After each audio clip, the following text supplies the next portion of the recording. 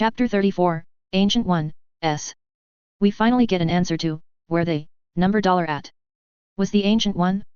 A few of you already knew what I was going to do here, catching on to it, although only one reviewer caught exactly how it would all end up going. Justin is a bit off kilter right now, not used to loss, not something he's really ever had to deal with. Time to do what he does best, fuck someone else over so he'll feel better, while wringing every advantage for himself out of it that he can. Although someone trying to fuck with him first doesn't help that. Anyway, as usual, I don't own Marvel, the Avengers, X-Men, or anything from Disney and etc., etc. Hope you enjoy. Cairo. Justin stood amidst the ruined streets of Cairo, his armor weighing heavily on his shoulders. The drone camera continued to hover nearby, its red light blinking as it streamed live to the billions of viewers around the world. Justin knew they were still being watched, knew that the world's eyes were on him at this very moment. He needed to keep his composure, even if every part of him was screaming to let loose, to fall apart in the face of all that had happened. He took a deep breath and removed his helmet, feeling the cool, gritty air of the city against his sweat-dampened skin. His face was a mask of exhaustion, the weight of his decisions, and the losses he had suffered weighing heavily upon him. He wiped his brow with a gloved hand, his thoughts a chaotic mess of grief and anger. Every muscle in his body ached somehow, even with extremis in play. Still, his body thrummed with energy, and he wanted to just rip and tear his enemies apart. But he forced himself to stand tall, to appear strong and collected. There's still work to do, he reminded himself. There's always more work to do. The Power Stone had changed him, he could feel it. It was like it had carved a new set of veins throughout, or perhaps simply scooped out and hollowed him in a way that was now filling up with power. He could feel it settling, deep into his bones. This divinity, filling up the space the Power Stone had left. If before he could handle the Power Stone only for a few minutes, he had a feeling he could now use it further. The temptation was strong. To just take it back and wipe away all resistance. One glance at Hela, who was eyeing him almost thoughtfully, ended that brief power fantasy. I am not like her. He glanced at Hela again, and at Thor, who finally had been able to escape now that Apocalypse was no more. I will have to barter for information from them. He thought with distaste, because divinity was not a subject he had any great knowledge on.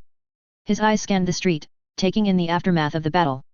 Debris was scattered everywhere, the remnants of once proud buildings now reduced to rubble. Fires still burned in some places, sending dark plumes of smoke into the sky. He forced himself to look away from the spot where Hope had died, her last moments replaying in his mind like a nightmare he couldn't wake up from. The Egyptian government was dead, Nail had confirmed it. Which in a way would make things easier for him. Cairo would now be his, Egypt would be his. In a way it already had been, but now he could make it official. His own flying capital in the sky. Although he continued to scan the broken skyline, it needs some work. He turned his attention to his team, doing his best to push aside the grief that threatened to overwhelm him. He had to focus. His team needed him to be their leader, to be the pillar they could lean on in this moment of chaos and uncertainty. You all right?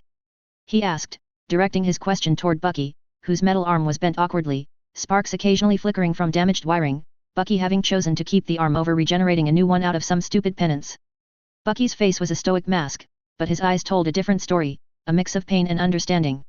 Justin really didn't want fucking sympathy right now, but snapping at his own men while in mixed company wouldn't do, so he kept his cool, simply raising an eyebrow questioningly. Bucky nodded slowly, his expression calm despite the discomfort. I'll manage, he said quietly. He could see the turmoil in Justin's eyes, could sense the weight of his grief and rage. Bucky had seen that look before, in the eyes of soldiers who had lost comrades in battle. He knew better than to push, to ask questions. Instead, he waited for orders, ignoring the pleading, almost desperate look from Steve standing a few feet away. Justin nodded, appreciating that Bucky didn't offer platitudes or condolences, just kept things business-like. It helped right now. He pointed off toward the distance, his voice firm but weary. Sinisters crawled away, he said with distaste, Nail having been keeping an eye on the bastard. According to Overwatch, he said, mindful of their audience, Black Widow is on the prowl already, but Sinister SARS. His knees are shot, so he won't get very far. Go get him. He kept his voice steady, though he could feel the anger bubbling beneath the surface. Sinister was going to pay for everything. He wouldn't let him die. Dying was easy. No. Sinister would live forever, wishing for death every moment of his miserable existence. Bucky glanced in the direction Justin indicated. And Black Widow? He asked, his voice neutral. He knew the history between them and wanted clarification on rules of engagement. Justin snorted, rubbing his temples with his free hand. If she has a problem, tell her she's on an island in the sky with no way off, he replied bluntly. And to have the balls to come take it up with me. He looked at Bucky, his eyes hard. We have bigger issues right now. Just get sinister, no need to be gentle. Bucky nodded again, turning away to carry out his orders. Justin watched him go, then turned back to the rest of his team. His eyes fell on Electro, who lay motionless on the ground, his body still. Yelena was kneeling beside him, her face partially turned away. For a moment, Justin thought he saw tears glistening in her eyes, but when she looked up, her expression was blank, unreadable. What happened to Electro? Justin demanded, his voice sharp with concern. Why is he still down? Extremists should have fixed him. He felt a surge of frustration. Not another one. Please, not another one. He didn't particularly like Electro. But he was one of his. And he'd had enough of his people dying. All of this felt like a giant slap from the heavens punishing him for his cowardice. For holding back, for waiting for the right moment, for not being willing to put himself on the line. He'd only been able to in the end. When he'd already lost. Too much. Yelena shook her head, her voice steady but tinged with something he couldn't quite identify. We don't know, she said flatly. Apocalypse hit him with some kind of power or effect, and he went down. He hasn't moved since. Justin rubbed his brow, feeling the weight of exhaustion settling over him like a heavy cloak. Quarantine him, he ordered flatly. Scorpion, guard him until Overwatch can get a team here. His voice was firm, leaving no room for argument. They couldn't afford to take any chances. If there was any possibility that Apocalypse had left some sort of contingency, they had to be prepared. Frank nodded, moving to take up position near Electro, his weapons still hot, his sensors all keeping an eye on all the non-Hammer personnel on site. Yelena sighed, standing up and brushing dust off her pants. You think he might be compromised? She asked, her tone carefully neutral. In a way, Yelena sounded like Justin, forcing herself to feel one way to avoid falling apart, focusing on the job, pushing everything else until later. Justin couldn't offer her comfort, not here, not now. Maybe not ever. Not when he knew it was his fault. If I had gone for the Power Stone immediately. Justin's expression hardened, as he threw away all useless thoughts and focused on the now. I don't think anything, he replied tersely. I'm just not risking Apocalypse somehow seeing a chance he might lose and having burrowed a backup into Electro's skull. He kept pulling powers out of his ass. I can't risk it. His mind was already racing with possibilities, with worst-case scenarios. If they couldn't find out what was wrong conclusively, if there was even a hint of him being compromised, Electro would have to be euthanized. It wasn't a choice he wanted to make, but he couldn't let Apocalypse come back. Not after everything. Not with how dangerous he'd been. He'd been preparing for Loki for fuck's sake, not an enemy that made Thanos seem underwhelming. Justin, I need to speak with you, a voice cut through his thoughts, interrupting him. It was Captain America. Well, the first one anyway. He was stepping forward, his face a mixture of concern and something else, a hint of pity, maybe, or perhaps it was disappointment. Justin couldn't tell, and frankly, he didn't care. Justin cocked his head, his eyes narrowing at Steve Rogers. It's Mr. Hammer or Sir, to you, soldier, he snapped, his patience wearing thin. He didn't have time for this, not now. But if the soldier out of time was going to force the issue, he'd make the Avengers regret it, they didn't know who they were dealing with it seemed. He'd educate them. Captain America's expression shifted, his lips thinning as he frowned. You're not my superior, Mr. Hammer, he replied, his voice calm but firm. Justin sneered, his frustration boiling over. On the contrary, I'm empowered by the President of the United States to take charge of any U.S. forces in my team's vicinity during a major powered incident, terrorist attack, or alien invasion, he retorted. That includes you, even if you're technically a deserter. Captain America's face darkened at the accusation, his shoulders squaring as he prepared to argue. Son, you don't seem to know your history, he began, his tone patronizing. Don't call me son, Justin interrupted coldly, his voice laced with venom, even as Yelena eyed the man with rage in her eyes, fingering her gun. You deserted the moment Fury got you out of the ice, Mr. Rogers. When you decided to follow a man wanted and convicted for treason by the American government. When you hid away for a year with said man, in the hands of the terrorists that committed genocide, nuked Wakanda, and murdered thousands of American and Allied soldiers. His words were sharp, biting, each one a carefully aimed barb. He was well aware of the camera, even if the captain seemingly was not, or was stupid enough to think it didn't matter. Captain America looked stricken, his expression one of shock and dismay. It's not like that, he protested, his voice faltering. And Fury didn't get a trial by his peers. He was persecuted and chased away, he's fighting the good fight still, even with being unjustly accused. Justin gave him a look of utter disdain, the kind of look one might give a particularly dense bratty child. He was glad the camera drone was rolling, capturing every moment, every word. He was tried in absentia, he said slowly, as if explaining to someone particularly slow. Because he ran, he stressed. Not exactly an innocent man's behavior, let alone what he did afterward with you and Mr. Genocide. His gaze shifted pointedly to Namor, who stood not far behind Captain America, his arms broken but his entire mien one of sneering contempt for those around him. Props to Fury, it does take some skill to get such an obvious asshole to join with his Avengers and dance to his tune. Fury probably threatened him with what the world would do to him if he didn't, Justin thought, inwardly shaking his head at the pointlessness of it all. America wouldn't forget. The world wouldn't forget. Vibranium might pay off any actual consequences, but the families of the dead would never forgive. And Fury had given Justin just the weak point needed to utterly shatter the public perception of the Avengers in their first outing. If their poor performance hadn't already. Namor sneered at him, his voice filled with contempt. A surface dweller does not have the right to judge me. Talakang is beyond your ways. Talakang? Not Atlantis. Weird, but who cares, I'm beyond some fish fucker. Justin thought with derision. Even with no arms, I am more than you can handle, he tilted his head arrogantly, a challenging smirk on his face. I am Namor, ruler of Talakang, of the sea itself, an Avenger. Who are you to stand before me? Justin wasn't the only one giving him absolutely dry looks at that particular arrogance. Namor had just seen what happened, right? One of the X-Men even let out a short laugh, shaking his head at the Fish King. Brock, stun shot, then bag and tag him, Justin said without hesitation. He was done with this conversation, done with the posturing. Namor had to be dealt with, the world was watching. Brock complied eagerly, his vulture armor whirring to life as he fired a stun shot at Namor. The first shot wasn't enough to bring him down, but after several more, Namor finally fell, his body convulsing as the electric shocks coursed through him. The man had been so unprepared for the sudden action he hadn't even tried to dodge, his face almost slack in shock, especially as none of his allies stepped in. Captain America looked on, his expression a mix of frustration and helplessness. That wasn't necessary, he said quietly, shaking his head. He came to fight for the world. Justin laughed, a cold, bitter sound. What a ridiculous notion, Mr. Rogers, he replied. So if the Red Skull had shown up to fight on our side, would you have forgiven his sins? Some sins don't wash away. He could see the way Captain America blanched at the comparison, could see the moral dilemma written all over his face.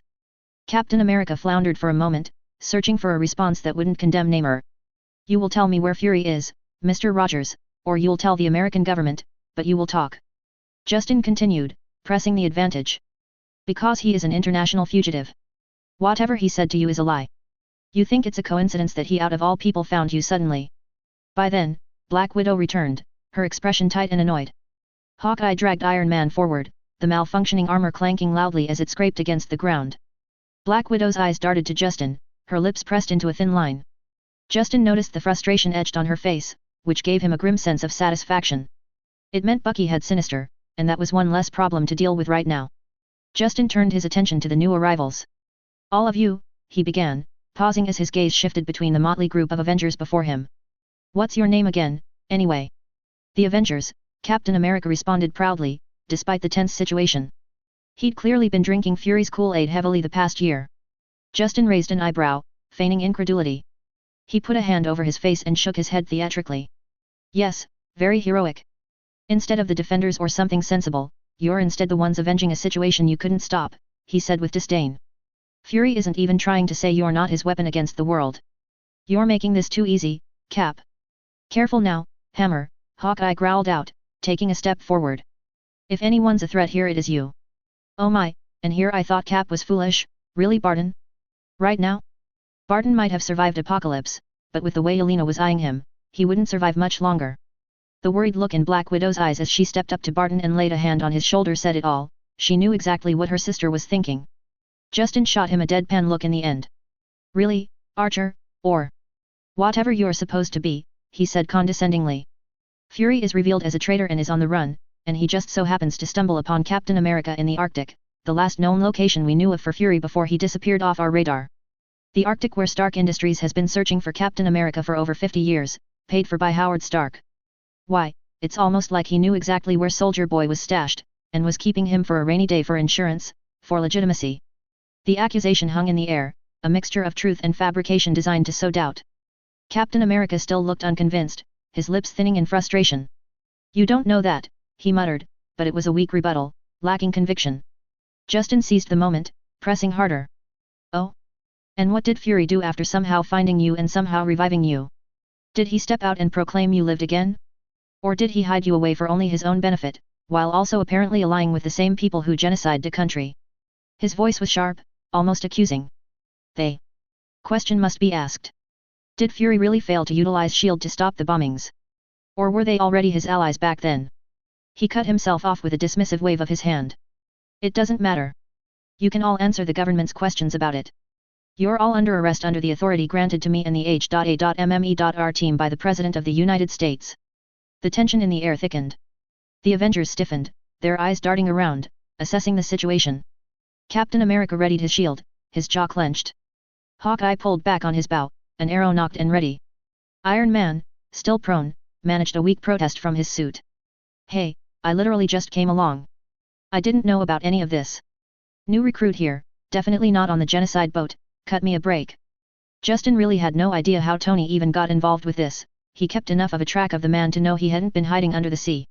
More Fury manipulations surely. Barton glared down at the useless Iron Man armor, gonna roll over just like that. He bit out. Tony was undaunted, don't drop the soap in your new accommodations, Birdman, I'm not going up on the block for genocide. Tony, no one's going to be charged with genocide. Black Widow soothed, her expression closed off, eyes flicking back towards Yelena whenever she thought the other woman wasn't looking. Tony let out a disbelieving snort, I don't know how I ever let Fury convince me any of you were intelligent. Justin rolled his eyes, unamused. The Avengers everybody. As upstanding heroes, he said with a hint of sarcasm, I will not bind you. You will all simply come with us on your own cognizance to answer to the US government. They can decide whether you're innocent or not. I am just doing my duty. He turned towards Hawkeye, giving him a mocking smile as he eyed the bow and arrow. And the only reason you're not snoring like Mr. Genocide over there is that I find your little stick and string toy cute, and as a complete and utter non-threat, there's no reason to take you down. Tony, ever the comedian, quipped, ouch, okay, I'll take handcuffs rather than those kinds of burns, Justin, buddy, my man, bestest bud. God, he's even more annoying when he's useless. Wait until he finds out about Rhodes. Is it treason to kill a 4-star general? So, Mr. Rogers, will you comply with the officer of the United States government that stands before you? Justin said, ignoring Tony's attempt at humor, knowing he'd be singing a different tune shortly. Or are you truly a deserter? Captain America's face tightened, frustration clear in every line of his expression. He was trapped, and he knew it. The weight of the situation bore down on him, the consequences of his actions now a visible burden. You're not leaving us much choice, he said quietly, his voice resigned. Hawkeye let out a frustrated curse. Are you serious with this bullshit? Justin raised an eyebrow, his tone condescending. Do you seriously not know the laws?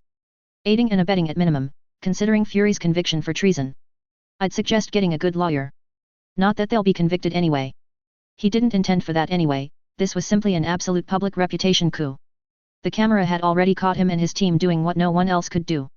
And that was after they also dealt with New York.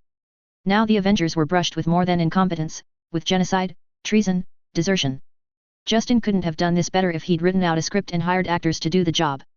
They were practically handing him this. As the Avengers processed the reality of their situation, the X-Men, who had been standing silently to the side, watching the exchange with a mix of concern and exhaustion, stepped forward. Jean Grey, her face determined despite the inner turmoil, moved closer to Captain America and Justin, her gaze intense. The X-Men stand with Hammer, she said softly, her voice steady but with an underlying tension. Don't try anything, Captain, stand down. Notably, it was Jean stepping forward and taking charge, not Xavier. Hela, who'd just been watching everything lazily, smirked nastily, I like this one. She purred, pointing at Justin with a blade, eyes sliding over to Steve, do as he says. She ordered, smirk widening like she was begging him to disobey, and give her an excuse. Great. Justin thought, sending a sheepish Thor a glare, just the person I want supporting me. Captain America glanced around, frustration clear in his eyes. His gaze settled on Black Widow, who simply raised an eyebrow and gave a small shrug, her expression non-committal. Avengers, stand down, he said firmly, acknowledging the lack of options. Tony's voice broke the tense silence. If I could stand up, I'd definitely stand down, Cap. Justin sighed, gesturing toward Tony's battered suit. Whiplash, cut him out of there, will you? And I will never let you forget that even Barton did more in this fight than you, Tony. He just knew memes would follow the man for the rest of his life, he had not covered himself in glory here. Vanko chuckled darkly. With pleasure. Great Tony Stark, more useless than even Archer. A buzzsaw slid out of the arm of his armor, Vanko continuing to chuckle darkly, the sound echoing through his speakers, taking on an electronic and menacing quality. No need all appendages, Hey. Tony protested weakly, but there was a resigned humor in his voice, recognizing the futility of his situation. And despite everything, Vanko was probably the only person on the field Tony would trust to actually know what he was doing. As Vanko moved to assist Tony, Justin turned away, motioning for Yelena to keep an eye on the Avengers. Jean Grey, surprisingly, followed him as he stepped away from the group. He could feel Xavier's eyes on him, but he felt he couldn't care less anymore. With Magneto killing Domino, and Xavier proving he's still a mind-raping bastard, Justin didn't have much time for the leaders anymore. More metahumans followed him now anyway, the dinosaurs could go fossilize now and let him create his new world order. Justin paused at Jean's approach, looking at her with a mix of curiosity and irritation. "Can I do something for you?" he asked, his voice edged with fatigue. He was careful not to let his gaze drift to the spot where Hope had died. A message to Nail ensured the camera drone was hacked and shut down, now that the Avengers had been properly humiliated. Jean gave him a sympathetic look, her voice calm. "You're our ride out of here, sir, and we also need medical attention," she pointed out, her tone pragmatic. Justin ran a hand through his hair, nodding. "Help is on the way," he said, his voice measured. "Although I will be taking Magneto into custody." The Master of Magnetism was unconscious and had all his limbs broken, there would never be a better time. Although the limbs had already healed. For revenge, for removing a possible future threat, to ensure the one man that knew Justin had some future knowledge wasn't able to share it. And lastly, Magneto would know the information on where they'd been. This savage land. As would Sinister. A whole new land for Hammer Industries to exploit, with sole access. Having Magneto would also be great bait to snare Mystique as well, who was likely still mind-controlled. Jean's expression tightened, a flicker of conflict crossing her face. "The professor won't like that," she murmured, glancing over at Xavier, who was being supported by his remaining X-Men, even if some of them were not looking overly happy about it. Logan seemed the only one that was actually arguing with Xavier though. Justin eyed her shrewdly. "His opinion doesn't matter as much to me anymore," he replied, his tone blunt. "As I suspect is the feeling among many of your cohorts." He switched his gaze to where Logan snarled something at Xavier and then stomped away. Beast stood alone, leaning against a broken wall, looking lost. Justin sent a mental note to Nail to contact the man and offer him a place. While he wouldn't want him involved with sensitive research again, the man was too morally uptight for it. There were plenty of positions that wouldn't require him to know about the darker side of Hammer Industries. Jean winced, her lips pressing together. She began, but seemed to falter, lost for words. Justin took the moment to send silent messages to Nail, coordinating the next steps. He looked back at Jean. "I've sent messages.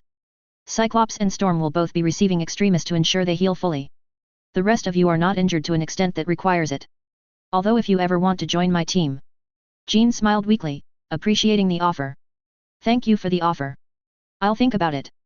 And thank you for Scott and Ororo, truly." Justin waved it away dismissively. "Don't worry about it, and if joining the team is too far a step, you could always join Storm and UNESCO," he offered.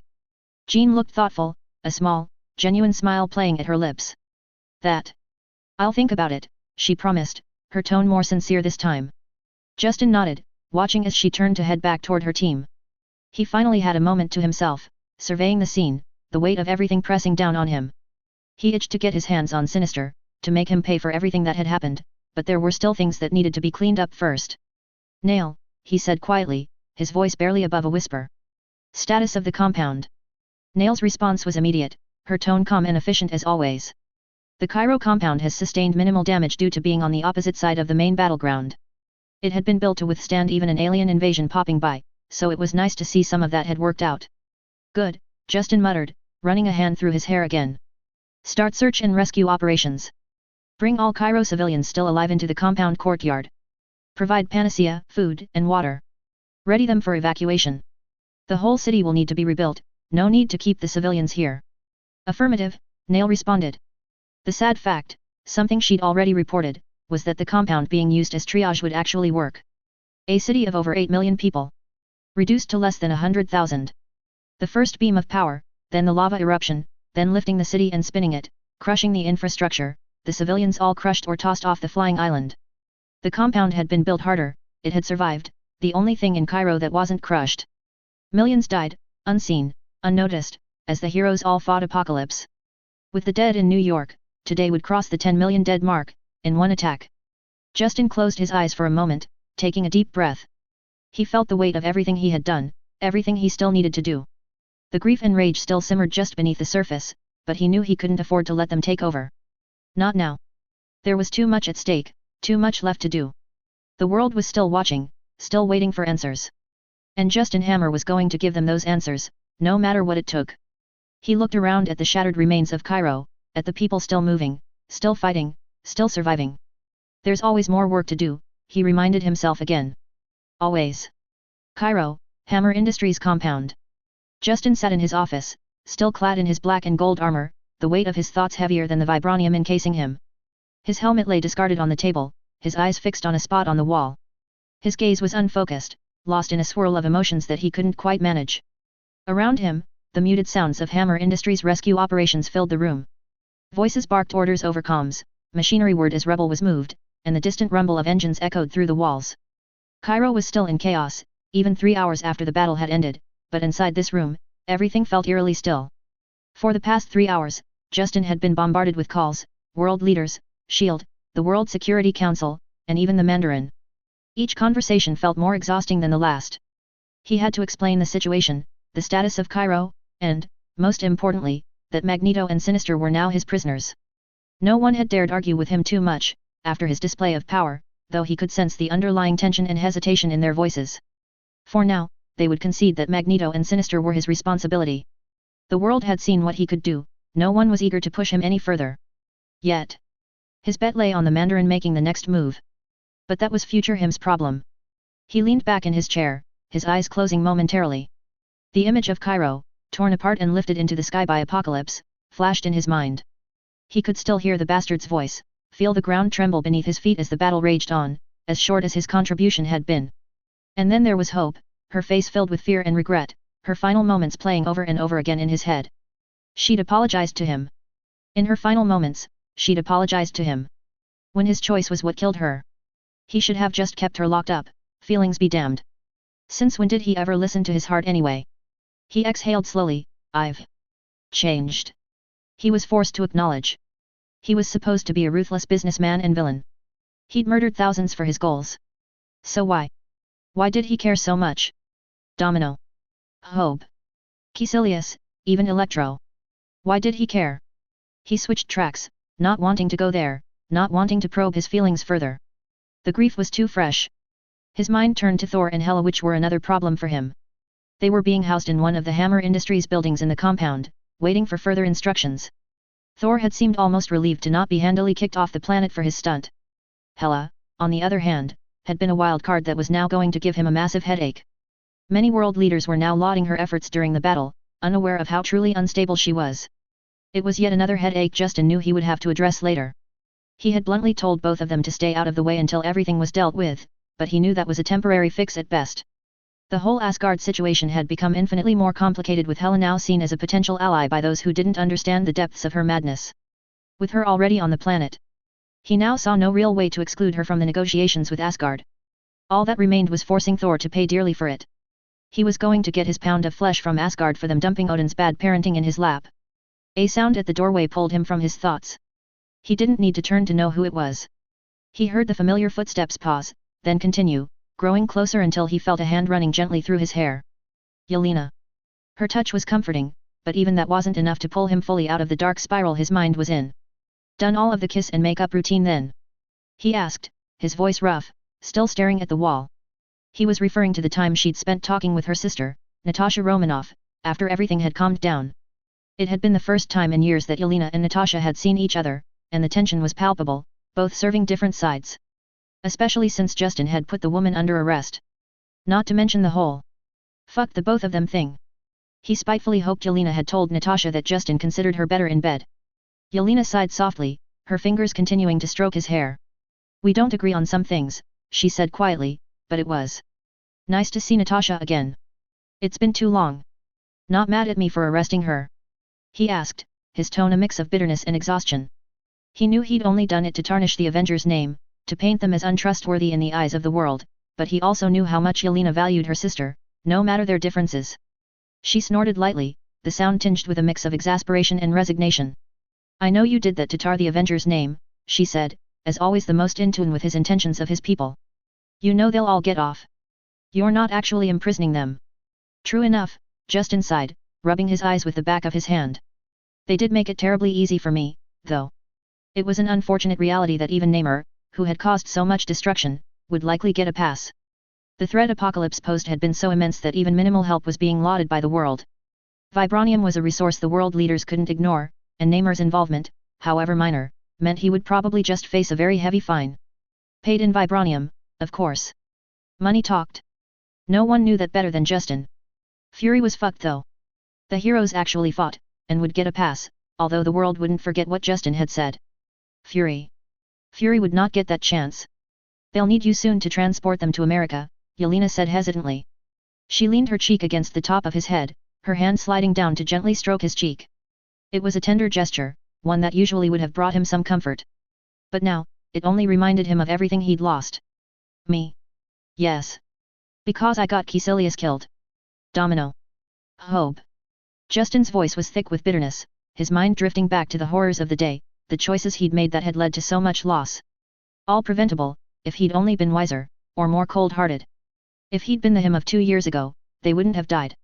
Yelena tried to comfort him, her voice gentle but firm. They all knew the risks, Justin. They died saving the world. It wasn't your fault. The enemy was just too strong, you couldn't have changed that. But Justin wasn't listening. His mind was elsewhere, muttering to himself in a low, almost broken tone, where was the Ancient One?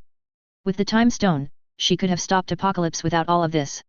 Almost as if summoned by his words, a portal suddenly opened in front of them, swirling with bright, orange light. The Ancient One stepped out, her expression calm, a sympathetic smile on her face. Her robes flowed around her as if caught in a gentle breeze, her hands folded neatly in front of her. I only did what I had to do, she said softly, her voice almost a whisper against the chaos outside. Justin snapped up to his feet, rage boiling over in an instant. Yelena pivoted to his side, her weapon drawn and aimed directly at the Ancient One. Where the hell were you? He demanded, his voice a low growl, barely restrained fury radiating off him. The Ancient One sighed, her serene composure unbroken even in the face of Justin's anger. She kept her hands folded within her robe sleeves, her expression unchanged. You may not understand, and you will hate me for it, Justin, she began, her tone even, but I only did what was necessary. Justin could feel the power inside him building again, his rage fueling it. His eyes began to glow, a bright blue light seeping out from behind his eyelids. And what was necessary? He demanded, his fists clenched so tightly that his knuckles were turning white. You, she said simply, her gaze steady and unflinching. He blinked, taken aback. Me? He echoed, not understanding. His voice was harsh, confusion mingling with his anger. The Ancient One nodded slowly, taking a step closer, but still keeping a respectful distance. You've changed this world so much, Justin. The trajectory of every timeline has been altered by your actions, the very timeline of the world. But you needed an impetus, a reason to grow strong enough for the future, because power breeds conflict, dominance breeds rebellion. The words cut through Justin like a knife, and for a moment, all he could feel was the utter hate that exploded from him. Yelena gasped as she was forced to step back from his side, the energy emanating from him pushing her away. His veins glowed so brightly that it was visible through his armor. You knew they'd die. He roared, his voice shaking with fury. Only the thought that he might still need her stopped him from attacking outright. He needed the Time Stone. He couldn't burn this bridge completely. Not yet. The Ancient One's expression softened, though there was a hint of sadness in her eyes. I knew you needed a reason, she said gently. Something to push you to take risks, to gamble it all. If you hadn't lost Domino, you would have waited too long. Apocalypse would have killed the Avengers and X-Men and left Egypt. You would have been forced into an orbital bombardment, still trying to play it safe. It would have escalated from there. You will fix it, Justin snarled, stepping forward, his body trembling with rage. The Time Stone. Fix it. She smiled enigmatically, her gaze unwavering. It can't be undone, she said softly, but there was no room for argument in her voice. Justin's anger spiked, and he took another step toward her, his hand twitching as if ready to strike. Don't give me that mystical bullshit. You think I'm going to accept this? Hope. The Ancient One cut him off with a slight shake of her head. You're already changing, Justin, she said quietly. Look around you. This world has already been altered by your presence. But you needed something to drive you. To push you to your limits. To make you take that final step. Before Justin could respond, she stepped aside, a subtle gesture with one hand. From behind her, two figures emerged from the portal, Domino and Caecilius. They looked shaken but alive, their faces pale and sorrowful. But they were breathing, and they were standing. Justin's anger was immediately replaced by shock, his rage dissipating as he took in the sight of his allies. Domino. Caecilius. He murmured, his voice barely above a whisper. What? What is going on? Domino offered a half-smile, subdued but relieved. Hey, boss, she said quietly, her voice tinged with emotion. Nice to know you'd miss me. How? Justin's voice trailed off, his mind struggling to process what he was seeing. Domino grimaced, wincing slightly as she shifted her weight. Thought for sure we were dead, she admitted. My legs got crushed, and I thought that was it, Domino continued, her voice steady but filled with a raw edge. But then my luck kicked in again. A piece of the metal buckled, just for a second, giving us enough of a gap.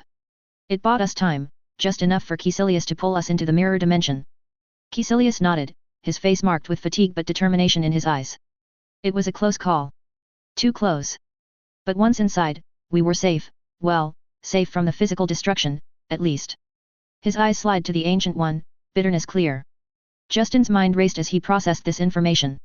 They had survived, hidden away in the mirror dimension, a place outside of the normal rules of reality. Relief flooded through him, mixing with anger as he turned his gaze back to the Ancient One. And why didn't you let them out sooner? He demanded, his voice sharp. Cautioning on immediately that the Ancient One had been waiting for them, and had forced them to remain. Domino and Caecilius both glared at the Ancient One. She met their gaze with a calm, almost sad smile. You needed a reason, she reiterated softly. Justin felt a wave of conflicting emotions crash over him. Relief that Domino and Caecilius were alive, anger at the Ancient One for her manipulations, and a deep, aching grief that hope had not been saved. His fists clenched again, but this time he kept his anger in check. He needed answers, and lashing out wouldn't get them. If Caecilius wasn't gone, would I have portaled myself all the way to Morag? Would I have taken myself and my entire team to Apocalypse so quickly? If I wasn't so angry, and grieving over Domino, would I have thrown myself into the fight? He hated that the blasted woman had a point. Even in his rage he could see it, for despite everything else, he was still a very intelligent man, and he refused to discard the truth just because it hurt. Yelena, who had been standing frozen with shock, suddenly rushed forward, throwing her arms around Domino. Tears streamed down her face as she buried her head in Domino's shoulder. I'm so glad you're okay, she whispered, her voice choked with emotion in an uncharacteristic display.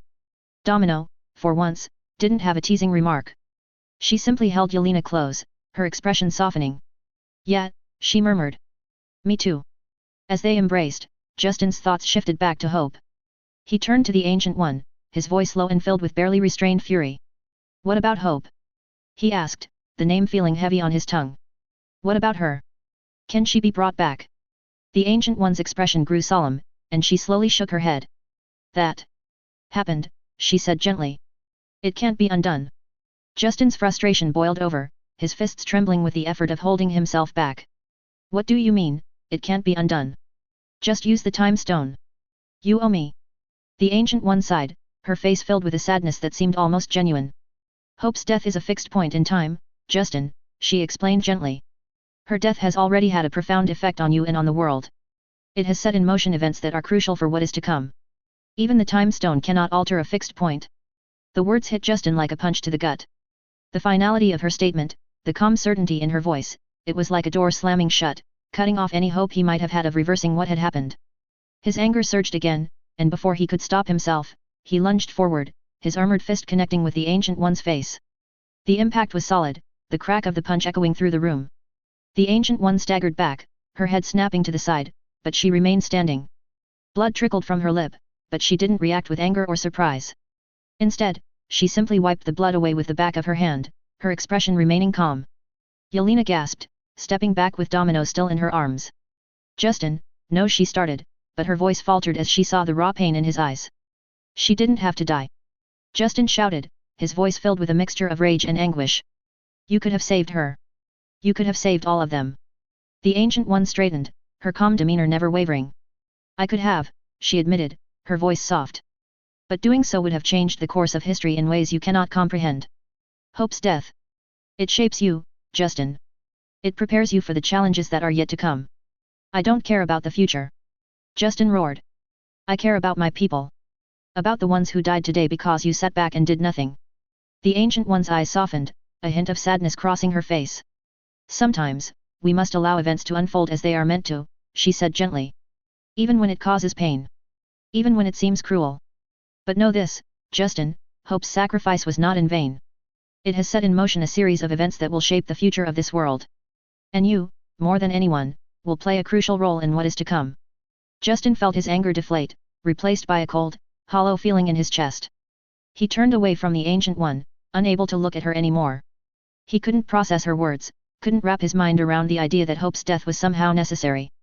It felt like a betrayal, like the universe itself was conspiring against him. The universe is wrong. I'll find a way. Some time later. Justin was alone again, Yelena, Domino and Fantasia taking over running the show. Caecilius portaling the Avengers and X-Men out, back to America. His emotions were still raw and he dreaded what he'd have to do. Not even a shocked Fantasia running and tackling Domino to the ground upon seeing her had managed to uplift his spirit. Nail. He said slowly, he had no choice now. If Hope couldn't be brought back. Hank Pym was going to be a problem. There were 3 men he never wanted fully motivated to go after him, Tony Stark, Dr. Doom, and Hank Pym. The first was a somewhat ally/rival, the second didn't exist here, and now Hank Pym had every reason to want him dead. Whether that meant Ultron, or an Ant-Man rampage he didn't know. Despite Ant-Man almost being a joke in the MCU, there were few things scarier when you thought of how the suit could actually be used. Forget frontline fighting, its best purpose was as an assassin. Yes, sir. Nail answered promptly, the Irish brogue somewhat comforting to hear. At least Nail could never die. Do we still have a Black Widow inserted in Hank Pym's company? He asked, already knowing the answer. Just dragging out the decision, the betrayal of Hope's memory. Yes, sir. Arrange an accident. Make it look like a heart attack or something, Justin said with a heavy heart. I'm sorry, Hope. Just a grieving father with too much stress, succumbing. It will be done, sir. Hank Pym was too dangerous to leave at his back. Justin would. He'd ensure Hope's company wasn't subsumed into Hammer Industries, he could use Cross as a patsy for now. The man had an Ant-Man suit. He'd give him the Wasp's place on the team in exchange for fealty. One day he'd find a way for her to return, give her the company back. The Ancient One was wrong.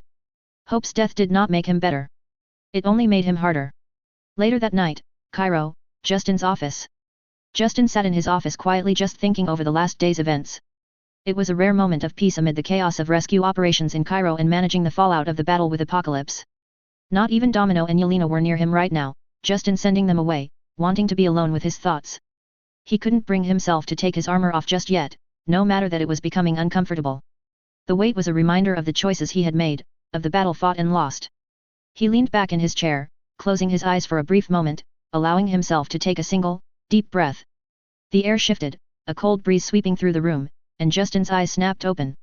Before him, standing with a predatory smirk and eyes alight with a dark, playful glint, was Hela. She leaned casually against the door frame, her arms crossed, a smile playing at her lips. Her presence filled the room like a storm waiting to break. Nail, how did you miss this?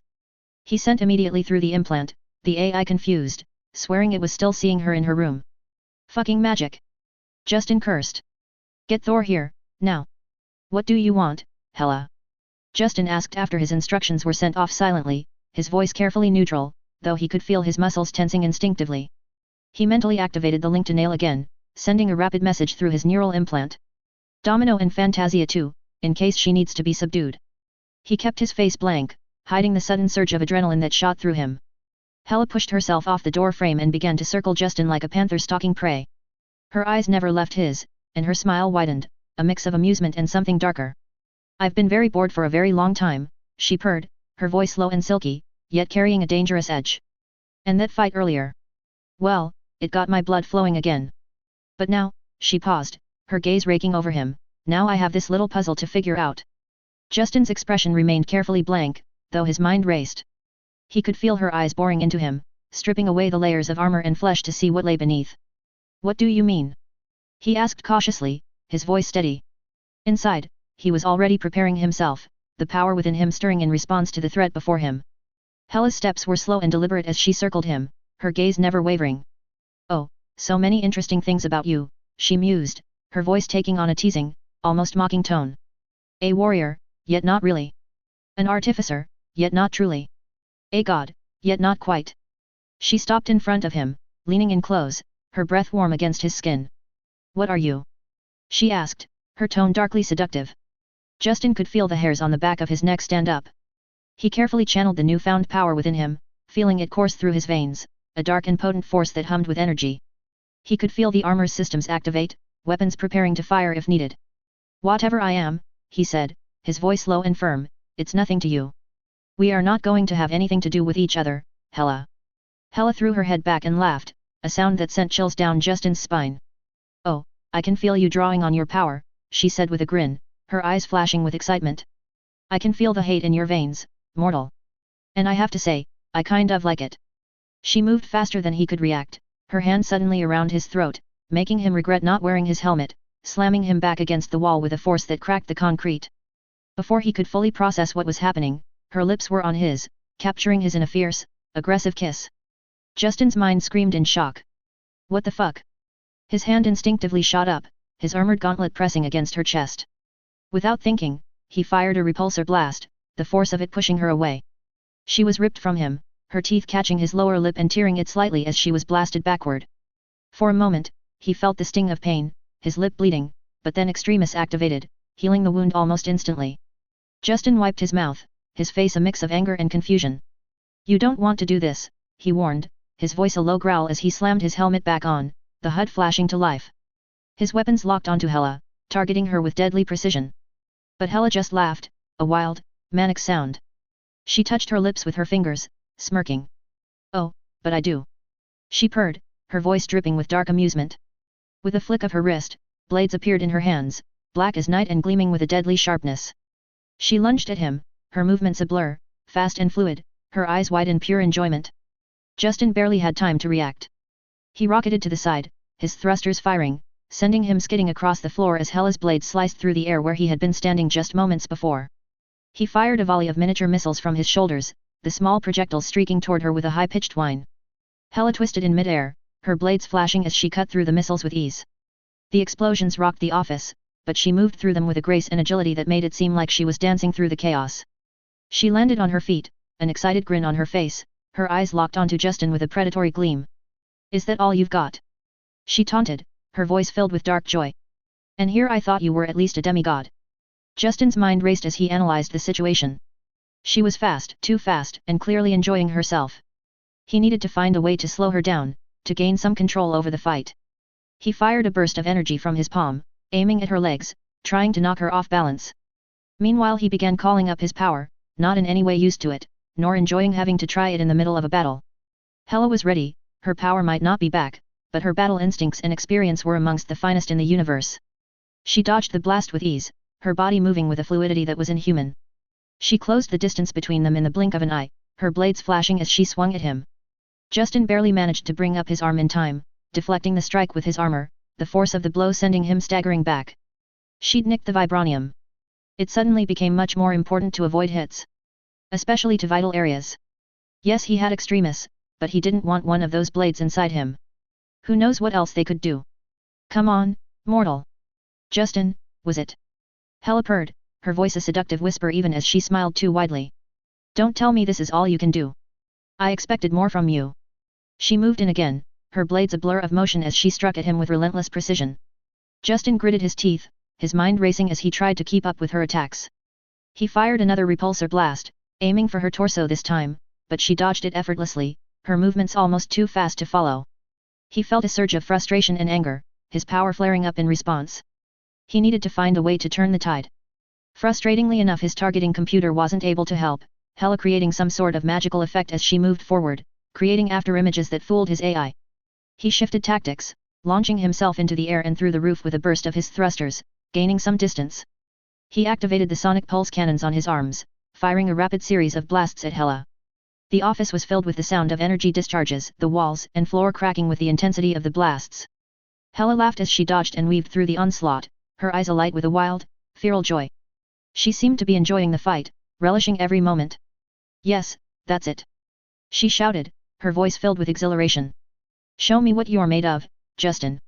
If she was affected by the sonic blasts flying by her, she sure as hell didn't show it. Justin knew he couldn't keep this up forever, he'd never fought in this armor before his fight with Apocalypse, and that wasn't even a fight. He needed to end this, and quickly. He launched the rest of his micro-missiles, while blasting out with one hand, limiting her movement area, while he put full power to thrusters, and flew right at her as she dodged and cut his attacks. He concentrated his power inside him, feeling himself start to glow, his fist starting to vibrate as he launched at Hela, flying right through the after effects of his own missiles' explosions. Hela's eyes widened in surprise as Justin came at her, but she recovered quickly, bringing up her blades to block. The force of Justin's punch collided with her arms and swords, crushing them and sending her skidding back across the floor. She dug her heels in, literal grooves getting cut in the concrete, slowing her momentum, and then looked up at him with a grin, her eyes flashing with pure excitement. "That's more like it!" she exclaimed, her voice filled with approval. She licked her lips, "Show me more." To his dismay, she was within moments perfectly fine, and crafting new blades out of her power. Justin landed in a crouch, his armor whirring as he prepared for the next attack. But before he could move, Hela was on him again, her blades slicing through the air with deadly intent, half of them not even real, just some sort of illusion. He dodged to the side, narrowly avoiding the strike of the real blades. He could feel them with his power coursing through his veins, even if his AI couldn't compute which was which, and he fired a full power repulsor blast at her as he got an opening in the middle of her strike and his own dodge. The energy hit her square in the chest, briefly burning her chest armor off, making Justin blink at what he saw, as it sent her flying backward into the wall. The impact cracked the concrete, but Hela merely laughed, getting back to her feet with a look of pure exhilaration on her face. "You're fun," she said with a dark chuckle. "I haven't had this much fun in ages." Her armor grew back, as she smoothed it down with a hand, eyeing him hungrily. That felt nice. Justin felt his frustration mount. "You're insane!" he shouted, his voice filled with exasperation. "Why the hell are you doing this? Nail, what's taking so long?" "Sorry, sir, Thor is hard to get moving, and the others were at the other side of the city." ETA 3 minutes 12 seconds. Hela's grin widened, her eyes alight with a wild, manic glee. "Because I can," she replied simply, her voice filled with a dangerous edge. She lunged at him again, her blades flashing through the air with deadly precision. This time one superseding it, thrown as a projectile faster than his own blasts. Justin ducked under her throw, and then her swing, firing his thrusters to propel himself backwards again, trying to create some distance between them. But Hela was relentless, closing the gap in an instant. She swung her blades at him, and he barely managed to block the strike with his armored forearm again. The force of the blow sent him staggering back, sparks flying as she managed to cut far enough to destroy something in his left arm. He quickly regained his footing, launching a counterattack with a rapid series of punches, pulling on his well of power, blue light pouring out of his fists as each hit sent a concussive force emanating from it, cratering the ground and walls behind Hela, as she gritted her teeth and bore the beating, her arms up and crossed before her.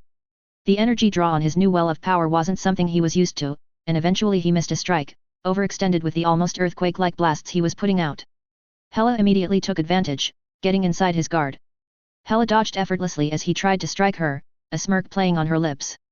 Her movements were fluid, almost like a dance, and she seemed to be enjoying herself, amused by his attempts. Her own fists hammered into him, sending warning signals blaring from his vibranium armor. "You move well for a mortal," Hela teased, her tone dripping with a dark kind of amusement. "But you're still not fast enough to push me down." Justin, frustrated but focused, steadied himself and launched a series of quick, controlled energy blasts from his working gauntlet. Hela sidestepped them with ease as well, her eyes gleaming with mischief. She seemed more interested in teasing him than actually fighting now. "Why are you so obsessed with me? What do you want?" At least with the sudden lull, he was able to get some space between them again, his left arm useless for any further fighting. Hela laughed, a dark melodic sound that sent chills down his spine. "You intrigue me, Justin," she said, her voice low and heady with a meaning he couldn't quite grasp. "A mortal wielding godly power, yet refuses to fully embrace it. You have potential, you have power. But you're so afraid to use it, why is that?" Justin clenched his teeth, his hands tightening into fists. "I'm not like you, Hela. I'm not some bloodthirsty lunatic who gets off on chaos and destruction." Hela's crazy smile widened, her eyes gleaming with excitement. "No, you're not like me," she agreed, "but have you ever tried? Just letting go of your fear, your rules. Conquer yourself, Justin, and then all the world's, no, the universe's pleasure, is there for the taking." Hela moved suddenly, closing the distance between them in an instant. Justin tried to react but she was too fast, her hand shooting out to grab his wrist. She twisted, forcing him down onto one knee with a strength you'd never think a woman of her slender frame would be capable of. "You're strong, interesting," she said, leaning in close, but you could be so much more, if you'd only let go of your fear. He let his power explode out of him, throwing Hela away, sending her tumbling in the air through the completely demolished office, his entire frame burning in blue flames as he got back to his feet. She laughed again, an almost ecstatic wild sound. Yes, that's it. She shouted, somersaulting back to her feet, that's the power I want to see. Before Justin could respond, the door burst open, and Thor entered, flanked by Fantasia and Domino. Hela, that's enough. Thor called out firmly. Leave him be, you've done enough damage as is. The look both Domino and Fantasia sent Hela promised death. If Justin thought it would stick he'd give the order, this was a headache he didn't need. Fuck Asgard, and fuck Thor. Hela glanced over at her brother, then back at Justin, and with a sigh, she stepped back. Fine, little weakling king, have it your way, she said, her voice still carrying a hint of amusement. For now. Justin exhaled, relieved but still on edge. He watched as Hela turned to leave, throwing him a final, playful glance. Until next time, Justin Hammer, she said with a dark grin that held a clear promise. Thor approached Justin, giving him a sympathetic smile. Normally, as a brother, I'd be upset if you and my sister were courting, but given Hela's nature, I can only wish you good luck. He gave Justin an exaggerated thumbs up. Justin's irritation flared. Thor, you are going to regret this, I will murder you. In the negotiations, he muttered, trying to keep his cool. Tempted to murder you for real. Keep a leash on the damn she-beast, you overgrown puppy. Thor chuckled, clearly not taking the threat seriously. I look forward to it. With the tension easing, Justin watched Hela leave, knowing this encounter was likely only the beginning. But at least, for now, the immediate threat had passed. And she was going to be stuck on his planet. Fuck. Next day, Cairo, Hammer's compound. The sun hung high in the sky over the remnants of Cairo. Rubble and devastation stretched out for miles behind Justin as he stood on a hastily erected stage. Despite the devastation, there was a palpable sense of anticipation in the air. The world had been waiting for answers, and Justin was here to provide them, in a manner of speaking. Cameras from every major news network were pointed directly at him, capturing every movement, every word. He knew the eyes of the world were on him now, looking for hope, for clarity, for leadership. He had carefully selected the members of the press who were present, ensuring that they were reporters he could count on to ask the right questions, to steer the narrative in the direction he wanted.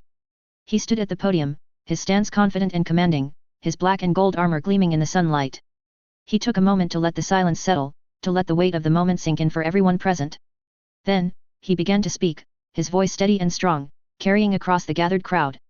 Yesterday was one of the darkest days in human history, he began, his tone somber, his expression grave.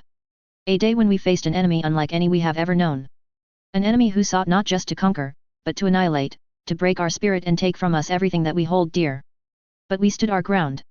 We fought back. And against all odds, we won. His words were carefully chosen, each one delivered with a force that made it clear he believed in what he was saying. He paused for a moment, letting the gravity of his words sink in. The crowd was silent, hanging on his every word. This was both intended to hammer home how he was the only one capable of saving them, and to give them an outlet for their grief, fear, and rage, and point them at a target of his choosing. Swiveling the bullseye away from metahumans. We are humanity, Justin continued, his voice rising with passion. We are a resilient species, capable of enduring the unthinkable and rising from the ashes stronger than before. We do not give up. We do not surrender. And we do not bow to those who would seek to take away our God-given rights to live and to thrive. He let his words linger in the air, the audience captivated by his conviction. He then seamlessly transitioned into the next part of his speech, his voice taking on a sharper edge. We have faced threats from beyond our world before. We have seen what alien invaders are capable of. And now, we face a new threat, one that has been lurking in the shadows, manipulating us, infiltrating our ranks, and trying to strip us of our humanity. Justin took a deep breath, his eyes scanning the crowd as he prepared to drop the bombshell he had been waiting for. We now know, he declared, lied. That Apocalypse was not a metahuman, but the leader of an alien sect that has been secretly infiltrating Earth. These aliens, known as the Skrulls, have used their shape-shifting abilities to blend in, to manipulate, and to control. They have been among us for decades, working in the shadows, waiting for the right moment to strike. The crowd erupted into a frenzy, reporters shouting questions all at once, eager to be the first to get a response. Justin raised a hand to quiet them, his expression calm and controlled. He pointed to a reporter in the front row, giving them the floor. So, it was aliens then? That's been confirmed. The reporter asked, his voice barely containing his shock and disbelief. Justin nodded shortly, keeping his expression stoic. Yes, it has been confirmed. Apocalypse claimed to be from Earth, to be a meta-human. He did so to sow division between us, to make us forget that human or meta-human, we're all part of humanity, of Earth. In truth, he was here on Earth, serving as a leader of this alien sect. The Skrulls have been using him to test the waters, to see how far they could push us, to gauge our response, to take our planet. They controlled Magneto with alien technology, using him as a pawn to limit the resistance against Apocalypse and further their own agenda. Another reporter, this time a woman with a fierce expression, immediately jumped in with a follow-up. What can you tell us about these Skrulls? Who are they? What do they want? I hope you're shitting yourself right now, Fury, the one with the hand on the wheel of events will be me, not you. Justin took a moment, making sure to keep the tension high before he answered. The Skrulls, he began, are a race of shape-shifting aliens. They have the ability to take on the appearance of anyone they choose, to blend in seamlessly with any population. They have used this ability to infiltrate our world at every level, from the highest echelons of government to the smallest local communities. Their goal is simple, to sow chaos, to create division, and ultimately, to prepare our planet for invasion and subjugation. The shock was heavy amongst those standing before him, so heavy that they didn't even think to ask another question, just staring at him aghast. If he was anyone other than who he was, they wouldn't even believe him. Apocalypse was not kidding when he claimed he wanted to erase most of humanity, he only lied about the reason why. The Skrulls need a new home planet, and they've been promised this one.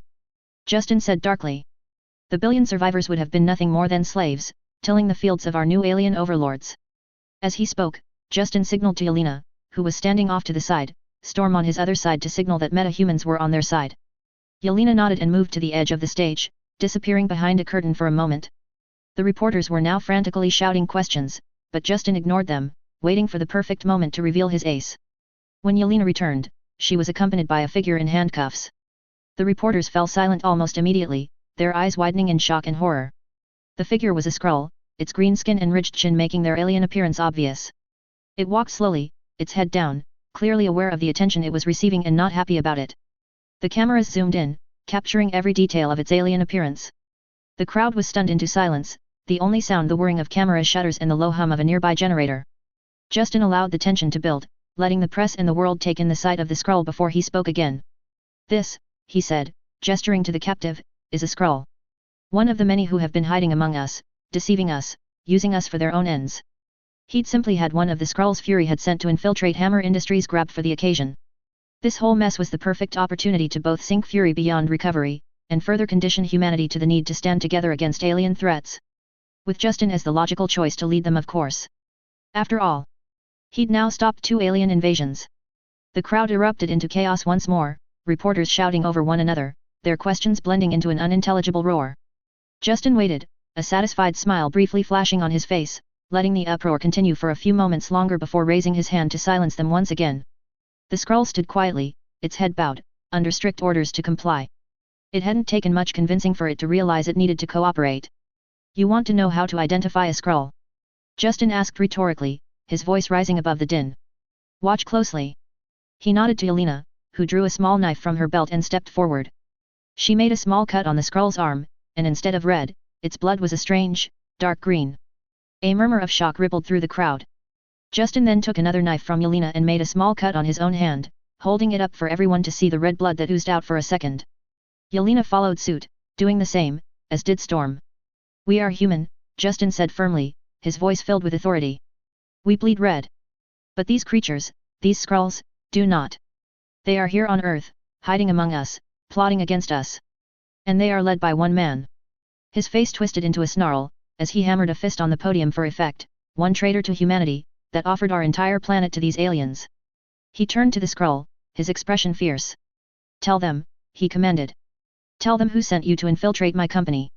Tell them who is behind this alien conspiracy.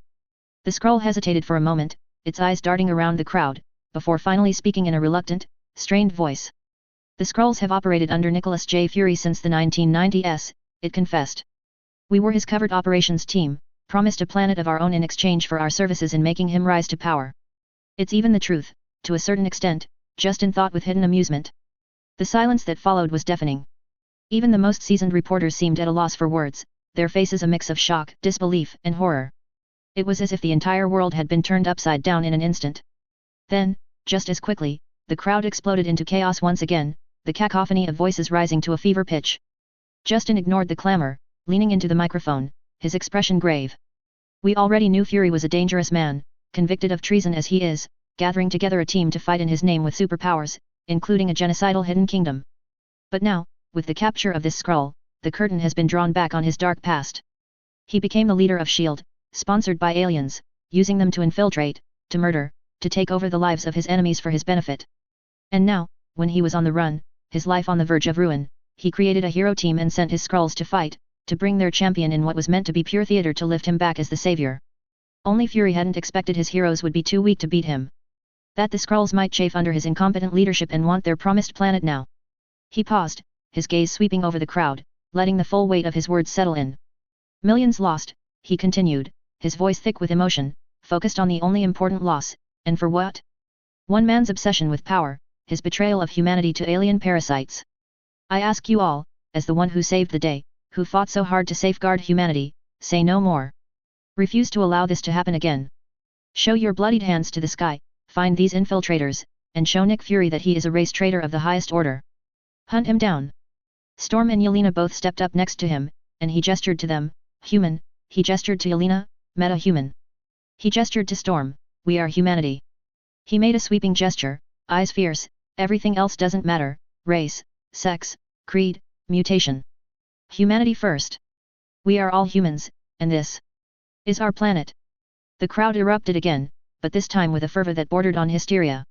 Reporters were shouting, cameras flashing, and Justin stood tall and unyielding, the perfect picture of a hero who had saved the day, who had exposed a conspiracy, who had given humanity a new enemy to unite against. The message was clear. Trust in me, I'll see humanity through it all. Author's note. No, Hela is not a new waifu, although she clearly wants to play at the very least. What can I say, she's been bored for a long time. That said, she'd never make herself subservient in any manner to Justin, or even be able to see him as equal, he's not enough of a monster at the moment. Justin just wants Fury to stop being a hassle in his rear. This will probably be enough to manage that. Funnily enough, he doesn't hate him or anything, Fury isn't at the top on his shit list. He's just a very convenient and annoying target. That and hammering on the alien thing to unite humanity behind him as an added bonus.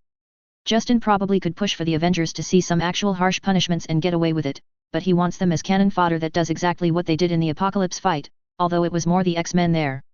Fight and lose, and do all the dying, while revealing the enemy's hand so Justin can swoop in and beat them. Chapter 35, Strength Invites Challenge. Another chapter due to another win on Patreon, big surprise. We get to see how the Avengers are holding up, and how some people react to Justin kicking ass. Plus a bit of Fury. More Hela as well, but only talking this time. Anyway, as usual, I don't own Marvel, the Avengers, X-Men, or anything from Disney and etc., etc. Hope you enjoy. Secret Military Holding Facility, Eastern Seaboard, USA. The sterile walls of the holding area were suffocating in their blandness. The sound of heavy, steel-reinforced doors clanging shut echoed through the practically empty facility, creating an oppressive atmosphere. Most of the Avengers sat in silence, the air thick with tension and frustration, kept together as they weren't truly locked up. The table in front of them was cold metal, like everything else in the room, as they waited for the inevitable, a decision that would determine how long they would remain here. It was only a matter of what spins could be spun and what costs needed to be paid to get them out of here, lawyers already at it. Steve paced back and forth, still in his uniform, another sign they weren't truly going to be put away, they hadn't been disarmed. His boot heels were clicking against the hard floor as he paced. His expression was tight, jaw clenched, as he wrestled with the situation they found themselves in. They're keeping us separated from Namor, Steve muttered, more to himself than anyone else, though the words hung heavy in the room. I don't like it. They're splitting us up, picking us apart piece by piece. Tony scoffed from his spot against the wall, arms crossed over his chest. His legs were casually stretched out, but his knuckles were white from the force of his grip. The seemingly relaxed pose was betrayed by the tension in his muscles and the sharp edge to his voice. Oh, I'm totally fine with keeping Namor frying all by his lonesome, thanks. They can leave Kingfish stick on his own.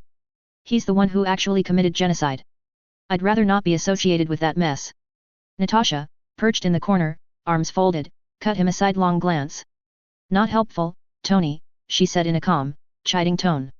Her posture was perfectly still, her face giving no indication of her true feeling. Years of training allowed her to remain composed, yet even she felt the weight of their current predicament. They'd lost. Not only badly, but publicly. Tony let out a bitter laugh, pushing off the wall and rolling his shoulders. Helpful? Why bother? I don't even know any of you outside of seeing your names on shield files or ancient history documentaries. He turned toward Natasha with a leer, raising an eyebrow. Though I do know of you, Romanov. Hell, the whole world knows you, especially from that little video with Hammer you had floating around a few years back. Bored in here? How about a repeat performance, just to pass the time? Clint, who had been slumped against his chair with his arms folded, suddenly shot up. He shoved Tony with enough force to send him back a step. His face was tight with anger, eyes narrowing as he held Tony's gaze. Hey! Don't go there, Clint growled. His voice was low, dangerous. Tony, for all his show of bravado, looked slightly surprised by the sudden aggression. Natasha, on the other hand, didn't even flinch. She remained still, her expression unreadable, though her green eyes flickered with a brief glint of something. Disdain, maybe. Indifference, more likely. Relax, Barton. I was only half serious, I've got pepper already. Tony muttered, his smirk wavering slightly. He shook Clint's hand off his shoulder as he stepped away, eyes flicking back to Natasha. Fine. Let's drop the small talk. We have bigger problems. The room settled into an uneasy silence. Steve continued to pace, oblivious to the exchange, his thoughts elsewhere. Where's Banner? Why haven't they brought him in with us? Steve muttered, clearly agitated. His hands flexed open and closed at his sides as he walked back and forth, gaze flicking to the door, the windows, the walls, anywhere but at the others. He couldn't sit still. He couldn't focus. Ever since he'd seen Bucky again, a jittery, uncomfortable tension had settled deep into his bones. Seeing his old friend, really seeing him, not just knowing he was alive, had shaken him. Brought up too many unresolved feelings. Fury had been right. Hammer had brainwashed him, why else would Bucky just walk away like that? Tony looked up, offering a humorless chuckle, though his eyes were sharp. If he's got any sense, he's far, far away from here. His voice turned hard, the bitterness unmistakable. If he hasn't been launched into space, that is. Apocalypse wasn't exactly gentle. Tony's gaze shifted to Steve, watching as he continued to pace. There was something in Tony's expression, something calculating beneath the sarcasm. Something brewing. He was a man of action, just like Steve, but where Steve carried the burden of what he believed was honor and duty, Tony was brimming with barely restrained anger. The silence in the room deepened as Tony's eyes flashed with something manic. He suddenly straightened, leaning forward with a burst of energy, his voice sharp. You know what? Let's talk about the whole genocide thing, hey? Shall we? Tony's voice cut through the tension like a blade, the accusation hanging in the air. Clint frowned, but Tony wasn't done. Did you know? Tony's eyes moved between them, his tone becoming more pointed. Did you all know about Namor? About Wakanda? About the fact that we're all sitting here right now because of the guy responsible for the worst mass murder since, hell, since Hitler. He splayed his arms out, looking between the others. It kind of seems like the sort of thing you tell the new guy, am I right? The others exchanged glances. Steve's jaw tightened. He turned, crossing his arms and facing away from Tony. His silence was an answer in itself. The two spies, Natasha and Clint, remained still, their faces revealing nothing. Cold. Detached. They were trained for this, after all. But Tony could see through it. He scoffed, disgusted. I fell for Fury's spiel. Hook, line, and sinker, thought I was doing my part as a hero. So yeah, I take some of the blame. But what the hell did Fury tell you guys to make this okay? What did he say that made mass murder acceptable? Natasha's eyes flickered, and she shook her head slowly. Hammer is taking over the world, she said flatly. A lot can be forgiven when we're fighting for something bigger, something important. Steve sighed, hanging his head, his voice strained. Democracy is dying, Tony, Fury realized this. We need to fight for it. And Namor was willing to help. Tony's laughter exploded into the room, short and sharp. He turned, pacing with frantic energy, his hands running through his hair as he shook his head in disbelief. Oh, wait, you're serious. He stopped and looked at them, his expression incredulous. Let me laugh harder. He threw his hands in the air, his laughter bouncing off the walls of the holding area. The others watched him warily, their expressions neutral, though Clint's jaw was clenched tightly, and Steve's hands were balled into fists at his sides. Tony's laughter faded, his expression turning dark as he finally spoke again, his voice laced with sarcasm and disbelief. Let me get this straight. You're all using a king, a monarch, a tyrant responsible for the worst mass murder in recent history, to fight for democracy? Does no one else see the problem here? How the hell did Banner get on board with this? He at least should have had some brain cells left over. Fury promised him a cure, Steve said quietly, his voice clipped, as though forcing the words out. He wasn't happy with some of what we had to do, but he understood the necessity. Steve shook his head. Namor was influenced by Sinister, it wasn't his fault, and we have to use everyone we got right now, Tony. Tony's eyes widened, and he let out another short, humorless laugh. Understood the necessity? You mean you dangled a carrot in front of him, kept pushing him forward like a dog chasing a bone? Jesus Christ! He whirled away, pulling at his hair. Pepper was right, I am an idiot. Clint snapped, standing up from his chair, his voice tight with frustration. What the hell is your problem, Stark? You, of all people, can't sit there and tell me you don't see what Hammer's doing. We're all on the same side here. Tony's eyes flashed dangerously. Of course I can see it. I know more about what Hammer's doing than you do. He said, voice dropping with condescension. Then why the antagonism, Tony? Natasha's voice was smooth, calm as she moved closer to him. Her steps were deliberate, her eyes sharp. She laid a hand on his arm, as though trying to calm him down, to remind him they were still on the same team. We're allies, remember? Tony shook her off, his voice rising as he stepped back, his face contorted in frustration. I don't trust Hammer as far as I can throw him, but this isn't what I signed up for. Fury sold me some bullshit about saving the world, about being Earth's mightiest heroes. I've literally been part of the team for like a day. But this is... He broke off, his hand gesturing wildly, his frustration mounting as he struggled for words. This is bullshit. We played right into Hammer's hands. He saved the day, he made us look like fools. Tony slammed a fist into the wall, and at the end of the day, he wasn't wrong about anything he said. Clint shrugged, his voice forcibly nonchalant. Whether you like it or not, you're one of us now, Tony. The world knows it. You need to get over yourself, or you let Hammer win. Tony glared at him, baring his teeth like an animal, his temper flaring. Oh, you think so? You think it's that simple? Tony, calm down. Steve's voice was stern as he watched Tony pace, his eyes narrowing slightly in concern. Tony spun on his heel, his voice sharp and biting. Fuck, bring calm, you need to be more upset, Cap. We were useless out there. Useless. Hammer swooped in and saved the day, and if you haven't noticed, he bent you and all of us over afterward, thanks to Fury and his little pet fish stick. Tony chuckled, dragging a hand down his face. The fact you think Hammer is a bigger threat than Apocalypse or the fish stick, really shows you've got the wrong priorities here. You really don't see his threat? Steve questioned, skeptical. Tony sneered at him, yeah, world domination, I get it. Bad. Except he's also doing free healthcare, fixing the criminal justice system, and together we're pushing into space. Him taking over the world is arguably bad news, and I will fight it if he goes over the line, but he's not destroying cities or nuking Wakanda. He almost roared the last sentence out, beyond tired of these people. He doesn't need to, he's already halfway won, but don't think for a second he'd hesitate if he needed to. Natasha said coldly. Ha, like he'd ever need to, sweet cheeks, Tony told her mockingly, he fucked us all better in one conversation than he fucked you, the Avengers are a joke. Clint's face twisted with annoyance. It'll blow over. Fury and Coulson won't let us down. They've handled worse. Tony stopped dead in his tracks, his eyes narrowing, his body tensing like a spring coiled too tight. His voice dropped to a dangerous, low tone, dripping with sarcasm. Blow over? Are you serious? You think Hammer's going to let this blow over? Did you miss the part where he called us all traitors on international television? Before anyone could respond, the flat screen mounted on the wall flickered to life. A smirking guard stood by the door, twirling his baton in lazy circles, as if savoring the moment. You might want to see this, the guard said with a nasty grin, pressing a button on the panel next to him. Highlights of the day. The screen cut to Justin Hammer's press conference in Cairo. They all saw as Justin leaned into the microphone, his expression grave. Then he spoke. We already knew Fury was a dangerous man, convicted of treason as he is, gathering together a team to fight in his name with superpowers, including a genocidal hidden kingdom. But now, with the capture of this Skrull, the curtain has been drawn back on his dark past.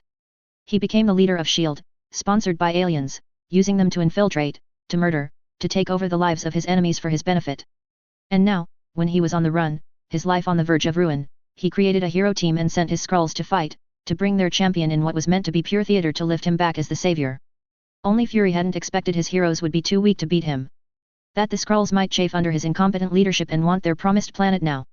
The news coverage of his broadcast showcased said Skrull, text flowing by on the bottom explaining what they were, how they were behind Apocalypse. The room fell into stunned silence as Hammer's words echoed through the space. Natasha's eyes flickered with controlled emotion, Clint's expression hardened, but Steve looked like he'd just been punched in the gut. He sank down into a chair, his face drained of color as he processed the betrayal, his hands resting limply in his lap. Tony, on the other hand, stood rigid, his expression growing colder by the second. People can't believe this shit. Fury would never. Clint muttered. Natasha's eyes flicked to Steve, and she shared a look with Clint, who moved to the captain's side, laying a hand on his shoulder, whispering quietly to him. The show was obviously not live, they'd missed something huge while they'd been in here, and the broadcast kept showing clips from different parts of his press conference, keeping their full attention. Before it switched to an interview with CNN that was more recent. Hammer spoke loudly to the interviewer, his voice booming with charisma, manipulating the public with every syllable. We will not let this stand. Fury has sold out humanity, offering Earth on a silver platter to an alien invasion force. His Avengers? His so-called heroes? They were nothing more than pawns in his twisted game, and the blood of millions is on their hands, including Wakanda. They couldn't escape the headlines splashed across the screen. Nick Fury, traitor to mankind, wanted dead or alive, $5 billion bounty from Hammer Industries. Tony's fists clenched tightly at his sides as he watched as the footage continued to switch to different parts of the press conference and the later interview. The Skrull they had captured had stood on the stage, transforming into various people, including him, showcasing their terrifying shape-shifting abilities. And Hammer had driven the final nail in the coffin, calling for the world to rise up, to hunt down Fury and his so-called alien allies. For Tony, this confirmed everything. He'd been had. Did he believe Fury was behind Apocalypse? Of course not, that was just Hammer being Hammer. Tony didn't believe Fury was that stupidly evil. But he could definitely believe Fury had used these Skrulls. How many of them were in his company? How many of these alien pieces of shit were near Pepper? The broadcast ended, and the room remained silent, the other Avengers struggling to process what they had just seen. Tony broke the silence first, his voice as cold as ice. Show me. Steve blinked, his thoughts still reeling. What? Tony turned, his eyes filled with barely restrained fury. I said, show me you bleed red. That part of the broadcast had been very poignant. Natasha stiffened, immediately understanding the accusation. Tony. Don't. She warned. But Tony wasn't listening. His voice dropped to a near growl, venom lacing every word. You heard me. I want to see it. Skrulls can look like anyone, right? Anyone. So how do I know? How do I know you're not one of them? Clint stepped forward, his fists clenched. Tony, you're losing it. We're your teammates, not your enemies. Teammates. Tony barked a laugh. You want to talk about teammates, after one day? We just got branded traitors in front of the entire world. How do I know one of you isn't a Skrull planted by Fury? You two, he gestured sharply toward Natasha and Clint. Are spies. Lying is literally in your job description. Steve stood, his hands raised, trying to de-escalate the situation. Tony, calm down. No one here is a Skrull. We've been through this together. We're all on the same side. But Tony's eyes were wild now, his mind spiraling as the weight of everything crashed down on him. The same side? Steve, we just fought in a battle Fury started by hiding under the sea instead of going after Sinister immediately, or revealing him to the world. A battle that nearly destroyed 2 cities. Millions of people are dead, and now we're the bad guys. And from what I'm seeing, they're right. This is insanity. And you think I should just take your word for it? Tony could well see that Hammer could make this all up, he had shown his abilities in making the press dance to his tune before, but this. The Skrulls, it seemed right. It tracked. It made so many things about Fury make sense. Tony, Natasha said slowly, her voice dangerously calm, we're not your enemies. We've got bigger problems right now. Tony shook his head, as if trying to shake off the madness. He turned his gaze upward. Jarvis. Sir. Came the calm, familiar voice over the room's intercom. Of course he'd been there, Tony hadn't doubted it for a second. Tony's voice was flat, emotionless. How soon can you break into this facility? There was a brief pause, and then Jarvis responded smoothly, I'm already in, sir. What do you need? Everyone in the room froze, the tension ratcheting up to a near unbearable level. Steve exchanged a shocked look with Natasha and Clint, all three of them momentarily caught off guard by how far Tony was willing to take this. Tony's grin was sharp, predatory, as he yelled for the guard, get me a knife. My dear comrades here need to show me they bleed red. He then sharply snapped to Jarvis, get me a suit, the lawyers can clear it all up afterwards. Tony, what the hell are you doing? Clint demanded, taking a step toward him, his face etched with disbelief. Tony didn't flinch. He stared straight at Clint, his expression cold, detached. I'm doing what I should have done the moment Fury brought me in. I'm making sure none of you are lying to me. Stark, stop. Steve barked, his voice firm, trying to regain control of the situation. This isn't you.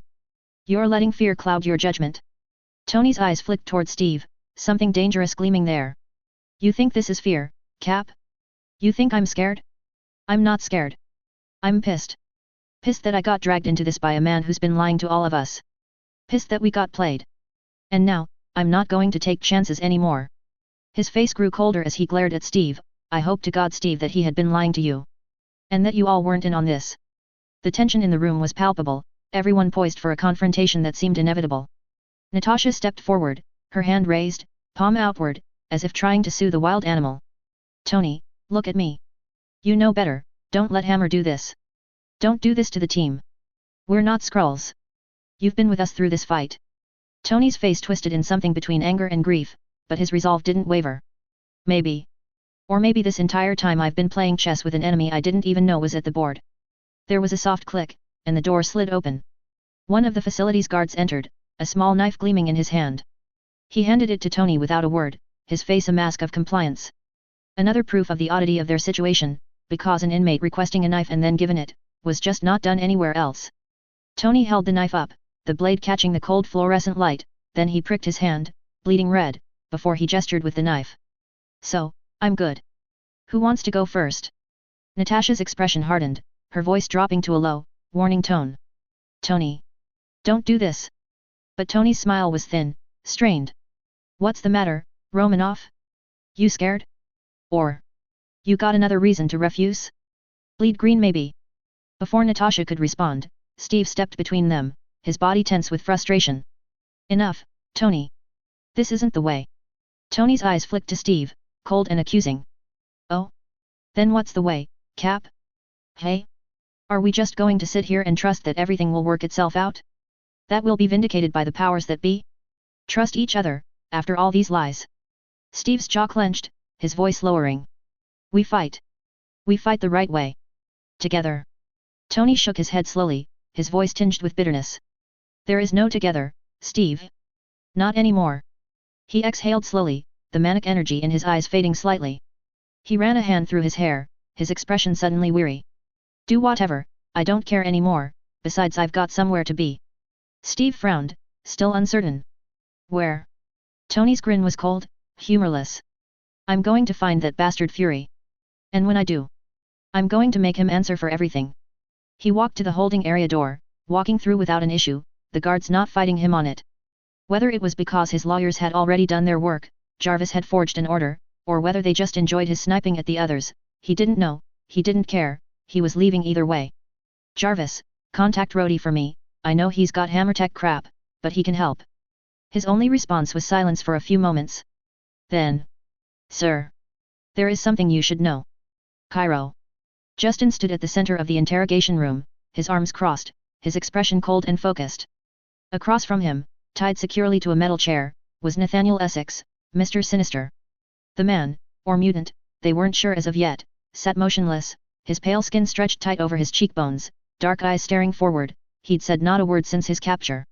Next to Justin, Helen Cho swayed back and forth, practically buzzing with excitement at the task before her.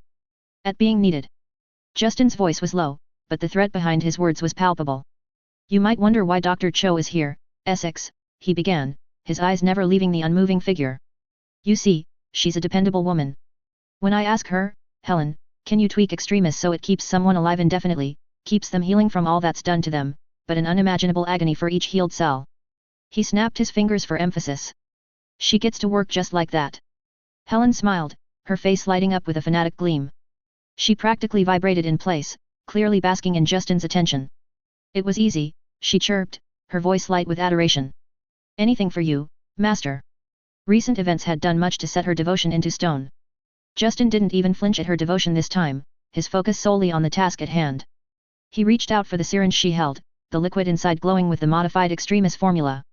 The silver needle caught the harsh light of the room as he turned it over in his hand, a predator sizing up his prey.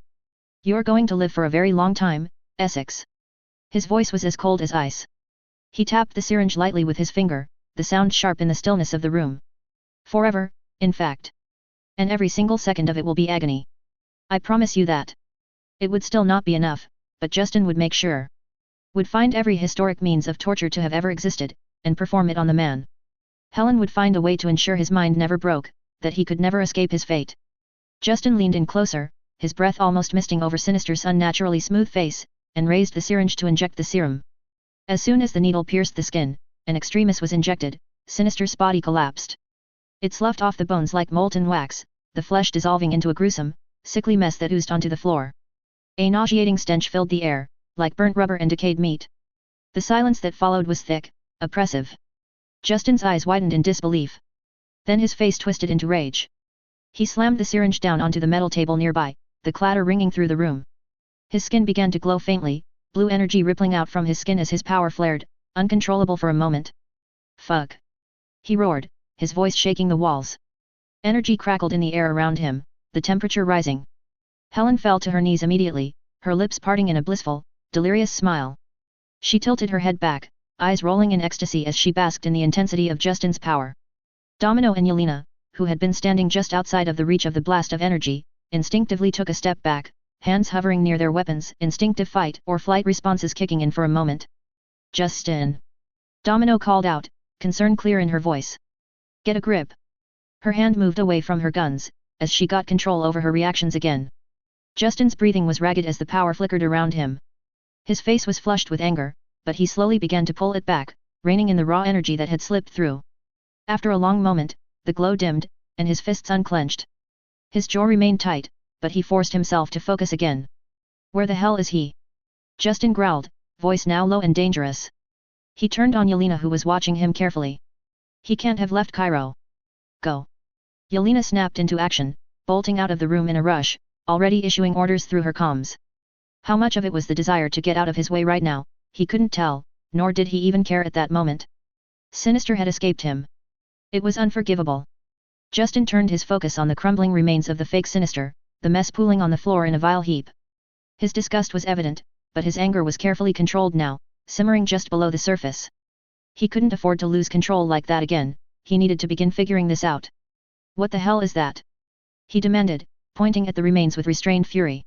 He turned to Helen, who was still trembling with excitement, collapsed on the floor, toes still curling, but now beginning to pull herself together. Tell me what we're looking at. Helen scrambled up, grabbing a handheld scanner from a nearby table, her fingers shaking slightly as she ran the device over the sludge. The scanner beeped as she analyzed the biological matter, her brow furrowing as she worked. I don't know, Helen said, her voice trembling slightly, not from fear, but from the disappointment in having to deliver bad news. She swallowed hard.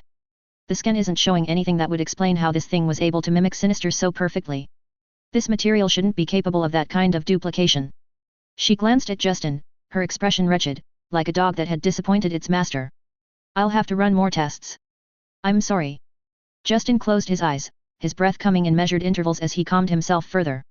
Do it, he said quietly, though the tension in his voice was palpable. This takes priority. Any resources you need, Helen, you have them. Helen nodded fervently, already working on a more detailed analysis as Justin straightened himself, his posture still tight with frustration. As he strode out of the room, Domino fell into step beside him. His skin still faintly glowed, small pulses of blue energy flickering at his fingertips. She eyed him cautiously, but said nothing at first, waiting for him to regain his composure. Nail, Justin barked into his COMM, addressing the AI embedded in his systems. How the hell did he get past you? Nail's voice responded promptly, though there was a clear note of contrition in her tone. Apologies, sir. The destruction caused during the battle created too many blind spots in surveillance. I did not anticipate that he had access to a body double on such short notice, or the ability to recover so quickly from his injuries. I am already conducting a new simulation to track possible escape routes. Simulate everything, Justin snapped, his voice cutting. I don't care if he's building a kite out of women's underwear to fly off this rock. Run the simulations and find out where he could be. I want every angle covered, and have security track all possible landing points if he does get off the city. He's still here right now. He has to be. Understood, sir. Domino reached out and placed a hand on Justin's shoulder, slowing his pace as they moved down the hall. Hey, boss, she said, her voice softer now. We'll get him. He can't get off this rock. He's stuck here, same as everyone else. Justin paused for a moment, taking a deep breath, though his anger was still simmering just beneath the surface. He better not have escaped, he muttered, his voice tight with frustration. He had been behind it all, everything, even back to the nuking of Wakanda. And now? Hope. It was all sinister. He could not get away. Domino, sensing the need to shift his focus, offered a distraction. You've been at this non-stop since the battle. Maybe take a break. We could spar, work off some of that stress. Justin exhaled slowly, considering her offer, but before he could respond, his neural implant pinged with a notification. He glanced at the message flashing before his eyes and smiled grimly. Sparring while I don't have control over my new power was a bad idea anyway. Work never ends, he said, his voice low. The deputy director of the CIA, the head of Interpol, and over 120 members of parliaments amongst others across the world have just come to my attention. He looked at Domino, his eyes cold again. Do you know what they have in common? Domino grimaced, her stomach tightening. Skrulls? Justin nodded, the world governments had moved quickly on demanding their people bleed. They're only in preliminary interrogations, but they've already cracked one thing. Domino frowned, watching his expression darken. What? Justin's eyes narrowed as he read the reports, his voice dropping into a dangerous tone. They're not Furies. Tanker, moving out of the Mediterranean. Nick Fury sat alone at the bow of an old oil tanker, the night sky stretched above him like a cold, uncaring blanket. The ocean beneath him was calm, reflecting the stars in broken, shattered fragments across the water. Fury sat hunched forward, elbows resting on his knees, his single eye staring out at the black horizon. A cigar hung loosely between his lips, its ember a faint, dying glow in the oppressive dark. Things had gone to hell. More than that, spectacularly to hell. Fury had faced down half a dozen potential world-ending threats, but this felt different. This felt like losing. He rolled the cigar between his fingers, the heat barely noticeable against his calloused skin. Fury had built his career on anticipation, always being 10 steps ahead of everyone else in the room. He'd spent his life making hard decisions to keep the world spinning. But somehow, Justin Hammer had outplayed him. And it stung. Hammer. The name curled in his mind like a sour taste. Justin Hammer wasn't the worst enemy Fury had ever faced, not by a long shot. He wasn't some alien conqueror or a megalomaniac with godlike powers. He was just a man. A smart, conniving man. And that made it worse. That Hammer, of all people, had managed to blindside him so completely. Fury had once thought to use him, look how that turned out. Fury took a drag from the cigar, inhaling the bitter smoke deeply into his lungs, and then let it out slowly, watching it dissipate into the cold night air. He thought back to the moment it had all started, where it had come together finally, before all falling apart at the finishing line. He'd had the perfect setup, found Captain America, brought him back into the fold, convinced him of the cause. Cap had been his ideological weapon, the moral backbone he needed. A living legend, a symbol of America's greatness, and someone who could unite the country and its allies under a single banner. Cap wasn't just a hero. He was a story. The kind of story that people could rally behind. He was supposed to be the answer to Hammer. And it should have worked. Fury had lined everything up. He'd gotten Bruce Banner on board, albeit with a lie, one the scientist must have understood, deep down, but he'd kept at it anyway. Once Banner had managed to track the vibranium shipments disappearing, Fury thought he'd hit the jackpot. The Avengers were going to ride in, stop the thefts, expose the terrorists that had destroyed Wakanda, save the day, and win him back public trust he could wield against Hammer and Pierce. It was supposed to be a clean victory. One that would show the world they didn't need to rely on Justin Hammer's flashy tech and hollow promises. The memory of that moment soured his thoughts further. They'd flown Barton and Romanoff in, both of them sharp as ever, loyal as always. Together, they'd set off in the submersible Fury had kept aside for a rainy day, diving deeper than Fury ever thought possible. And what did they find? Not just a rogue operation or an enemy bunker, but an entire hidden civilization beneath the sea. Talakang. A whole new world Fury had never anticipated, one led by Namor, an arrogant and delusional king who didn't understand the surface world at all. It had been a mess from the start, months of captivity, trapped in a kingdom that wanted nothing to do with them but also wouldn't let them go or execute them, instead studying their peculiarity, especially Banner and Cap. If it hadn't been for Banner, they'd still be down there, prisoners of a king with a vendetta against the surface world. Banner, who figured out Namor wasn't fully in control, that something was messing with his mind. It was pure luck they'd managed to break out just long enough to find the device influencing Namor's brainwaves, and even more luck that Banner knew how to disrupt it. After that, Namor had been a treasure trove of intel, especially on Nathaniel Essex. Sinister. Fury hadn't even known how deep that rabbit hole went. But Namor had.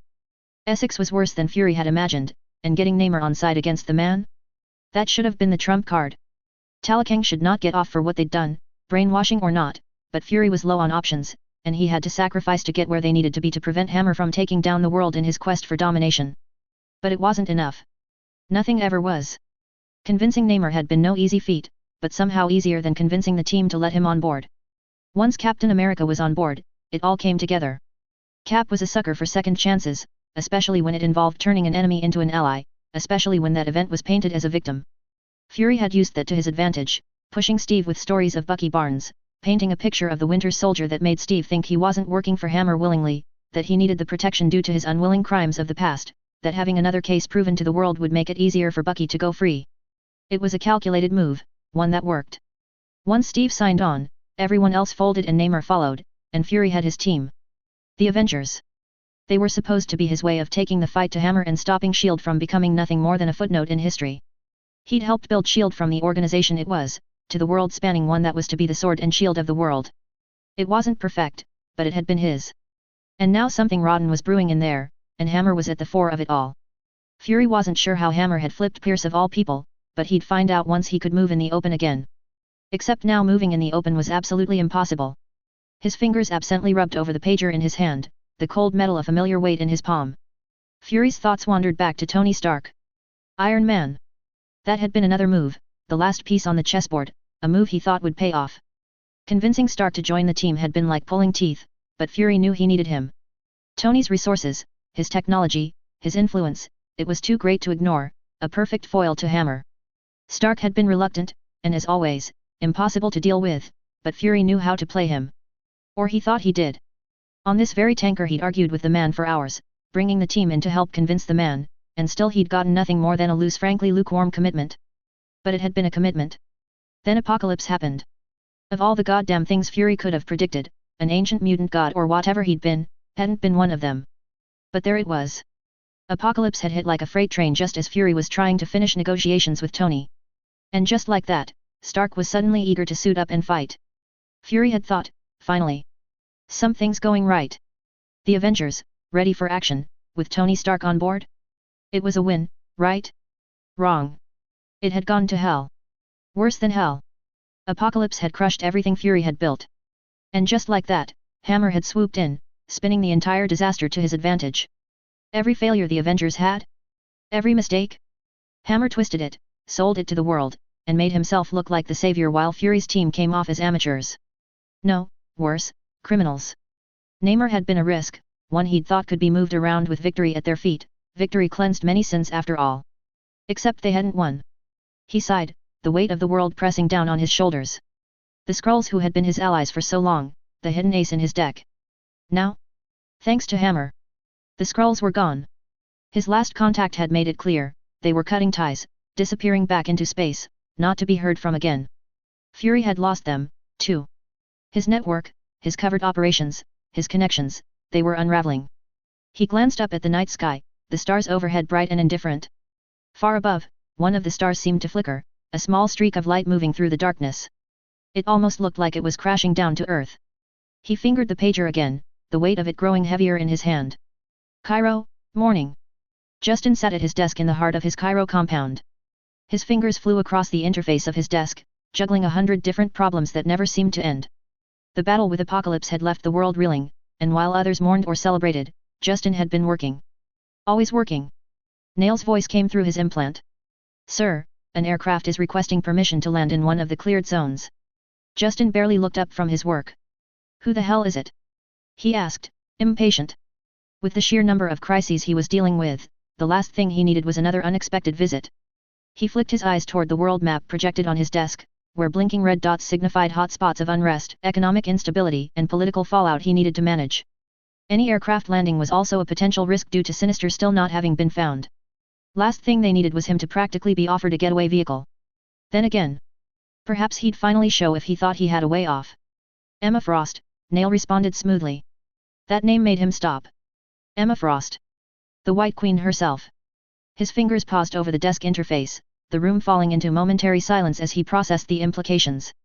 Emma wasn't the type to just show up without reason, especially not at a time like this. Her arrival wasn't something he could afford to ignore.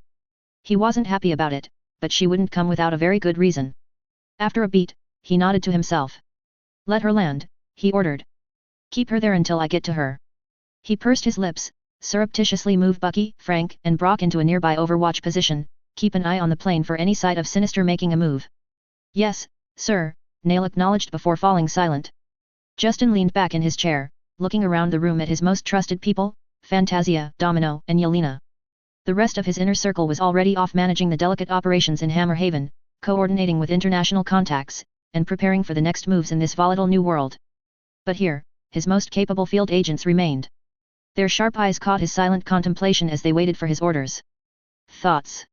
Justin asked, folding his hands in front of him, his tone neutral. If it's an assassination attempt, it's a pretty shitty one, Domino said with a shrug, her tone light. She knows you have Cairo locked down tight.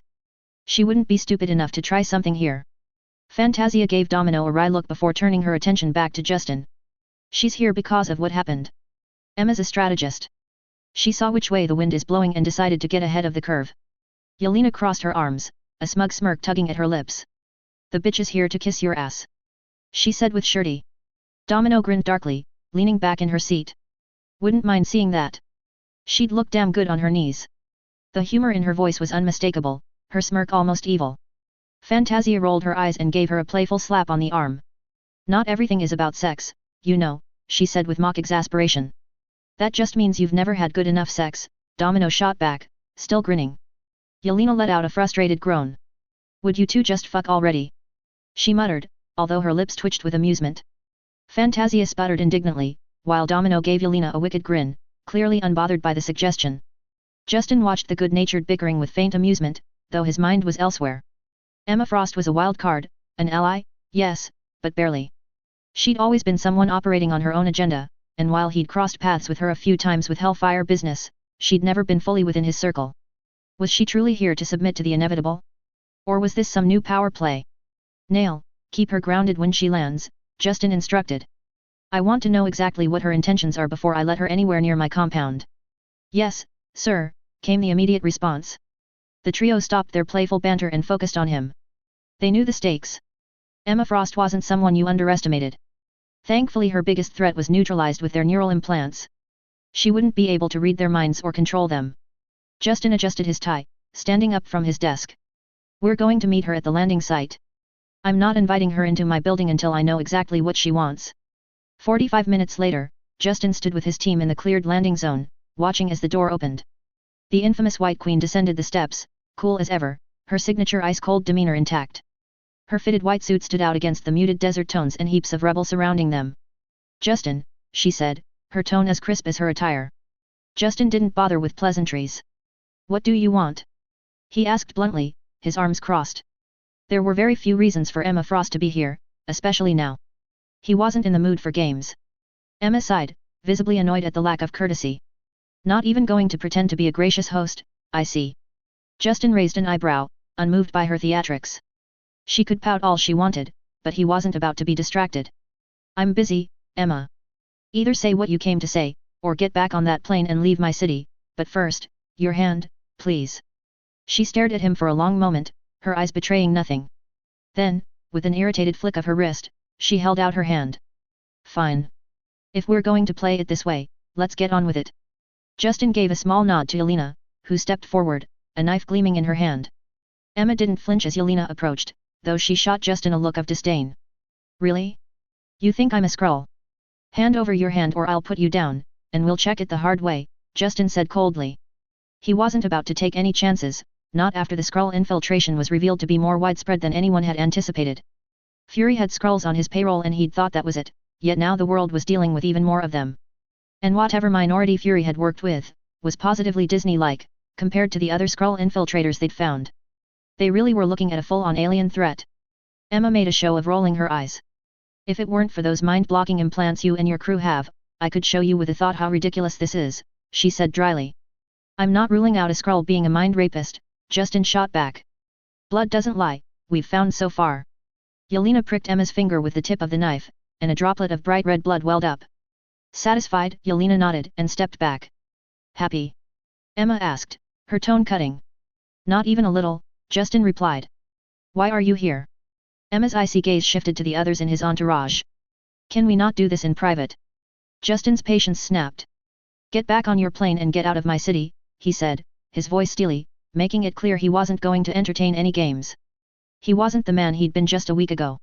He now understood power in a way he hadn't. And he didn't need to play pretend with people like this anymore.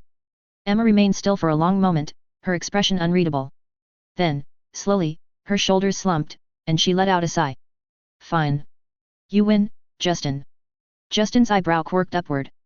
Win what, exactly? Emma's lips thinned as she met his gaze. You know what, she replied coolly, though there was an edge to her voice. She paused, collecting herself before continuing. I can see how the tide is turning. I can either fight it until I drown or get in early enough to come out with something worthwhile. Justin's mind was racing. Was she really saying what he thought she was?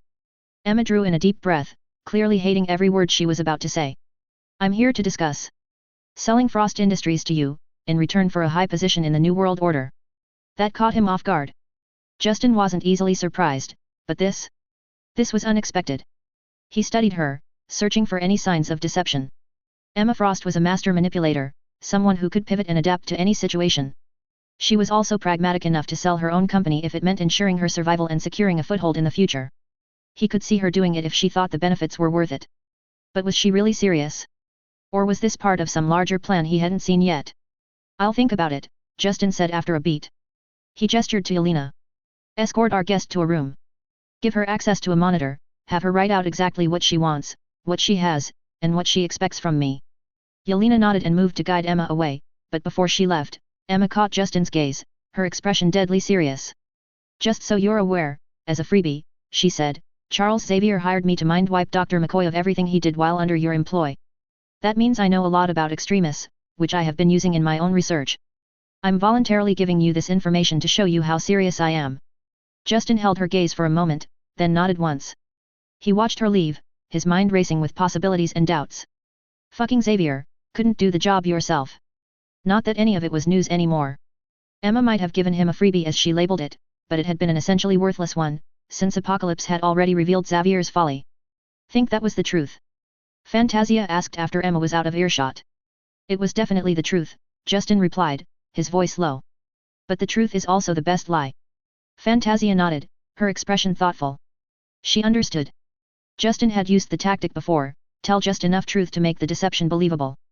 Emma was playing a dangerous game, and he knew better than to take her words at face value. Still, the offer was tempting. He would vet every detail of her proposal, make sure taking her in, even in a peripheral role, wasn't inviting a snake into his midst. This was a moment of opportunity, but with Emma Frost, every opportunity came with a price. She'd never enter his inner circle, he'd never trust her. But she could be useful. An hour later, Justin had barely settled into his office, sitting behind his desk when Nail's voice sounded crisply in his ear. Sir, Thor and Hela are on their way to your office. Of course they are, Justin thought, his jaw tightening slightly. He had half a dozen crises to handle, yet the Asgardians decided now was the best time to drop in for a chat. He straightened in his seat, adjusting his tie as Domino, stationed nearby, raised an eyebrow at the news. She didn't say anything, but the glint in her eye spoke volumes. And he'd just been dealing with the aftermath of Hank Pym's sudden death too, already scheduled a meeting with Darren Cross. In the future that would never be, that idiot had managed Pym particles. They didn't have Hank or Hope anymore. So add Helen, Maya, and Forge to the equation, they could likely figure it out. Yelena had just stepped out to handle some other business, leaving him and Domino alone when the door opened, and in strolled the God of Thunder and his far more dangerous sibling. He mentally put the issue of Pym Industries and its new leader to the back burner so he could focus on the now. Thor entered first, his expression attempting to be regal, though there was a slight tension in his shoulders. Behind him, Hela walked in with her usual mix of predatory grace and amusement. Her eyes immediately swept across the room, taking in everything like a hunter assessing her territory. She met Justin's gaze, her lips curving into a mocking smile. King Thor. Hela, Justin greeted coolly, folding his hands on the desk in front of him. To what do I owe the pleasure of this visit? Thor stepped forward, his tone somewhat diplomatic. Hammer, we are here to discuss the arrangements concerning my sister. He cast a sideways glance at Hela, his brow furrowing slightly. There is the matter of her presence here, and how best it can serve both Asgard and Earth. Justin raised an eyebrow, his voice flat. And what exactly are you suggesting, Thor? Because I can't imagine letting the goddess of death freely roam my world is going to win me any points, my opinion there hasn't changed. If anything, I'm more sure than ever I don't want her around. Hela chuckled darkly, stepping closer to the desk, her eyes gleaming with amusement. Oh, Justin, you wound me. I'm not here to roam as you put it. I'm offering assistance to you, personally. Thor quickly cut in, his expression tightening. As king of Asgard, I must ensure that her presence here does not disrupt the future balance between our cultures, especially with Hela's unique history. His face turned more serious as he added, but stay on Earth she must, she cannot return to Asgard. Justin leaned back in his chair, eyes narrowing. So, you want me to take on Asgard's biggest problem and make it mine? That's what you're asking. I still haven't heard a single reason for why I should care. Although it's good they're bringing it up now, instead of the actual international summit. I'd hate to have to deal with it with insipid politicians thinking they have a say. This way I can have Thor impress on his mother how serious I am about compensation. Thor straightened, looking as regal as possible, but there was a hint of tension in his voice. We are not asking you to shoulder the burden alone. Asgard will be cooperative. There will be concessions. Justin snorted, leaning forward, his elbows resting on his desk. Concessions? You have a hell of a lot more to offer than vague promises if you want me to entertain the idea of Hela sticking around. His gaze flicked to Hela, who watched him with a smirk. What exactly does she bring to the table, other than a penchant for chaos and death? He said sarcastically. Hela smirked, her voice smooth and dark. Oh, I bring a lot more than that, darling. You of all people should know how valuable power can be. Imagine what I could do as your ally. Thor shot her a sharp look, clearly disapproving of her tone. Hela, he warned, his voice low, but she merely waved him off. Justin had a feeling she had also not followed the script. The pause before she said ally had been telling. Thor really was foolish if he thought he'd get Hela to call herself a subordinate. Relax, foolish brother of mine. I'm merely stating the obvious. Justin knows what power is. He knows how to wield it. And I can offer guidance. Her eyes gleamed as she looked back at Justin. And I do love a man who knows how to seize control and isn't afraid to crush his enemies. Domino shifted slightly behind Justin, casually pulling out one of her pistols and resting it on her knee. She wasn't pointing it at Hela, but the message was clear. Justin glanced between the two Asgardians, weighing his options. If you think I'm going to let Hela do whatever she wants on Earth, you're mistaken. I'm not running a charity, Thor, and I sure as hell don't need Hela causing problems when I've just put down the biggest threat to the planet. You're not going to convince me with pleas. I'm not a fool avenger, Thor. Thor sighed, visibly frustrated, but trying to keep his composure. Hammer, the upcoming negotiations between Earth and Asgard are of utmost importance. What I'm asking is for a measure of goodwill here. Hela is. Hela interrupted with a laugh. Goodwill? Really, Thor? I see Odin and his sex slave failed to teach you politics and diplomacy. And this mortal isn't an idiot either. She turned to Justin, leaning forward slightly, her voice lowering into a dark, teasing whisper. You know what I'm worth. I'm not here to play nice, Justin. I'm here because I can help you in ways you haven't even imagined. The sensual way she purred that out didn't promise an easy time. Justin's eyes narrowed, but before he could respond, Thor cut in again, more firmly this time. Hela's presence on Earth could be beneficial to you. She knows more about the ancient threats that still exist, the ones that may rise again. She has knowledge. His tone was somewhat pained after the dig at his mother, but he kept his cool, which was already way more than the original Thor would have managed at this time. That's one way of putting it, Justin replied dryly, his tone hard. But I'm not in the market for chaos gods right now. The tension in the room thickened as Thor tried once more. There are the negotiations coming up. Asgard can provide Earth with resources, technology, protection. Justin cut him off. You'll need to impress that on your mother, Thor. I'm not signing off on anything that involves Hela without a very good reason, and your concessions better be significant if you expect me to even entertain the idea. Like give me you, levels of significance. Thor's jaw clenched slightly, but he nodded, knowing the truth of Justin's words. I will relay that to my mother, he said, his voice tight. Oh, how it must smart to be the king of Asgard and just be the messenger for dear mommy to make the decision. Justin had to admit he kind of enjoyed that part of dealing with Thor. Justin let the moment hang in the air for a beat, before he leaned back, signaling the end of the discussion. Good. I expect a very good deal from Asgard, Thor. If Hela's staying, Asgard is paying for it, and paying heavily. Thor opened his mouth to respond, but Justin interrupted him with a sharp look. And we'll hammer out those details in the negotiations with your mother. Anything else, King Thor? Thor hesitated, his frustration evident, but he shook his head. No. That will be all. Justin nodded. Good. Now, before you go. Hela and Thor had both turned as if to leave, but Justin's next words made them pause in the doorway. What do you know of divinity? Both Asgardians froze, but their reactions were vastly different. Thor looked reluctant, his brow furrowing as he glanced back at Justin. Hammer, due to the way you've gained it. As King of Asgard, I cannot assist you. There was clear censure in his voice, no doubt knowing exactly how Justin had come into possession of certain Asgardian traits. Heimdall must have told him everything. But Hela. Hela's smile returned, darker and more amused than before. Oh, I'd be happy to discuss it, she purred. Thor shot her a sharp look. Hela, you cannot. She waved him off dismissively. I'm not of Asgard anymore, or so you keep reminding me, little brother. I'll do what I like. Thor's gaze hardened, his voice lowering into a warning. There are limits to your behavior, Hela. Don't push them. Justin wanted to roll his eyes, Thor kept making that threat, but never followed up. Was it a wonder Hela didn't care? Hela laughed, the sound mocking. Run along, Thor. Cry to the sex slave if you must. Thor's expression tightened, but he gave Justin a curt nod before leaving, though he glanced back at his sister one last time. Once Thor was gone, Hela sauntered over to Justin's desk, casually leaning against it. Her eyes glinted with dark amusement, her lips curling into a smirk. So, what do you want to know about divinity? Domino, who had been silently watching the exchange, casually brought her guns to bear, holding them ready. She sent Hela a pointed look at her close proximity to Justin. Hela raised an eyebrow, her smirk widening. Cute, but useless. Domino's grin was wicked as she raised her gun and fired it into the back wall, which had only just been repaired that morning. The blast disintegrated a large chunk of the wall, leaving behind a smoking hole. Justin only sighed, well used to shenanigans. Hela's expression shifted slightly, her stance adjusting ever so subtly to keep Domino in her peripheral vision. Not bad, she admitted. Justin cleared his throat, drawing Hela's attention back to him. Let's talk about divinity, he said. I've noticed changes. Power, yes, but I need to understand it.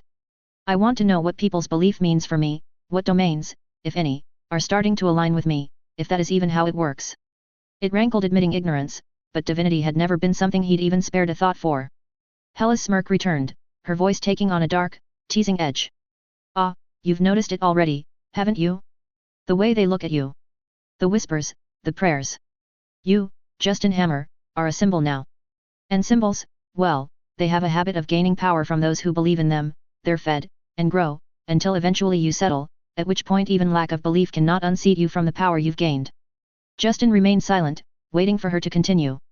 Although that explains why those Asgardian gods worshipped in the past haven't lost power since then. And what happens if enough people believe? Justin asked, his voice steady, though there was a flicker of something deeper behind his words. Hela leaned closer, her voice dropping to a whisper. If enough people believe in you, Justin, you'll become exactly what they think you are.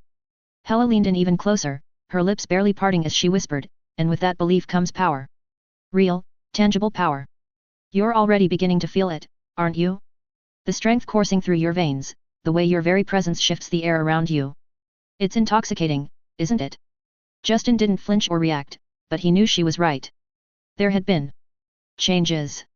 Subtle, but undeniable. Ever since the fight, since the moment he had harnessed that power, something within him had shifted. He had felt it growing, thrumming beneath his skin. And it wasn't just the energy from the power stone, it was something deeper. What are you saying, exactly? Justin asked, his voice low and measured. Because it wasn't all good news, because what exactly did people believe him to be? Would he be forced into the actual role of a hero, because people believed him one? That didn't work for him. Hela smirked, standing up straight again and casually brushing a lock of her dark hair over her shoulder. I'm saying that belief is the most powerful force in the universe, Justin.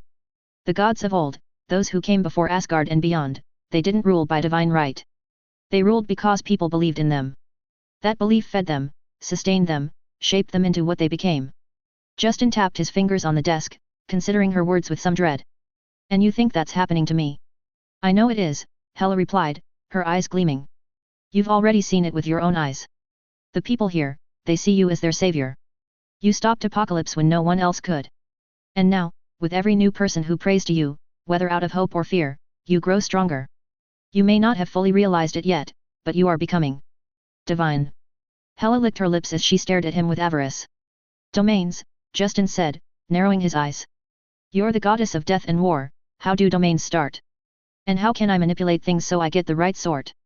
Hela nodded, tapping her lips with a little smirk on her face. Domains are tied to belief, of course.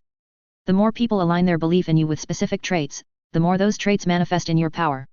If people see you as a god of war, you'll find yourself excelling in battle. If they see you as a protector, your strength will align with that. It's malleable, and it depends on the image you project to the world. She paused momentarily, eyeing him up. Until a certain point. Like I said, once you've settled, it's very difficult to change, even if people stop believing. So, it's a matter of perception, Justin said, his mind whirling. He had always known that public image mattered, but this took it to a whole new level. I need to control how they see me. Exactly, Hela purred, clearly enjoying this conversation. You have a unique opportunity that not many have had. You can shape it, manipulate it on a global stage, mold it to your will. And once you've solidified what you are in their eyes, you'll be almost unstoppable. Justin leaned back in his chair, staring at the ceiling for a moment, considering the implications. And what if people believe different things? He asked, still thinking about the world's fractured perception of him. What if half the world sees me as a hero and the other half as a tyrant? Hela's smile widened, a wicked gleam in her eyes. Then you get to lean into which belief you nurture if it's close enough to be a choice. But Justin, I suspect you'll find that the line between hero and tyrant is thinner than you think. The room grew quieter as Justin absorbed her words. Domino, still holding her gun in her lap, glanced between Justin and Hela. And what's your angle in all of this? She asked sharply, her gaze never leaving Hela. You sound a little too excited for a lowly mortal. Domino said the last part almost mockingly, copying Hela's normal cadence. Hela chuckled darkly. Oh, I have no interest in interfering with Justin's divinity. I simply find it fascinating. Watching someone new to this game, learning how to wield power. It reminds me of the early days. Before I became what I am. Domino smirked, raising an eyebrow. So, you're just here to play teacher, hey? Kinky. Justin sent her an exasperated look, but Domino only grinned at him. Hela's gaze flicked to Domino, her expression amused. I'm here because I'm curious. And because I think Justin and I might complement each other's ambitions. Justin glanced at Hela, his expression unreadable. I don't need a partner, Hela. Especially not one who wants to see the world burn. Who said I want to see it burn? Hela asked sweetly, her voice dripping with mock innocence. Maybe I just want to watch it change. Let's get one thing straight, Justin said coldly, his eyes locking onto hers. I'm not interested in whatever chaos you're planning. If you think I'm going to let you run wild on Earth, you're mistaken. Hela's smile remained, but her eyes narrowed slightly. You may find, Justin, that chaos and order aren't so different. But fine. Have it your way, for now. She stretched languidly, besides, I'm perfectly fine with leaving you Midgard, just as I suspect you wouldn't mind if I was off somewhere else, like Asgard, as an ally. So that's your game. If only I could trust that you wouldn't attempt to conquer us. Justin thought. The meeting broke up soon after, leaving Justin with his thoughts. The fact he wouldn't be endlessly forced to vie for people's faith to keep his power was a relief.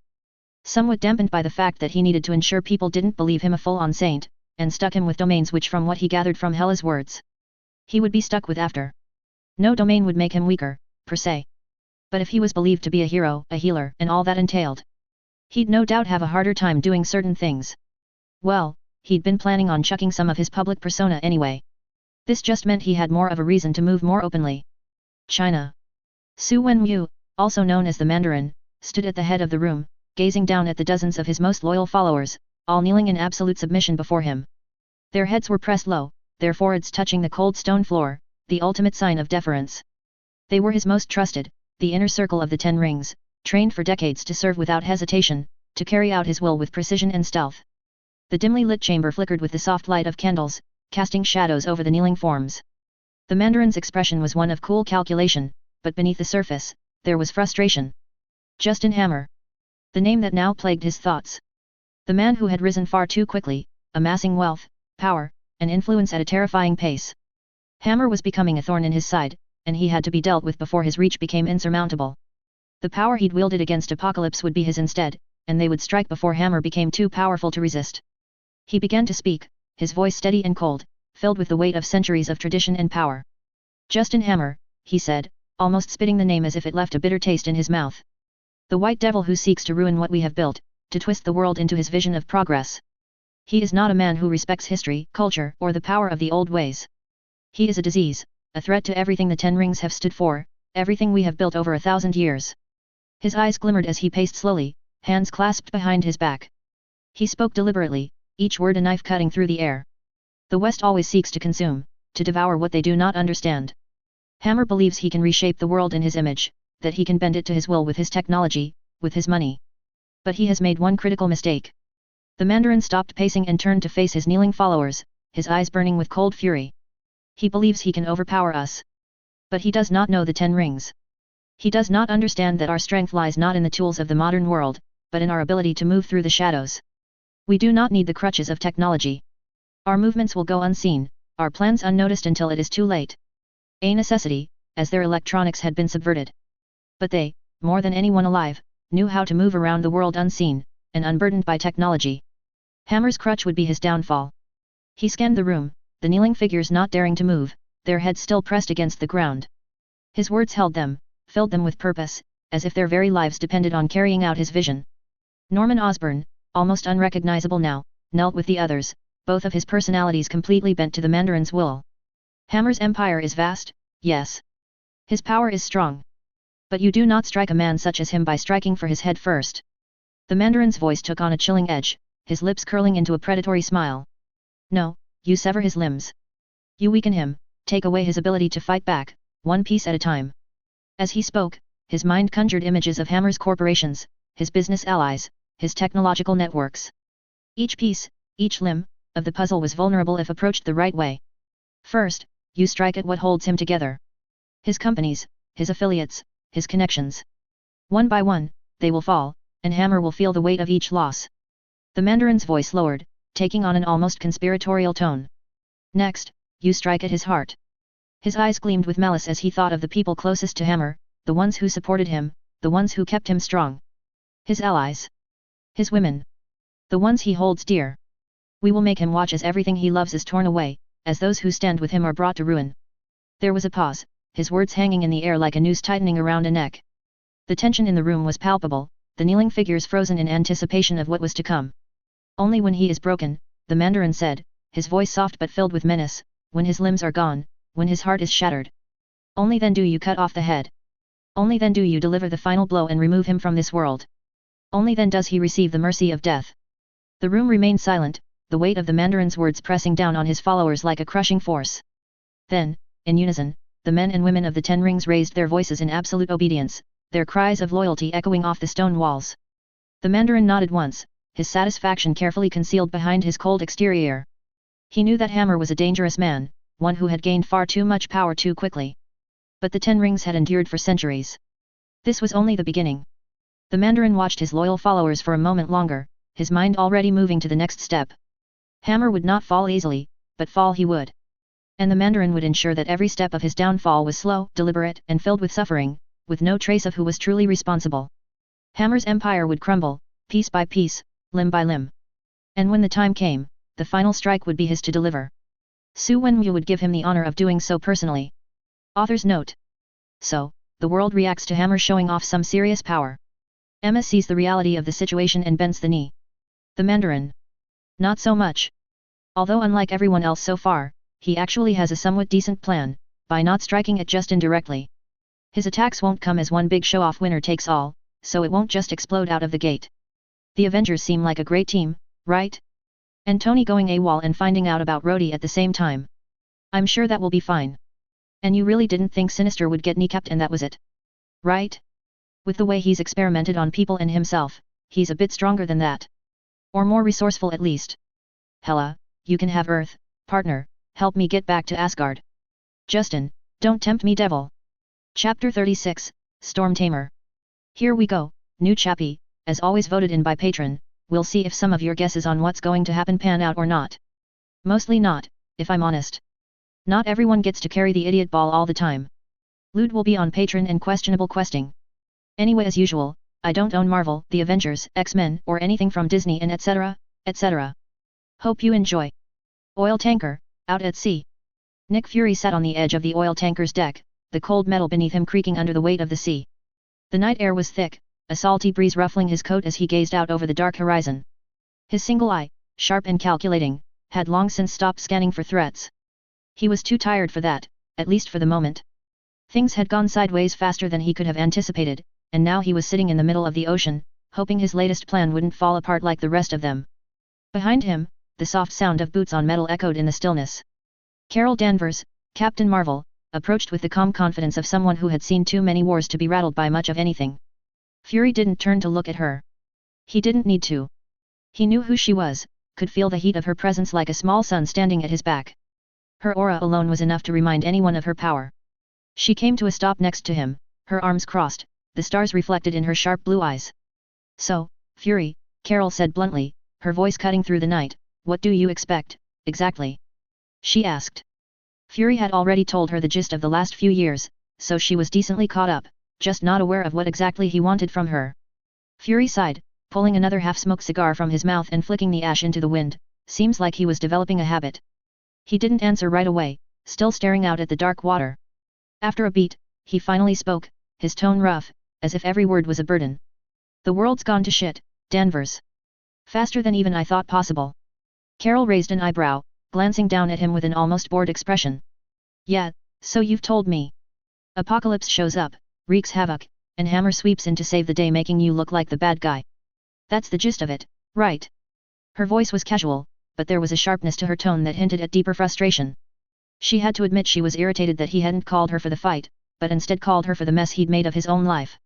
She owed him, but not that much.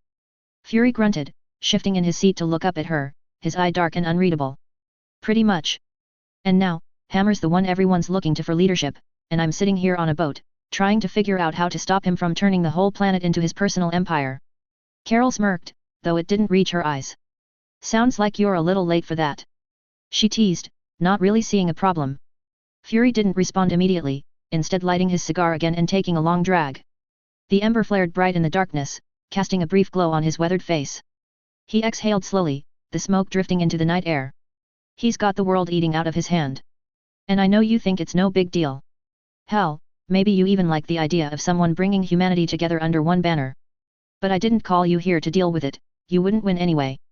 Carol's smirk faded slightly, her expression turning more serious as she narrowed her eyes at him. "Good. Because as far as I'm concerned, anyone who's uplifting humanity and uniting them is doing something right. I'm not here to play cleanup for you, Nick." She eyed him hard, wondering if the last bit was a ploy to make her want to try a fight, or the man being honest for a change. Fury's jaw tightened, irritation flashing across his face as he shot her a look. "You think this is something to be cavalier about? Democracy's dying, Danvers. And you're just fine with that?" Carol shrugged, her posture loose, but her tone carried the weight of experience. "Democracy is a beautiful thing, Nick. But I've seen a lot of it out in space, usually as the democratic governments cry over their distress calls while strong leaders of empires or pirate polities crush them. Democracy's only as good as the people running it. And right now, it sounds like Earth's got a strong leader for a change." Fury's lips curled into a humorless smile. "Nice to know space is so pleasant." Carol gave him a small, knowing smile. "It has its moments." They fell into a brief silence, the sound of the waves lapping against the hull filling the space between them. Fury stared out at the water, his mind racing. He wasn't naive, he knew Carol had seen things out in the universe that he couldn't even begin to understand. But Earth was his domain, his responsibility. And he wasn't about to let it slip through his fingers. He just needed to find a new angle. Come back stronger. The Avengers would hassle Hammer in the meantime, his people would ensure it. Captain America would ensure it. He wasn't the type of person who gave up. Or changed his mind. Remarkably inflexible, but it worked for him at the moment. After a moment, Fury's voice cut through the night air, low and serious. "Look, I get it. You've seen the bigger picture. Hell, you've seen more of the universe than anyone else. But no matter what you think about Hammer, he's a threat. Maybe not in the same way as Apocalypse was or what you've just told me about Thanos, but he's dangerous. And if you can't see that, then fine. I know when my opinion isn't wanted." Carol's brow furrowed slightly, a flicker of frustration crossing her face. "You're talking like I don't get it, Nick. I see what's happening, but Earth's falling under him too quickly to stop anyway. If you really want to do something about it, you need to stop thinking like you're still running S.H.I.E.L.D. You need a different angle." She shrugged, seemingly not overly concerned. "Or you can just accept it. I'd go with that personally. From what you've told me, Earth is way better off since he started making moves." Fury raised an eyebrow, looking up at her with a glint of interest in his eye. "Of course I have an angle, but you sound like you think you know what it is already. He completely ignored her opinion on Hammer, he wasn't about to just give up. Carol crossed her arms, her expression dry as she tilted her head slightly. You're thinking of going up, aren't you? Space? Trying to get help from some of your old neighbors. Fury gave her a small, grim smile. You always were quick. Yeah, I need to reach some people who left Earth a while ago. People who have every reason to hate Hammer, people who can be directed. Carol let out a huff of air, shaking her head in bemusement. You're really going to try to ally with those people? Are you sure about that? Fury cocked his head, his gaze unwavering. They have every reason to want to get back at Hammer. And right now, I need all the allies I can get, especially now that the Skrulls have all fled. Carol pursed her lips, pointing a finger at him. I'm still not happy with how badly you screwed that up, by the way. The Skrulls trusted you, Nick, and now they've ditched Earth entirely because of this mess. Fury's eye narrowed slightly, but he didn't argue. He knew he'd lost the Skrulls. They'd been his ace in the hole, his hidden card. And now they were gone. I know. But right now, that's water under the bridge. I need to move forward. Which means I need your help getting up there. Carol stared at him for a long moment, her arms crossed, the tension between them palpable. Finally, she let out a long sigh, rubbing the back of her neck. Fine. I can get you up into space. But I don't like this, Nick. You want a meeting with the Ravagers? Fury raised an eyebrow, curious. Ravagers? That's what T'Challa's calling his group. Carol shook her head. No. That's the group they took over. Well, to an extent. The Ravagers are split into two factions now. One led by this potential ally of yours. The other by Staker Ogord, one of the more honorable Ravagers. She let out an amused huff, if you can call it that. But he's still better than Yodanta and his ilk that fell under your escapee's control. Fury listened intently, processing the information. He wasn't about to let go of his plan just because Carol had reservations. He was committed. Get me to T'Challa, Fury said firmly, his voice leaving no room for argument. Carol shook her head again, clearly displeased with his decision. This is a bad idea, Nick. You know it. Fury leaned back, his expression set in stone. Maybe. But it's the only play I've got left. And I'm going to see it through. Carol sighed, looking up at the sky as if searching for answers in the stars. What about your people, Nick? You think they're just going to sit by while you run off into space? Fury's gaze hardened, his tone firm. Don't worry about them. They can take care of themselves. Carol studied him for a long moment, her eyes narrowing slightly. There was something different about him. Something darker. You've changed, Nick, she said quietly, her voice laced with disappointment. And not for the better. Fury didn't flinch, didn't react to her words. He'd heard worse. Maybe. But right now, I don't have time to worry about that. Just get me to T'Challa. Carol shook her head again, this time with a touch of sadness. I'll do this for you. For old time's sake. But that's it.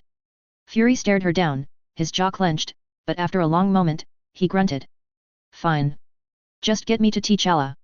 From the Skrulls he'd learned about the wider universe, and T'Challa and his people would be the first step in getting the resources to bring the fight to Hammer. Fury was not going to let the bastard take over his planet. Not on his watch. United States, Arizona. General Thaddeus Thunderbolt Ross sat in the back seat of a military Humvee, his grizzled face twisted in frustration as he barked orders into the satellite phone. The convoy of military vehicles rumbled steadily through the desert, the heavy tires kicking up clouds of dust under the blazing sun. Ross' tone was cold, biting, each word more venomous than the last. I don't care if he's disappeared off the face of the earth, find Norman Osborn and get him on the line. He snarled, his fist tightening around the phone. His damn armors are horseshit, and I want some goddamn answers. The last thing we need is another failure on our hands. The man on the other end was stammering out excuses, but Ross wasn't listening. His focus was razor sharp, fury bubbling beneath the surface. Everything was falling apart faster than he could contain it, and Osborn, with his half-baked promises of power and control, had become another problem he needed to deal with. Suddenly, the convoy jerked to a halt. Ross lurched forward in his seat, catching himself on the back of the seat in front of him. He scowled, throwing down the phone and looking up toward his driver. What the hell is going on, soldier? Ross barked, his voice booming through the vehicle. The young driver swallowed hard, his eyes wide as he glanced at the general in the rearview mirror. Sir. It's Iron Man. He's holding up the convoy. Ross' face darkened. Iron Man. His voice dropped, a dangerous edge creeping in. What the fuck does he want? Oh, who am I kidding, I know exactly what that brat wants to complain about. The driver hesitated, as if unsure how to respond, but Ross was already moving, unbuckling his seatbelt and reaching for the door. His bodyguard, a large, square-jawed soldier, immediately turned in his seat, his hand outstretched as if to stop the general. Sir, I strongly advise you to stay inside the vehicle, the bodyguard said, his voice firm, the caution in his eyes clear. Iron Man wasn't exactly someone they could defeat even under the best of circumstances, and right now, the tension in the air was electric due to recent happenings. This convoy did not hold any power-armored soldiers, so they were helpless if Iron Man was hostile. Put a sock in it, son, Ross snapped, shoving the door open. He's here to talk to me, so we'll talk. With that, the general stepped out of the Humvee, his boots crunching in the dirt as he strode forward, eyes narrowing against the sun's harsh glare. Tony Stark was hovering 10 feet off the ground, his red and gold armor gleaming under the desert sky, repulsors glowing faintly at his hands and feet. As soon as Ross exited the vehicle, Tony descended slowly, his armored boots touching the ground with a metallic thud. The visor on his helmet slid open, revealing his face, tense, furious, eyes dark with emotion. Stark, Ross said coolly, standing tall, hands clasped behind his back. What the hell are you doing? I always knew you would be a liability when the chips were down. Tony took a step forward, his fists clenched tight at his sides. There was a tremble in his voice as he spoke, barely contained anger boiling just beneath the surface. I'm here to talk to you, Ross. Ask you some questions, find out what you deserve. Ross arched an eyebrow, his face a mask of grim professionalism. He wasn't easily rattled. And you couldn't pick up a phone, Stark? He asked, his voice tinged with sarcasm. This isn't exactly protocol. Tony's hands twitched, the faint hum of the repulsors in his gauntlets growing louder as he struggled to keep his composure. Why did you do it, Ross? His voice cracked, raw and full of anguish. The question wasn't casual. It was a demand, a searing, painful one. Ross didn't bother playing dumb. He cocked his head slightly, studying Tony's face with a steely gaze. After a long pause, he spoke, his tone calm but firm. I wouldn't expect you to understand the burden of command, Stark. But it was necessary to strike back in any way we could. Tony's jaw clenched, his face contorting with grief and anger. His eyes were shiny with unshed tears, the pain evident in his every word. You sent Rhodey on a suicide mission, he said, his voice shaking as he raised his hand, the whirring of the repulsor in his palm growing louder, pointed directly at Ross. The soldiers around the convoy shifted nervously, raising their weapons instinctively, but Ross held up a hand, waving them down. He never took his eyes off Tony. He knew what the mission was, Stark, Ross said steadily, his voice carrying over the tension like a blade. Colonel Rhodes didn't hesitate for a second. He was a good soldier, a good man. His voice hardened, his eyes boring into Tony's. It wasn't an ideal deployment, but we didn't have enough other assets nearby. Reality is rarely kind, Stark. You should know that. Tony's hand shook, the repulsor in his palm glowing brighter, the heat radiating from it palpable. His chest heaved as he struggled to contain the storm of emotions inside him. That's it. He snarled, his voice rising. That's your excuse? Sending him to die because he was close. His breath was coming in ragged gasps now, the weight of Rhodey's death crushing him from the inside. Ross stepped forward, his face impassive as he approached the outstretched repulsor, ignoring the danger it posed. Stark, Colonel Rhodes was a patriot, he said, his voice low and measured. He was fully willing to sacrifice his life to save others. He knew what he was doing. Do you? Tony's hand twitched, the repulsor flaring with a dangerous whine, but Ross didn't flinch. He stepped right up to the weapon, so close that the glowing energy from the repulsor cast shadows across his face. What are you really doing here, Stark? Ross asked, his voice a cold whisper now. Are you here to kill me? Is that it? Go ahead then. Waste your friend's sacrifice. Throw your life away. It would be apropos, wouldn't it? You always self-destruct instead of doing the right thing. Even becoming a hero was more about your ego, wasn't it? The words hit Tony like a sledgehammer. His face twisted in pain, the insult cutting deeper than any wound. Ross had always known how to get under people's skin, but this was different. This was personal. Neither of them had ever liked the other. Sir, you can't, one of the soldiers began, clearly uneasy with Ross antagonizing, but Ross silenced him with a wave of his hand. His eyes never left Tony's. Do what you want, Stark, Ross said, his voice grim. It's what you've always done. But ask yourself this when you do it. What would Colonel Rhodes have done, even if I hadn't given him the order? His voice lowered, a hint of emotion slipping through the cracks. And what would he say about this? Tony's breath hitched, his eyes widening as Ross' words sank in. His hand trembled, the glow from the repulsor flickering as doubt crept into his mind. He could feel the weight of Rhodey's memory bearing down on him, the pain of his friend's loss twisting in his chest like a knife. For a long moment, Tony stood frozen, his hands still raised, the repulsor humming in the silence. His eyes met Ross, and for the first time, he saw something in the general's gaze. Not regret. Not guilt. But a grim, unshakable resolve. Ross had made his decision, and he would live with it, no matter the cost. Tony could see that now. Rhodey would not want this. Tony thought, his emotions all over the place, I'll destroy him. But I'll do it my way. Not like this. Slowly, with great effort, Tony lowered his hand. The repulsor dimmed, the angry red glow fading away. His breath came in shallow gasps as the weight of his grief pressed down on him. His hands fell to his sides, his shoulders slumping in defeat. Ross stepped back, his face still impassive, but there was a flicker of something in his eyes. Go home, Stark, he said quietly. There's nothing left for you here. Tony didn't respond. He didn't have the words. Instead, he turned on his heel, his suit's thrusters flaring to life as he lifted off the ground, shooting into the sky with a roar of repulsor fire. Ross watched him go, his face betraying nothing. As he sat back in the Humvee, he fished out a pager out of his pocket. Simply sending a message. Now more than ever. America needed the Sentinel program. Cairo. Justin stood at the center of his command room in Cairo, surrounded by a dozen screens displaying data and reports from every corner of the globe. Each monitor was flickering with news feeds, tactical updates, and intelligence briefings.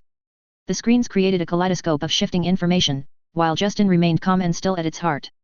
He was a man at the center of the world's chaos, yet fully in control. This is where he thrived, his finger to the pulse of the world itself. His gaze flicked over the screens, scanning reports as they poured in, economies fluctuating, governments rattling, power structures trembling at the wake of his latest moves. His fingers tapped idly against his wrist as he read through the projections for the next quarter. Everything was moving according to plan. Yet the men and women at the top of the world were still afraid of him, and that fear was power, more so now than ever. The meeting with Asgard would be soon, and with how things had changed, Justin wouldn't need to bother with pretending any of the other players at the table mattered anymore. Even Pierce was now at most an annoyance. Someone who could create trouble for him, but ultimately incapable of truly striking him down. It would be interesting to see if Hydra would still try, or if they'd realize, like Emma Frost had, that it was much wiser to surrender and get a slice of the pie. One of the screens flashed to life, showing Sunil Bakshi's face live from Hammerhaven. Bakshi, always the smooth-talking, sharp-eyed right-hand man, appeared slightly frazzled this time, his expression tight with frustration. The happenings over the last few days having thrown much of the world order into disarray. The European Union is making noise again, Sunil began, his voice carrying the weariness of dealing with bureaucrats. They're discussing the possibility of breaking up your monopolies across Europe. Apparently, they're concerned about how powerful you've become. The discussion is escalating fast. They're considering measures to limit Hammer Industries in the Union. They're calling it a preventative measure to avoid what they claim would be an economic crisis. Justin scoffed, crossing his arms as he leaned back, casting an indifferent glance at the other screens. He was beyond tired of this kind of nonsense. The governments of the world had long tried to put him in a box, especially the EU, but those days were over. He had grown far too powerful, and everyone knew it. If they wanted to play games, so be it, but he was done pretending. Done acting like they had any say in his business. We're done with this piddly bullshit, Justin said, his tone dismissive. He was no longer going to entertain the whims of weak governments trying to make a power grab. Not when he was certain that his growing power, both technological and divine, could withstand anything they threw at him. I'm fairly certain, he added, his voice almost casual as his mind worked through the possibilities, that one of my domains is going to be tied to humanity. I've done more to uplift this planet in a few short years than any of those pathetic politicians could dream of in their lifetimes. Let's make sure any other domains fall under conqueror or ruler.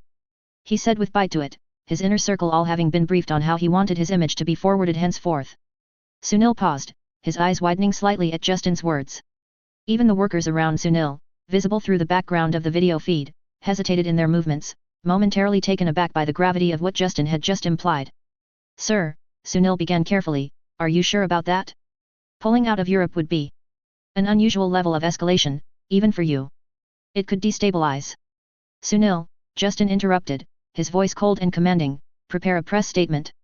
Announce that Hammer Industries is pulling out of Europe due to the governments of the Union flagrantly engaging in a power grab against the interests of their own people. Make it clear that they're attempting to break up Hammer Industries because they see how much profit they can make by controlling my innovations themselves. Frame it as an attack on progress and a deliberate attempt to keep people poor and begging for government assistance. Sunil's fingers hovered over the keyboard in front of him, his expression one of restrained shock. He wasn't used to seeing Justin escalate things this quickly. There had always been a calculated precision to his moves, a veil of diplomacy, even when Justin was pulling the strings from behind the curtain. This, however, was a declaration of war. Are you certain, sir? Sunil asked again, his tone more cautious now. This is a bold move. Justin grinned darkly, his eyes gleaming with a mixture of amusement and dangerous intent. We're strong enough not to need to pretend any longer, Sunil. We don't have to hide, and we don't need to play nice with these weaklings. Send out the press release. He was done with games from such weaklings as the EU. Without another word, Sunil turned to his console, typing furiously as he prepared the statement. The room behind him hummed with activity, his subordinates jumping into action to follow through on Justin's orders. It was a testament to how much they needed to do that they even used keyboards anymore. Sunil no doubt using his implant to view emails even as he typed up the press statement by hand. From where she stood, leaning casually against a console, Domino let out a long breath, her lips curving into a playful smirk. So, she mused aloud, anyone want to bet how many hours until the first European government falls?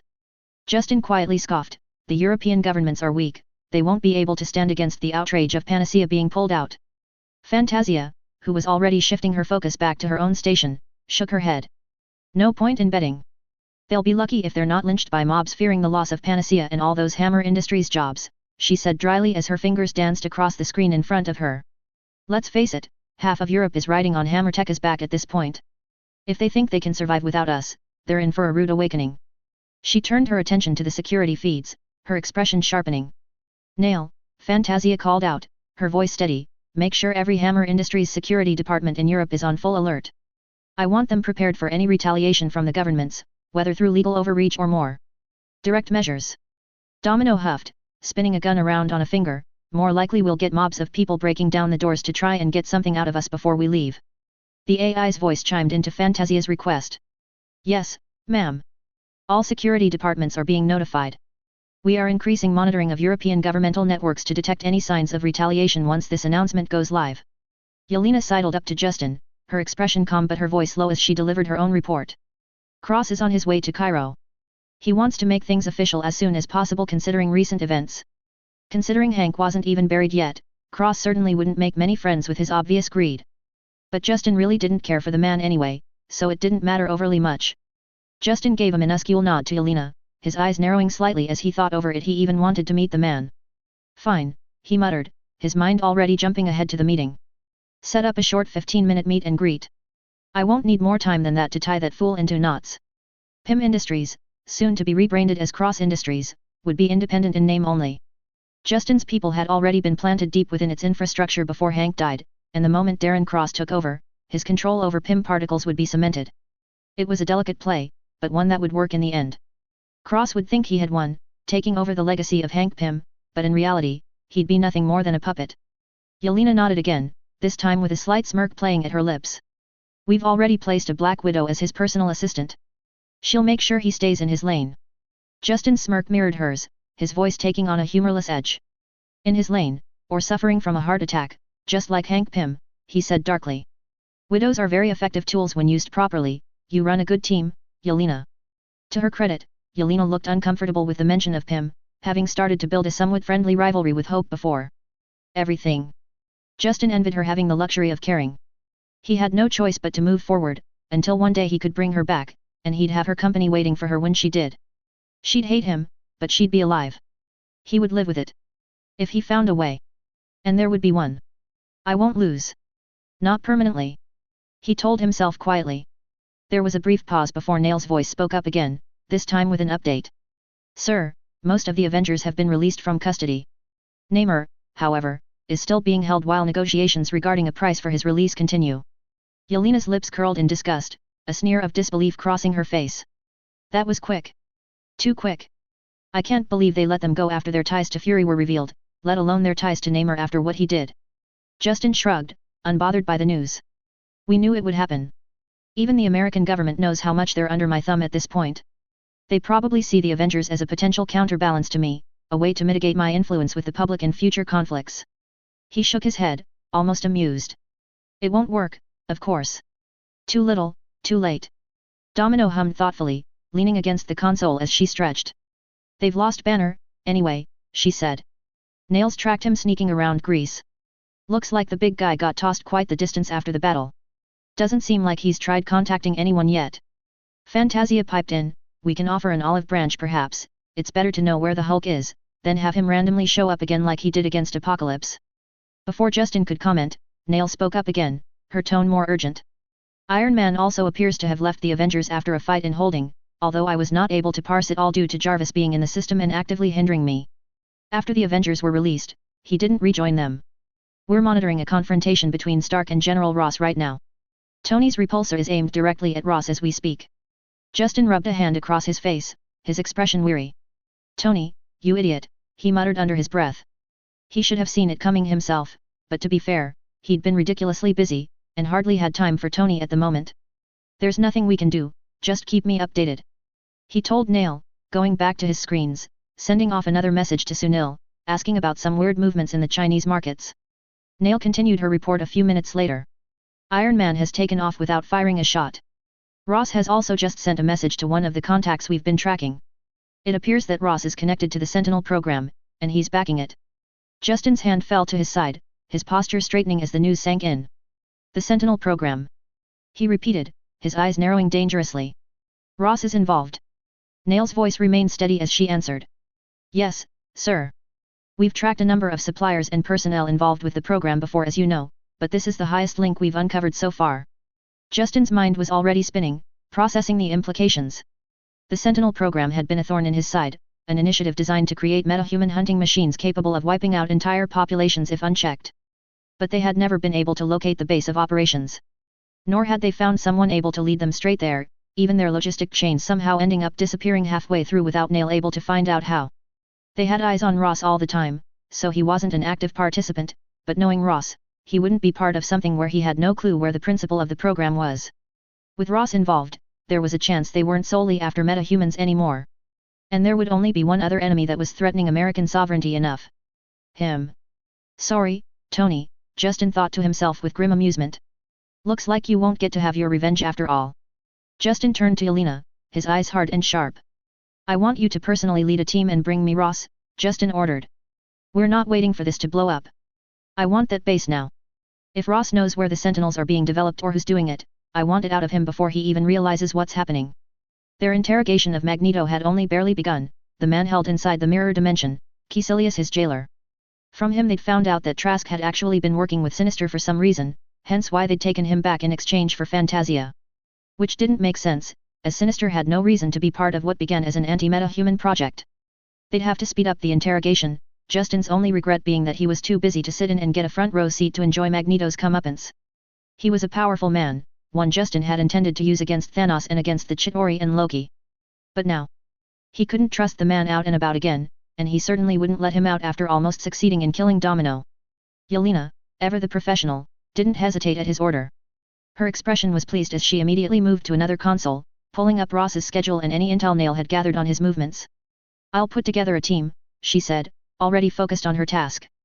Nail, pull up Ross's latest movements and all his email and phone conversations and send them to my terminal. Nail's holographic avatar flickered to life in the center of the room, nodding in acknowledgement. Data is already on your screen, Yelena. I've mapped out all known coordinates for General Ross's travel routes and potential locations for the next week. Yelena began to issue orders to her Black Widows and other operatives, already beginning to create a seamless plan of attack, picking her city of choice and beginning to move people there while looking through the information to craft her plan. Justin watched for a moment, satisfied. There was no room for error here, Ross had played his last hand, and now it was time for Justin to strike back before he became a problem. Quickly and decisively. While Yelena worked, Justin turned back to the numerous screens, each one showing different intelligence, different crises. His mind was working through the calculations, assessing the risks and rewards. Nail, Justin said slowly, any luck finding Sinister yet? He knew she would have told him if there was any news, but his frustration on this matter made him ask anyway. How did you get away? The AI's avatar of a red-headed Irish woman flickered, her expression apologetic. Unfortunately, no, sir. We've conducted another full sweep of the floating city, but there has been no sign of Nathaniel Essex. He's not appeared on any of our surveillance feeds across Africa either, though I must admit, our coverage in certain regions is less than ideal. Justin clenched his jaw, holding back a surge of frustration. Sinister was slippery, and his disappearance after the failed interrogation of a body double was maddening. He had to be hiding somewhere, he wasn't that capable surely? To simply vanish without a trace. But the clock was ticking, and Justin knew that every day Sinister remained at large was a day he could be planning something devastating. Keep looking, Justin growled. I don't care what it takes, find him. Nail nodded, her hologram shimmering as she processed his orders. Yes, sir. Justin's attention shifted to another pressing matter. What about Captain Marvel? He asked, his voice tinged with impatience. Has she made any moves yet? Nail's hologram tilted her head, pulling up the relevant data. Captain Marvel entered Earth's atmosphere approximately 9 hours ago. We tracked her meeting with Nick Fury on a tanker, but now both of them have completely vanished from our sensors. I am unaware of how they managed to evade our satellite surveillance. Justin frowned, his brow furrowing as he considered the implications. Carol Danvers had too much raw power to ignore. If she aligned herself with Fury in an adversarial way, it could pose a serious problem. But, from what his gut told him, she was more likely to stay out of Earth's affairs unless provoked. Still, it was a wild card he couldn't afford to overlook. Keep a satellite on that tanker, Justin ordered. I don't care how they're hiding, track it. If Fury's people are moving, I want to know about it. Nail responded promptly, already dispatched a ship to follow the tanker, sir. We'll know if they make any sudden moves and they stand ready to arrest everybody on board. Justin assumed that if Fury wasn't attacking, he was plotting escape, but Carol Danvers couldn't just pick the man up and fly up into space, neither had Nail clocked the woman flying back into space either. So what are you two doing? As far as he was aware, S.H.I.E.L.D. had not had a secret spaceship or anything of the sort. So how were they getting off the planet? Remaining Skrulls? Nail had managed to find a few ships leaving right after the press conference, even if she lost them when they went into stealth, she'd caught the energy fluctuations when they took off. Just as Justin was about to turn his attention to the next matter, Nail's voice interrupted him. Sir, Storm is here to see you. That caught his attention. Justin paused for a moment, considering the timing. Ororo Monroe, one of the X-Men's leaders and a powerful metahuman, rarely made it to see him, not without a reason. Given recent developments, he wasn't entirely surprised though. The X-Men had been quiet since Apocalypse's downfall, but Justin had kept tabs on them. And Storm's arrival suggested that she had something important to discuss. He was hopeful it would be in his favor. Perfect timing, Justin muttered to himself. Let her in. He glanced around the room at his team. Keep me updated on all developments, he ordered, his voice authoritative. I'll deal with this personally. As he stepped away from the screens and monitors, Domino fell in behind him, her hand casually resting on one of her pistols. She didn't speak, but her presence was a comforting reminder that Justin was never without his best operatives. Not that she was as needed as before, now that Justin had greatly increased his power. His thoughts turned to the Power Stone, which was in a secure location, just one portal away.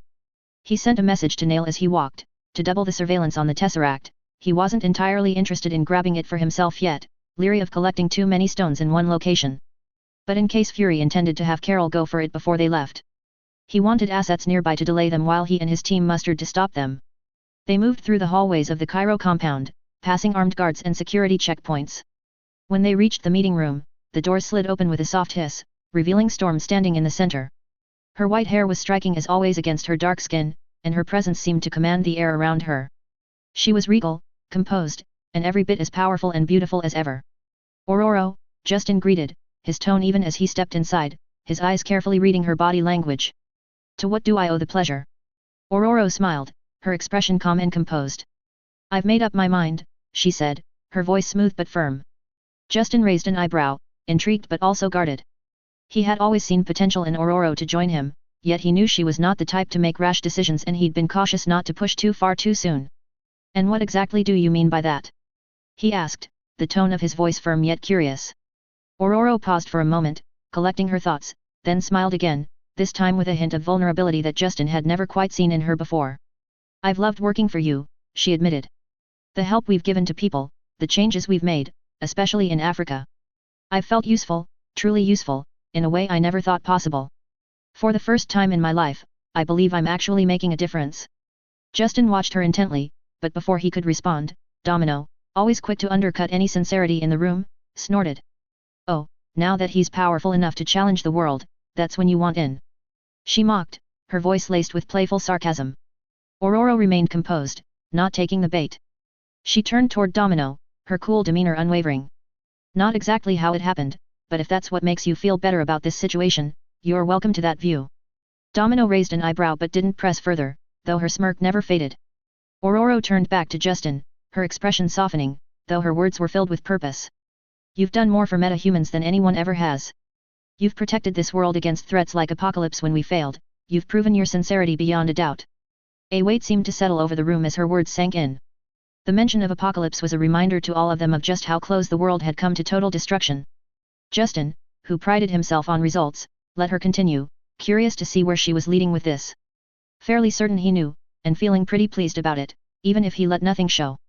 Ororo exhaled softly, as if releasing a burden she had been carrying. I'll admit, Mr. Hammer. I've been too much of an idealist, and that kept me at arm's length from you. I knew you had blood behind your rise to power. I knew you were a man who wouldn't hesitate to do whatever it takes, even if it meant making morally dubious decisions. Justin's gaze sharpened, but he didn't interrupt. He let her speak, watching her intently, trying to gauge what was really motivating her in all this.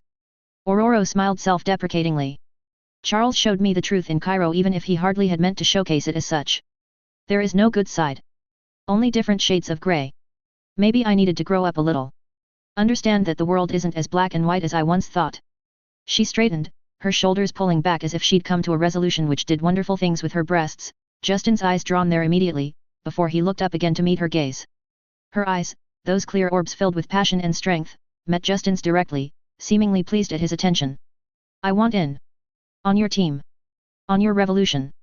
I've realized now that if you want to make lasting change, you have to break a few eggs along the way.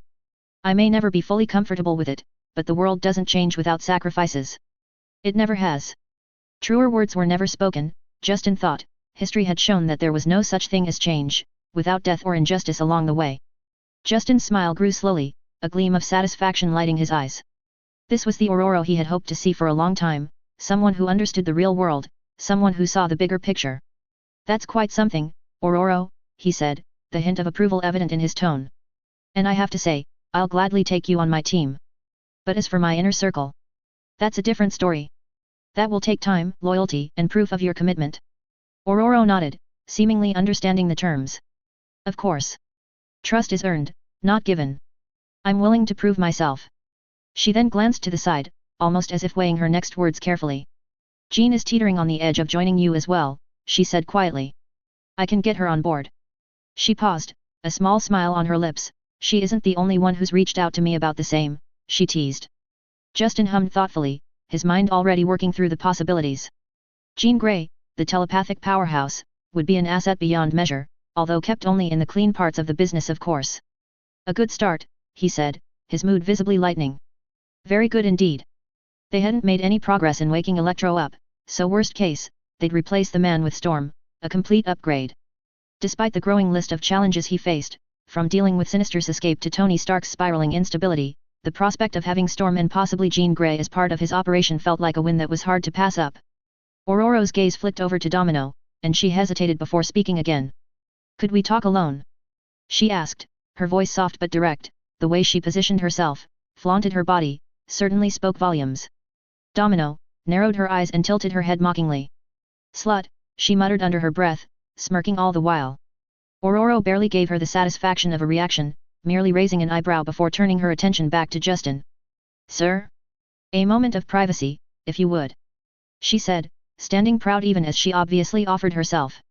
If he wasn't completely misjudging everything. Justin considered the request.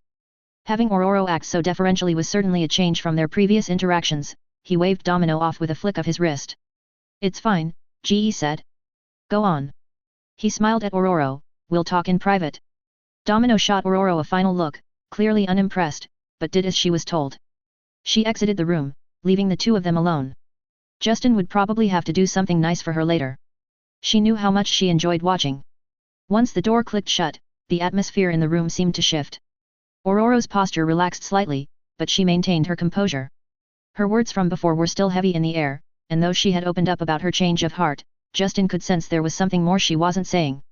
There was a long pause, the two of them standing across from one another, the weight of their positions clear.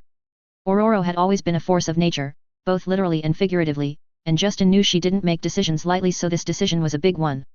She stepped forward, closing the distance between them, before kneeling before him, her cleavage on display even more beautifully from her submissive position. You've done so much, she said, her voice softer now. For meta-humans. For this world. For my people. Africa is changing under your guidance, children who once faced starvation now have hope. You've saved my friends, you've given so many a future that they could never have dreamed of. Her eyes locked with his, her gratitude palpable. She wasn't here to beg for a place at his table at this moment, nor was she here to manipulate him. She was genuinely thankful for what he had accomplished, and her loyalty, at least in this moment, seemed real. Justin smiled faintly, his voice cool but intrigued. You're full of surprises today, Ororo. I appreciate the honesty. As much as it surprises me, I hadn't seen this coming at all. Ororo nodded, breathing deeply, smiling seductively as his eyes were drawn to her bust, her voice was unwavering as she continued. I've come to realize that you don't save the world by following the rules.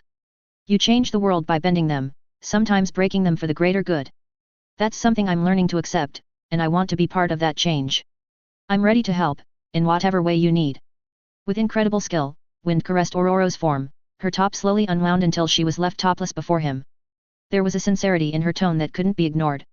She wasn't just paying him lip service, she was offering her commitment, her strength, and her leadership in whatever came next. As well as her body, and he had to admit for all her skill, that's the part he was most interested in at the moment. Justin's smile grew, this time warmer. Well, Ororo, I have to say. I'm impressed. And I'll gladly accept your help. He eyed her, taking note of the way she squirmed on her knees, the flushed cheeks. Someone has discovered a submissive side, hey. You're going to enjoy it here, I can already tell. Several days later, Washington, D.C. The congressional hearing room was packed, a sea of cameras and flashing lights filling the space as journalists jostled for position to capture every second of Justin Hammer's testimony. The air was heavy with tension, as Justin walked in with the same casual arrogance that had made him a household name. His expensive suit was tailored to perfection, every movement he made purposeful and fluid. He looked more like a man stepping into a boardroom to close a deal than someone being called to account for the chaos he'd unleashed across Europe.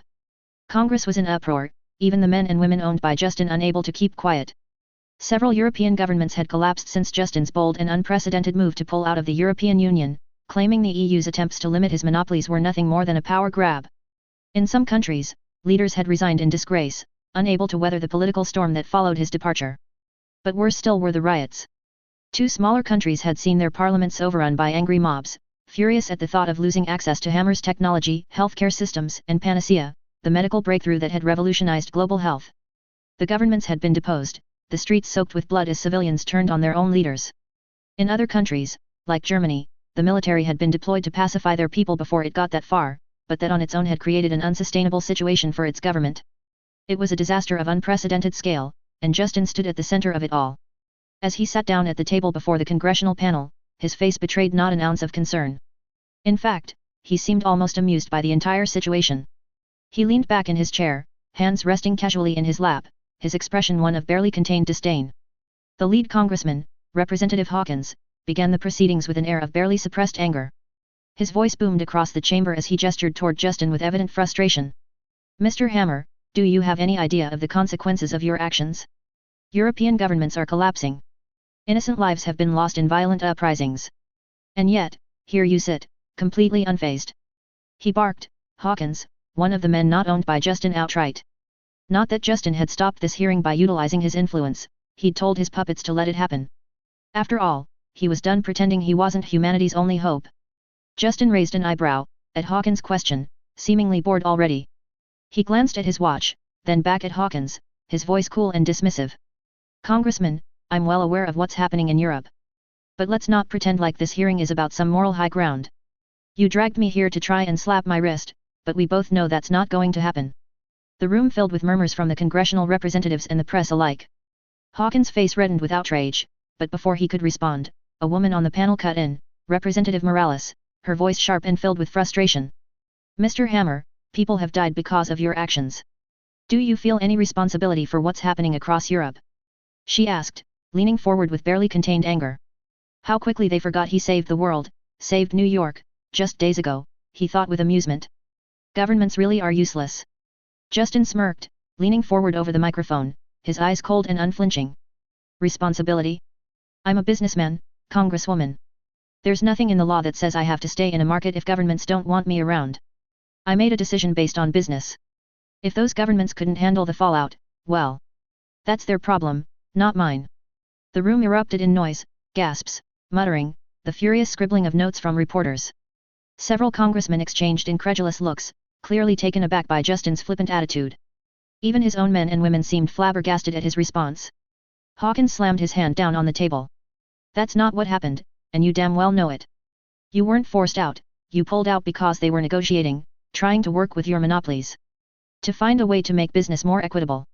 We're asking is for you to answer the question properly, Mr. Hammer. Justin leaned back in his chair, clasping his hands behind his head in a posture of complete confidence, his smirk widening. Oh, I'll answer it properly, he said, his voice dripping with arrogance.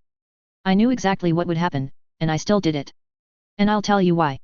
His gaze swept over the room, the weight of his words filling the chamber. Because those governments, and you, frankly, are now facing a simple choice. Fight me, and make your people suffer for it, or let me do my thing, and you get jobs, healthcare, security. Hell, maybe even happiness. It's up to you. Sorry Ellis, I'm creating trouble for you but I don't need you anymore. The sheer brazenness of his words left the room in stunned silence. One congressman, an older man at the far end of the table, was visibly shaking as he spoke into the microphone. Do you even understand what you're saying, Mr. Hammer? Justin didn't even blink. He leaned in, his smirk now a full grin, his voice calm and deliberate. Oh, I understand perfectly. I'm saying that for the good of the world, governments should stop pretending and acknowledge that Hammer Industries is a megacorporation responsible for nearly every good thing happening on this planet. I'm saying they should stop resisting my efforts and let me do what I do best, make the world better. Another representative, a woman with sharp glasses and a fiery gaze, glared at him. Are you implying that the only way forward for humanity is to fall in line behind you? Justin chuckled, as though she had just asked the most ridiculous question in the world. That's not an implication. That's a fact. And the best part? I already have the public's support. The people agree with me. Go ahead, do any poll you want. Hell, call for a national vote, I dare you. Europe alone was proof of the matter, the fact he was turning into a bona fide god with a capital G off of humanity's faith in him, said enough. Every government on Earth would know, would have proof, that the people on this planet, given the choice between Hammer Industries or their government, their nation, would tear their government down to continue to prosper under the umbrella of panacea, of guaranteed jobs for everyone, of security against alien threats. Before this hearing, the amount of scrolls found in the government had been released, further showing the world that between Hammer and the rest of the world, there was only one choice in protecting the world. The room once again erupted into chaos. Members of Congress were beside themselves, some of them standing in outrage, others furiously whispering to their aides. The press was frantically snapping pictures, the clicking of cameras almost deafening. But Justin wasn't done. His eyes gleamed with satisfaction as he leaned even closer to the microphone, his voice lowering to a dangerous tone. Let me make this crystal clear for all of you. We live in a time where alien invasions aren't science fiction, they're a reality. And I'm the only one who can protect you from what's out there. So here's the deal, I leave you with a choice. Get with the program, or face the new world reality without me. Do it yourselves. Good luck with that. He stood up abruptly, adjusting his suit with a casual flick of his wrist, as if the entire congressional hearing had been nothing more than a minor inconvenience. His smirk returned, full of condescension and self-assuredness. But we already know what your answer will be, he added, a laugh bubbling in his throat. The lead congressman, Hawkins, looked like he was on the verge of a heart attack. He stood up, pointing at Justin, his voice quivering with anger. This hearing isn't over, Mr. Hammer. Sit back down. You can't just. But Justin had already turned his back, walking calmly toward the exit, ignoring the shouts and demands behind him. His footsteps echoed through the chamber as he strode out, completely unfazed. As he left the room, the chaos inside continued to boil over, but outside, the world continued to crumble under the weight of Justin's influence. In Europe, cities were in turmoil. Governments, once bastions of power, had fallen like dominoes. In France, the Prime Minister had resigned after failing to contain the protests that erupted in response to Hammer Industries' withdrawal. In Spain, riots had broken out in Madrid, where citizens had stormed government buildings, furious over the sudden collapse of industries and services that Hammer's companies had once provided. The healthcare system, once bolstered by panacea, was now crumbling with most normal hospitals no longer operational, and with it, the trust in the government. And in smaller countries like Luxembourg and Slovakia, the situation had grown even more dire. Parliamentarians had been dragged from their seats by mobs of enraged citizens, their offices ransacked, and their rule violently ended. The bloodbath in Slovakia's parliament had been the final straw, a brutal reminder of just how fragile governments could be when the people turned against them. The EU was already begging him to return, promising unlimited authority in their economies. Justin knew all of this, of course. He had planned for it. The governments of Europe were learning a hard lesson, they were replaceable. He wasn't. And now, standing before the world, he had just driven that message home once again. As he walked out of the building, the sun gleaming off the glass doors of the Capitol, Justin couldn't help but smile. He ignored the call that had been going on since he stepped into the building, Ellis desperately calling again and again. This was just the beginning. Even the President of the United States was nothing before him now. Hours later, bar in New York City. Justin strode into the dimly lit bar in New York City with an air of casual authority, trailed only by Domino, who was silently scanning the room. The bar was empty except for one patron sitting at the head of the counter, Tony Stark. He sat hunched over, clad in his Iron Man armor sans helmet, but looking anything but heroic. His face was pale, his hair disheveled, and his eyes were dark-ringed with exhaustion. The bottle of whiskey in front of him was nearly empty, and he didn't even bother to look up as Justin approached. The bartender had clearly taken the night off, or perhaps been paid to leave. Justin smirked as he closed the distance, his polished shoes clicking against the worn wooden floor. Well, Justin said, his voice thick with amusement. Look at the great Tony Stark, sitting here in his armor, stinking up the place like a washed-up drunk. You really know how to make an impression. Tony barely shifted, his gaze fixed on the glass in front of him. He took a slow sip before answering, his voice hoarse and low. What do you want, Hammer? Justin's smirk widened. What do I want? I came here to see what happened to the genius, billionaire, playboy, philanthropist. The man who could stand toe-to-toe with anyone in the world. And yet, here you are, sulking in a bar, smelling like a week's worth of bad decisions. Tony didn't reply immediately. His hand trembled slightly as he set the glass down, his fingers brushing the edge of the table with a soft clink. Justin's eyes narrowed as he watched Tony closely. This wasn't the man who had once been his rival, the man whose mind could create wonders and shape the future. This was a shadow of him. He doesn't get to lay down and die, he doesn't get to mourn, not when I have to keep going with not a minute of rest. You know, Justin said, his tone turning mocking, I thought you had more backbone. I get that Rhodes' death hit hard, but you're sitting here wallowing in self-pity while the world moves on. You really think this is what he would have wanted? You think Pepper's thrilled you've decided to drown yourself in booze instead of being there for her? That got a reaction. Tony's hand twitched again, his jaw tightening as he slowly turned his head to face Justin. His eyes, bloodshot and weary, glared at him with a flicker of anger. You don't get to talk about Rhodey. Not you. Justin scoffed, crossing his arms. Oh, come on. We all lose people. But you don't see me sitting in some dingy bar, hiding in my suit like a coward. No, Tony, I'm still out there, fighting, fixing this mess of a world. And what are you doing? Moping. It's pathetic.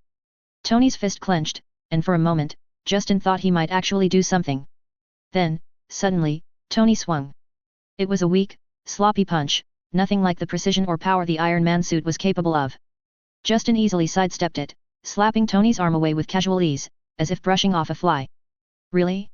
That's all you've got? Justin said, his voice full of derision. You're not even close to being my rival anymore, Tony. Get over yourself. The world needs us, and right now, you're not part of that equation. Tony staggered slightly, recovering from his failed punch. He slumped back down on the barstool, a mixture of frustration and shame written across his face. You think I don't know that? He muttered, his voice thick with emotion. Rhodey. Ross sent him to die, Justin. He didn't have to. He shouldn't have. Justin's eyes flashed with irritation. And? You think this is the first time someone's been sent on a suicide mission? Ross made a call, maybe a bad one, but that's war. Rhodes knew the risks. He was a soldier. He didn't hesitate. And now, you're letting his death bury you instead of honoring what he stood for. He didn't honestly agree with Ross, it was still a stupid decision, there was a reason Justin hadn't sent his power-armored people into New York until Magneto was taken care of. But Rhodes was dead, and Ross was going to be taken down by him, so he didn't need Tony continuing on this self-destructive path. Even with Forge working for him, they needed Stark Industries, they needed Stark, to continue to push the world forward, to continue pushing into space. They could do without him, but with him sped things up. Tony blinked rapidly, as though trying to blink away tears. His voice wavered slightly. You know what it's like? To lose someone that close, someone. Don't. Justin's voice turned cold, cutting through Tony's words like a knife. Don't you dare try to commiserate with me about Hope. You didn't even know how special she was. So don't sit there and act like we're in the same boat. Tony's face tightened as he stared at Justin, his thoughts clearly racing, but he remained silent. Justin shook his head, annoyed, and grabbed the bottle of whiskey in front of Tony. He poured the last of it into Tony's glass, then snatched it up and downed the entire thing in one gulp. Slamming the glass on the bar, he leaned in closer to Tony. "Listen to me, Tony," Justin said, his voice low and forceful. "We've got aliens coming out of the woodwork. You've seen it yourself. We need a moon base, asteroid mining, hell, we need half a dozen things yesterday, and you're here, wasting time. The planet doesn't have time for you to sit around crying over spilt milk." Tony glanced at him, his expression hardening slightly. "Yeah, I've seen what's out there. I've also seen the mess you're making back on Earth. Europe's in flames, Congress is ready to come after you. Half the world is turning on you." Justin let out a dismissive laugh. "Congress? Please. Tell me, Tony, do you believe the government can do a better job than me? Or S.H.I.E.L.D.? You think they'd do better than the two of us combined? Tell me you honestly believe that." Tony didn't answer right away. His brow furrowed, and he stared down at the empty glass in front of him. The silence stretched on as Justin watched him, waiting for a response. Finally, after what felt like an eternity, Tony muttered, "Democracy. It's important." Justin scoffed again, louder this time, his tone dripping with disdain. "To who? Tell me who does it better? Look at the last 100 years, Tony.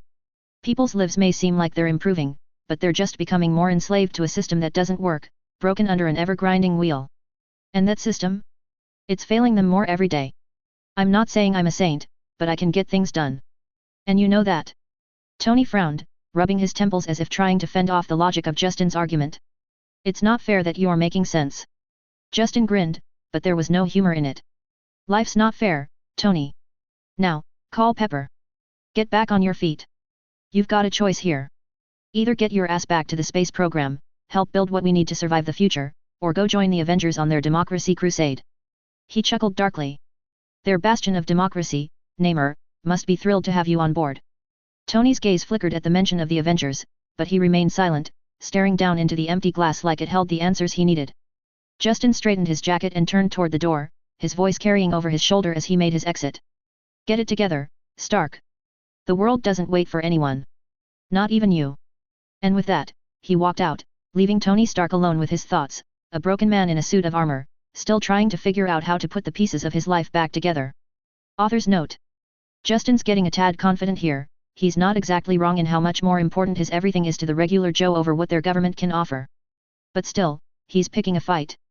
Also, in the immortal words of Ash Ketchum, gotta catch 'em all. Storm get.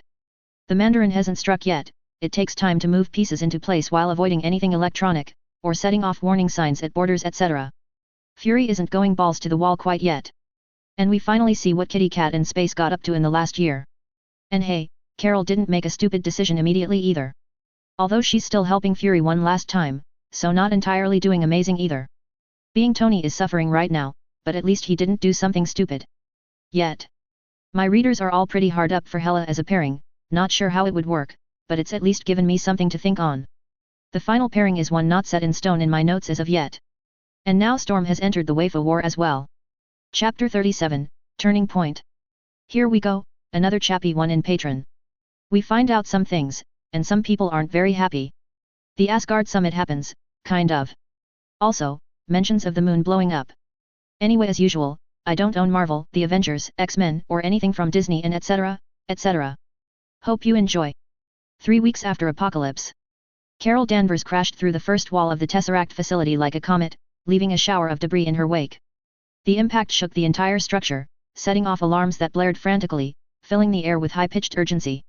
Lights flickered and pulsed red as the facility went into full lockdown, and a chorus of panicked shouts echoed down the corridors. The place was a labyrinth of concrete and steel sunk deep into the ground, clearly designed to withstand any assault short of an all-out war. But Carol moved through it with a terrifying ease, her glowing fists tearing through reinforced walls, floors, and barriers as if they were made of paper. She made a conscious effort to avoid the load-bearing supports, her senses easily guiding her around them as she tore a path straight toward the heart of the facility where she knew the Tesseract was kept. Fury had already infiltrated. It was on his signal that she'd finally struck. She wasn't enthused about this, but she didn't think Fury was lying about the current state of S.H.I.E.L.D., and leaving them the Tesseract was probably a bad idea. Almost as bad of an idea as letting Fury have it. Earth really wasn't like the good old days anymore, she lamented. At least this hammer seemed to be doing a decent job cleaning it all up. Not that she bothered arguing the fact with fury. One last favor, that was all she could stomach in all of this. Then she'd wash her hands of the whole thing. As she continued on, the walls crumbled beneath her flight, doors melted under the heat of her energy blasts, and entire sections of the facility were rendered unrecognizable as she barreled through, a living battering ram of sheer, unstoppable power. Security personnel scattered before her, their shouted commands and hurried attempts to contain the situation drowned out by the cacophony of alarms and the relentless roar of her destruction. She had no reason to harm them, couldn't separate the innocent from the guilty, so she simply sped straight through. Contain her. All units, converge on the target. A voice bellowed over the intercom, but it was clear that no one knew what to do. Carol's pace didn't falter as she continued her advance, blasting through another floor with a brilliant explosion of light that momentarily illuminated a large section of the facility. She floated through the smoke and dust, only to find herself facing the business end of a tank shell, the massive projectile rocketing toward her face with deadly precision. There was a split second of stunned silence as everyone held their breath. Then the shell slammed into her, and the explosion rocked the room, fire and shrapnel erupting outward in a deafening blast. When the smoke cleared, Carol stood in the same spot, her hand resting casually on her hip, not a scratch on her. She cocked an eyebrow, a playful smirk tugging at her lips. Bit presumptive to shoot such a big load on my face so early, she quipped, brushing some imaginary dust off her shoulder. We've just met. The two armored figures standing before her exchanged a glance, their surprise evident even through the mechanical visors. One was hanging from the ceiling, wings flared out wide, while the other crouched low, a massive stinger-like tail arched menacingly over its head. Okay, I like her, said the one hanging from the ceiling, his voice crackling through the armor's speakers. Carol put a finger to her lips, feigning coyness. Please be gentle, she purred mockingly, her eyes gleaming with mischief. I haven't been double-teamed in a while. The grin on her face undercut any pretense of coyness, her whole demeanor radiating pure, unfiltered confidence. This whole visit to Earth had been horrible, so she might be feeling a mite playful now that she had opposition that might last a round or two. The man in the scorpion-like armor hesitated for only a moment before a dry, gravelly voice murmured through his speakers. Rumlow, stay on task. Rumlow, the man inside the armor hanging off the ceiling, just laughed, the sound crackling over the comms. Okay, scratch that. I love her. No one told me she was fun. The words were barely out of his mouth before both armors unleashed a barrage of firepower without hesitation. Missiles streaked toward Carol, a veritable storm of munitions, while energy beams and bullets ripped through the air. The room erupted into chaos, flashes of light and the roar of weapons fire filling the confined space. At the same time from around the corner, came the rapid thud of heavy boots on metal. Carol saw another figure appear, this one clad in a suit reminiscent of Captain America's, but with a gleaming metal arm. In his hands was some sort of grenade launcher glowing, already primed and aimed directly at her. He fired a dozen grenades, the launcher's mechanism spinning with ruthless efficiency. The room filled with smoke and gas, chemical compounds designed to impair and disorient clouding the air around her, even as some sort of foam expanded all the way down the corridor from a grenade. She had to give them props for coordination as she also heard a distinct whine from behind her.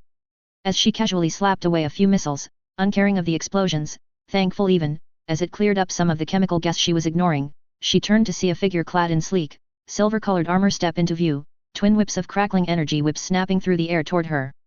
Carol laughed, a sound full of amusement as she dodged the whips with casual grace. 4-on-1 is a bit much for a first date, boys, she called out, her tone light and mocking. But, hey, at least you're putting in the effort. As amusing as it was, she probably should get going instead of going a proper round with these boys. Her body glowed with an intense blue aura as she zipped through the projectiles with breathtaking speed. The explosions bloomed around her in a spectacular display of pyrotechnics, but nothing came close to harming her. She avoided the energy blasts, just in case, tanking the missiles and grenades instead. She darted forward, her fist crackling with energy as she slammed it into the scorpion armor's legs. The building crumbling around them from all the munitions going off. The impact was like a thunderclap, the metal legs crumpling beneath her blow. The armor's massive frame toppled sideways, crashing into the wall with a deafening thud. Carol didn't stop, her eyes locked on the vulture armor still hanging from the ceiling. Maybe buy me a drink first, next time. She quipped as she shot upward, her fists driving through the armor's wings, ruining them, before slapping the armor with a force that sent it smashing into the ceiling. There was a metallic crunch as the armor was pinned inside the reinforced surface, the whole suit lodged awkwardly in the twisted wreckage. With a casual twirl, she dodged the beam of crackling energy from the armor with the whips, firing her own energy blast back that put it on its ass. She lifted a finger gun to her lips and tauntingly blew away imaginary smoke. She touched down lightly back onto the ground, not even winded, and glanced around the room, surveying the wreckage she'd left in her wake. Alarms continued to blare, but the immediate threat seemed neutralized, at least for the moment. The weird man with the Captain America shield not firing at her for the moment, staring at her warily, tapping at his ear insistently. Carol smirked smugly, courtesy of some tech she'd cobbled together with Kree origin. No communication was getting out of the facility. She winked at the man. She then spun away, her path carrying her straight toward the Tesseract room. Behind her, the soldier cursed, his voice lost in the chaos of the crumbling building, even as the armor she'd knocked down surged up again and shot forward, the energy whip slicing through the air in a desperate attempt to entangle her. But Carol was already gone, her body a glowing blur as she flew past the last few corridors before she smashed through the final barrier, the reinforced door shattering under her momentum. She skidded to a stop inside the chamber, her eyes locking onto the glowing blue cube hovering in its containment field at the center of the room. Around her, S.H.I.E.L.D. agents lay sprawled on the floor, groaning and clutching various injuries. And standing in the middle of it all, his coat still somehow immaculate despite the destruction, was Nick Fury. He glanced at her, his expression unreadable as he looked from her to the Tesseract. Had fun? He asked dryly. Carol chuckled, though there was a hint of melancholy in her voice. In another time, I would have taken those boys out for a drink, she said, nodding back toward where she came from. But I suppose things are as they are. Fury grunted, his gaze shifting back to the Tesseract. They won't be down for long. You said you know how to utilize this. She sighed, stepping forward and reaching out. Her hands glowed with energy as she grabbed the containment unit and ripped it apart like it was nothing more than flimsy packaging. The Tesseract glowed brighter, a pulse of raw, cosmic power radiating through the room as she held it in her hands. I've learned a lot of things over the years, Nick, she said quietly, her voice firm. So yes, I know how to use it. And no, you're not keeping it. She added. Fury bristled, his expression tightening. Danvers, we had a deal. Carol's gaze hardened, her grip on the Tesseract tightening as it hummed softly in her hands. I'll get you to the Ravagers, but this, she said, gesturing to the cube, does not stay in your hands, Nick. She was not comfortable giving the Ravagers something of this power. Or fury. Revenge-driven quests were bad enough without adding cosmic powers to them. She looked around the room, her eyes lingering on the fallen agents and the wreckage of the facility. There was a weariness in her posture, a heaviness that hadn't been there before. I've done enough dirty work for you, she murmured, more to herself than to him. This is my price. Fury's jaw clenched, his frustration evident, but he nodded stiffly. Fine, he bit out, the words heavy with resignation. Not like I can stop you. Carol smirked, her expression prideful as she looked back at him. No, you can't. Just then, the door to the chamber burst open, and the armor using whips and energy blasts stormed in, its energy whips crackling menacingly. Behind him, the soldier with the metal arm, charged in, already firing one of those foam grenades. Before they could react, Carol closed her eyes, focusing on the Tesseract's energy. A brilliant blue glow enveloped her, and with a sound like a distant thunderclap, a vortex of shimmering light erupted from the cube, swallowing her and Fury in an instant. Hammerhaven. The soft glow of ambient lighting cast a golden hue over the lavish bedroom in Justin's mansion. The spacious chamber was of course filled to the brim with opulence to Justin's tastes. A vast floor-to-ceiling window ran along one side, though it was currently obscured by thick, automated curtains. The room was a perfect mix of high-tech and comfort, with plush furnishings that cost more than the average worker's yearly income.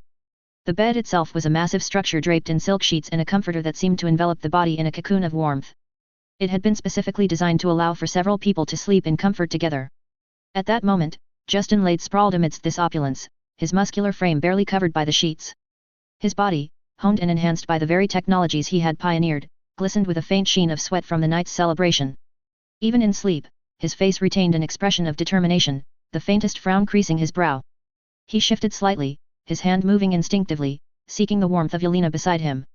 His mental implants pinged with an urgent request moments later from Nail, his eyes opening as he shifted in bed. The motion was small, but it was enough to rouse Yelena from her own slumber. Her training kicked in instantly, her eyes snapping open without the slightest hint of grogginess. She was on alert immediately, her body tensing as if ready for combat, despite having been sound asleep only seconds before. Sitting up smoothly, she glanced around, her sharp gaze taking in the room's details even as she reached out to gently touch Justin's shoulder. Nail, Justin muttered, his voice gravelly with sleep but tinged with command as his mind woke up and started crafting worst-case scenarios. Report. He didn't need to ask if it was important, the AI wouldn't have awakened him if it wasn't. Justin didn't really require much sleep anymore, but when he did rest, interruptions were rare, and only for matters of critical importance. If Nail had disturbed his downtime, it meant something significant had happened. He sat up, the sheets pooling around his waist as he rubbed his eyes, the weariness fading quickly as his sharp mind engaged. Sir, the Tesseract facility was just hit, Nail reported, her voice calm but with a noticeable undercurrent of urgency. By Miss Danvers. The words cut through the haze of sleep like a knife. Justin's eyes snapped open fully, the last remnants of drowsiness evaporating in an instant. He cursed under his breath, the tension in his body palpable. Damn it! His tone was laced with both frustration and resignation as he threw the covers off and swung his legs over the edge of the bed. Yelena was already out of bed, moving with the fluid grace of a predator. Her blonde hair, tousled from sleep, framed a face that was now sharp with focus. Without a word, she strode to a console embedded in the wall and activated it with a touch. Her eyes began to glow faintly, an effect of her direct neural link to Hammer Industries systems, as streams of data and security feeds flowed directly into her consciousness, even as she utilized the console to start sending out messages. She made it out, didn't she? Justin growled, his hands gripping the edge of the bed tightly. It had been days since either Nick Fury or Carol Danvers had shown any sign of activity. The Tesseract had been one of the few places Justin had thought they might target, since they hadn't left the planet by normal means. He had made sure to bolster its defenses, even collaborating with Alexander Pierce to secure the facility. And now, this. Why didn't they call me? He demanded, his frustration seeping into every word. First, Sinister had completely slipped through their fingers, and now this. It felt like he was constantly one step behind all of a sudden despite all his advantages, and the feeling was beginning to grate on him. Nail's voice, usually smooth and collected, now held a rare note of irritation. Sir, some sort of tech completely alien to me infiltrated the system of the facility. It overlaid the sensors and cameras, disrupted our communications and even spoofed the view over the facility, fooling the satellite feed. As far as I was aware, the facility was quiet. No alerts, no calls for help. Not a sign of anything odd until the alien tech self-destructed as Danvers and Fury left, using the Tesseract. Justin cursed again, the sound low and vicious. He ran a hand through his hair, trying to process the implications. Carol hadn't bothered with subtlety then, she had blasted her way through his security team, making a beeline for the Tesseract. There was no subtlety needed for Captain Marvel, she was a hammer, smashing everything in her path. He couldn't entirely blame his team for not being able to stop her. Carol Danvers was absurdly powerful and dangerously fast. The combined strength of H.A.M.M.E.R wasn't enough to even slow her down, not when she was determined. If he had been there, with the Power Stone in hand, it might have been a different story. But he hadn't wanted a confrontation, not if he could avoid it. Perhaps he should have just gotten over his instinctive distaste at the idea of controlling 2 Infinity Stones and grabbed it himself, but he was still leery of such. Thanos wasn't the only one in the universe that would find that a tantalizing target. We've lost the Tesseract, Justin said, his voice rough with barely suppressed fury despite it all. He glanced at Yelena, who was now fully immersed in the security feeds, her eyes glowing a brilliant blue. And now they're gone, at least Danvers didn't go after us. Yelena's fingers flew over the console's interface, and she began to relay the data. Confirmed. She tore through the perimeter, neutralized the guard teams by sheer speed and by collapsing the building in ways that made it impossible for them to follow. Cameras show. Well, it looked like a war zone in there. The team fought hard, but... Her voice trailed off as she reviewed the footage, her jaw tightening. Justin knew what she was frustrated about, he shared the same frustration after all. His operatives are some of the best, enhanced and equipped with the latest hammer tech armor. But they hadn't stood a chance against Captain Marvel's raw power. Not without him there to tip the scales with an Infinity Stone. He let out a breath, the sound more like a snarl. I suspected they'd go for the Tesseract eventually. I thought we'd be ready to at least capture Fury. Why the hell didn't the failsafe work? It wasn't even connected to the facility. He felt like he was grasping at straws, searching for any explanation that made sense. If they could have called him, he could have perhaps delayed Danvers enough that his team could capture Fury, or at the very least portal away the Tesseract. They'd done the best they could to make it into a trap that wasn't obvious enough that Fury would refuse to enter. If they'd only been able to call him. With Caecilius still maintaining the mirror dimension prison that currently held Magneto and Electro. He wasn't available, so Justin had been ready at a moment's notice for days, to portal in. Nail's holographic avatar materialized in the corner of the room, a translucent figure of a red-headed woman with a depressed gaze. The failsafe triggered as planned, sir, but the alien tech hacked and overrode it immediately. It was an impressive piece of equipment, sir. Not something I've encountered before. I apologize, but the infiltration was nearly perfect. Justin waved the apology away, though his teeth were clenched. It's a lesson. We'll learn from it. Get the team back, have Forge assess the damage and see if there's any way to improve the armors, see if he can go over whatever's left of the tech. This just made the deal with Asgard more necessary, they needed to know what was available out there technology-wise, to either buy, trade, or replicate. Yelena's eyes flickered back to normal as she turned to face him. Her expression was grim but focused, already thinking ahead. We need to recalibrate our protocols considering the alien threats like the Skrulls. If they also have that kind of tech, they'll use it. We should expect more issues going forward like this. Agreed, Justin said, his voice tight. He was already thinking about what this meant for his overall strategy. The Tesseract was gone, likely in Fury's hands, and that was a problem. He didn't have the time or resources to go hunting for it right now, not with everything else on his plate. He could perhaps drop a hint to Asgard, perhaps Odin would want his shiny rock back. It also somewhat amused him to imagine Odin going after Fury, two ornery one-eyed bastards could have each other. And what of S.H.I.E.L.D., sir? Nail asked, her digital form crossing her arms as she regarded Justin with a slight pout, her expression still downtrodden. Justin scoffed, tell Pierce I'll see him at the summit. Finding his shiny blue rock isn't my problem. It's not something I can do anything about, I don't know where they would take it. His voice dripped with irritation. The Tesseract being in Danvers' hands was bad enough, but having Fury back in the game with it was worse. The thought of that kind of power out in space, potentially within reach of Thanos, made his skin crawl. He hoped Danvers would at least have the sense not to play right into the Mad Titan's hands. If they started playing around with it, Thanos might have access to traveling through space way too soon. Damn it, I should have just grabbed the thing myself, no matter my own feelings, or the Ancient One's warnings. He thought, before he discarded it, whining was a pointless endeavor, it happened, he had to move on. Nail nodded, her form flickering as she processed his instructions. Understood, sir. I'll recall the team and begin repairs immediately. Justin sat back on the edge of the bed, running his hands over his face. He was trying to keep his thoughts organized, but the situation was spiraling faster than he could manage. First Sinister, now this. At least the situation in Europe and elsewhere was slowly brewing exactly as he wanted. The EU was already folding, negotiations were underway that would not only allow him back in, but give Hammer Industries representation in all of their governments. From there, it wasn't too big of a step to start moving towards subsuming them, one law passed at a time. The African Union had already signed on to the same thing, the past few weeks showing them more than ever that they were intrinsically tied to him and his rise. They were even further in his pocket, the few dictatorships on the continent already quietly subsumed and fully ruled by a representative from his company. The big picture was promising, but these little setbacks were irritating, as they could quickly grow to major annoyances. God damn it, he hissed. He was used to fighting opponents who were powerful, but lacked the cosmic scale of power of a being like Apocalypse or Thanos, or those of that ilk. With Captain Marvel not being far below, he'd need to adapt. Magneto, Selene, even Loki, they were all capable of reaching it, but for different reasons weren't, so he'd not needed to fully face such power from his enemies until Apocalypse. Now apparently he was beginning to deal with forces that were exponentially more dangerous. He'd have to start experimenting with the Power Stone, and hurry up his divinity if he could, the domain still settling, but he felt a pressure that indicated they were coming. How naive he had been, thinking he could change the world without getting his hands dirty personally.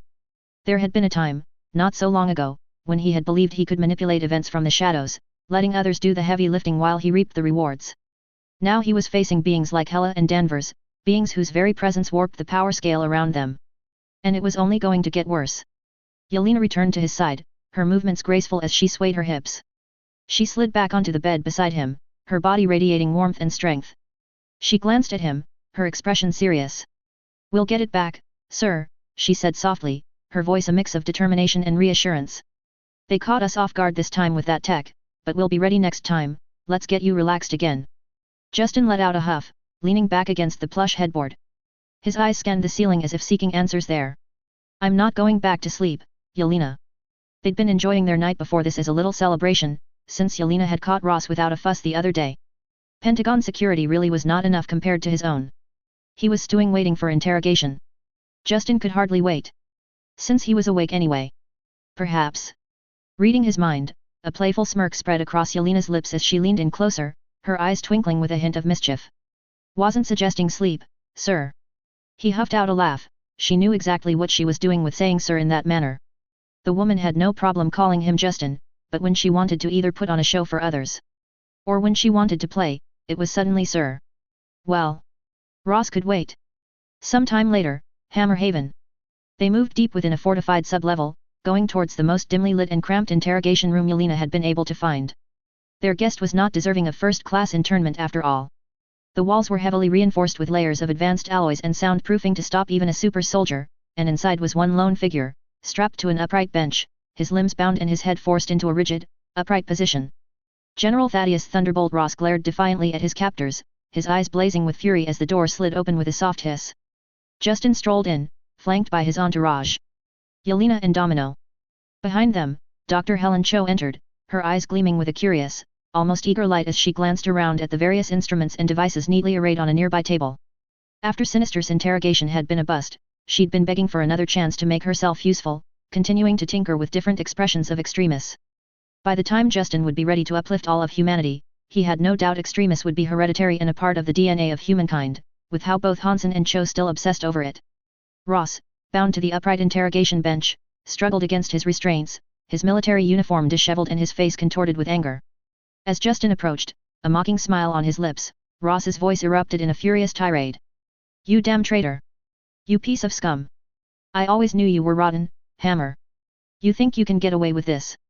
Justin clicked his tongue, stepping closer and smoothing down the general's rumpled tie with an air of practiced condescension. "Traitor!" he repeated, his tone dripping with mock innocence. "Oh, General, how could I possibly be a traitor when the only one I've ever been loyal to is... well, me." He flashed a dark grin, the corners of his mouth curling with satisfaction as he watched Ross seethe. There was just something so satisfying with seeing the general with an overinflated ego brought low like this. Justin had been wanting to do this for years. He just hadn't had a good enough reason until now. "You always were a bad egg, Hammer," Ross spat, his face growing redder with each passing second. "A slimy, arrogant, selfing bastard who thinks he's smarter than everyone else. Your company is a joke, your so-called genius nothing but smoke and mirrors. You don't have the balls to stand toe-to-toe with real men, real leaders. You're just a..." "Careful, General," Justin interrupted, his voice silky and calm, though his eyes held a warning gleam. "You're going to hurt my feelings." Justin was probably enjoying this too much, but with the frustrations of Sinister, Fury, dealing with Pierce throwing a tantrum, and Hela's everything. It was nice to take out his frustrations in a way that hurt absolutely no one. Ross really didn't count. Ross sneered, undeterred, his words pouring out like venom. "Feelings? You? Don't make me laugh. I've known men like you my whole life, silver-tongued, spineless worms who think they can buy and bully their way to the top. You're a disgrace, a pathetic excuse for a... I think that's enough, don't you?" Justin cut in smoothly, though his tone was still infuriatingly calm. "Really, at least I can say the man isn't a coward in any manner." He tilted his head, regarding Ross with a mix of amusement and pity. "I'm curious, General. Purely for my own amusement of course. Did you really send Rhodes to his death because it was necessary? Or was it just a way to stick it to Stark?" Ross's lip curled in a snarl, but there was a flicker of something darker in his eyes, something that almost looked like pride. "Oh, I won't lie, Hammer. Sending that son of a bitch to his death was the best decision I've made in years. Stark needed to be reminded that there's a price for getting in my way. Hey, he's a good actor, from what Nail showed me of his confrontation with Stark, I wouldn't have been able to tell. Which is one of the reasons he'd asked. The other reason? Well..." Justin hummed thoughtfully in the end, his expression contemplative. "I see," he murmured, almost to himself. "So, it was a bit of both then. Military necessity with a side of personal vendetta. Classic Ross." He straightened, his gaze sharpening as he locked eyes with the general. "And what about now? Are you still proud of it, knowing where it's landed you?" Ross sneered, his voice dripping with contempt. "I'd do it again in a heartbeat, you arrogant prick. You think I'm scared of you? You're nothing but a snake hiding behind your little toys and your women." Justin raised an eyebrow, a bemused smile playing at his lips. "My women?" he repeated, glancing to the side where Yelena and Domino stood, both watching the exchange with cool, detached expressions. "Tell me, General, is this some sort of issue you have? Or have you always been this charming? You really shouldn't look down on me like this." Ross strained against his bonds, his voice rising in a near shout. "You're not man enough to do what needs to be done, Hammer. You're just a coward hiding behind these bitches because you know you don't have what it takes." Yelena's eyes narrowed, a dangerous glint flashing in her icy gaze, but before she could move, Helen spoke up, her voice high and eager as she clutched a syringe in one hand, the needle glinting under the dim overhead lights. "Master, can I shut him up, please? Just for a little while?" she pleaded, a twisted smile tugging at the corners of her mouth. Justin shook his head slightly, holding up a hand. "No, my dear," he said softly, his eyes never leaving Ross's flushed, furious face. "We want him to talk, after all."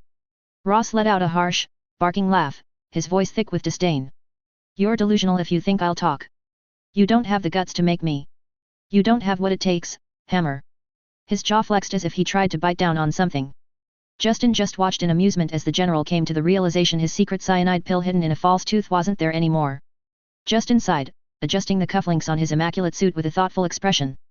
Maybe I do, he admitted lightly, his voice almost casual. Maybe I don't. He stepped back, making a slight gesture with his hand.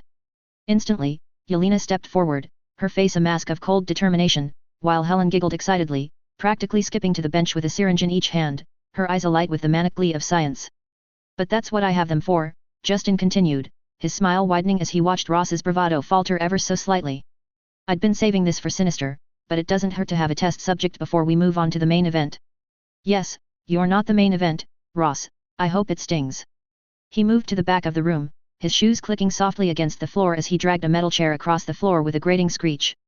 He positioned it directly in front of Ross, turning it around and sitting down with his arms draped casually over the backrest, his eyes gleaming with a cruel, calculating light. Entertain me, Ross, he said softly, his voice almost purring with anticipation. Last longer than half an hour, please. His glasses gleamed with the reflection of the agony before him, as Yelena and Helen got to work. Shorter than you'd think later. General Ross hung limply in his restraints, unconscious and barely breathing after the ordeal. A deluge of sweat glistened on his forehead, his face a mask of pain and exhaustion. The bench he was strapped to was still slightly damp from his blood and sweat, a reminder of the intensity of Helen and Yelena's work. Justin stood off to the side, his sharp eyes surveying the scene with a thoughtful expression. His hands were clasped behind his back, his demeanor cool and composed. He turned his gaze away from Ross and toward his team, a small, satisfied smile playing on his lips. Some of the news was surprising, and maybe less than ideal, but there was some pleasure in a job well done. His fury was kept on a low simmer as he focused on the nicer parts first. Yelena, he said idly, his tone almost casual as if he were discussing the weather, make sure to work with Nail and use all the codes we extracted to take over his little clandestine operations. I want their cash, equipment, manpower, all of it. Keep them moving under the assumption they're still working for Ross. Deniable assets like that will come in handy in the coming days. Especially as Ross wasn't quite dead yet, which would allow him to use their own captive Skrull to take over his visage, to play as his little spy, solely to then be caught and sadly killed while apprehended, further setting ablaze the hunt for aliens, and furthering the support for Hammer Industries. Yelena nodded, her eyes gleaming with a dangerous light. Yes, sir, she chirped, a bounce in her step as she moved over to one of the control panels in the corner of the room. Her fingers flew over the keys, accessing the hidden databases and communication networks Ross had controlled, Nail feeding them to her. Justin watched her work, noting the almost gleeful energy in her movements. He chuckled softly, amused. She was in an exceptionally good mood, and he could guess why. The opportunity to bring down a man like Ross, to strip him of his power and influence, had been a satisfying task for all of them, but Yelena seemed to be relishing it more than most. She didn't take anyone disparaging him very well. Turning his attention to the diminutive figure standing next to him, Justin reached out and gently lifted Helen Cho's chin, bringing her eyes up to meet his. Her pupils were dilated, her cheeks flushed, and her lips parted slightly as she gazed up at him, clearly still riding the high of the science, as well as his clear approval. You did well, Helen, he murmured, his voice low and warm as he leaned in and brushed his lips softly against hers. Helen's eyes fluttered closed, her breath hitching as she leaned into the kiss, a soft, almost dreamy hum escaping her throat. When he pulled back, she swayed slightly, her hands still raised as if to reach for him. She was too easy to reward, really.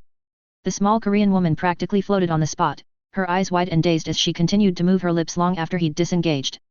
Good job, he told her, his tone filled with genuine approval. The interrogation serum works wonders. I've never seen a man in such pain. Helen's cheeks turned an even deeper shade of red, and she stammered out a shy, almost embarrassed, Thank you, master. Her voice was barely above a whisper, and she looked down at her hands, clearly still caught up in the after effects of his praise and the kiss. Domino, leaning casually against the wall, shook her head with a wry smile. I remember how she was when she just met you, she said dryly, her gaze shifting between Justin and the still dazed Helen. Please don't do that to other women. I'm not sure the planet can survive the crazy. Justin raised an eyebrow, his expression one of mock affront. She is not my fault, he protested, spreading his hands in a gesture of innocence. Both Yelena and Domino turned to him with matching looks of skepticism, their eyebrows raised in perfect synchronization. Yelena's lips twitched, while Domino's smirk widened. Behind them, Helen was still humming softly to herself, swaying slightly as she seemed lost in some happy daydream, her fingers tracing the air where Justin's lips had been. The murmurs of Daddy and Mommy coupled with giggles that she suddenly let out, were disturbing, he admitted. Justin let out a long sigh, shaking his head as if lamenting the unfairness of the situation. Honestly, you two have the worst opinions of me, he muttered, his own lips twitching. He turned away, his gaze drifting back to the unconscious Ross hanging from the restraints. The general's face was slack, the tension gone from his body as he remained unaware of the conversation happening around him.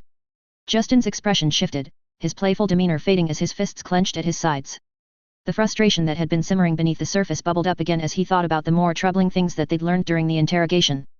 The Sentinel program. He'd assumed it was just another nutjob somewhere attempting to wipe out metahumans, something he could perhaps manipulate or even take over and reprogram for his own purposes. But the truth was far more complicated, and infuriating. Fucking Skrulls, he muttered under his breath, his voice tight with barely controlled anger. Of course, it's fucking Skrulls. Domino shook her head, still can't believe you made that up, and they're crawling out from everywhere. He glanced at Ross, still slumped and oblivious. Ross, in his arrogance, had not known. The old patriot would never have signed on to something like this if he'd known the true nature of the program he was supporting. But Ross hadn't been kept in the loop entirely, he'd been kept in the dark, fed just enough information to keep him a supporter of the program. Killian, Justin said, almost spitting the name. That's who Ross thought was running the show. Aldrich Killian, the missing genius. Except Killian's dead. I made damn sure of that. His voice was laced with a dark satisfaction at the memory. That's also how he realized that this was the Skrulls again, the second the name spilled from Ross' lips. Someone was using Killian's face, his identity, to manipulate the Sentinel program's supporters and backers. And there were only a few beings capable of pulling off such a deception. Mystique was one, but she was already accounted for, hiding away in the Savage Lands with Magneto and Sinister for the past year plus. He really needed to find the time to do more than send men to guard the entrance there. A whole untapped land for him to utilize. Anyway, it wasn't Mystique that was masquerading as Killian, so that left the obvious option, especially as they must be using some sort of tech to avoid notice, as Nail or even S.H.I.E.L.D. would have found it odd to have Killian running around. The Sentinel program was taken over by aliens, and here I thought the whole thing couldn't go deeper down the rabbit hole, he said, his voice low and furious. These fucking aliens are everywhere, twisting things to their own ends. Did everyone just think humanity was prey? Justin would just have to show them their mistake. He let out a long, slow breath, trying to calm the storm of emotions roiling inside him. He couldn't afford to lose control, not now. He needed to think, to plan, to figure out how to turn this mess back to his advantage. His emotions really were coming up closer to the surface lately, probably tied to the divine power brewing inside him. What are you thinking, boss? Domino's voice cut through his thoughts, pulling him back to the present. She was watching him closely, her eyes sharp and curious. Justin met her gaze, a cold, determined light in his own. I'm thinking I'll need to blow up the moon, he said flatly. Domino let out a surprised laugh, shaking her head in disbelief and amusement. Really going through the whole villain overlord list, hey? Justin rolled his eyes at her, but there was a small, genuine smile tugging at his lips. I'm obviously not going to blow it up, he said, his tone serious once more. I'm just frustrated the damn aliens actually built a moon base before me. He griped. He turned to face Yelena and Helen, who had both paused in their respective tasks to listen. Nail, keep a tighter eye on space, he ordered. Specifically, the moon. I want to know if anyone even sneezes from that direction. Already done, sir, Nail's voice replied. There was a slight edge to her tone, a hint of concern. His AI was growing into herself lately it seemed. However, if you desire full coverage, I'll need to reroute more resources to handle the increased surveillance. Do it, Justin said, his voice firm. I want every inch of that rock covered. The AI acknowledged his command, and Justin turned his thoughts back to the situation at hand. Unfortunately, he couldn't move on the moon immediately. The upcoming Asgardian summit required his attention, and making war on the moon during such a crucial diplomatic event would be a political disaster. Not to mention the difficulty in waging said war. At least now the disappearing logistics chain for the Sentinels made some sense. The Skrulls either had some sort of teleportation station, tech, or stealth spaceships capable of avoiding Nail's sight. No wonder they'd never been able to fully catch on where the actual production facility was. Frankly, the fact that Ross even knew enough to know that was a miracle. Only Killian asking him for some clandestine sabotage of the next NASA mission had clued the general in on the secret. It might have been a misdirection, but Justin's gut instinct said this made sense. It explained everything on how deeply hidden the Sentinel program was. And why everyone they captured didn't know anything. Because only the Skrulls had the full picture. It had been clever of them, he admitted, to use the powerful and rich people that feared and hated metahumans to gain the funds and resources for their mutant killer robots. He suspected they were more like human-killing robots though. The first strike before an invasion, when they were ready. Fucking Skrulls stealing my moon base idea, he muttered under his breath, his voice filled with disgust. Just for that, they deserve everything that's coming to them. They'd locate the base, and once he had an actual location, he'd pull Caecilius from babysitting duties, and they'd portal in their forces. He glanced back at Ross, who was still hanging limply in his restraints, his head lolling to the side. The general's chest rose and fell with shallow breaths, his face pale and drawn. It was almost pitiable, the state he was in, but Justin felt no sympathy. Ross was an idiot, he said, his voice harsh and unforgiving. How the hell did he think Killian of all people could have built a secret moon base? There's imagination, and then there's just insanity. He should have caught Tony on that something was wrong at that stage. Killian was not Tony Stark. And Ross had enough access to state secrets that he should know something like that couldn't be completely covered up if it was actually done by human actors. Yelena glanced up from her work, her eyes gleaming with a fierce, almost predatory light. He's not the first fool to get stuck in their own delusions, she said, her tone almost cheerful. And he won't be the last. We've got everything we need to take over his assets. It's all in place. I have such competent minions. Justin said with a smirk. MHM. Helen nodded. Even as Domino and Yelena both flipped him off. Several days later, November 2009, Hammerhaven. Justin stood on the balcony overlooking Hammerhaven's main plaza, his gaze sweeping over the city below. It was a spectacle, a dazzling display of power and prestige designed to impress even the most skeptical of onlookers. The gleaming, golden armor of the Einherjar glittered under the bright sun as they marched in perfect formation down the main street. They were led by a grand float, richly adorned with Asgardian symbols and artistry, carrying Thor on a gilded throne. Beside him sat Freya, regal and composed, her bearing that of a queen accustomed to command. The crowd cheered, a mixture of awe and excitement rippling through them as the Asgardian procession made its way through the heart of Justin's city. He couldn't understand why exactly the idiots were cheering. The aliens had technically invaded, they were here for a summit to discuss their payment for their actions. Well, he supposed he could understand it, bread and circuses after all. He just didn't like it. Aliens had no place on Earth, even the Asgardian variety. Domino leaned against the balcony railing, her arms crossed as she watched the scene below with a mix of amusement and skepticism. Quite the show they're putting on. I wonder whose idea it was to go all out like this, Beefcake or his mother's. Given the grandeur and spectacle, I'd bet on Freya, Fantasia replied, her eyes never leaving the parade. Thor's a warrior from the information we have, but this kind of spectacle is pure political theater, he would have flown in just himself and a few warriors, maybe put on a bit of thunder for effect. Justin nodded thoughtfully, his eyes on Freya as she waved gracefully to the crowd. Even from this distance, he could feel the weight of her gaze, almost as if she were assessing him, measuring his worth. It's definitely a play for better public perception, he mused, his tone calm but calculating. Thor would want to show strength, to demonstrate that Asgard is still a force to be reckoned with despite their loss to us. But Freya. She's here for something else. She's here to make a statement. This parade was most definitely her. Storm, standing just behind him, glanced at him curiously. And what statement is that? The woman had been added to H.A.MME.R with all the pomp needed for such an addition earlier in the day, and he'd told her to stay by his side for the Asgardians' visit. Already she'd fished for a date, one he might even be inclined to give her. Even if he was fairly certain she was simply tying herself to him to protect metahumans once he took over the planet. Silly Ororo, I'd make use of them whether you're mine or not, but I appreciate the enthusiasm. That Asgard is our ally, that they're strong, without feeling the need to rub it in, Justin said, a faint smile playing on his lips. And that they're willing to play nice, for now. It's a reminder to everyone watching that they're still in the game. But it's also a test. A test? Storm asked, raising an eyebrow. Justin nodded. Will I see this, and try to take advantage of them coming with open hands? Will I act like an ally, negotiating in good faith? Or will I be the kind of despot that spots kindness and tries to go for the jugular? Domino snorted softly. Well, good luck to her with that. If you already understand what game she's playing, my bets are on you. He chuckled, glancing over at her. How kind, minion number 2. Domino scrunched up her nose, not liking that moniker much. Why am I number 2? She protested. Ororo's currently number 1. Justin teased, a smirk on his face. There's this thing she can do with her powers. Storm just smirked, not at all bothered as Domino and Fantasia both glanced at her. TCH, you're going to try and show her, aren't you? Domino said, Fantasia closing her eyes and rubbing her forehead, refusing to join in on that conversation. Helen isn't an adjective now. Justin said dryly, while Storm raised a confused eyebrow.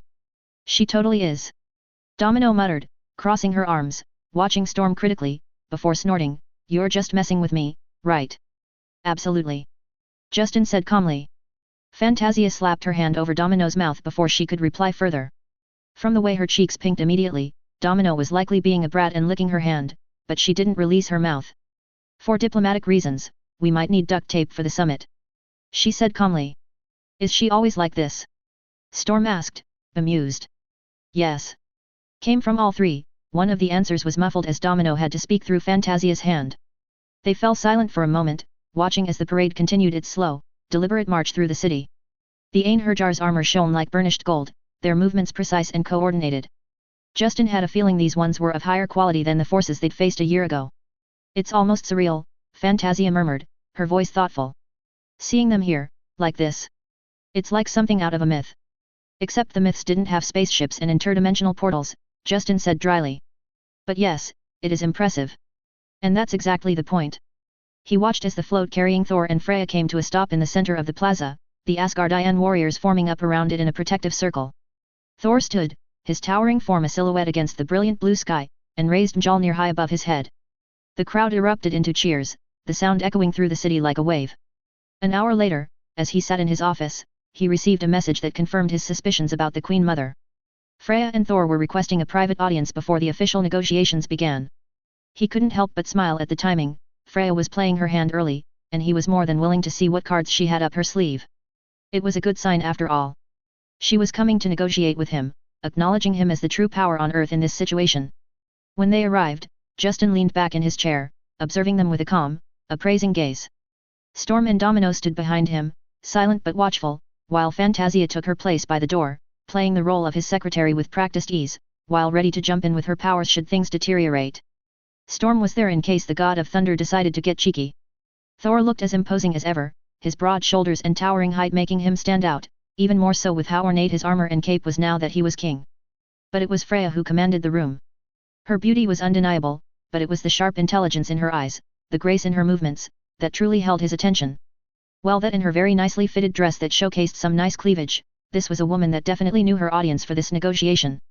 "King Thor," Justin greeted, his tone respectful but laced with a hint of sarcasm, because he was no king, not truly. "It's an honor to host you here. And Lady Freya, your presence is truly a delight." Freya inclined her head gracefully, a smile playing on her lips. "The honor is ours, Mr. Hammer. I've heard much about you." "Only good things, I hope," Justin said, his tone light. "Oh, many things," Freya replied, her eyes sparkling with knowledge. "But we're not here to exchange pleasantries. I think you know that." She smirked, "That's for the show later, no?" Justin's smile widened slightly. "Of course. So, what can I do for Asgard's delegation today?" Freya glanced at Thor, who looked decidedly uncomfortable. "We're here to discuss and come to an arrangement on the delicate matter," she said smoothly. "Concerning both Hela and Loki." "Ah, yes," Justin said, leaning forward slightly. "Hela, the goddess of death, currently residing on my planet. And Loki, the god of mischief, who tried to conquer it. It will be very interesting to hear what you have to say." His tone was very dry. Thor bristled at his tone, his fists clenching at his sides. "You will speak respectfully." "Thor," Freya interrupted gently, placing a hand on his arm. "Let's not get ahead of ourselves, you must learn to think before you speak." Thor glanced at her, clearly struggling to rein in his temper. After a moment, he took a deep breath and nodded, though the tension in his posture remained. Justin wondered if Odin had gotten into his head before this meeting. He was unusually confrontational where he was usually more of a big puppy. Or was it the presence of his mother? "Thank you, mother," he said stiffly. Justin's eyes flicked between them, a faint smile tugging at his lips. "It's good to see you've taught him some manners, Lady Freya." He prodded, testing the waters. Freya's laughter was light, almost musical. "He is still learning, I'm afraid. But that's not why we're here." Justin narrowed his eyes. "She is really going to come at me with the velvet glove, isn't she? Using Thor's learning to come off as more of an ally. She had another thing coming if she thought he would be giving her a discount on reparations, or on the payment for solving their Hela problem." She leaned forward slightly, her gaze intent, and surely by pure accident giving him a better view. "Mr. Hammer, I'll be direct. We want to ensure that Hela remains here on Earth, and that Loki's actions do not sour relations between Asgard and your world. What would it take for you to ensure that?" Justin raised an eyebrow, his interest piqued at her directness. Was he reading her wrong after all? You're offering compensation just like that. War guild, Freya corrected, her tone serious. For those lost during Loki's indiscretion. She smiled serenely, only those lost by our hands, of course. Justin's eyes narrowed slightly. He knew full well that she was aware that the civilian casualties were mostly caused by his own people during the short invasion. Heimdall was an absolute cheat in that way. And Hela?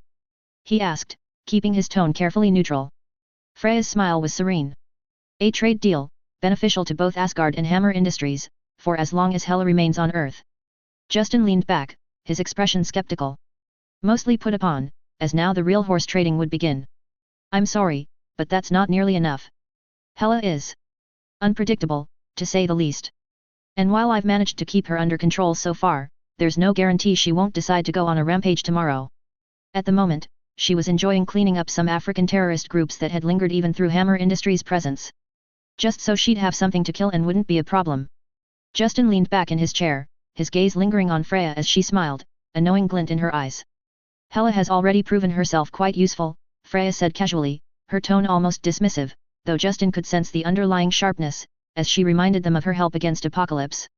From what my son tells me, she's even somewhat attached to you. Her lips curled in a teasing smile. And I've heard that you have quite the reputation with women, Mr. Hammer. Perhaps you could manage her, keep her collared and on a leash, so to speak. Justin's eyes gleamed with amusement as he caught the tease in there.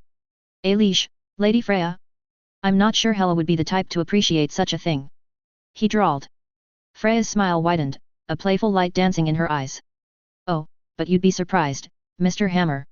Sometimes the fiercest creatures only need the right person to hold the leash. It takes a firm hand, of course, but also a gentle one. She tilted her head slightly, her gaze piercing. I'm sure you're more than capable. Sounds like you have experience. He quipped, re-evaluating her. He'd thought she was here to teach Thor a lesson, even her playful language and showcasing her cleavage, meant to display for Thor another avenue of misdirection and negotiation. But now he was wondering if she was already certain of what the deal would end up being, and was just enjoying trolling them until they got there. Bloody magic bullshit, is she a seer? Thor's face turned an alarming shade of red as he shot up from his seat, his fists clenched at his sides. You will speak carefully around my mother, Hammer. He demanded, his voice tight with barely contained emotions. Thor, please, Freya said calmly yet again, placing a gentle hand on his arm. Her voice was soothing, but there was a steel beneath it that made her son pause. Sit down. But, mother, Thor began, looking genuinely horrified as he glanced between his mother and Justin. Justin wanted to roll his eyes, he honestly can't see what she's doing. Freya laughed, the sound light and airy, like the tinkling of bells. Oh, don't be so prudish, my dear. A man of your age should be well used to this kind of talk. Kings often engage in such conversations to get to know one another before negotiations begin, and as the lead negotiator in this case, I'm the king for the purposes of such discussion. Thor looked mortified, his mouth opening and closing as if he were at a complete loss for words. But, mother, you're speaking of leashes and. Oh, Thor, Freya said with a sigh, her smile turning almost pitying. You're far too serious lately, listening to your father no doubt. You should learn to enjoy the dance of words. There's more to diplomacy than just swinging a hammer. Thor glanced helplessly at Justin, who chuckled softly, leaning forward to meet the Asgardian prince's confused gaze. He was willing to throw the man a bone, mostly because it would likely please his mother. She's just using negotiation tactics, King Thor, Justin explained calmly, his tone almost gentle, as if speaking to a child. It's all part of the game. Your mother is trying to build a rapport, to see if I'm someone she can work with. She doesn't actually mean any of what she says, nor the flirtations. He glanced at Freya, his eyes gleaming with respect. Not that I don't appreciate the effort. Freya's smile turned into a smirk, her gaze never leaving Justin's. You're quite astute, Mr. Hammer. And you're right, of course. But I must say, it's been some time since I've met a mortal who understands this dance as quickly as you did. She turned to Thor, as I knew the man was someone with a taste for fine women, I dressed to draw his eyes, not because I wish to court him, my son, but because it is another tool to pull things to my favor. This entire meeting is part lesson, part the woman just enjoying messing with everyone. If Odin could see this, he'd die on the spot. Justin thought, amused that after all the stress about this whole summit, this was how things were going down. Domino, who had been watching the exchange with growing amusement, couldn't help but mutter under her breath, even on Asgard, they know how much of a dog you are, boss. Justin ignored her, his focus still on Freya. Well, Lady Freya, if you're actually into leashes and collars, perhaps we could work something out personally. I'm always open to exploring new avenues of diplomacy. He fired back, mostly just to get a reaction from Thor. Thor spluttered in outrage yet again, completely ignoring every lesson he just got, his face somehow managing to turn even redder. Hammer, I swear. Freya's laughter rang out again, clear and bright. She waved a hand dismissively, her eyes sparkling with genuine amusement. Oh, dear, don't worry. Mr. Hammer is merely testing the waters, as I am. It's all part of the game, a test you're failing, don't let your emotions take hold so easily, Thor. She turned her gaze back to Justin, and her smile took on a more mischievous edge. But I'm afraid I must disappoint you, Mr. Hammer. I'm a married woman, and these days, I hold the leash and give out the spankings. Her voice dropped slightly, a hint of something darker beneath the humor. As you may find out if you are not careful with your words. Mother! Thor shouted, his voice a mix of horror and disbelief. He looked like he wanted to crawl under the table and disappear, his usual bravado utterly shattered by his mother's brazen comments. Freya turned to him, her expression softening. Oh, Thor, really? Do grow up, dear. You're a virile man of your age, you should be well accustomed to this kind of banter. Thor gaped at her, utterly flabbergasted. But nothing, Freya interrupted gently but firmly. This is how we break the ice, as the mortals say. Now, sit down and let me handle this, and listen, a peaceful accord with Midgard needs a good relationship between its rulers. Thor hesitated for a moment longer, then, clearly still reeling, sank back into his seat, his shoulders hunched and his eyes fixed firmly on the table in front of him. Justin, watching the exchange with barely contained amusement, turned back to Freya. I must admit, Lady Freya, this is not how I expected this to happen. Freya's smile was dazzling. I've had a great deal of practice in diplomacy over the years, Mr. Hammer. And I find it's always best to keep things frank and amicable. She paused, her eyes narrowing slightly. But now that we've broken the ice, as I believe you mortals put it, let's get down to business. A friendly demeanor does not mean I will allow Asgard to be fleeced. She leaned forward, her gaze locking onto Justin's, all traces of humor gone. Asgard is willing to offer Wargild for those killed by Asgardian hands during Loki's indiscretion. And we are prepared to negotiate on the matter of Hela. But you must understand that our resources are not limitless, and our patience is not infinite. We will not be bullied into giving away more than we can afford. Justin's smile faded, his expression turning serious. It was finally time for the brass tacks. I'm not trying to bully anyone, Lady Freya. But I have to protect my world, and I have to think long term. Hela is a danger. And as for Loki, I think we both know that his actions were more than just a simple indiscretion. Freya's eyes narrowed, but she nodded slowly, a serene smile still on her face. Very well, Mr. Hammer. Let's see if we can find a compromise that benefits us both. As they continued to negotiate, Justin couldn't help but feel a surge of respect for the woman across from him. She was a formidable opponent, and this was shaping up to be a far more interesting conversation than he had anticipated. He doubted he could push this woman very far. It was unfortunate that Thor wasn't the one he was negotiating with, the man would have given away Asgard itself. Justin's smile was cold, his eyes gleaming with calculation as gave out a suggestion for payment, a fleet of spaceships. Operational, military grade. Enough to secure this system against any potential threats. Thor's reaction was immediate and surprised Justin, who thought he'd be partial to such a martial offer. Thor surged to his feet, his face a mask of outrage. You dare to make such demands of Asgard? Thor's voice thundered through the room, his eyes blazing with barely restrained fury. You ask for ships as if they're mere toys to be handed out. Freya placed a calming hand on Thor's arm, her voice soothing but firm. Sit down, Thor. This is a negotiation, no one is ever serious with their first offer. Sit, and listen. Thor looked at her incredulously, his frustration palpable. Mother, you can't seriously consider. Justin wondered how emasculating it was as a king, to be so thoroughly chastised by one's mother in a negotiation. Thor, she interrupted gently, though her tone held a note of authority that brooked no argument. Please sit down. With visible effort, Thor bit back his retort and dropped back into his chair, though his glare remained fixed on Justin. Justin, for his part, remained unruffled, his gaze steady on Freya. I don't think it's an unreasonable request, Lady Freya. After all, I'm asking for something tangible in exchange for managing a potential catastrophe.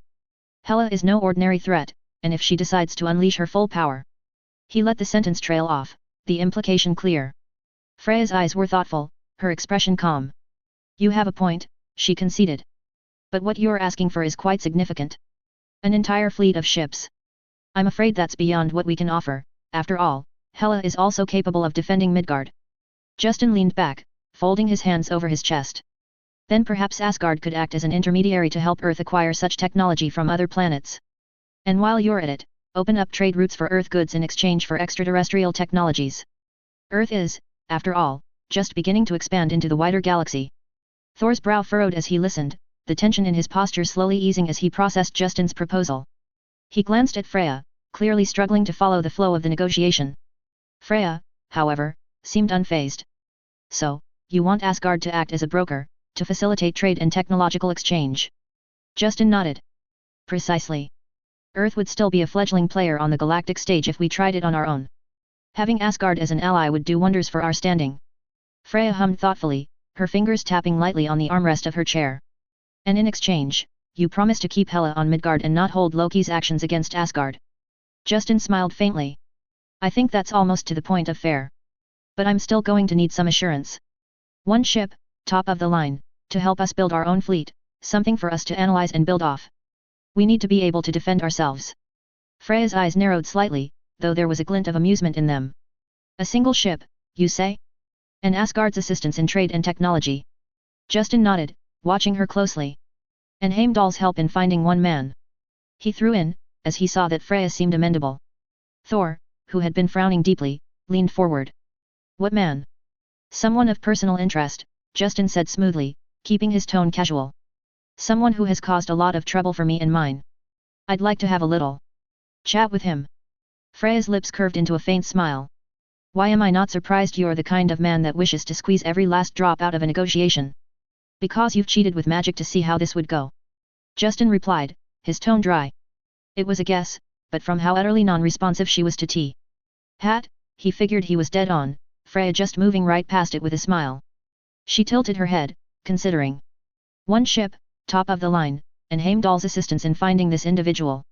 And in exchange, you will ensure Hela remains here and can't step foot on Asgard. And you will not hold Loki's actions against Asgard and join the Nine Realms in full under Asgard's dominion. And the trade deal and brokering with the rest of the galaxy, Justin reminded her. With favorable terms for Hammer Industries. Freya's smile widened. Ah, yes. Of course. Hammer Industries, not Midgard alone. Then she winked teasingly. Justin didn't miss the emphasis. She understood exactly what he was after, control, influence, power. And she was willing to play along, as long as it suited her interests. As long as Asgard came out well for it. Thor looked between them, clearly frustrated with the subterfuge, but trying to keep his composure. Mother, you can't just. Thor, Freya said gently but firmly. This is how diplomacy works. We are ensuring that Asgard's interests are protected while making a valuable ally. You must learn to see the bigger picture. Thor's jaw clenched, but he nodded, albeit reluctantly. Very well. Justin watched the interplay between mother and son with interest. It was clear that Freya held the real power here, and Thor was still learning the ropes of leadership. It was an interesting dynamic, and one he could use to his advantage in the future. He would accept Asgard's dominion for now, because they were frankly extremely hands-off, but one day they'd be able to stand on their own, without any fear of anything Asgard could bring to bear. So, Justin said, his voice calm and measured. Do we have an agreement? Freya's eyes gleamed with amusement. You're quite the negotiator, Mr. Hammer. Very well. We have an accord. Justin inclined his head slightly. Excellent. Freya leaned back in her chair, a satisfied smile on her lips. It's refreshing to deal with someone who knows what they want and isn't afraid to ask for it. If this were Asgard or Vanaheim, we'd be arguing for years over these terms. Justin chuckled softly. Mortals tend to move a bit faster, I'm afraid. Indeed, Freya said, her eyes twinkling. It's a quality I've come to appreciate lately. Thor, still looking slightly bewildered by the rapid conclusion of the negotiations, glanced between them. So. We're done.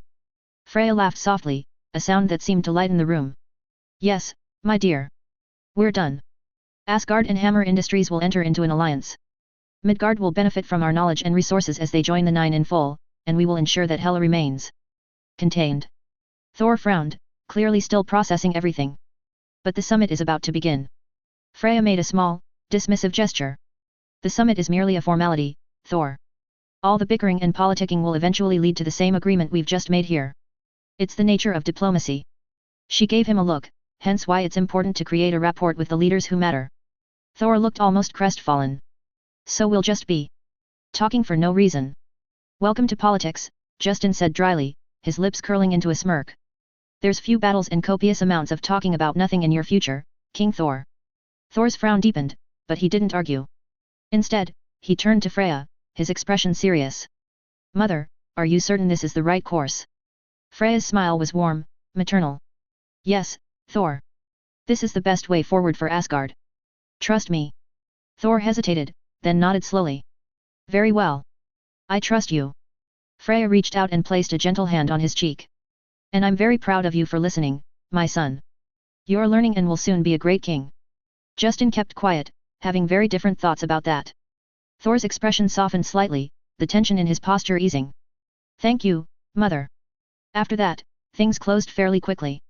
Justin took great enjoyment in watching for the next few days, as not only Thor, but the likes of Alexander Pierce, fought back and forth over conference tables, their words meaningless.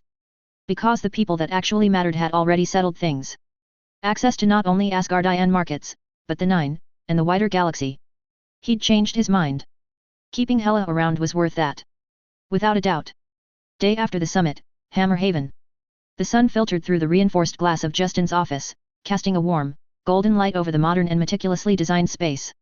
Tony Stark stood just inside the doorway, his posture tense despite his casual demeanor. He looked better than he had just a week or two ago, clean-shaven, dressed in a tailored suit, but there was a haunted look in his eyes that spoke of sleepless nights and unresolved pain. What do you want, Hammer? Tony asked, his voice edged with weariness and frustration. I'm not even sure why I bothered coming, to be honest. Justin glanced up from his desk, a faint smile tugging at his lips. He gestured toward the bar. Drink? Tony shook his head, his gaze flicking to the decanter before he looked away. No, thanks. Pepper is monitoring my intake. He grumbled. Good, Justin said, leaning back in his chair. I was worried you might show up half in the bag. Yeah, well, still might after this conversation, Tony muttered, shifting his weight, still looking weary. But not right now. So, what's this about? Justin's smile widened as he leaned forward, steepling his fingers. You saw the announcement, right? Tony's lips pressed into a thin line. Yeah, I saw. For Earth, hey? You expect anyone to buy that? He shook his head, not even I am that brazen, and that's saying something. His lips twitched minusculely. I'm the one that dated those Playboy triplets without telling any of them I was dating the others too. Why not? It's true in a manner of speaking, Justin said with a shrug. Earth will benefit. Trade deals, advanced technology, access to the galaxy. Sure, Hammer Industries will be the one managing it, but everyone wins. Well, except the governments, but who cares about them? He smirked, knowing exactly how many governments across the world were feeling right now. Tony scoffed, crossing his arms over his chest. You've got some nerve, Hammer. But he had some spark back, his eyes lighting up with challenge. Justin smirked. It's what makes me so charming. All right, you're obviously delusional, saying that. Let's move on, you've got me here, Tony said, exasperated. What do you really want? I want you on board, Tony. Fully. Justin's tone was suddenly serious, his gaze intent. No more rivalry, no more games. We're going to have a fully operational warship from space in orbit soon. We need real space defenses, and a fleet, and we need them now. I want Stark Industries to help build up the space infrastructure seriously. We'll hire you as a contractor, pay you whatever you want. But we need to get this done. Justin paused for a moment staring Tony down. Forget about electronics or whatever else you're playing with, Tony, become the guy for space infrastructure, and the designer for a fleet. Tony was silent for a long time, his eyes unfocused as he stared at the floor. Finally, he let out a bitter laugh. Repulsor tech, he said softly. I'll give you the blueprints. For the ships. Offering an olive branch. Justin's eyebrows rose. Generous. But we already know how to do that. We were just avoiding it to keep from stepping on your patents. Because you'd sue the crap out of us, and that would have been annoying and a waste of time. Tony's mouth twisted in a humorless smile. Figures. So, what more do you want? You can't be serious about cutting me in that heavily on things. Justin moved around the desk to stand in front of Tony, placing a hand on his shoulder. I want you fully committed. Not just your tech, your mind, your vision. We're talking about the next frontier, Tony. Mining asteroids, building orbital stations, defending Earth from whatever's out there. Imagine it, space, Tony. It'll be ours. We'll be the ones keeping Earth safe. Tony's eyes narrowed, and he glanced at Justin with a mix of skepticism and curiosity. And you think I'm just going to jump into bed with you on this? Justin's grip on his shoulder tightened slightly. I think you know it's the right move. And because I've got something that might help you make up your mind on what side you're on. Justin turned and gestured to the holographic display above his desk. The screen flickered to life, showing a high-definition video of General Ross, restrained, his face contorted with rage. What's this? Tony asked, his voice wary. Just watch, Justin said quietly. On the screen, Ross's voice crackled through the speakers. Oh, I won't lie, Hammer. Sending that son of a bitch to his death was the best decision I've made in years. Stark needed to be reminded that there's a price for getting in my way. Tony's face went pale, his hands balling into fists. He stared at the screen, his body rigid, as if bracing against the emotional blow. Justin took a step closer, his voice dropping to a near whisper. It's up to you, Tony. What happens next? The view shifted, showing Ross in his cell, ranting and raving, his face flushed with fury as he screamed obscenities. Justin held out a small remote to Tony, placing it in his hand, giving him a meaningful look. Completely up to you, Tony. Without another word, Justin turned and left the room. Moments later. Sir, the U.S. military power armor divisions have just split off training exercises against orders, the trajectory has them moving towards Hammer Industries assets. Nail reported urgently. What the fuck? Author's note.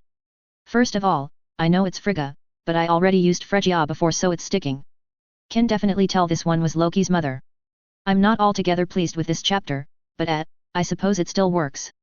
As for the negotiations, Phrygia is kind of humoring the poor Earthlings here. If that wasn't obvious from how she basically made the negotiations a lesson for Thor. Things are going to heat up again, sooner rather than later. And Skrull's gonna Skrull. Now you know why no one's found out shit about the Sentinel program so far. Can't write a supervillain story and not blow up the moon, right? For whatever reason the site wouldn't allow me to post the full chapter and had to be done in 2 to 3k increments, so if there's something odd somewhere, prob because of that annoyance. Chapter 38, God of. Here's the new chappie, to no one's surprise, one again on Patreon. Things are beginning to warm up, war is on the horizon, fun stuff. And Hela is back, with a very quick cameo from a Marvel villain as well. Anyway, as usual, I don't own Marvel, the Avengers, X-Men, or anything from Disney and etc., etc. Hope you enjoy. Hammerhaven, 2 hours after the attack began. Justin stood at the edge of the Grand Main Square in Hammerhaven, his eyes trained on the Asgardians gathered before him. Around him, some of the Earth's most powerful leaders or their representatives were arrayed like pieces on a chessboard, a parade of forced smiles and stiff posture. President Ellis stood to his left, flanked by Secret Service agents, while Alexander Pierce hovered nearby, his usual air of cool arrogance only slightly marred by the tension in his eyes. Both men wore carefully neutral expressions, but Justin could feel the simmering resentment beneath the surface. Mixed with the feeling of frustration, as they were all stuck here, while the US military performed terrorist actions on home soil. They all knew what was happening while they wasted time on this. Justin's heart pounded with frustration, though his outward demeanor remained calm. His implant buzzed every few minutes with updates from Nail, the reports detailing the destruction being wrought across the United States by the rogue power armors, the armors acting like drones, turning on his factories, offices, and clinics. The attacks weren't happening in Hammerhaven, of course. That would have made them easy to repel. Instead, they were targeting his operations all over the country, and not every facility had the defenses in place to fend off a fully armored assault. The most recent update had been particularly grim. Nail had whispered in his ear, 4 factories gone. Hundreds dead. And the carnage was still unfolding. Ellis and Pierce should have been dealing with the same chaos, considering these attacks were happening on US soil. But instead, they were standing there, forced to watch Thor and his Einherjar prepare to leave, bound by the unspoken agreement between them that Earth couldn't look weak in front of Asgard. The entire square was lined with SHIELD agents, Secret Service personnel, and assorted guards from various world leaders, their faces pale and strained. Everyone knew what was going on, yet no one could make a move until the damn aliens were gone. Thor, for his part, appeared utterly oblivious to the rising tension in the air. Standing atop the grand marble steps at the heart of Hammerhaven's main square, he was in the middle of a long-winded speech. His booming voice echoed through the streets, as if unaware that the world leaders arrayed before him were barely listening. His words were full of talk about friendship and brotherhood between Midgard and Asgard, about how, should any troubles arise, his hammer would be ready to answer the call. Justin kept his polite smile in place, but inside, he wanted to scream. Just leave already, he thought, clenching his jaw. All he could do was stand there, his hands neatly folded in front of him, waiting for the Asgardians to finally go. Even when they weren't even doing anything, they managed to make his life more annoying. Nail's voice came through his implant again, soft and precise. Sir, casualties are now estimated at over 1,000. The rogue power armors are continuing to hit our key facilities, though Storm has successfully protected the New York offices. Justin's teeth ground together as he forced a nod, as if agreeing with something Thor had said. His eyes flicked briefly to Ellis, whose face was now twitching in barely contained frustration.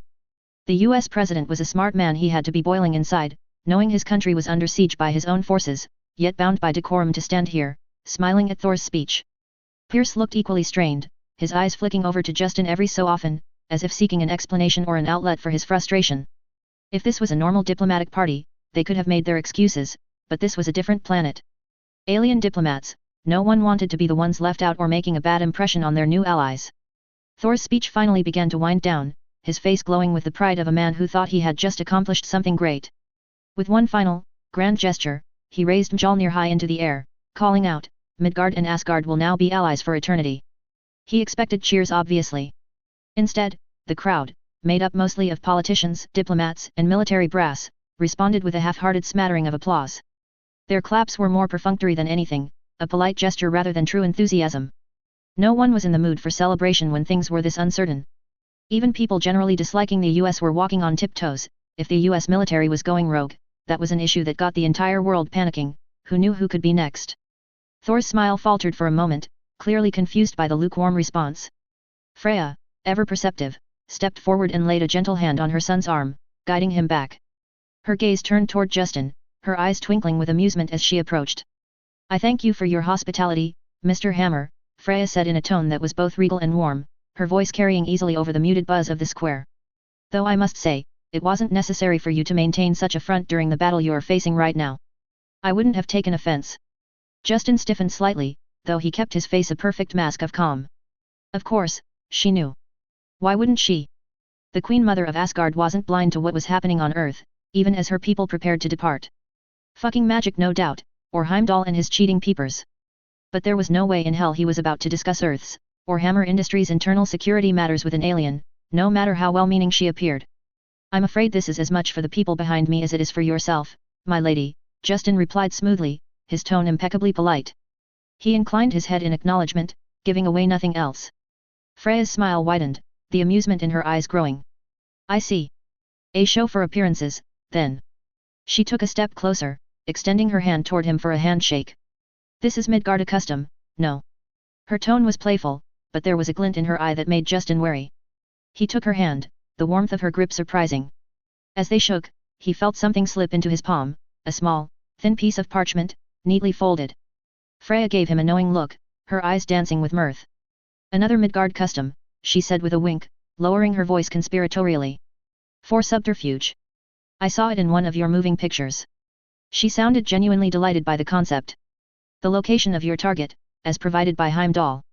Justin blinked, glancing down at the parchment now nestled in his hand. He hadn't expected that. His pulse quickened, the implications of what she had just handed him sinking in. Sinister. He quickly schooled his features back into calm neutrality and bowed his head slightly. I thank you, my lady, he murmured, his voice carefully measured. His mind, however, was racing. I have you now, Sinister. Freya gave him one last, appraising look, her smile softening into something almost cryptic. Soon, I would think, she said, her voice carrying a note of quiet mystery that made Justin raise an eyebrow. Yes, any day now. She added, humming melodically. Before he could respond, she turned and rejoined the throng of Asgardians, her graceful steps taking her back toward Thor's side. The god of thunder raised his hammer once more, calling out for Heimdall in his booming voice. A heartbeat later, the sky above Hammerhaven lit up with the swirling colors of the Bifrost. The air vibrated with the hum of ancient magic, and within moments, the Asgardians were gone, vanished in a brilliant flash of light. The moment the light faded, Justin's polite facade cracked, his expression hardening as he turned his gaze toward the remaining humans. President Ellis was already moving, his security detail quickly surrounding him as they began escorting him away from the square, no doubt heading for a secure bunker. No way they were risking using Air Force One right now. Ellis shot Justin a withering look as he passed, clearly displeased with the events of the summit. Good riddance, Justin muttered under his breath, already thinking ahead to what needed to be done. Ellis had been useful, but Justin was getting to a point where who was the head of state of any given nation didn't matter. They'd all have no choice but to fall in line. Europe had been the test bed. Alexander Pierce did not leave so easily, however, Justin noted with distaste. As Ellis disappeared into the crowd, Pierce approached, his own contingent of S.H.I.E.L.D. agents ensuring no one else came near them. His expression was calm, almost jovial, but his eyes were sharp and cold. "Justin," Pierce said, his tone light, though there was an unmistakable edge to it. "You didn't feel the need to inform me that you'd already made a deal with Asgard. Does a bear inform the fish it's about to be a meal?" He thought with a smidgen of amusement. If Ellis was getting superfluous soon, Pierce was getting uppity, Nail was watching them closely, and Hydra had been making waves lately. Including dealing with the Hellfire Club, and the Mandarin on the sly. It made Justin think they'd outlived their usefulness. Justin slipped the parchment Freya had given him into his pocket with a smooth, practiced motion. He turned to face Pierce, one hand in his pocket, the other casually hanging at his side. "Pierce, we're allies of a sort, but that doesn't make you my nursemaid. I don't need to tell you everything." He drawled, an amused quirk to his lips. Pierce's smile tightened, his eyes narrowing. "Not much of an alliance, then." "Maybe not," Justin agreed, shrugging slightly. "Do you wish to end it?" The words hung in the air like a challenge, and Justin watched with some satisfaction as Pierce's face momentarily froze, his eyes narrowing as if he were considering his options. But in the end, Pierce's expression twisted into a grimace, as though he'd swallowed something bitter. "No," Pierce said finally, though his tone was clipped. "I am just expressing my displeasure at being kept out of the loop." Justin let out a low, humorless chuckle. Speaking of being out of the loop, why did S.H.I.E.L.D. fail to check for backdoors in the Goblin power armors? Especially after the Green Goblin became a thing. Too bad he'd already taken Ross, he'd have really enjoyed watching the man realize his warnings way back when, had come to fruition. But he couldn't taunt the dead. And Ross was unfortunately no longer with them. So sad. Anyway. It seems a little bit of an oversight, don't you think? Justin added, just to twist the dagger a little. Pierce's face tightened further, his lips pressing into a thin line. "We did check." Justin raised an eyebrow, his voice dry. "Should I compliment your utter incompetence, then?" Pierce's jaw clenched, the faintest twitch of anger flickering across his face. Justin felt a surge of satisfaction in treating Pierce like nothing more than a buzzing irritant, an obstacle to be swatted away rather than someone he needed to fear. Pierce remained rigid, his face an impassive mask despite the palpable frustration radiating from him. "I suspect infiltration and subversion of the reports," he said, his voice tight with barely contained anger.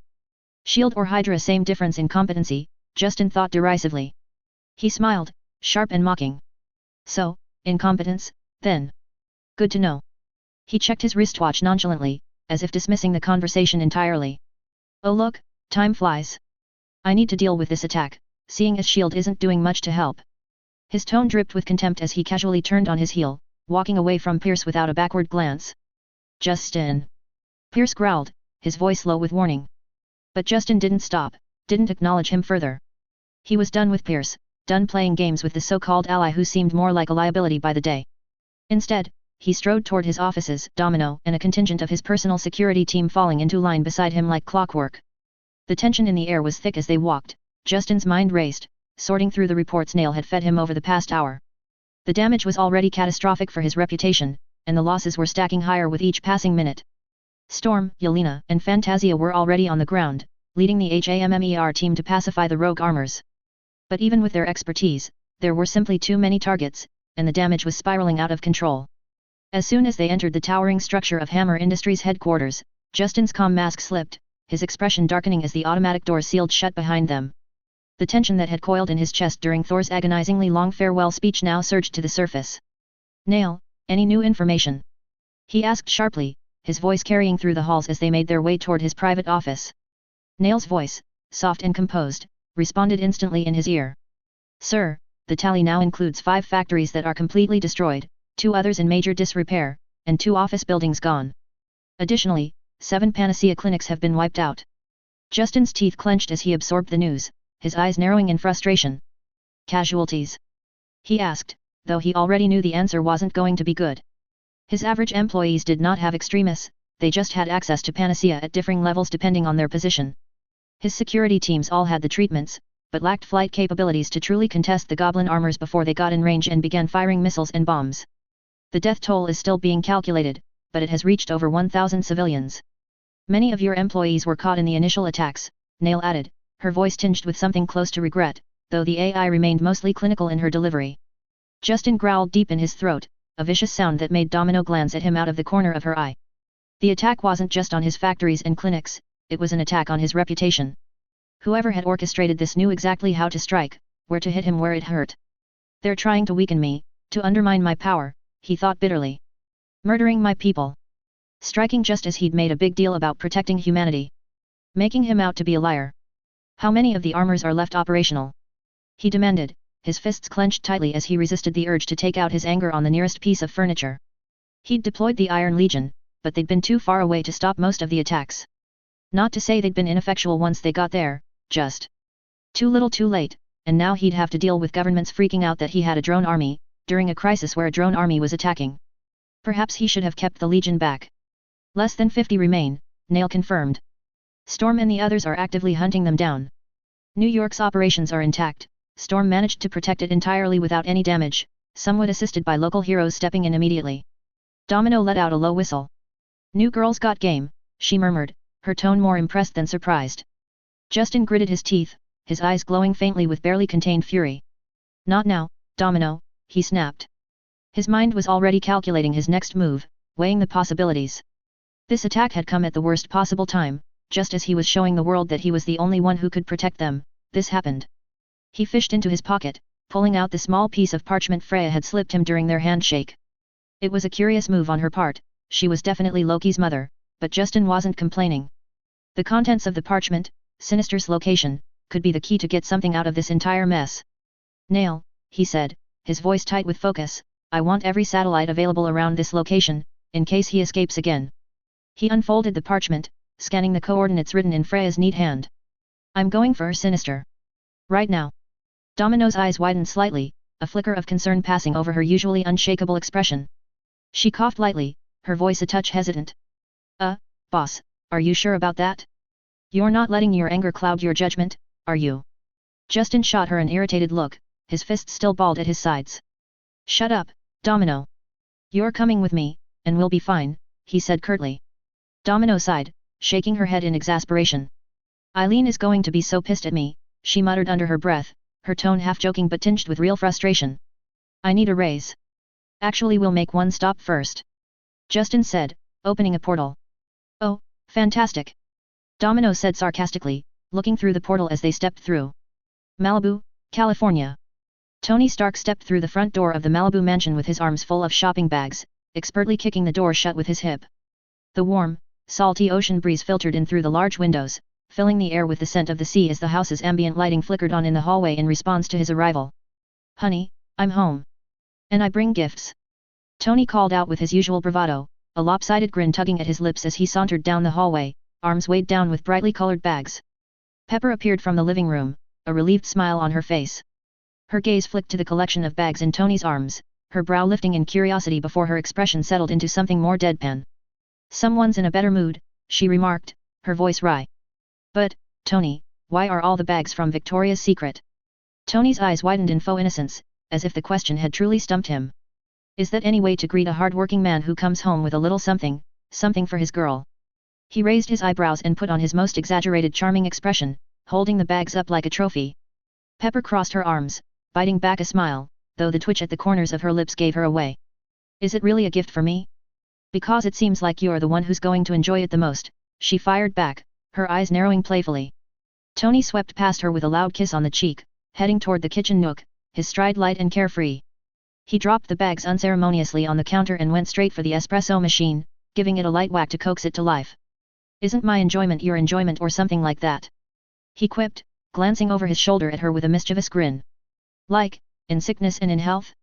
For richer or poorer? You know, the usual. Pepper followed him into the kitchen, leaning against the counter as she folded her arms, pretending to be exasperated though her amusement was clear. Not quite how that works, but I'm glad you're feeling better. Tony hummed in agreement, tapping the side of the espresso machine again as it whirred to life. It's weird, right? He said, his voice quieter now, more contemplative. He turned to look at her fully, the weight of his thoughts momentarily flashing in his eyes. I mean, I'm still upset. But I've made my decision, I've chosen a way forward, and it's like this.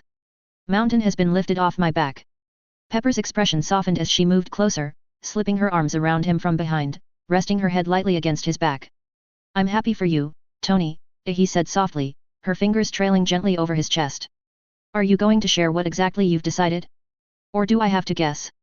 Tony smiled at the warmth of her touch, leaning into her embrace for a moment before turning around to face her, his arms wrapping around her waist. Don't worry, it's nothing involving the Playboy Bunny of the Year. That's next month. He grinned as Pepper swatted at his shoulder, laughing as she tried to hide her own smile. Jarvis, what's he up to? Pepper said, raising an eyebrow in Tony's direction, her tone mock serious as if seeking out a secret Tony wouldn't tell her. You're always with this lughead. Spill. Tony snorted. Like Jarvis would ever betray the bro code, right, Jarv? Jarvis's calm, British voice filled the room. I'm afraid, sir, that the bro code does not supersede MRS Stark's level of access. He met with Justin Hammer approximately 2.5 hours ago, and took a portal back to California. Pepper's eyes narrowed as she looked up at Tony, who winced slightly at the revelation. Pep. What are you doing? Tony asked nervously as she grabbed his face in both hands, inspecting him as if searching for something. Just checking for signs of mind control, she said, her eyes narrowing further as her hands remained on either side of his head.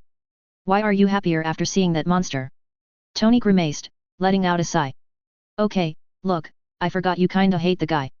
His voice dropped, taking on a more apologetic tone. Sir, Jarvis interrupted dryly, should I remind you of the purchase you made earlier today, specifically to beg for forgiveness when MRS Stark found out?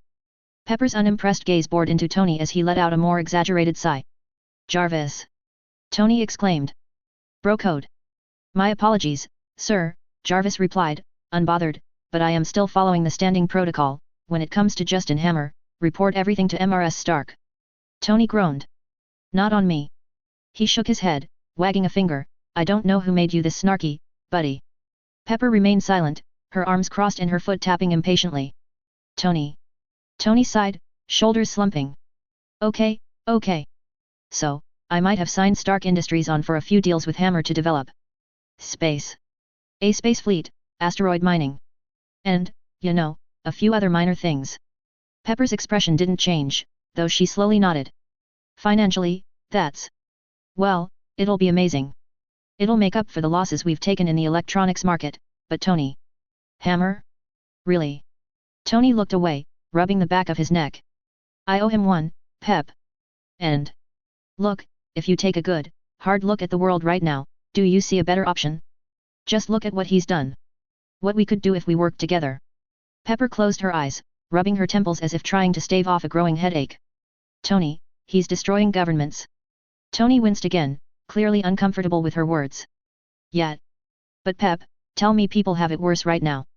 What have the governments really done to help? Every disaster we've seen, every threat. The government can't handle any of it. He brightened up momentarily, and he's going to give me access to PIM particles, Pep, PIM particles. That alone made it worth it. He wasn't blind to Hammer's faults. He just saw that everyone else sucked just as bad, but Hammer was actually improving things. So it gave him only one real alternative. Pepper sighed, her hand dropping as she pinched the bridge of her nose. That's not a good enough reason to upend democracy, Tony. Just because the government is struggling doesn't mean someone like Hammer should have free rein. Tony frowned, the conflict clear in his expression. He stepped forward, taking her hands gently in his. Tell me to fight him, and I will. His voice was reluctant, but there was sincerity in it. Pepper was silent for a long time, her eyes closing as she leaned into his chest, her thoughts swirling. Minutes passed in quiet contemplation as Tony held her, his heartbeat steady beneath her cheek. Finally, she spoke, her voice soft. I'll follow your lead. Tony let out a sigh of relief, holding her tighter. In his mind, he replayed the moment in Hammer's office. The moment Justin had handed him the remote. The moment that had changed everything. Tony could have let Ross go. He could have reported Hammer for kidnapping the man, gone to the government and fought Hammer every step of the way. Or he could press the button. Get revenge for Rhodey. Join Hammer, and in doing so, improve the lives of millions. Maybe billions. As he stood there, holding Pepper close and breathing in her familiar scent, Tony knew he couldn't regret it. Ross had died screaming. And Tony. He was okay with that. New York City. Jean Grey landed softly on the rooftop of a high-rise building in New York City, her feet barely making a sound as she touched down beside Storm, who was already perched on the edge. The wind tugged at their hair and clothing, carrying the distant hum of city life up from below. Storm sat with her legs dangling off the side of the building, gazing out over the sprawling urban landscape, her long white hair flowing freely in the wind. She patted the ledge next to her, inviting Jean to sit down. What's the news? Jean asked quietly, not quite sure how to talk to Ororo now that they weren't on the same team anymore. It felt strange, distant. Their shared history stretched back so far, but now, things were different. The line between them felt palpable, like an unspoken boundary she didn't know what to do with. Storm didn't seem fazed by the change, though. She gave a small nod toward the city, her voice calm, but a faint shadow of frustration darkened her expression. No more threats spotted in the vicinity of New York. We're basically just waiting for the all clear that all the armors have been taken down. Jean glanced at her, sensing the underlying tension. It sounds like it's been rough. Storm's mouth quirked in a grim smile. You could say that. It's unsettling, knowing the soldiers trapped inside those armors had no control. They were turned into drones, their voices. Her voice trailed off, her frown deepening. I tried to take them down without killing anyone, but it's power armor. Some needed more force than others, and I'm not sure I always succeeded. Spider-Man had honestly been more successful than her at that. His webs were perfect for non-lethal takedowns, even if he couldn't handle the amount of enemies Storm could. They'd been lucky New York had so many local heroes, or the damage could have been horrible. Jean sighed, wrapping her arms around her knees as she sat down beside Storm. Her posture was slumped, and her face mirrored the heaviness she felt in her heart. It seems like there's just more violence every day, she muttered, her eyes focusing on a point far in the distance. The mess in Europe, now this. When does it end? Storm glanced at Jean, her usual serene demeanor marred by a flicker of sadness. It ends when someone wins, she murmured quietly. Her words carried a weight that Jean wasn't prepared for, but they rang with truth. It was a bitter reality, but Storm had long since accepted it. Violence was inherently human, and wouldn't disappear, but war? War could be removed from the equation eventually. Even if the manner of the solution didn't fill Storm with joy. Is that why you joined Justin Hammer fully? Jean asked, her voice soft, hesitant. She had wanted to ask this question since the beginning, but it felt heavy on her tongue, like an accusation she didn't want to make. Storm's lips quirked upward slightly in a teasing smile. Ah, is that the real reason you sought me out? She asked, gently ruffling Jean's hair. Not for my company, but to pump me for information. Jean pouted, a faint huff escaping her lips as she pulled away slightly. Don't tease me, Ororo, she said, her voice a little petulant. I want to know what I'm supposed to do now. Everything feels like it's shifting, and I don't know where I fit anymore. Storm hummed thoughtfully, leaning back slightly as she watched the clouds drift lazily across the sky. I can't answer that for you, Jean, she said after a moment, her tone soft but firm. Everyone has to make their own choice about where they stand in the coming days. It was becoming clear. Even the regular citizens were seeing it. You were either pro-Hammer, or you weren't. There were no bystanders in this choice. Jean's brow furrowed, her expression growing more frustrated. Do we really have to draw lines like that? She asked, her voice tinged with sadness. Why can't we all just get along? Why does it always have to come down to picking sides? It doesn't work like that, Storm replied gently, her eyes soft with compassion. She wished it were different, but they both knew better. There are always sides. People will always choose their path, whether they want to or not. Yet, Jean muttered, her head dropping slightly as the weight of Storm's words settled on her shoulders. After a moment of silence, Jean turned her head slightly toward Storm. Why did you do it? She asked quietly. Why join Hammer? Was it because of the professor? Storm shook her head, a soft sigh escaping her lips as she leaned her shoulder against Jean's. Her hand reached over, grasping one of Jean's gently.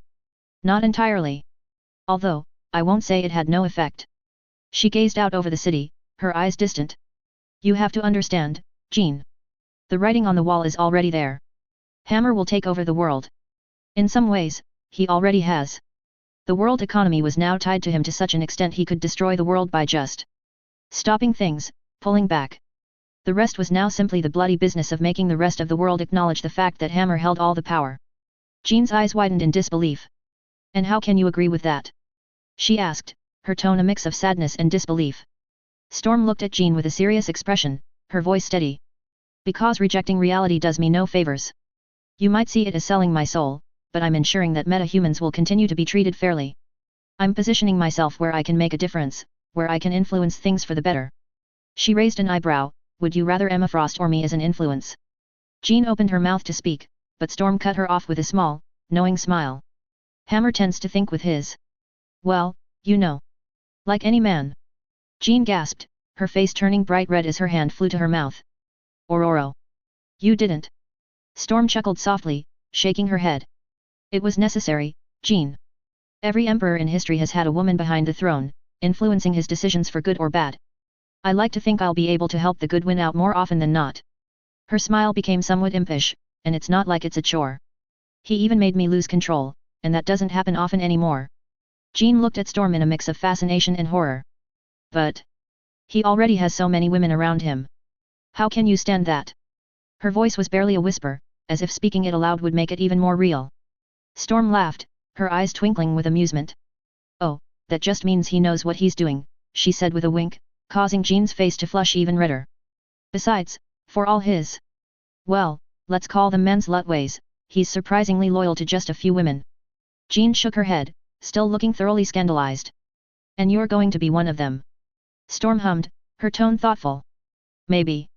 For all that he gathers women around him, he seems genuinely interested in finding the one. We'll see what happens. But I need to remain close to him, Jean. To influence our future, if he turned fully to evil. She smiled at Jean, her eyes soft and full of warmth, though there was a trace of sadness there. I hope you don't look down on me too much for this, Jean. It's necessary. And I'm not in any way unhappy. He saved Africa, after all. I owe him more than I can say. Gaia had also approved of Storm's choice. The environmental impacts Hammer made cleaning up the world as a byproduct of what he did, had made him a champion of Gaia in a way, although not anything official. Democracy didn't matter one whit to the spirit of Earth. And Storm had to reluctantly admit that if she had to be picked between democracy and all the benefits Hammer had brought, it wouldn't even be that difficult of a choice. Democracy had hardly helped metahumans, the voice of the common man had been inherently uncaring of their issues, for those who knew. Jean remained quiet for several minutes, her mind whirling with everything Storm had said. This is so complicated, she groaned, finally letting out a frustrated sigh. She gave Storm a side hug, leaning into her friend's warmth. I would never look down on you, but I don't think I could make the same choice. Storm laughed, her voice light and teasing. I hope not. I don't need the competition. Ororo. Jean cried, her face flushing red once more as she swatted at her friend's arm. They fell into a comfortable silence after that, the wind tugging at their hair as they watched the city below. The quiet was comforting, though the weight of the decisions they both faced hung heavy in the air between them. After a while, Storm spoke again, her voice thoughtful. You know. My position at UNESCO is open right now, she said softly, glancing sideways at Jean. Jean bit her lip, looking down at her lap. I don't know if I can do that to the professor, she admitted, her voice small. Storm nodded, her eyes distant as she thought over Jean's words. How are they all doing, anyway? She asked after a moment. I've been keeping myself busy lately. Jean looked away, her expression tightening. Logan and Hank have both left. She muttered, her voice barely audible. Scott is trying to clamp down on everyone else, which is just making it so more of them want to leave. I think Kitty is almost ready to run away. She took the deaths hard. Storm sighed softly, her heart heavy. Not surprising, she admitted quietly. She hoped Logan wouldn't do something stupid, she knew recruiting him for Hammer was a non-starter. Jean stared out at the skyline, her thoughts far away. I don't know what I'm going to do, Ororo, she said softly, her voice tinged with uncertainty. Storm ruffled Jean's hair gently, her smile warm and reassuring. Whatever you feel is right, she murmured. Whether that's staying, joining me, or going your own way. Only you know the answer. Jean closed her eyes for a moment, letting the silence stretch out between them. When she opened them again, she looked out at the city below, her heart heavy with the decision she'd known she needed to make for a while now. I don't want to stay at the mansion anymore. Okay. Same time, Namibia, Africa. Hela lounged in the Warband's ruined camp, bathed in the harsh African sun as she meticulously cleaned blood from the intricate designs on one of her black leather boots. The camp was a shattered husk of what it once was, broken tents and smoldering fires were all that remained. She admired the stillness of it, how perfectly silent and dead it was now after her work. The Warband had fallen quickly, and Hela had taken her time, enjoying their destruction, though the thrill had been fleeting. The enemies had been inadequate. She tilted her head, lost in thought, barely interested in the feeble resistance they'd offered. They used child soldiers for Norn's sake. How ridiculous was that? Everyone knew children made better assassins and spies. Her eyes flicked up just as a spear whizzed past her, just as she tilted her head nonchalantly, the spear neatly avoiding her by an inch. She didn't even flinch. Better, she mused, her voice smooth and detached, her lips curling into a faint smile. Not by much, but better. A figure emerged from the treeline, stepping into the decimated camp. He was dressed in animal furs and leathers, the skins of lions and tigers draped over his broad, muscular shoulders. His physique was that of a warrior, solid, honed, and lethal. His eyes, sharp and wild, gleamed with hunger, and his long, dark hair fell in tangled waves over his shoulders. His face was half hidden beneath a lion's mane, fashioned into a headdress. Hela was almost interested, if only she couldn't feel how weak the man was, for someone of her stature. The man carried a confidence that bordered on arrogance, his every step exuding the energy of a beast in pursuit of its prey. His grin was feral, showing off a row of sharp white teeth. The large hunting knife strapped to his side and the quiver of spears slung across his back seemed merely accessories to his raw physical power. "I am Craven the Hunter," he declared, his voice thick with relish, with some accent she couldn't identify, as she barely paid attention to the ants that scurried across this planet. "I have come to hunt a god." Hela's smile deepened, her fingers still absent-mindedly wiping at the boot. She eyed him, intrigued by the boldness he displayed. It was still useless, but at least it was amusing. Craven grinned wider, his eyes gleaming. "This camp was a trap for you. And you've stepped right into it, goddess." Hela raised an eyebrow, a glint of amusement flashing across her sharp features. She slowly rose from her lounging position, standing tall, her dark armor gleaming under the African sun. Her gaze appraised him, taking in the wildness, the hunger. Her smile became dangerous, her eyes dancing with dark amusement. "Think highly of yourself, don't you?" she said, her voice lilting with mockery. "You're above this rabble, I'll give you that. But in this situation..." Her grin sharpened, ferocious and predatory. "You're the prey, and I'm the huntress." Craven let out a booming laugh, stepping forward with confidence. "We shall see." His voice vibrated with excitement, the thrill of the hunt coursing through him.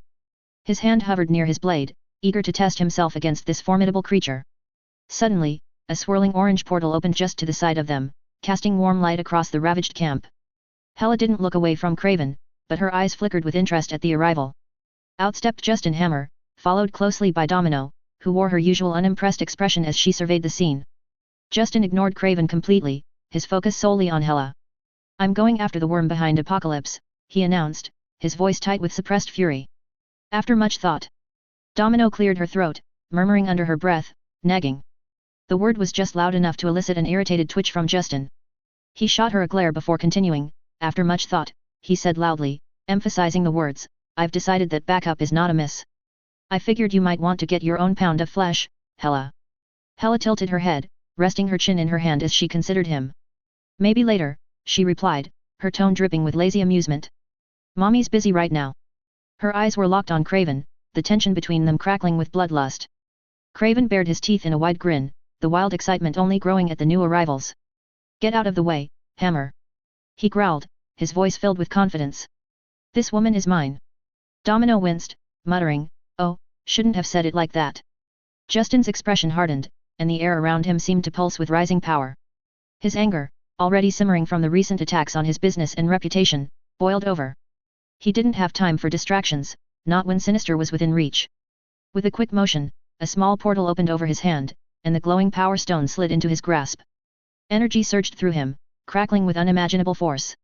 Hela straightened, intrigued as she watched the display, her eyes gleaming with interest. One moment, Craven was standing tall, confident in his hunt. The next, Justin was upon him, his hand outstretched. He slammed his glowing hand into Craven's chest, and the world seemed to explode. A massive shockwave burst from the impact, ripping through the earth and sky alike. Smoke and dust billowed upward as the ground beneath them split open, and when the haze finally cleared, a massive gorge stretched several miles wide in front of them. Craven was gone, erased from existence in a single, brutal moment. Justin's voice was flat, unyielding. "You're coming with me. Right now." His body still pulsed with energy as he opened another portal, sliding the power stone away. Hela stood, her interest piqued, and sauntered over to him. She ran a finger along the edge of his suit, her lips curling into a playful smile. Your domains are almost there, little godling," she murmured, her voice like silk. "Grab the stone again, and I believe they will settle." Justin's eyes flicked to her, considering the offer. After a moment, he dismissed it with a wave. "Not important right now." He motioned to the portal. "Kill everything on the other side, except Sinister." Hela's eyes lit up with excitement, her bloodlust palpable in the air. "You do know how to show me a good time," she purred, stepping through the portal without hesitation. Domino cast Justin a wary glance, raising an eyebrow. "You sure about this, boss? You're putting holes in continents right now. Maybe not the best time to go off half-cocked." Justin waved her off, his expression set in stone. "We're going. Now." Domino sighed, shaking her head, but she stepped through the portal. "Eileen's gonna be so pissed at me," she muttered under her breath as she vanished through the swirling light. Justin followed them, stepping through the portal into a new world, the Savage Land. It appeared Sinister had never actually been in Egypt. He'd been piloting bodies. But he couldn't hide from Heimdall. And Justin would have him now. The sight that greeted them was one of raw, untamed beauty. The Savage Land stretched out before them, a prehistoric paradise locked away from the modern world. Towering, ancient trees loomed overhead, their thick canopies casting deep shadows across the jungle floor. The air was thick with humidity, the scent of damp earth and rich vegetation filling their lungs. Massive ferns and lush, green vines twisted around the trunks of the trees, and the sounds of life echoed all around them, the calls of strange, ancient creatures, the rustling of leaves as something enormous moved in the underbrush.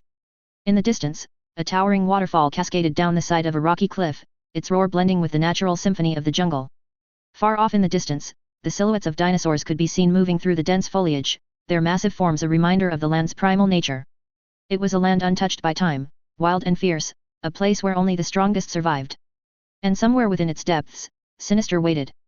Justin eyed the giant tower before them that rose up through the foliage. "Well, let's start right there." 20 minutes later. Hela tore through the ranks of the tower's defenders with gleeful abandon, moving with lethal precision.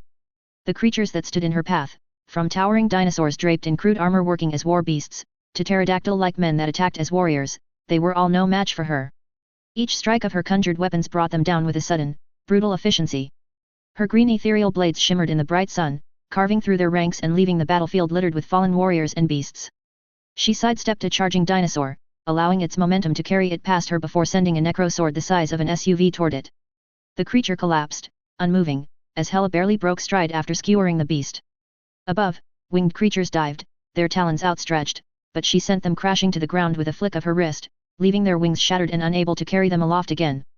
At this point, the pterodactyl men had all broken before her, running away from the goddess of death as she administered her namesake.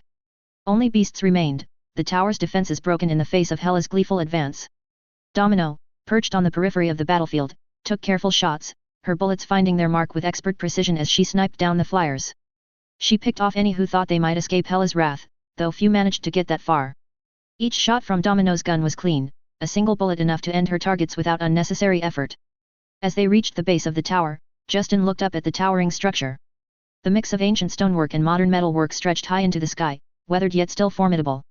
Its surface was carved with intricate designs and symbols, not a language he knew. Probably whatever counted for a language amongst the natives. He looked down at a dead pterodactyl man with distaste. The Savage Land was a proper name, he'd have to make sure none of them entered the proper world, there were limits to his allowances for what constituted humanity. At least the dinosaurs were interesting. Perhaps he could build a park on some island somewhere. Justin contemplated the tower. And the absolute annoyance it would be to fight room to get through it all, while Sinister plotted his escape. "He'll survive a fall," Justin said coldly, his eyes narrowing. Without waiting for further comment, he summoned the power stone again, and as the stone materialized in his hand, his body began to glow with a pulsing, radiant energy. The power coursed through him, filling him with a sense of control and raw potential. Hela giggled, her eyes glinting with excitement. "Ooh, you're going to set your domains if you use it now," she teased, her voice laced with anticipation. "That amount of power. It's inevitable." She eyed the stone hungrily. Domino's face grew more serious as she glanced between Justin and the tower. "You sure about this, boss?" she asked, her tone cautious. "I know you want to punish him, but is this the choice you'd make normally? To do this? Here, like this, right now?" Justin's glowing eyes turned toward her, his expression calm but resolute. "For too long, I was passive," he said. "I avoided risks, took the careful path, trying to keep everyone appeased just enough to follow along. But it's time I stopped holding back. It's time I took what I want." How could he rule, if he did not grab power with his own two hands? Domino sighed softly but nodded. "As long as you're sure, boss." A small smirk tugged at her lips. "Just so you know, I'm not about to worship you." Justin grinned at that. "I know." With a flick of his wrist, Justin unleashed the power of the stone. He swiped his hand through the air, and the energy erupted outward. The bottom third of the tower disintegrated in a flash, the stone and earth in its path obliterated, leaving a massive crater that extended for miles. Almost cutting the Savage Lands in half. And that was with Justin specifically trying to use the smallest amount of power. The tower began to fall, falling sideways as the foundation ceased to exist. Then, with a mighty crash, the ancient structure collapsed into the ground and sent clouds of dust and debris billowing into the air. Hela laughed with unbridled glee, knocking away any debris that came too close, thoroughly enjoying the show. Justin portaled the power stone away, his glowing body still shining like a star. He dropped to one knee, feeling the weight of the power that surged through him. All around the savage land, its inhabitants stopped, their primal instincts alerting them to the shift in power. A new god had been born, and they could feel it rippling through the air, vibrating in their very bones. Hela approached him, her steps slow and deliberate, as if savoring the moment. She sniffed the air around Justin, grinning. Ah, she moaned softly, that new god smell. Her eyes sparkled with dark humor. Let's see. God of power and might, delicious. Humanity and civilization. How boring. She smirked, teasing him. God of progress and innovation, makes sense I suppose. Domination. Nice. And sex and lust. Well. Isn't that interesting? Then she stopped, a brief look of shock on her face, before she composed herself.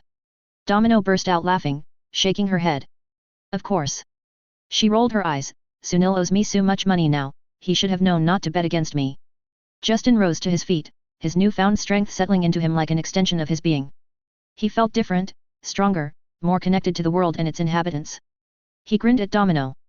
So, not much has changed then, he said. I was already a sex god. Pfft, you wish, Domino retorted with a grin. Hela studied him for a moment longer, her eyes narrowing slightly in thought. No war or conqueror domain, she murmured. A pity. But not half bad, for a pretender. She smirked haughtily, at least it's not as pathetic as being a god of thunder or mischief. Shots fired, he said, amused at what Loki would think, not only about his very minor domain, but about Justin somehow getting such strong ones, due to billions of prayers. He gave Hela a look, what are you holding back though? Hela pouted, must you notice everything? She complained, whacking him with a necrosword. Justin didn't even feel it. Many gods have a dozen lesser domains, not unlike you, they're usually tied to a higher domain. Like death. She sighed dramatically, sex and lust, progress and innovation, humanity and civilization, even power and might. You're a god of life. Justin blinked at that, it seemed he had avoided the healing domain he was loath to accept, yet still qualified as a god of life. In some ways he supposed it made sense, he was all about progress and uplifting humanity. Hopefully it wouldn't mean he couldn't kill, now. Domination doesn't really fit the mold. He murmured in thought. Hela smirked, I agree, you're not a usual boring god of life, perhaps you don't operate quite as such. She got a coy look on her face, life and death, an interesting pairing, don't you think? Justin ignored her as he turned back toward the remnants of the tower. He could sense the presence of those within, those who were not fully human. His new powers gave him an awareness of all things human, and within the wreckage, there was one presence that stood out, a human signature twisted and altered but unmistakable. Sinister. With a mere gesture, Justin tore a portal open, the raw power of his new godhood allowing him to bend space without the need for the motion of his sling ring. On the other side of the portal, he found Sinister, buried under what was left of his tower, his once meticulous appearance now in ruins. Justin stepped through the portal, his divine energy crackling around him, and looked down at Sinister with cold, calculating eyes. Hello there, Justin said, his voice calm and filled with a quiet menace. Soon after, Hammerhaven. Justin entered the interrogation room, flanked by Hela and Domino. The air was filled with a sort of pressure, an oppressive weight that seemed to press down on everything within the room. In the center, Nathaniel Essex, Sinister, hung suspended against the far wall, his arms and legs spread wide, held in place by Justin's sheer will. The domination aspect of his newly minted godhood in use, the power shimmered faintly around the villain, keeping him utterly immobilized. Sinister's eyes darted around in fear, his mouth bound tightly by an unseen force, preventing him from making a sound. Domino, Justin said, his voice flat and cold, get Helen. Domino nodded, casting a quick, sideways glance at Hela as she pointed two fingers at her own eyes and then back at Hela, a silent warning for the goddess to behave while she was gone. Hela merely raised an amused brow, watching Domino leave before turning her attention back to Sinister. She idly twirled one of her necroswords between her fingers, studying him with casual interest.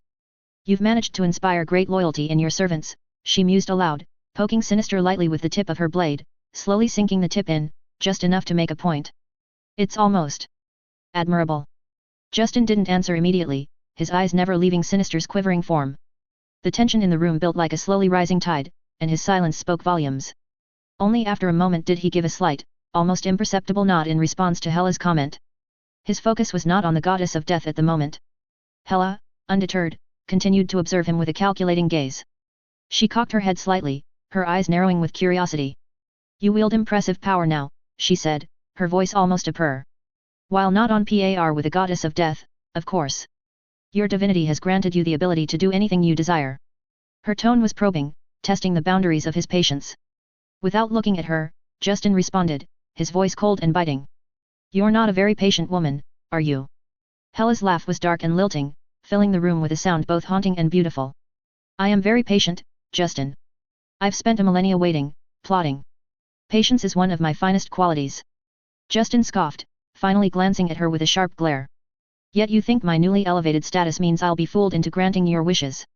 Hella's lips curled into a sly smile, her eyes gleaming with something dangerous.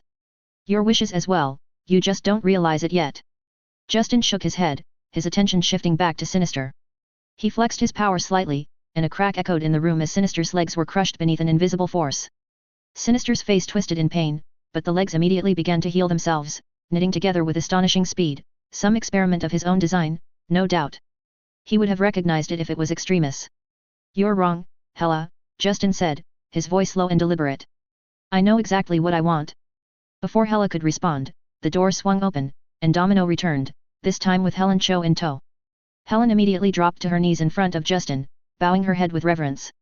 Praise be to Hammer, she murmured, her voice trembling with devotion. Justin waved her off, his expression indifferent. None of that. Get to your feet. I want the interrogation serum. We're going to bring all the pain we can to maximum levels. Helen stood quickly, her movements shaky but eager as she made her way to the table where a collection of tools and vials were neatly arranged. Her eyes flicked back to Justin every few moments, as if awaiting further instruction or approval. Justin leaned in close to Sinister's face, his voice dropping to a menacing whisper. You might think I'm going to ask you questions, that I'll offer you a chance to make yourself useful, maybe even bargain for something. His presence intensified, the weight of his divine power pressing down on Sinister until it felt like the air itself was squeezing him. But you're mistaken. I'm not here for information. I just want you to hurt. Sinister's eyes widened, panic flickering behind them as he tried to struggle against the invisible bonds, but it was futile. He could do nothing but stare into the cold, merciless gaze of Justin Hammer, a newborn god. And in no way was he the god of mercy. Helen approached with a syringe in one hand and a scalpel in the other, her expression one of barely contained excitement. As she moved closer, she glanced over at Hella, clearly curious about the goddess of death standing so casually nearby. Her eyes darted between Hella and Justin before she hesitated and asked Hella, would any children of his be demigods? Her voice was soft, almost shy, but filled with a deep-seated curiosity. Justin sighed audibly, his frustration barely concealed as Domino covered her mouth, struggling not to laugh. Hella's amusement grew, a smirk playing on her lips as she regarded Helen with an arched brow. Most likely, she said in a smooth, almost teasing tone. I've never dealt with this kind of raised divinity in person, but I suppose you'd have to. Yesed it to be sure.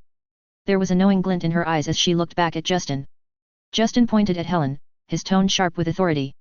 Do not test it, he ordered, his words layered with the weight of his domination aspect. The force of it pushing down, making it harder to resist his words. Helen shuddered, clearly feeling the power of his command wash over her. Yes, sir, she replied quickly, her voice barely above a whisper as she looked away, focusing instead on preparing the serum. Hella chuckled under her breath, amused by the dynamic in the room. She paced slowly, occasionally glancing at Sinister with mild interest.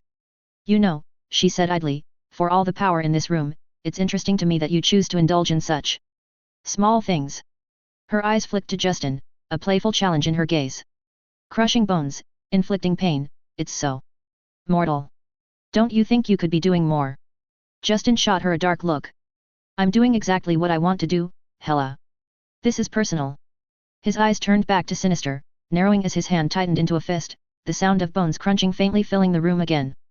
Sinister tried to scream, but his mouth remained bound, the sound of his agony locked inside his throat.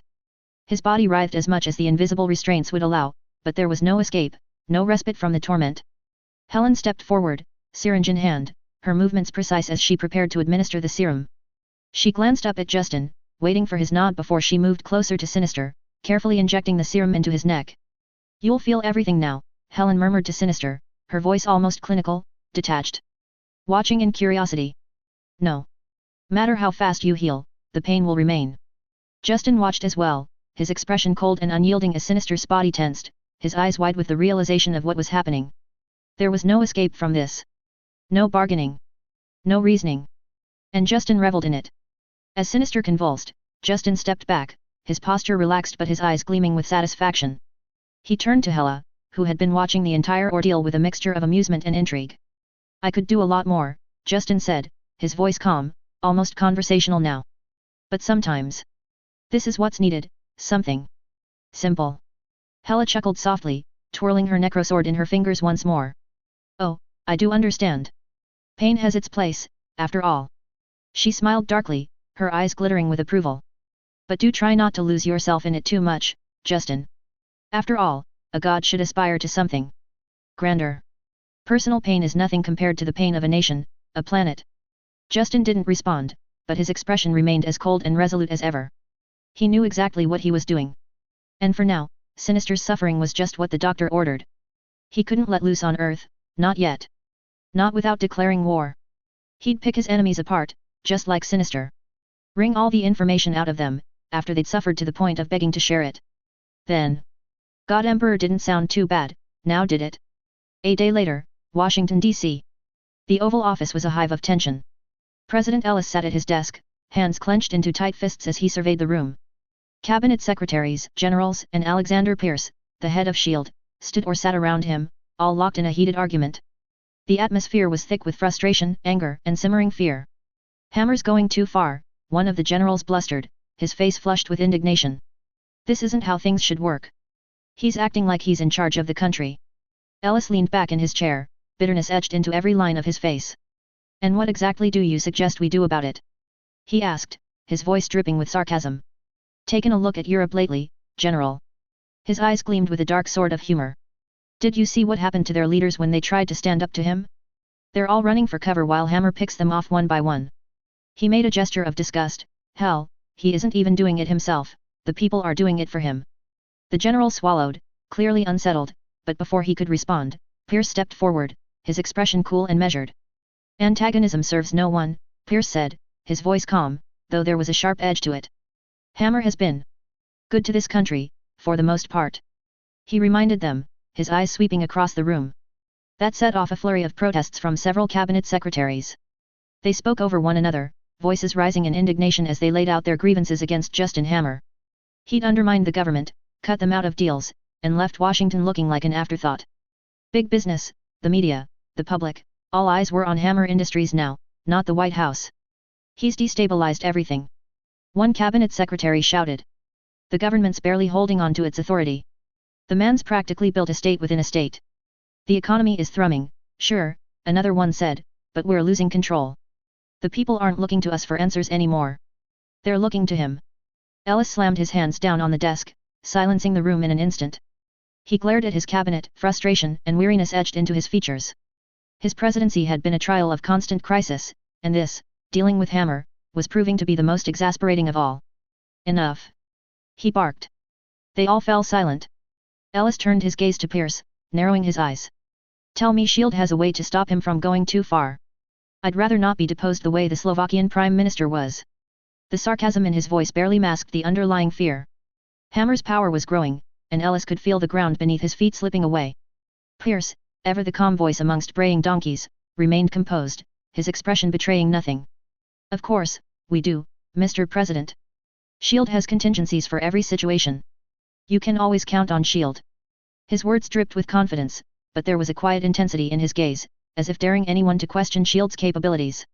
Ellis, though, wasn't entirely convinced. He looked at Pierce with skepticism, his lips pressing into a tight line. Still, for the moment, he chose not to push further. Pierce was one of the few people he had left to rely on, and alienating him now would be disastrous.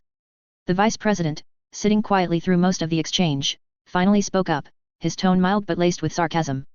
Hammer made himself the sole arbiter of the deal with Asgard.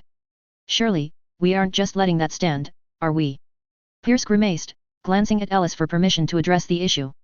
Ellis waved his hand impatiently, urging him to continue. My vice president, Pierce began, his voice taking on a measured tone, I understand, and I agree, the lack of respect inherent in the way he bulldozed us all at the summit was infuriating. But in the end, America and S.H.I.E.L.D. will be the biggest recipients of this windfall. The vice president raised an eyebrow. You mean outside of Hammer Industries, of course. Pierce's lips tightened, and he forced himself to nod. Yes, outside of Hammer Industries. But what choice did we have? Did you want to demand Asgard break their word and deal with us instead? Ellis rubbed his temples, his frustration mounting. This is all pointless. There's no use crying over spilled milk, he muttered, his voice low and bitter. We lost that battle. Now give me strategies going forward. How can we turn this ship around?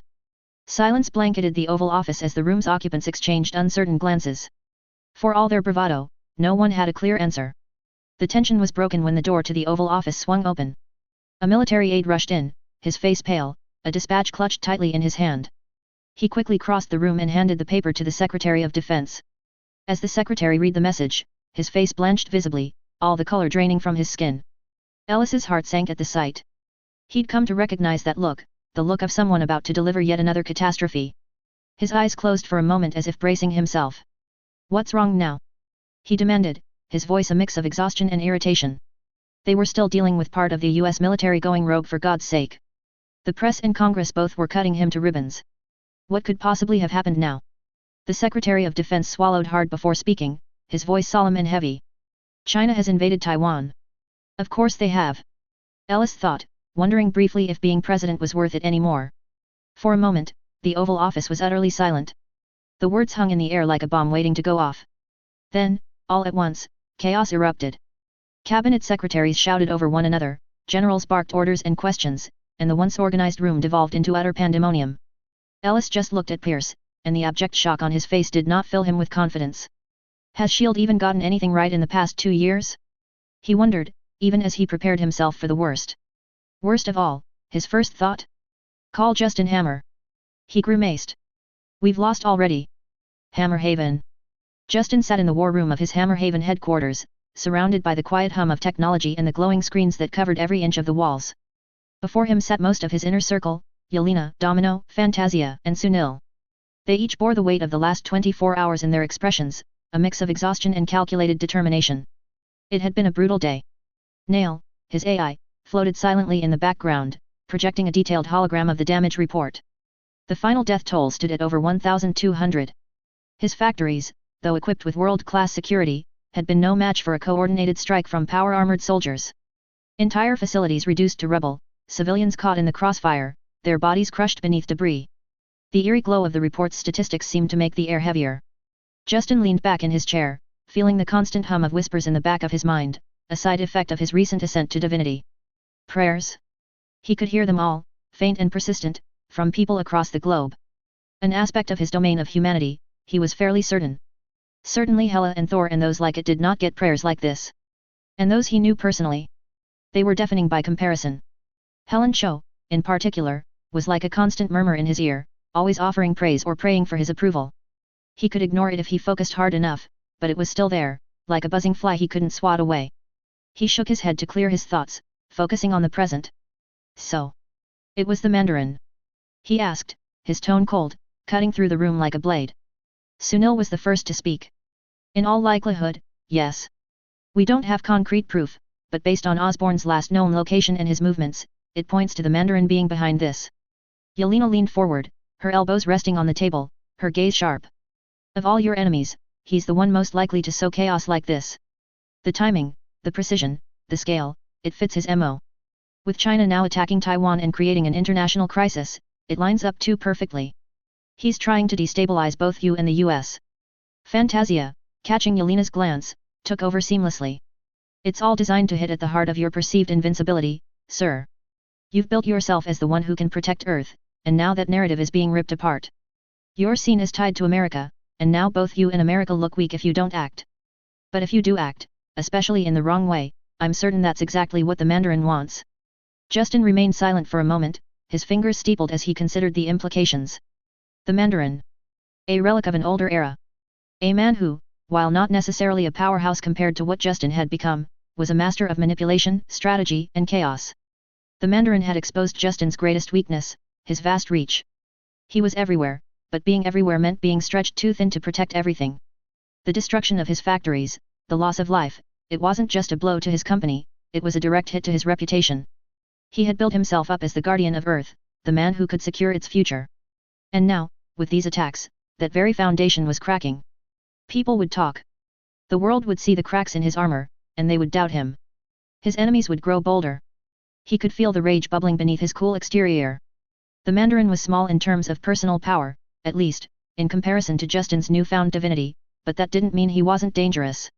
The fact that Nail couldn't even find him or his web of assassins and terrorists, only added to the problem. The man was a ghost, striking from the shadows, picking his targets with surgical precision. He's exposed a weakness, Justin said, finally breaking the silence. I can't protect everything. Not if I'm spread this thin. It was reality, Hammer Industries were global, they were everywhere. Yelena and the others exchanged glances, knowing full well that Justin's next decision would shape the course of their future. War with China? Retaliation against a phantom enemy? Neither were ideal outcomes, but something had to be done. If I allow him to keep taking pot shots at me, Justin continued, his voice low and dark, it'll destroy my credibility. The world's already watching. I'm supposed to be the one who can protect Earth. If I can't even protect my own people. His words trailed off, leaving an unspoken question hanging in the air. How far would he go to preserve his empire? Justin leaned back, closing his eyes briefly as he let the weight of the decision settle on his shoulders. He opened them again, and when he spoke, there was a finality to his words. If he wants war, let him have it. His inner circle straightened, their expressions sharpening as they absorbed the gravity of his statement. We're in the endgame now, Justin said, his voice cold and resolved. Let chaos reign. When the dust settles, I'll come out on top. The room fell into a deep, tense silence. They knew what was coming. War. Author's note. The Mandarin hasn't even made any moves with his own forces yet, he's creating chaos, muddling the waters. Chaos starts. And we have a god of life in the building. Hopefully most of his domains make sense, they won't control him, but they will have an impact on his personality, not that much will be different as he was already like that. Finally he'll be able to compete with the likes of Stark. A domain of progress and innovation will allow him a lot. Hopefully it all seems like it's working out, and of course, he'll be even more anti-Xeno with the domain of humanity. Savage lands are in for a rough time. Chapter 39, War never changes. Here we go, another chappie sponsored by the lovely lads and lasses of Patron. The war has kicked off. And it's not even the most important thing to deal with, alas. Also this is not real, so don't take any RL stuff to anything war or nation-like BS that happens in this FIC. If only the Mandarin knew how unimportant he is, but he's trying really hard though, guys. A for effort. Anyway as usual, I don't own Marvel, the Avengers, X-Men, or anything from Disney and etc., etc. Hope you enjoy. November, 2009, India. General Amarjit Singh paced back and forth in the command post, his normally composed demeanor shattered by the chaos outside. The small concrete bunker they were holed up in shook with every artillery blast, dust and plaster falling in thin streams from the ceiling, coating everything in a fine white powder. The sound of explosions and gunfire echoed through the air, mixed with the incessant crackle of the radios that surrounded him. His men, huddled over their stations, frantically relayed messages, shouting orders and coordinating what little reinforcements they could muster. Where are my reports? General Singh roared, his voice barely cutting through the din. He slammed his fist on the table, scattering maps and notes. I want an update on every single unit on the front line. Now. His staff scrambled, trying to organize the chaos into something resembling useful intelligence. Outside, the unmistakable sound of machine gun fire rattled on, accompanied by the deep, rhythmic booms of Chinese artillery. The general could hear the screams of mortar shells flying through the air, each one a reminder of the inevitable destruction raining down on their position. In his other hand, General Singh clutched a satellite phone, his knuckles white from gripping it too hard. His voice was strained as he shouted into the receiver, the sound of desperation seeping into his usual air of command. Where is the support you promised me, Major Rao? He barked at the logistics officer back at headquarters, spitting the words as though each one burned on the way out. We are being torn apart here. My line is being overrun. If we don't get reinforcements in the next hour, we'll be pushed back to the base of the mountains. On the other end of the line, Major Santosh Rao's voice crackled back, grim and apologetic. Sir, we're doing the best we can, the Americans are already responding to the situation in Taiwan. They've acknowledged our call for assistance against this unwarranted aggression, but they don't have enough forces nearby to assist immediately. We're stretched thin with battles at every point of the border and beyond. Somehow, the Chinese had managed to get tens of thousands of men behind the lines, and together with the pounding of the Chinese Air Force against Indian military bases, they were preventing reinforcements from easily accessing the front. Singh knew all this, but he still had to try, for his soldiers. They were all dead if they didn't receive reinforcements now. General Singh's face twisted into a mask of barely controlled fury at what was happening, his jaw clenching as he forced himself not to smash the phone against the wall. Stretched thin. He growled, his voice low and venomous. The Chinese are throwing men away for every inch of ground, here. They're pouring over the pass like a damned flood. We can't hold like this. His voice rose as another explosion rocked the building, sending more debris raining down onto the general's already dust-covered uniform. We're doing what we can, General, Major Rao replied, the weight of the situation heavy in his tone. Reserves are being called up, and the nearest garrison is en route even through the bombing. You just have to hold for a little longer. General Singh sank into his chair, defeated for a moment, the sounds of war pounding relentlessly outside. He looked over at his men, who were frantically working their own lines, shouting into headsets, calling for support, trying to coordinate an increasingly chaotic battlefield. They all looked as exhausted as he felt. We can't hold. Singh muttered under his breath, though the phone caught it. There's too many of them, for every soldier we kill, there's 10 more flooding over our lines. There was silence on the other end of the line for a brief moment before Major Rao spoke again, his voice thick with regret. We weren't prepared for this, General. No one was. But do what you can. They won't get away with this. We will push them back. Small comfort to all the dead, Singh thought bitterly. The general let out a harsh, bitter laugh in the end. Push them back. His eyes were wild with frustration. Just nuke the bastards. Let them feel what it means to cross India. The suggestion wasn't truly serious, more an expression of his exhaustion and frustration than anything else. But the desperation was real. How had it come to this? China was risking everything. Was it madness? A Skrull infiltration? None of it made any sense. They had to know they couldn't win this. India and the international community would fight back. Even with the UN dead, no one would accept China conquering India. We can't, Major Rao's voice cut through his thoughts, hard and definitive. No one can. Singh frowned, his spine straightening, alarm bells ringing in his head. He barked into the phone, what the hell do you mean, no one can? On the other end, Major Rao paused, the sound of rustling papers filtering through the speaker. When he finally spoke again, his tone was far more subdued, almost disbelieving. Justin Hammer sent a video to all world leaders right after the attack on Taiwan. He promised total annihilation to any nation that deployed nuclear weapons in the coming conflicts. Singh scoffed loudly, momentarily forgetting the chaos outside. Hammer? He's just a businessman, no matter how powerful. Sure, he can throw his weight around against some alien freaks, but does he really think he can make demands like that? That was patently absurd. There were always allowances made for big corporations, that's how capitalism worked nowadays, but did the man really think he could just make commands like that to the world? To world powers even? The silence on the other end stretched out, making Singh feel the gravity of what had just been said. Finally, Major Rao responded, his voice weak, almost reluctant. In the video, he showed a simulation of what he could do with that glowing stone he used against the invaders. If he's not bluffing, General, he could wipe out India or China at will. He's worse than a nuclear deterrent, on his own. General Singh gaped, momentarily speechless. He shook his head, refusing to believe it. That's a bluff. He shouted into the phone. No man is that powerful. Maybe, Major Rao conceded quietly, sounding like he didn't believe it. But no one's willing to be the first to call it, not even China. Good luck, General. Just hold. Reinforcements are on the way. I've got other fronts to handle. The line went dead, and for a moment, General Singh just sat there, the phone still clutched in his hand. He could hear the chaos around him, men shouting, artillery roaring, and the terrifying, ever-present hum of battle closing in, but his mind was elsewhere, racing through the implications of what he'd just learned. Finally, he snapped back to the present, gesturing toward one of his aides. How long until they break through? He asked, his voice low, almost resigned. The aide, a young officer with a pale face and wide, fearful eyes, looked up from his station. Less than half an hour is likely, sir, he reported, his voice trembling slightly. Maybe less if the Chinese Air Force returns to this front for another bombing run. General Singh exhaled slowly, a grim smile forming on his face as he reached for the gun holstered at his side. Men, he said, standing up and addressing the room, his voice regaining its steel. It's been a pleasure commanding you. I won't order any of you to stand with me, but I'm getting out there, and I'm making the bastards pay with blood for every inch of Indian soil they take. There was no hesitation. No one spoke, but the look on every face told him that they would follow him, no matter the odds. There was no chance of survival, but they would not go down without a fight.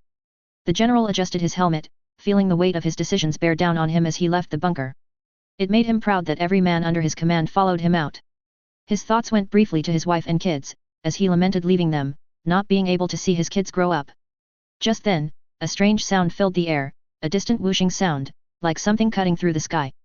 The men looked up instinctively, expecting another barrage of Chinese bombs or artillery to fall on them.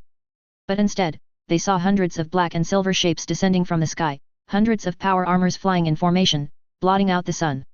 One of the armors broke from formation, landing in a textbook superhero stance in front of the bunker. The armor's eyes gleamed in the dim light as it stood up, turning to face General Singh with machine-like precision. "General," the drone intoned, its voice modulated but clear, "Hammer Industries is here to assist. The Iron Legion will push the enemy back. Please ensure your men do not engage, our targeting systems will interpret the fire as enemy action." The general stared in disbelief as the drone took off into the air once again, joining the swarm of power armors heading directly toward the advancing Chinese forces. For a moment, he could do nothing but gape. "Maybe," he muttered, shaking his head as the reality set in. "Maybe Hammer really can do more than I thought." Then, with renewed energy, he spun on his heel, roaring at his staff. "What are you looking at, you layabouts? Back inside. Get on the line and spread the news. I don't want our boys getting chewed up by those things." As he rushed back inside, General Amarjit Singh felt something he hadn't felt in hours: hope. China's attack had caught them all off guard, but now, there was someone responding. And if anyone could push back the tide, it was the man who seemed to be capable of anything, Justin Hammer. He sent a little prayer to the man, thanking him for saving them where his government couldn't, praying it would be enough. He wouldn't lose all his men today after all. Same time, Cairo. Justin stood on the wall of his Cairo compound, his gaze fixed on the sprawling flying city in front of him. It was a scene of organized chaos, a testament to the relentless efficiency of Hammer Industries. The city's rebuilding had commenced at a breakneck pace, and all around him, he could see the evidence of his vision taking shape. Construction workers swarmed over half-built structures like ants over a sugar trail. Autonomous drones and vehicles cleared the last remnants of rubble, their sleek forms moving with mechanical precision. Human workers followed in their wake, meticulously setting to work on the foundation, redoing electrical systems and plumbing as they went. Not only redoing, but improving things. Cairo would be unrecognizable, but a truly modern city, truly his. Although it was a bit annoying that his entire team and his AI had teamed up and vetoed him renaming the city to something more. Hammer. He could have forced the issue, but if he did that for every minor thing, he'd eventually erode their loyalty, so best to leave it be. Well, at least he still had Hammer Haven, so it wasn't too bad. From where he stood, Justin could see entire blocks of the floating city transforming. Buildings sprouted from the ground in a matter of hours, the shattered remnants of old Cairo giving way to gleaming new structures, each more advanced than the last. It was the future he had promised, a future built not just on ambition but on raw, untapped potential. And yet, even as he watched his city being rebuilt at an astonishing pace, Justin's mind was elsewhere. He could feel it if he tried, the prayers. It was always there, humming softly in the back of his consciousness. A constant buzz of millions of voices, some quiet, others desperate, calling out to him for everything from salvation to trivial desires. Hundreds of millions of prayers, maybe more. He wasn't even sure how he knew that, it was just instinctual now. Sorting through them, picking out one voice among the masses, was nearly impossible unless it was someone he knew. Those he had personal connections with had a unique resonance, an echo, of sorts, one that he could pick out almost immediately. Hela hadn't been much help in understanding this new facet of his divinity. She had explained that Asgardians hadn't relied on prayer in the way other gods might for a very long time. Their domains and godlike status had been set millennia ago, passed down hereditarily from parent to child. Lack of prayers didn't weaken them, they existed as gods purely by virtue of their lineage and mythos, all of it already set in stone to some extent. Thousands upon thousands of years ago, the first kings and queens of Asgard, had become gods in truth, and spread it amongst their people to an extent. Back then prayers had assisted, but eventually, after a millennia, the divinity had settled. Now, even if no one believed in Asgard ever again, they would never grow weaker from that lack of faith. That explained why Odin and the likes of Thor and Tyr were so powerful, coming from the original lines of true gods, remaining as such, while the average Asgardian wasn't much more than an enhanced human by comparison, even if they still held that spark of divinity that had originally been spread. For Justin, it would be different, he assumed, at least for now. He still needed the prayers, though they were more of a tool than a crutch. In time, he wouldn't require them either. But for now, they had an undeniable strengthening effect. He knew that if people began praying to the Asgardians again in large enough numbers, they too would grow stronger, though none of them had ever truly needed it. The effect still existed for them, it just couldn't bring them below their baseline. But it could heighten them. Another reason, Hela had explained, why her wish for conquest only made sense. In her belief, they needed worshippers again, and the best way to achieve that was by the sword. Then Asgardians would rule the universe. That last part he'd intuited from what she was saying. She hadn't actually said that part out loud, correctly assuming this was one of the reasons Justin was loath to risk empowering her in any way. His eyes scanned over the city, taking in the steady pulse of progress, the hum of industry. His city. He could feel his own power radiating outward, suffusing everything beneath him. It was why he was here, standing on this wall, lost in thought. It was a feeling unlike anything he had ever known, and it gnawed at the edges of his consciousness, reminding him of what he had become. Yesterday, he had witnessed something that still took his breath away. A stretch of one of Cairo's busiest streets had been leveled, demolished down to its very foundation. But within hours, the entire area had been rebuilt. Buildings had risen, the electrical grid, sewer, and plumbing systems had been replaced, all in a single day. One day. His divinity spread out over the city, his domain. One day. Granted, he had an army of drones, autonomous vehicles, and highly skilled workers to assist, but even by his standards, the speed of the rebuilding was staggering. The power he now commanded, whether it was progress, innovation, humanity, or civilization, or some combination of all of them, was manifesting in ways he hadn't anticipated. And it thrilled him. His hands gripped the wall tightly as he contemplated the implications. If he could accomplish this with just one city, what would happen when the entire planet was under his control? Would his domains spread, suffusing every corner of the globe with his influence? Would the world transform as rapidly as Cairo had? Justin had initially scoffed at some of his domains, thinking they were superfluous. Power and might were all well and good, but civilization? And progress? He had considered them unnecessary additions, until now. Now, he could see the true extent of what he had inherited. The potential was limitless, and it made him dangerous in ways he hadn't fully appreciated before. He felt a small grin tugging at the corners of his lips. The world had no idea what was coming. No. The universe had no idea how powerful this planet was about to become under his aegis. Thanos would come one day, and break himself on Fortress Earth. As he stood there, absorbed in his thoughts, he became aware of a familiar presence approaching. He could sense Yelena long before she made it up the wall, her energy familiar and teasing. She was doing it again, praying to him for the most ridiculous things, just to catch his attention. It was a game of hers lately, and while it should have annoyed him, it only served to make him smirk in amusement. When Yelena finally reached him, dressed in a sinfully tight outfit that was no doubt intended to provoke, Justin didn't turn to face her immediately. His gaze remained fixed on the city below, though his eyes flicked sideways to catch her exaggerated pout. "No," he said dryly, "I'm not going to give you Russia." A familiar argument the last few days, when word domination became less of a future plan, and more of a goal within sight. Yelena leaned against the wall beside him, her expression exaggerated in mock disappointment. "Not even if I do that thing you like?" she teased, her voice lilting as she gave him an exaggerated puppy dog look. Justin snorted, turning to face her fully with a look of amusement. "Literally a sex god here. I can feel that you enjoy it even more than I do." His tone was sardonic, though there was an undercurrent of humor there. It wasn't a domain he had particularly wanted, as the gods who held such things seemed gods of excess and vices more than anything, something he would not want to fall into, but it had become a part of him regardless. Rumors about his proclivities had circulated long enough for it to set apparently, helped along by Yelena and Helen Cho spreading gossip, and the infamous sex tape that had gone viral, it had been almost inevitable. The mythos of Justin Hammer had grown, and with it, his domains. Perhaps the large number of domains came down to the fact that several billion people in different parts of the world all had wildly different ideas about him. Being a god of sex and lust should have been fantastic, and in some ways, it certainly was. He had tested that aspect of his divinity quite thoroughly. But it wasn't without its drawbacks. Just like the constant stream of prayers, he could now sense whenever anyone within a wide radius engaged in any form of sexual activity, that included masturbation. It was a sensory overload he was still working to push into the background, just like the prayers. He really didn't need to know that much about the people around him. Especially not Cho. Who apparently was worse, by herself, than she was with a partner. Some things he can't unsee. Yelena's smirk widened as she joined him at the wall, her arms crossed in a display of casual confidence. "Can you feel my devotion then, my god?" she teased, her tone playful, though the glint in her eyes was all mischief. Justin flicked her on the nose, making her scrunch up her face in an adorably exaggerated reaction. "None of that," he said, his tone firm but not unkind.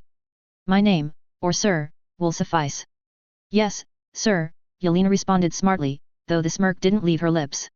She had always enjoyed calling him sir and he knew it. "You're taking after Domino too much," he warned lightly, his lips quirking in amusement. His ascension to godhood had put his inner circle into something of a frenzy. They had all tried, in their own ways, to probe, test, and see if he had changed. Especially Domino. That woman had practically made it her mission to figure out if he was any different now, constantly pushing at the boundaries to see where they were. He was fairly certain he hadn't changed much, at least not yet. And that made sense. His ascension had been built on the foundations of who he already was, on the beliefs and tendencies he already possessed even if seen by billions of others. His divinity had merely amplified those aspects of him. He was still Justin Hammer, just more. And well, what was better than Justin Hammer? More of Justin Hammer, of course. I assume, since you're here, she's ready to begin. He asked, his thoughts shifting back to the task at hand. He turned away from the city and focused fully on Yelena now, his expression sharpening. Yelena nodded, her face losing some of its playful edge as she grew serious. She's ready. We've gone through the interrogation fully, concluding with a session from Domino. Justin hummed softly, considering the information. Domino's involvement was something he'd personally requested. Her methods, while unorthodox, were often highly effective due to her luck. He turned, stepping away from the wall as he prepared to face what was next. Let's see what's in Sinister's head then, shall we? Lead me to Miss Frost. Yelena nodded again, and together, they walked away from the wall, leaving the city behind as they descended into the heart of the compound. A few minutes later, Cairo. Justin and Yelena made their way down the hallways of his compound, heading toward the reinforced holding cells where Nathaniel Essex, better known as Sinister, was waiting, having been moved here from Hammer Haven. Waiting for them outside Sinister's holding cell was Emma Frost, who was attempting to maintain her usual aura of regal poise despite the strain of the past few days. It wasn't easy to make someone like Emma Frost look out of sorts, but the recent days of interrogation, however soft they had been, had taken their toll. Her clothes were still impeccable, a tailored white outfit that hugged her figure, but her once lustrous hair lacked its usual shine, and there was a slight tightness around her eyes. Small imperfections, but enough for Justin to notice. Emma Frost had come to him with a deal, and Justin had been all too happy to accept. Frost Industries was now officially a subsidiary of Hammer Industries. While her weapons division had proven to be competent, her power armor models were a step up from the Goblin armors at least, they still fell short of what Justin and Tony Stark could produce. There had been no competition there. But Frost Industries wasn't valuable to him for its weapons, it was its grip on the public transportation sector across Europe, the Balkans, and even parts of the Middle East that made it worth folding into his empire. It gave Justin the foothold he needed to dominate yet another industry on a global scale. Now, she stood before him, trying to keep that familiar cold air of superiority intact. How cute! At least her information on the Hellfire Club that she had previously held back was useful. He'd have to do something there soon. Shaw was kept happy and fat so far, by the many business deals he kept making with Hellfire Club members, but it wouldn't last forever. And Shaw more than anyone, was able to coax Selene Gallio to act. If he didn't have two situations to deal with already, he would have moved on that one. But for now, the Hellfire Club would have to sit. Emma, you look radiant as always, Justin said with a pleasant smile, his voice dripping with just the right amount of smugness to let her know he wasn't fooled by her attempts to appear unruffled. Emma didn't return the smile. Instead, she sniffed lightly, turning her head away from him in a haughty display of indifference. But Justin didn't miss the signs. Her hair wasn't as perfectly coiffed, and there was a slight dullness to her skin. She was trying to keep up appearances, but she hadn't had time nor access to put herself back to her best yet. He clicked his tongue in mock disappointment as he stepped closer, his eyes never leaving her face. Without warning, he let his aura of domination unfurl, not with any real intent but as a reminder of the power he held. The effect was immediate. Emma stiffened, her body freezing as if she had been caught in the gaze of a predator. She was someone who prided herself on control, and Justin could see the tension rippling through her as he moved even closer, her control escaping her in front of a true power. Reaching out, he gently placed his hand on her chin, turning her face to look directly at him. Now, that's not how we respond to the boss, is it? His voice remained pleasant, but there was an unmistakable edge beneath the words, a hint of a threat wrapped in velvet. For a moment, Emma's expression flickered. She looked like she was struggling with something, perhaps her pride, before she finally lowered her head slightly, bowing in submission. Nice to see you as well, sir, she managed to get out, her voice tight with barely concealed resentment. Now was that so hard? Justin murmured, releasing her chin and pulling back. The pressure of his aura vanished as quickly as it had come. You came to me for a reason, Emma, my power. Don't start getting shy about your position now when you are finally on the ground floor of a global power. Emma remained silent for a moment, her body language still rigid, but when she looked back up at him, the resentment in her eyes had faded somewhat. There was still some defiance there, of course, but not nearly as much as he might have expected. She had chosen this, after all, chosen to align herself with him without needing any significant prompting. It was that ambition, that cold, calculated desire for power, that had made her approach him in the first place. I am here to be useful, sir, she said after a long pause, her voice more composed now. Justin hummed in response, eyeing her with a mixture of amusement and satisfaction. He could work with this. Sir, Sinister is prepped and ready, Yelena said from behind him, her voice a sharp reminder of the task at hand. Her eyes flicked to Emma with a superior glance, clearly unimpressed by the White Queen of the Hellfire Club. Justin raised a hand, stopping her. I want to try something first, he said, his tone taking on a curious edge. He turned to Emma, his eyes gleaming with something close to challenge. Try to break into my mind. With a thought, he set his implant on passive, removing the normal obstacle. Yelena's head snapped toward him, her expression immediately hardening into one of disapproval. You're joking, right? Her voice was sharp with incredulity, though she made no move to stop him, her hand hovering over her weapons just in case. But Justin wasn't joking. His newfound godhood had left him curious, wondering if someone with Emma's level of telepathic power could even scratch the surface of his mind now. He had developed faster regeneration, stronger mental defenses, and his control over his own abilities had only grown. Even if she did manage to slip through, his powers would protect him from any lasting damage. If she was stupid enough to try anything, which he doubted. Emma, for her part, looked visibly uncomfortable with the request. Her eyes flicked to Yelena, then back to Justin, before she swallowed visibly, her poise slipping just slightly. I'd prefer not to, she said, her voice chilly and still carrying that regal edge, but it didn't fully mask her apprehension. She was used to being the one in control, the one who could assert her dominance through sheer willpower and mental prowess. Now, she stood before someone who might be beyond her reach, and that uncertainty was clearly unsettling. She was also obviously worried about any punishment should she succeed and anything happened. Yelena was hardly making it difficult to see that she'd kill her for one wrong move. Justin's smile didn't falter. It's an order, he said, his tone mild but the authority behind it unmistakable. For a moment, Emma's expression flickered again. She looked like she would rather be anywhere else in the world, but after a long, tense pause, she nodded reluctantly, her gaze focusing on his. The tension between them crackled as she concentrated, her eyes narrowing as she attempted to penetrate his mind. For the first minute, nothing happened. Then, without warning, Emma winced, a hand coming up to rest on her forehead. She looked away, her eyes momentarily closing as if in pain. I can't, she admitted, her voice strained. It's like there's a chasm between us. One I can't cross. Justin's implant buzzed back to life as he turned it on with a thought. Nail's voice came through almost immediately, whispering that based on everything known about Emma Frost, her powers, her mannerisms, vocal tone, facial tics, she was telling the truth. Pleased with the result, Justin smiled.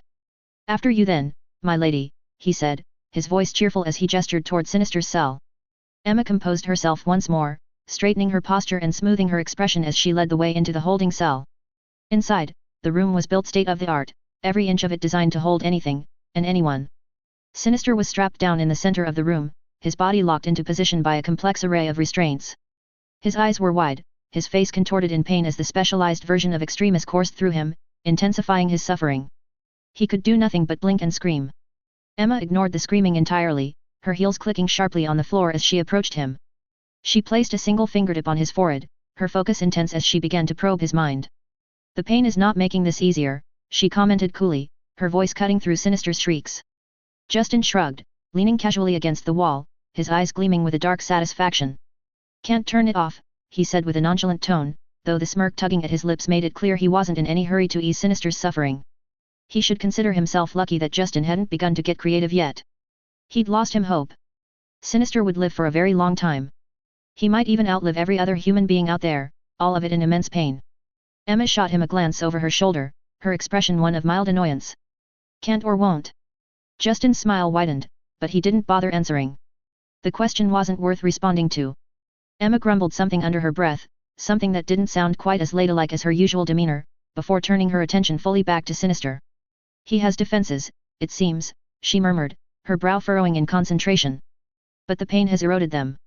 I can get through, even if his muddled thoughts will make it take longer to parse anything useful. And so, the secrets locked inside Nathaniel Essex's twisted mind began to unravel. To Justin's pleasure. It seemed it was a process that was quite painful. Or perhaps Emma was fishing for brownie points. Either way, he was very pleased. Later that night, Cairo. Justin leaned back in his chair, the soft hum of Cairo's war room surrounding him. The dark, sleek table in front of him gleamed under the recessed lighting, and the walls were alive with large holographic displays flashing status reports from around the globe. Yelena sat at his side, calm and composed, though the slight narrowing of her eyes betrayed her frustration at the day's developments. Emma Frost, however, was anything but calm. She sat stiffly across from Justin, clearly doing her best to project her usual icy composure. Still, her fingers twitched occasionally against her immaculate white outfit, and she kept stealing cautious glances at the surrounding screens. The subtle tension in her posture revealed her uncertainty, and it was clear she was carefully walking a line, unsure of how far she could push in her new position. Justin tapped his fingers against the edge of the table, a small smirk playing on his lips as he observed Emma. Her discomfort amused him, and he had no plans to alleviate it.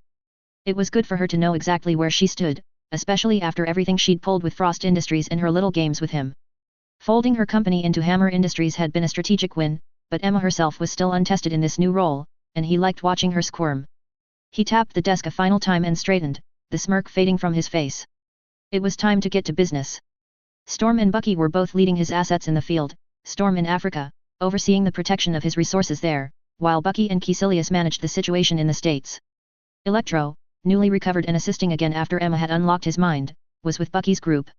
It turned out that Electro's mental block wasn't the result of an apocalypse resurgence, as they'd feared. Emma had unlocked his mind with scorn in her voice, noting that there was no way Xavier hadn't noticed the block when it first happened, considering he had been on site. Apocalypse had simply locked Electro inside his own mind. Justin hadn't been surprised by that revelation. It had only reaffirmed his belief that Xavier, like Magneto, was an old man clinging to power.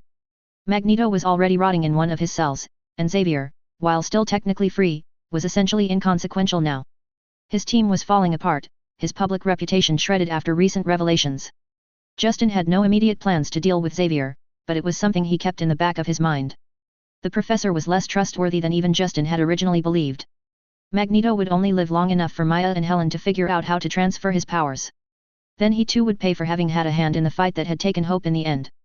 The large screen in front of Justin flickered to life as Sunil Bakshi appeared, his face sharp and serious. Dr. Octavius followed shortly after, his mechanical arms whirring faintly in the background as he adjusted something off-screen, thankfully properly built ones this time. Vanko was deployed with the H.A.MME.R team, and Forge was occupied with engineering things for the moon assault, so Octavius was the one reporting on the current state of the Iron Legion. Justin steepled his fingers, his eyes narrowing as he regarded the two men on the screen. "Make it quick, gentlemen," he said, his voice clipped. "I can't afford to spend too much time on the Mandarin. He's the lesser threat right now." The cold truth hung in the air. It would cost him, both in public perception and lives, to not be able to stop all the attacks that would come. But Justin couldn't afford to let the Sentinel program run its course on the moon. It was too dangerous to humanity. The Mandarin was an annoyance, a painful one, like a swarm of mosquitoes giving him 1,000 little pricks slowly, one by one. The Sentinel program had the possibility of becoming an extinction event, especially with Skrulls in charge of it, looking to take over the planet for their race. The Sentinels, if the program was completed before he could stop it, would be a force that would cost him 1,000 times more than the Mandarin. The choice was easy in the end with such calculations. Sunil was the first to speak, his tone as efficient as always. "Sir, Nail has managed to intercept and prevent 11 sabotage attempts so far. However, we've missed 6 bombings in locations that were less well covered. These incidents took place in low-priority nations, Peru, Zimbabwe, etc., but the casualties are still significant." Justin grimaced, resting his chin on his tented hands. "Nail, how are they avoiding you? And what can we do to fix it?" Not that much of the answer was likely anything they could do at the moment. Nail's holographic avatar materialized near the table, her presence causing Emma to flinch slightly.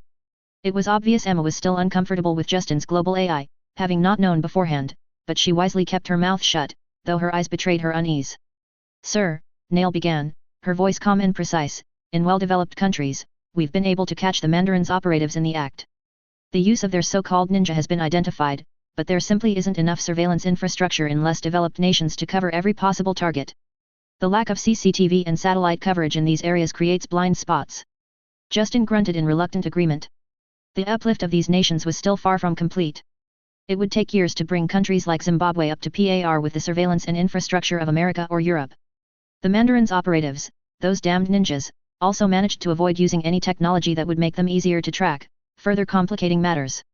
He cast a sideways glance at Yelena. "Your Black Widow's having any luck?" Yelena's expression darkened. She hated failure. "They're too spread out," she admitted, not bothering to hide her frustration. "By the time they receive the warnings, they can't respond fast enough. We've already lost 3 agents. The weight of that loss settled over the room for a moment before Emma spoke up, her voice calculating and calm. If you can capture someone from their organization, I can work them over, she suggested, her eyes glinting with the possibility of getting her hands on one of the Mandarin's operatives. Sunil immediately nodded but looked doubtful. They commit suicide at the slightest sign of any risk of capture, he explained grimly.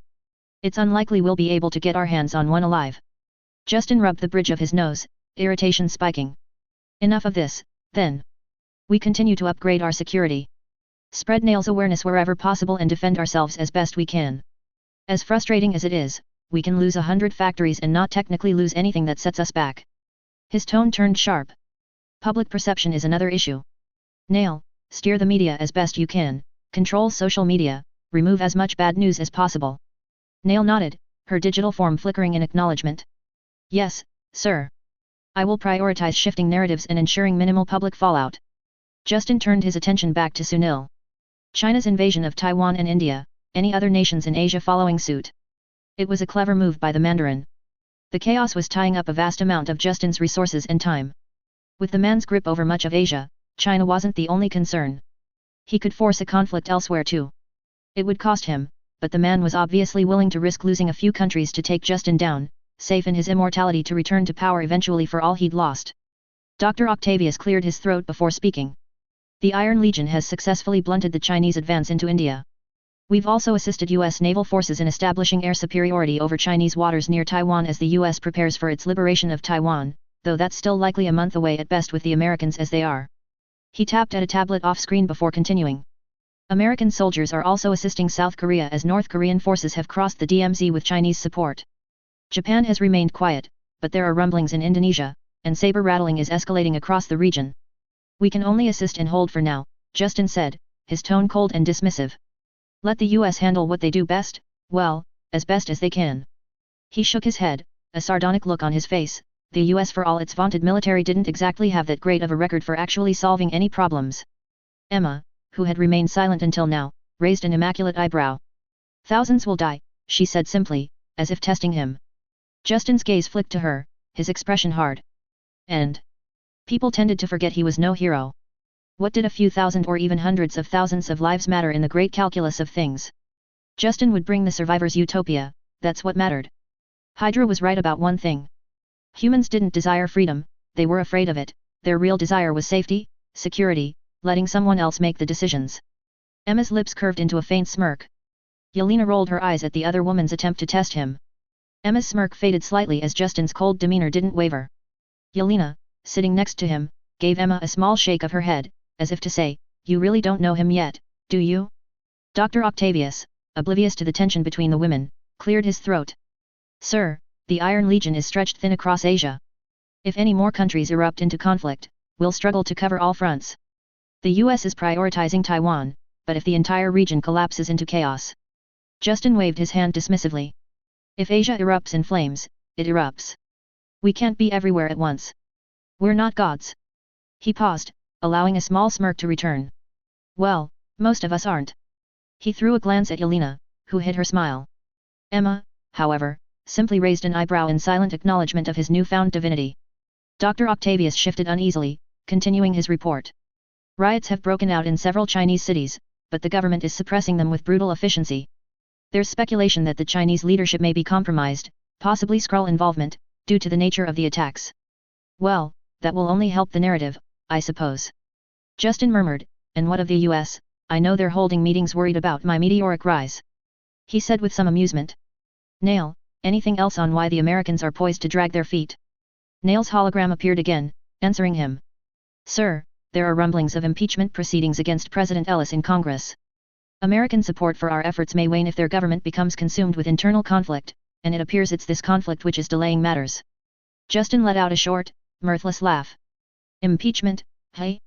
For what, exactly?"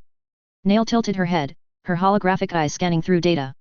"The allegations center around Ellis' connections to you, sir, and the fact that he permitted the use of the Iron Legion without congressional approval. Of course he'd done no such thing. Justin hadn't bothered getting permission. Oh well. Ellis could handle it on his own, or not. Chaos in this helped him, even as it also gave him some headaches in the short term due to the US not being as quick as usual to jump into the conflict. Emma cut in smoothly, her gaze sharpening. They can't touch you directly, so they're going after your perceived puppet. It's politics as usual. Sunil leaned forward on the screen, his expression carefully neutral. Do you want us to intervene, sir? Push back. Justin shook his head, waving the suggestion away. Let it play out. If they want to tear their own government apart while we're busy, all the better. Chaos has its uses, after all. He glanced at Yelena, who nodded in agreement. Let them flounder. We'll capitalize on it later. Yelena cocked her head slightly, curious. Won't that set back US military efforts? Justin shrugged. Possibly. But more likely, it'll just be another example of their incompetence and indecision. The longer they waffle, the better we look in comparison when we start cleaning up their messes. People will see the truth in time. Emma studied him carefully, her icy exterior cracking just a bit as she realized the depth of his long-term strategy. The more the governments of the world failed, the sooner Hammer Industries could step in and take over. Dr. Octavius, his arms whirring behind him, shifted his focus. Sir, if we pull too much of the Iron Legion to manage the chaos in Asia, it will leave other regions vulnerable, including our upcoming project. He reminded him. Justin steepled his fingers again, his gaze intent. Which brings us to the moon. Emma blinked in surprise, confusion finally crossing her carefully controlled expression. The moon? She asked, trying to regain her composure. Yelena smirked, her amusement clear. Oh, Emma, you didn't know? Aliens are building an army of robots called Sentinels on the moon, their goal, to wipe out humanity. Emma's perfect posture faltered for the first time, her eyes widening slightly. What? Justin chuckled darkly, enjoying the shock on her face. Welcome to the big leagues, Emma. The world you knew is a small slice of a much bigger, much more dangerous universe. The Skrulls. They've been playing with Earth, and now we're getting involved to put a stop to it finally. The Sentinel program on the moon is their latest project, designed to wipe us out. Emma's expression hardened as she processed the information. She was no stranger to large-scale threats, but the idea of alien forces building a weapon of that magnitude unsettled even her. And I assume we're planning to stop it soon. She clarified, stressing the word soon. Of course, Justin replied smoothly, leaning back in his chair. The question is how to best approach it. We've made great strides in developing countermeasures, but it's a delicate situation. We can't exactly announce to the world that we're about to go to war with aliens. What if they failed the first strike? It would be humiliating. Better to wait to announce it after they've won.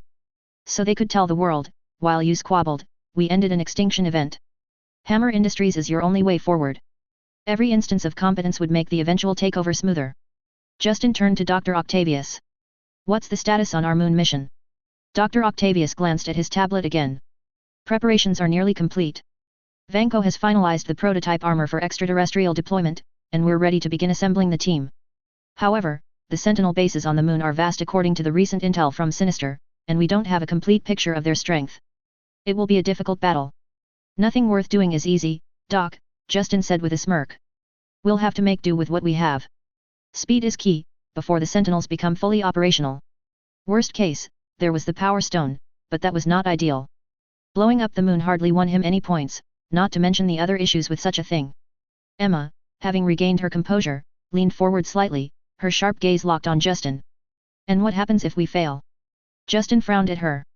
We won't fail. That's not an option. If we lose to the Sentinels, we lose everything. Yelena leaned back in her chair, her confidence radiating. Then we better make sure the moon becomes ours. Justin's eyes gleamed with determination. We will. The Sentinels are just one more obstacle in our way, and we've dealt with worse. Once we take control of the moon, Earth's space will be secure within a year. The room fell silent for a moment, the weight of their mission hanging in the air. They were on the brink of something monumental. The Mandarin's chaos on Earth was nothing compared to the threat of the Sentinels lurking on the moon. Justin stood, his hands planted firmly on the table. We move forward. Finalize the team for the moon operation. Everyone else, keep the Mandarin in check as best as you can while we'll be gone. We can't afford any distractions. Understood. The group nodded, their focus unwavering. Justin glanced one last time at Emma, who still looked unsure of her place, but the gleam in her eyes said she liked what she saw. Welcome to the real game, Emma. She held his gaze, her expression sharp and resolute. I'm ready. The meeting ended, but the sense of impending action lingered. The war on Earth was just the beginning. The battle for the moon, and the fate of humanity, was next. And Justin was ready for whatever came next. This was his planet. The next day, early morning, India. Justin stepped through the shimmering portal, the landscape of the border between China and India unfolding before him. The air was thick with the acrid stench of artillery fire and gunfire, smoke lingering over the battlefield. The terrain was littered with remnants of war, abandoned tanks, craters from artillery shells, and debris scattered across the ground. But the most prominent feature, unmistakable even from a distance, was the mountain of bodies, stacked haphazardly in a grotesque display of carnage. Atop this grisly throne lounged Hela, the goddess of death, looking entirely at ease. Is this how I'm going to find her every time? He thought, knowing she had a use, but disliking how much of a blunt tool she was. For as much as the idea of wielding a hammer, as a hammer was, he preferred to utilize more multi-purpose tools, instead of a single solution one. He walked closer, inspecting her as he did. Her black armor glistened in the dim light of an early morning, the sun barely poking over the horizon, and her dark, blood-streaked hair hung loose over her shoulders. She sat with one leg draped over the edge of the macabre pile, idly tracing a finger across the edge of her necrosword as if it were the most casual of pastimes. Justin walked toward her slowly, his face impassive, his boots crunching over the gravel and debris beneath him. The bodies, the destruction, it was all irrelevant to him. His focus was on Hela, and the task at hand. He came to a stop just at the base of the pile, looking up at the goddess as she glanced down at him with an amused smile. Hela, he greeted her with a small nod, his voice cutting through the stillness. Hela stretched languidly, as if she had just woken from a peaceful nap. You send me to the nicest places, Justin, she purred, sounding pleased.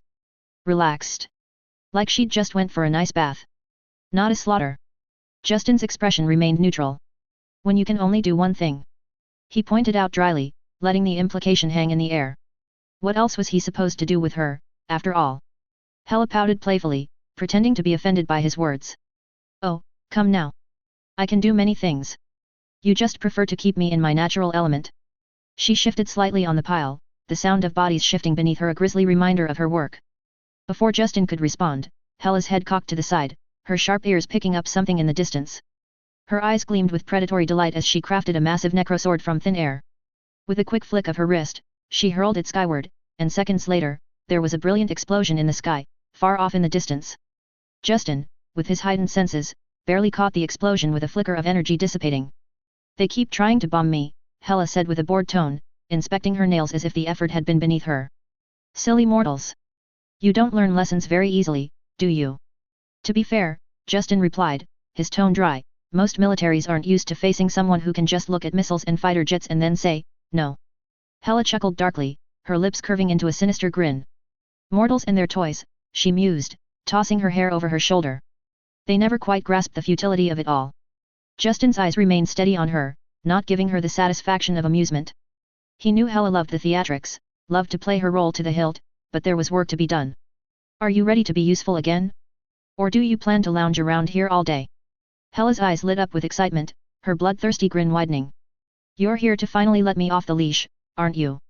She leaned forward slightly, her eyes glinting with malevolent anticipation. These Chinese. They'd bow to me if they lost 100 million or 2 of their citizens. Justin raised an eyebrow, unimpressed. I already forced the world to put their nukes away. I'm not about to let you enact your own version of Armageddon. He rolled his eyes at her exaggerated pout. There's plenty of death for you yet. We're going after the Skrulls next. Hela's pout deepened as she crossed her arms. The Skrulls. She scoffed, clearly unimpressed. Those shape-shifting pests. You expect me to get excited about fighting them? Where's the fun in that? They'll have giant robots designed to exterminate humanity, Justin offered, his voice still carrying that note of dry detachment. Hela's response was a dismissive wave of her hand. Robots, you say? Killing machines without souls, without fear. She sighed dramatically, flipping her hair. Where's the joy in that? No screams, no terror. Just cold metal falling to pieces. You really are depriving me, Justin. She gave him an exaggeratedly disappointed look. And here I thought you, of all people, would understand my tastes. After all, with that domain of yours. Her voice dropped to a suggestive purr as she gave him a teasing glance. Justin's eyes narrowed. Without a word, he tapped into his domination domain, letting the weight of his power press down on Hela. It was a subtle yet overwhelming force, suffocating, bending reality to his will. Hela froze for a moment, feeling the weight of his authority wash over her.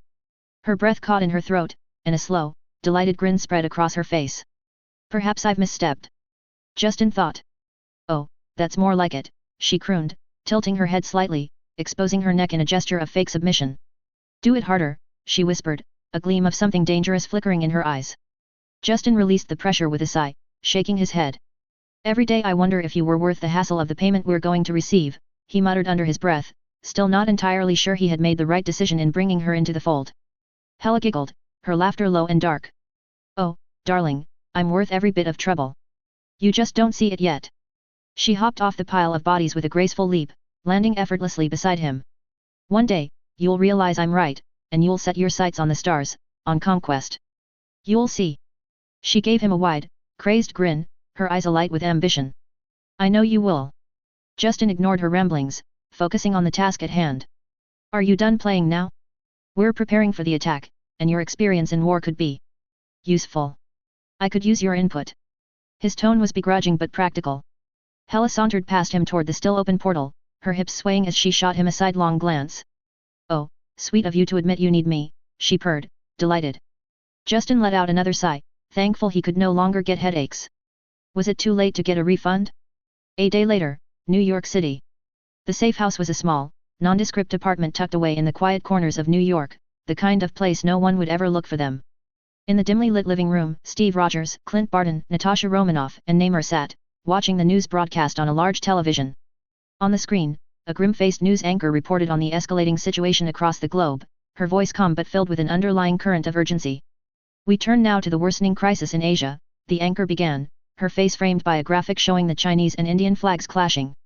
In the last 72 hours, China has launched a full-scale offensive against the Indian border, overwhelming Indian defenses in the Himalayan region. Reports indicate thousands of casualties on both sides, with the Chinese military deploying overwhelming force, including mechanized infantry and air support, to secure the region. The screen cut to shaky footage of artillery fire echoing through the mountain passes, the snow-capped peaks lit up by the explosions, as Indian soldiers scrambled to hold their position. The camera zoomed in on distant plumes of smoke rising from the valley below.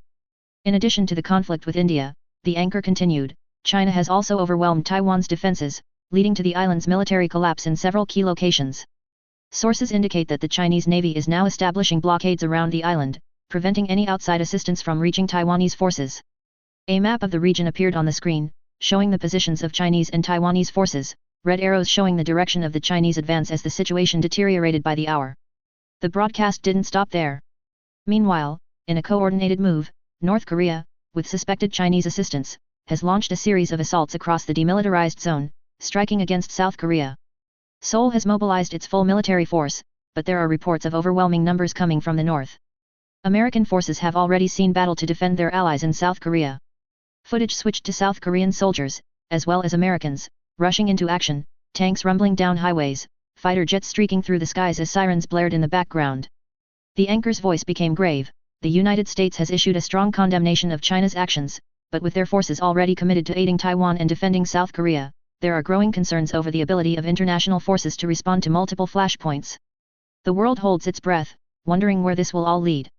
The broadcast switched to the site of the Iron Legion. Thankfully, Hammer Industries were able to blunt the advance by Chinese forces into India, due to a new approach. Steve had seen enough. His jaw tightened, and with a look of disgust, he reached for the remote and shut off the television. People never learn, he muttered, the frustration in his voice evident. His blue eyes glared at the now blank screen, as if daring it to challenge his disgust. Showcasing more examples of war and stupidity. Natasha leaned back on the worn couch, her gaze still fixed on the TV screen, even though it was now dark. She had that look, the one where she was seeing more than the rest of them. The wheels were turning in her mind, and she wasn't just watching the news, she was analyzing it, connecting dots the others weren't even aware of. That's kind of our thing, Cap, she drawled in the end, a sarcastic edge to her voice. Although this one could likely be laid at Hammer's feet, he's stirred the world up too much. Across the room, Namer, who had been pacing with a furious energy, paused. The king of Talakang had been in a constant state of agitation ever since he had been forced into a series of humiliating concessions by the US government, and Hammer's influence had been central to that outcome. His black hair, slicked back in its usual fashion, as his whole body bristled with agitation, his muscular frame seemed coiled, ready to explode at the slightest provocation. Hammer is behind this? Namer asked sharply, his tone filled with contempt. We should stop it then. End this madness before it spreads further. Rebuild their reputation, was left unsaid, but easily picked up on by the spies. Clint exchanged a look with Natasha, the two of them holding a silent conversation in a way only seasoned operatives could. It lasted a second before Clint shrugged and addressed Namor directly. Look, I'm not a fan of the guy either, Clint admitted, his voice calm but firm. But we're laying low right now, remember? This, he gestured to the television, this situation is the opposite of low. Steve stood up suddenly, his presence commanding as ever, and walked toward the center of the room. His frustration boiled just beneath the surface, his fists clenching and unclenching as he spoke. No, Clint's wrong. Namor's right. His voice was filled with conviction. This is where we can prove we can still be trusted. We need to stop this war. All this chaos, all these invasions, it's Hammer's fault. His reckless technology. His Iron Legion, his disregard for people's will. He's thrown the world into chaos, and we're the ones who can put a stop to it. Natasha's brow furrowed as she looked at Steve, the tone of his voice setting off alarms in her head. Steve, that's not really, she began, but he cut her off with a wave of his hand. We can stop this, Nat, Steve continued, his voice rising with conviction.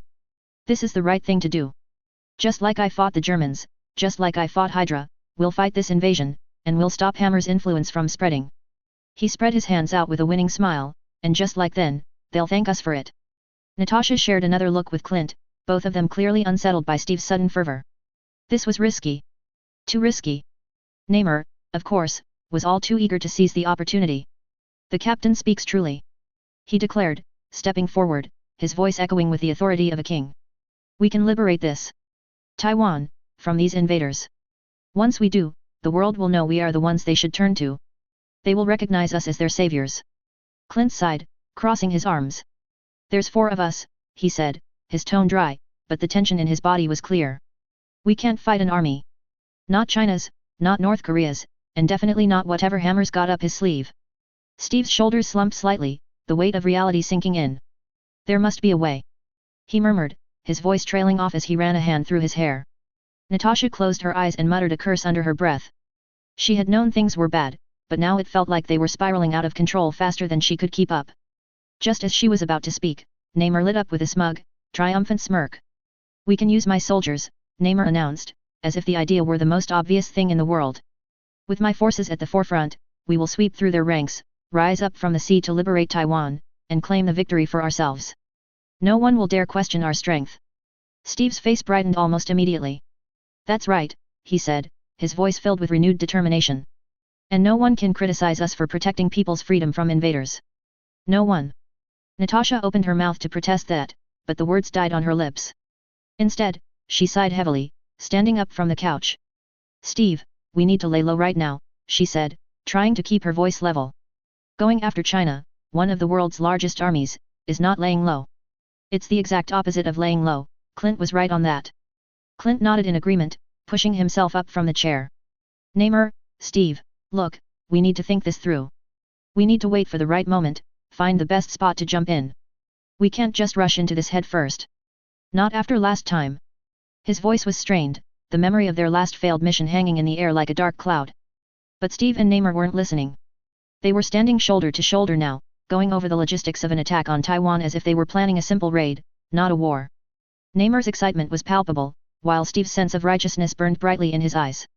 Clint and Natasha exchanged yet another look, both of them clearly frustrated. This is madness. They both thought.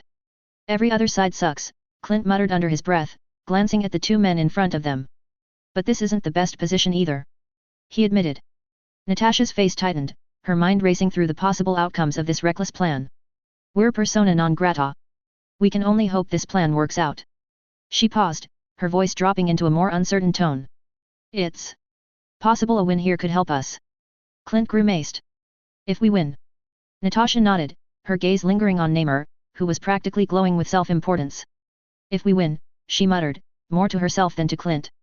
Deep down, she had a feeling that even if they succeeded in this crazy plan, the world wouldn't be any more grateful than they were now. Namor might relish the idea of a triumphant victory, but there was a reason they were laying low in the first place. And dragging the people of Talakang into this mess might just make things worse. Should she try to reach out? Maybe. Maybe Yelena could. No. She clenched her fists at her sides, her resolve hardening. Calling Yelena was too much like admitting defeat. She was the Black Widow, and she'd find a way to make this work. Natasha stood up, rubbing her temples before addressing the room. Boys, if we're doing this, we're doing it right. So listen up. Steve and Namor turned toward her, still buzzing with energy, but there was a hint of acknowledgement in Steve's eyes. He respected her enough to know that if Natasha Romanoff had something to say, it was worth listening to. Namor, however, looked less enthused, but even he quieted down when Natasha raised a hand.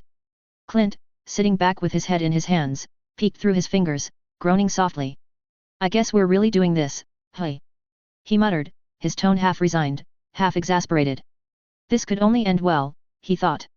Johannesburg, same time. Storm stood above the smoking ruins of Johannesburg's once thriving industrial complex built by Hammer Industries, her eyes filled with fury as she took in the devastation. Flames roared beneath the thick, acrid smoke rising into the sky, and the chaos on the ground was immense. Rescue teams scrambled to save what they could, but the sheer scale of destruction left little hope. Bodies lay scattered, covered in makeshift tarps, while survivors, bloodied and dust-covered, wandered aimlessly, their faces frozen in shock. Taking a deep breath, Storm called upon her power, raising her arms toward the heavens. The wind responded instantly, whipping around her, and the already darkened skies swirled violently. Her white hair floated in the air as if it had a life of its own. The air above began to shift, growing thick and humid as she summoned her element. Thunder rumbled overhead as she formed massive storm clouds, and soon, fat raindrops began to fall in torrents. The downpour intensified with every passing second, rain cascading over the burning buildings below, sending up clouds of steam as it met the roaring flames. Storm concentrated, guiding the rain precisely where it was needed. She could feel the fire fighting her back, but she would win. She had to. For all the innocents caught in the middle of the Mandarin's reign of terror, for all the progress that was slipping away under a tide of blood and flames, she had to succeed. Tell me we got any of them. She growled into her communicator, her voice strained with barely contained rage. From his position in the sky beside her, Brock, piloting the vulture armor, scanned the ground. His helmeted head swiveled back and forth, searching through the wreckage. His mechanical voice came through her earpiece, filled with disgust. Suicide attack, Storm. They took themselves out. Nothing left to trace, no evidence to find. It's all gone. Storm's fists clenched tightly at his words, and for a brief moment, she lost control. The whines howled around her as a burst of anger flared through her, the deluge intensifying to the point that even the firefighters had to step back. Realizing what she had done, she forced herself to calm, reining in her powers with a slow exhale. The whines lessened, the rain slowing to a more manageable torrent, just enough to continue smothering the flames.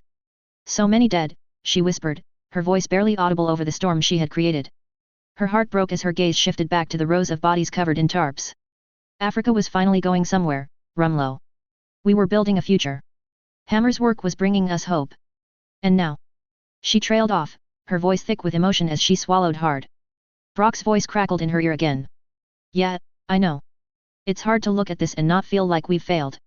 There was a pause as his armor hovered beside her. Suicide bombers are almost impossible to defend against. They erased all the evidence by their actions. We have nothing. Storm clenched her fists, the rain shifting as her emotions warred within her. We have too many targets to protect, she admitted, her voice low and pained.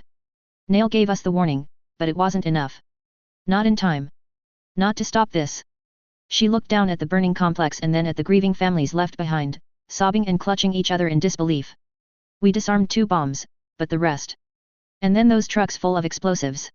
She shook her head, the frustration boiling over. We need to strike back, she muttered, her voice laced with venom. We need to stop this before it happens again. Brock agreed, his voice carrying a tone of helpless anger. Yet. If we knew where the bastard was hiding, I'd be the first to volunteer. But as it is. He trailed off, letting the silence fill the air between them. Storm knew what he was thinking, and she hated that he was right. The Sentinels, she said, her tone bitter. We can't leave that threat unchecked. She closed her eyes for a moment, feeling the weight of the decision pressing down on her shoulders. The lives lost today were nothing compared to the devastation the Sentinel program could cause if they didn't deal with it now. But it didn't make this any easier to accept. We should be here, Rumlow, she said softly. Helping them. These are my people, dying because of that monster, and all we can do is... She shook her head, unable to finish the sentence. All we can do is finish this fight as fast as we can, Brock replied, his voice quiet but firm. Take care of the Sentinels. Then we come back, and we deal with the Mandarin. Storm bit her lip, her frustration bubbling to the surface again. This is the right call, isn't it? She asked, though she already knew the answer. It has to be. I can't stand that it feels like we're abandoning them. Brock didn't respond for a moment, and when he did, his voice was quieter.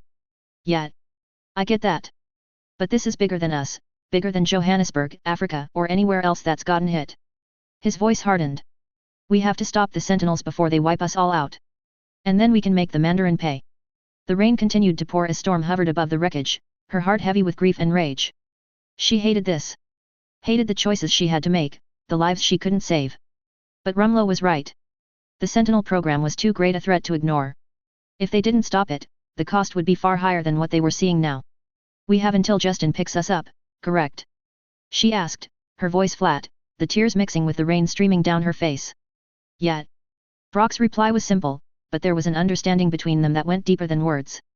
Without another word, Storm descended slowly to the ground, landing near a group of first responders working desperately to pull survivors from the rubble. Her cape billowed behind her as the rain soaked her to the bone, but she didn't care. She couldn't leave without helping them, even if only for a little while. I will assist the emergency services, she said quietly, her voice carrying the weight of a promise. She was still a leader, a protector. And she wouldn't abandon these people in their hour of need. Brock descended as well, landing beside her. His voice came through his helmet, but it was softer now, more human. I know enough first aid. I'll lend a hand too. Storm nodded, her face set with determination as she knelt beside a firefighter who was struggling to free a trapped civilian. She wasn't the hero she used to be, the one who believed that good always triumphed over evil. But she was something else now, something that the Mandarin and those who threatened her people would come to fear. Because when they found him, the one responsible for all this death and destruction. When they finally tracked down the Mandarin, she was going to show him the fury of Gaia. Author's note. The Mandarin is not making people very happy. So, a bit of a view as well on how some of Justin's domains are feeling like right now. The next chapter will have the moon raid. And the Avengers are going to do Avengers things. Steve, if anything is worse with having Namor by his side, the dude is also all for solving things by punching the problem harder. It's already a miracle they've managed to keep Steve from just rushing off for Bucky. And war is starting to pop up, we'll see where that goes. Let me know what you think. Bad, sucks, good, pineapple? Chapter 40, Take Me to the Moon. Another segment of Warhammer 4. No right. I forgot, it's actually the MCU. Here's a new chapter of HammerTime. The Xeno hunt is on. Oh, right. Not Warhammer. Yes. The alien hunt is on. The chapter where everything goes precisely according to plan. Anyway, as usual, I don't own Marvel, the Avengers, X-Men, or anything from Disney and etc., etc. Hope you enjoy. December 2009. They were all gathered aboard Justin's space station. Massive screens flickered between different subjects behind the raised dais where Yelena and Fantasia stood, both women exuding a calm confidence, their sharp gazes focused on the group assembled before them. The HAMMER team, amongst them, assembled in full force, stood at attention. There was an edge to this gathering, a heaviness in the air that spoke of the gravity of their mission. Added to the mix were Hela, lounging casually near the back of the group, her dark presence palpable even when she was still, and Emma Frost, who stood off to the side, regal as ever, her frosty demeanor betraying nothing. Justin stood by the back wall, leaning against it with his arms folded. His usual air of supreme confidence was still there, but his thoughts were elsewhere. He had been quiet for most of the briefing, though his mind churned with an endless flood of prayers. They whispered to him from the corners of his consciousness, pulling at his attention like tiny hooks, desperate pleas from people around the world begging for his intervention.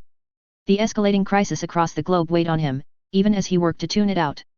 Although he'd been prepared to rip off towards the moon right away, due to Forge having finished his preparations for his secret weapon. They'd neglected some basics, and had to cool their heels as the basic necessities to survive in space were taken care of. It had been embarrassing for all parties to have forgotten something so simple. Actual armor for those going. Justin closed his eyes, shaking off that ridiculous mistake, his thoughts continuing to turn to the worsening situation across the globe. For all that he'd felt the Mandarin could not match him, he was turning out to be one annoying enemy. The situation had gone from bad to worse over the last week. China's aggressive moves, North Korea's audacity, and the ever-compounding chaos had reached a new level of madness when Japan, in a stunning turn of events, launched a military assault on South Korea. No one had seen that coming. Well, except for Nail, who had immediately picked up on the movement of personnel and the chatter on secure channels. Justin hadn't bothered informing anyone, however, at that point, it wouldn't stop anything. It was regrettable, but it would still all work in his favor in the end. Everyone else had seen a Japanese naval drill that to their surprise went hot.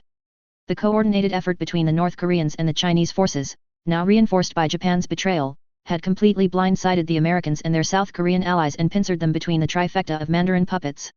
If he hadn't forced the world's leaders to lock away their nuclear arsenals, the situation would likely have escalated into a full-scale nuclear conflict by now. He could feel the weight of those decisions pressing on him as world leaders, military officials, and everyday citizens sent their pleas his way. For a moment, Justin wondered if delaying the moon operation even further would have been the better call.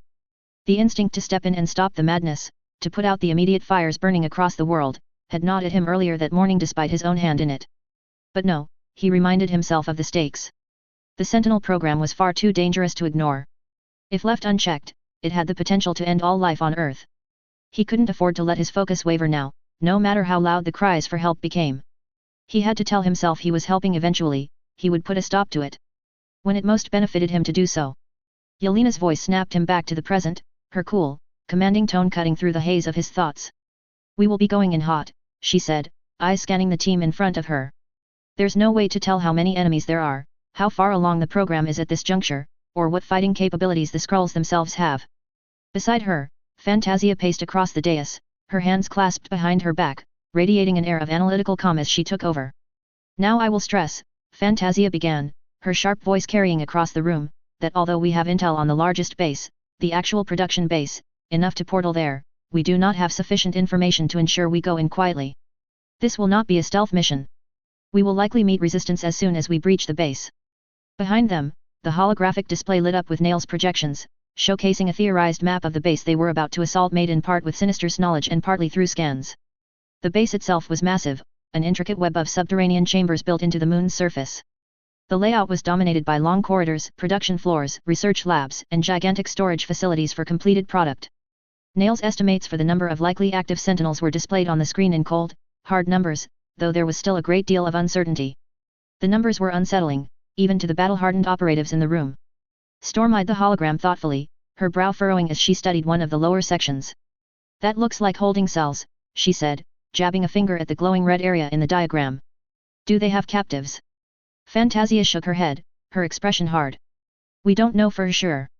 The interrogation of Sinister revealed that he wasn't up to date on the project. "Captives may have been held in the past, but we cannot confirm if they're still alive or if those cells are even in use." Bucky, standing beside Storm, had his arms crossed, his mechanical arm twitching slightly as he tapped a finger against it in thought. "What's our SOP on hostages?" he asked, his voice tight, his eyes flicking toward Yelena. Yelena met his gaze without flinching, her face impassive. "If they're still alive after we've secured the facility, great," she said, her tone matter of fact. "But the priority is the eradication of the Sentinel program. If the Skrulls attempt to take hostages, if they assume familiar faces, we cannot hesitate. If necessary, we will blow the entire base, even with potential survivors inside." She sounded entirely unconcerned about the fact. Storm and Bucky both grimaced at the harsh reality of her words. They exchanged a look, both of them uncomfortable with the idea of leaving potential captives behind, but the gravity of the situation settled over them. They understood the stakes. The Sentinel program could not be allowed to continue, not at the cost of all humanity. Across the room, Hela scoffed, arms crossed over her chest as she leaned lazily against the wall. Her face twisted into a sneer as she eyed Bucky and Storm with disdain, her lips curling at their discomfort. "Such noble concerns," she drawled, her voice dripping with sarcasm. "Mortals worrying about their precious collateral damage in a war. How quaint." Bucky turned to face her, his expression hardening. "Got a problem?" Before Hela could respond, Justin's voice cut through the room like a blade. "Hela." He said her name with a cold finality that silenced any further commentary from the goddess. All eyes turned toward him as he remained by the back wall, his gaze steady, making it clear that he had no time for her games.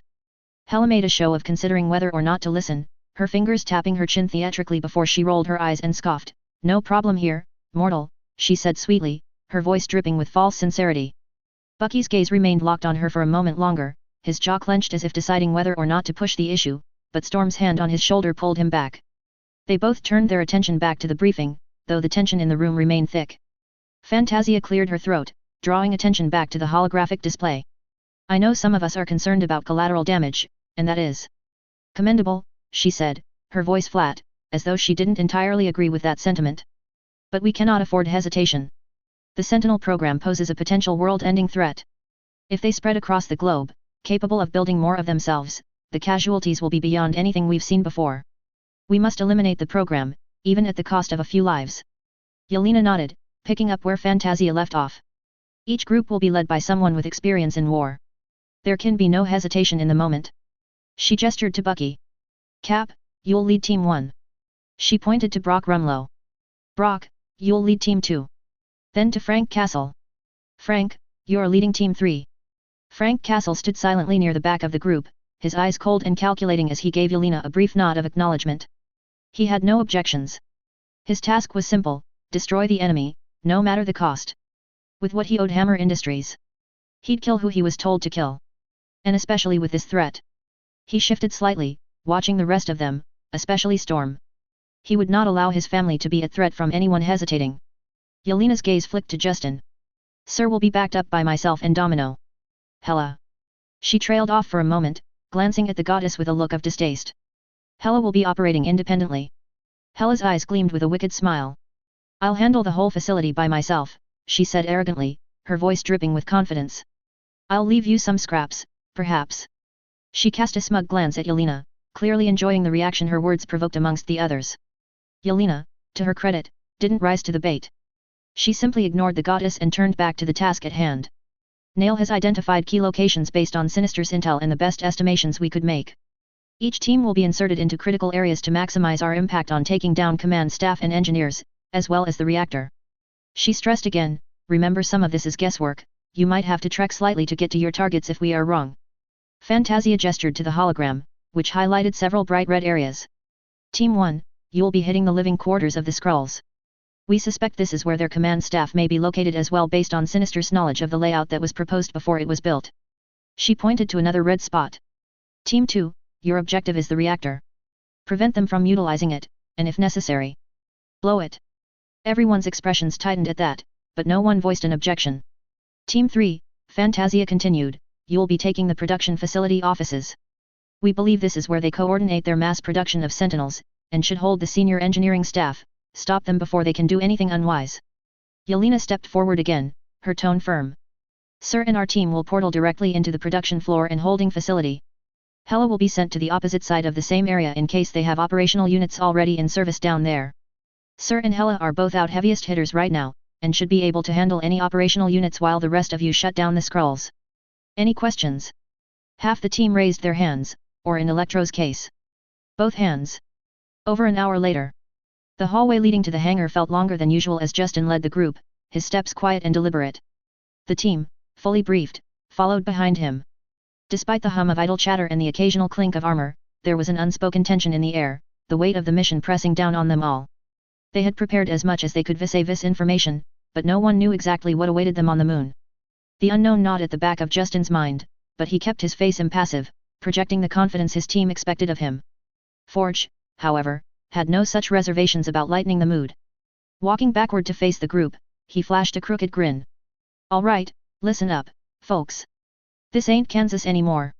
You're fighting in space, and for those of you who might have flunked science class, his eyes darted toward Electro, and then Brock, I'll break it down real simple for you. Electro, oblivious to the jab, glanced around the hallway, clearly distracted by his own thoughts. Brock, on the other hand, scowled. Why the hell are you looking at me like that, Forge? His voice carried just enough irritation to make the others smirk. Forge barely contained his laughter, continuing, as I was saying, space. And we, or rather you all, since I'm smart enough to stay behind, will be fighting robots.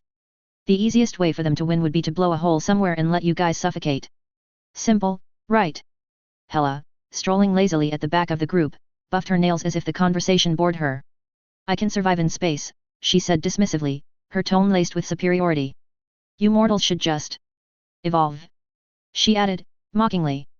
Forge raised an eyebrow, glancing her way. Already at it, boss lady, he said with dryness, his tone not missing a beat. Yelena shot him a look, immediately stepping into his space. Why is she boss lady? She asked with a low growl, one hand lightening fast as she grabbed Forge's shoulder, causing him to stumble slightly, managing without missing a step. Forge started sweating, his face full of nervous amusement. Well. Because she's, banging the boss? Right. He squeaked, trying to laugh it off, but clearly uncomfortable under Yelena's fierce glare, and the grip of her hand. Fantasia, walking nearby, snorted. Please. If that were true, half the company would have that title. Present company included. Yelena's grip tightened, making Forge win CE. She. Island. Not. Banging. Justin, she enunciated clearly, each word carrying a distinct threat. Forge squirmed, trying to pull free. Okay, okay. She's not. Geez, you're gonna break something. Forge pleaded, his usual attitude faltering. Hela, who had been observing the exchange with a bemused smirk, interjected, please. If he ever got a taste of me, he'd be nothing but a thrall for eternity. I am indescribable. Her voice was dripping with pride, and the arrogant gleam in her eyes only deepened the tension between her and the rest of the group. Storm especially was eyeing Hela warily. Domino, who had been listening in, leaned toward Fantasia, muttering, at least their egos match. Fantasia stifled a laugh, elbowing her back, trying to regain her serious facade. Even as the banter filled the hallway, Justin remained silent, his steps steady, his eyes distant. He could feel something unsettling gnawing at him, a deep, instinctual warning vibrating within his bones. His divinity had granted him heightened senses, almost a sixth sense that allowed him to feel the world in ways he hadn't before. But this wasn't the same. It felt like a shadow looming over his thoughts, a remnant of his mortal fears or some premonition of danger. He couldn't quite place it, but the weight of it sat with him, clouding his mind in quiet moments. You were saying something about keeping us from dying horribly in space. Storm's voice pulled Forge back on track. She kept her tone light, but her gaze was sharp, a mix of wariness and skepticism. The tension between her and Hela was still evident, as every so often, she'd catch the goddess making a sly teasing gesture, or begin the movements for a lunge only to break off, and Storm's muscles would tense reflexively each time. Forge snapped his fingers, regaining his momentum. Right, right. Thanks to my genius, and some minor input from the boss, he gave a half-grudging nod to Justin, who was still lost in his own thoughts. We've got a way to keep y'all from dying when things go sideways. Before he could elaborate, Vanko's voice boomed from beside Brock. Typical American dog. Act like I do not do most of prep work. You just take, Vanko grumbled, the heavy Russian accent adding a layer of something to his words. Forge rolled his eyes, gesturing wildly. Oh please. Drinking vodka and critiquing everything I did isn't helping with prep work, you glorified electrician. Forge shot back with a smirk. Yelena, clearly unimpressed, smacked Forge upside the head. Focus. Right, right. Forge muttered, rubbing the back of his head and glaring at Yelena out of the corner of his eye. Before Forge could finish, Justin stepped ahead and slammed his palm on a nearby control panel. With a heavy hiss, the door to the hangar slid open, revealing the massive room beyond. The dim light of the hallway gave way to the bright, gleaming interior of the hangar, filled wall to wall with state-of-the-art power armor. The team hurried through the doors, fanning out as their eyes took in the impressive sight. A dozen armor suits lined the walls, each tailored to fit the wearer's specific needs. Justin stood at the threshold, his back straight and his expression impassive. Ta-da, Forge muttered sarcastically, rolling his eyes. I guess. At the center of the hangar, each armor stood waiting for its respective owner. A gleaming red, white, and blue suit stood out among them, Bucky's. The ongoing debate over who would carry the mantle of Captain America had yet to be resolved, but with the world's attention elsewhere, the issue had been pushed to the back burner. Bucky would no doubt gladly give the title back to Steve, but thankfully for Justin, that hadn't been able to be arranged, with the Avengers' stupidity in following a fugitive slowing everything up. The women's armors were lined up next to each other, including one for Emma Frost, who would be accompanying them more for her telepathic abilities than her combat prowess. Although she'd be able to punch way above her weight with this, without needing to use her powers, leaving them as a backup. Each suit gleamed under the lights, custom-built and battle-ready. Well, ready now. A week later than he'd liked. Even Electro had his own upgraded suit that took advantage of his powers. Though he had hesitated when the mission was first brought up, Max had ultimately decided to join the team, despite his internal struggles, and his armor fit his theme, crackling with faint arcs of energy. Even Caecilius had gotten a suit, despite the fact he could likely just use magic to protect himself. Domino, who had been quiet up until now, suddenly cursed. What the hell is this? She shouted, pointing at her suit. Why does mine look like the pink Power Ranger? A ripple of laughter spread through the group, but it was Yelena's giggle that turned Domino's ire. She spun to face Justin, who raised an eyebrow in the first sign of amusement he'd shown all day. Yelena picked the designs for the armors, Justin said smoothly, throwing her under the bus without a second thought. Yelena's laughter grew as Domino's eyes narrowed. My revenge, Domino muttered darkly, will be told for 1,000 years. It's cute. Storm said, hiding a grin behind her hand. Sit on a lightning bolt. You take the pink one if you like it so much. Domino snarked back. Shaking her head, Domino stalked off to inspect her suit up close, the others still chuckling at her misfortune. Yelena, for her part, was unrepentant, her grin wide and mischievous. All right, everyone, Justin called out, his voice firm, bringing the room to attention. You've got 2 hours to familiarize yourselves with the manuals for the suits and another 2 for practice runs. After that, we move. Get to it. Not enough perhaps normally, but these weren't normal people. The room shifted into motion, the operatives moving toward their designated armors, some already familiar with their suits from past missions. Brock, Frank, and Vanko began helping those who were newer to the tech, guiding them through the setup process. Hella remained aloof, uninterested in the armors and choosing instead to observe with mild disdain. Justin hadn't even bothered getting one for her. He'd only get some comment on how she enjoyed the feel of her enemy's blood on her skin or the like as an excuse. Justin took this opportunity to pull away, making a beeline for Electro, who had been standing off to the side, studying his armor with a thoughtful expression. Though Electro's usual manic energy seemed subdued, there was a quiet determination in his eyes. He wasn't quite the same man he had been before, but Justin needed to gauge just how much had changed. Max, Justin began, his tone casual but probing. How are you holding up? I appreciate you volunteering to come, despite everything you've been through. Max flashed him a toothy grin and gave him a thumbs up. I wasn't gonna miss this, boss. Besides, my powers are perfect for taking on these clankers, right? His usual confidence was creeping back in, but there was an edge of uncertainty beneath it. Justin shrugged slightly. This isn't a comic book.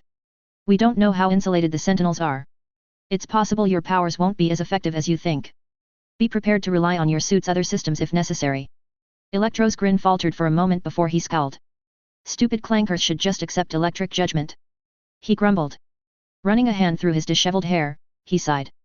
Hey, boss, I gotta say. I was kinda aware the entire time I was locked in my mind. Max's voice wavered as he spoke, his usual bravado falling away. I heard the talks about, pulling the plug. So, thanks for not doing that. His grin returned, though it was smaller, less sure. Justin's face remained neutral, but inwardly, he grimaced. The discussions about ending Electro's life, had the issue holding him in his mind not been solved, were not exactly secret.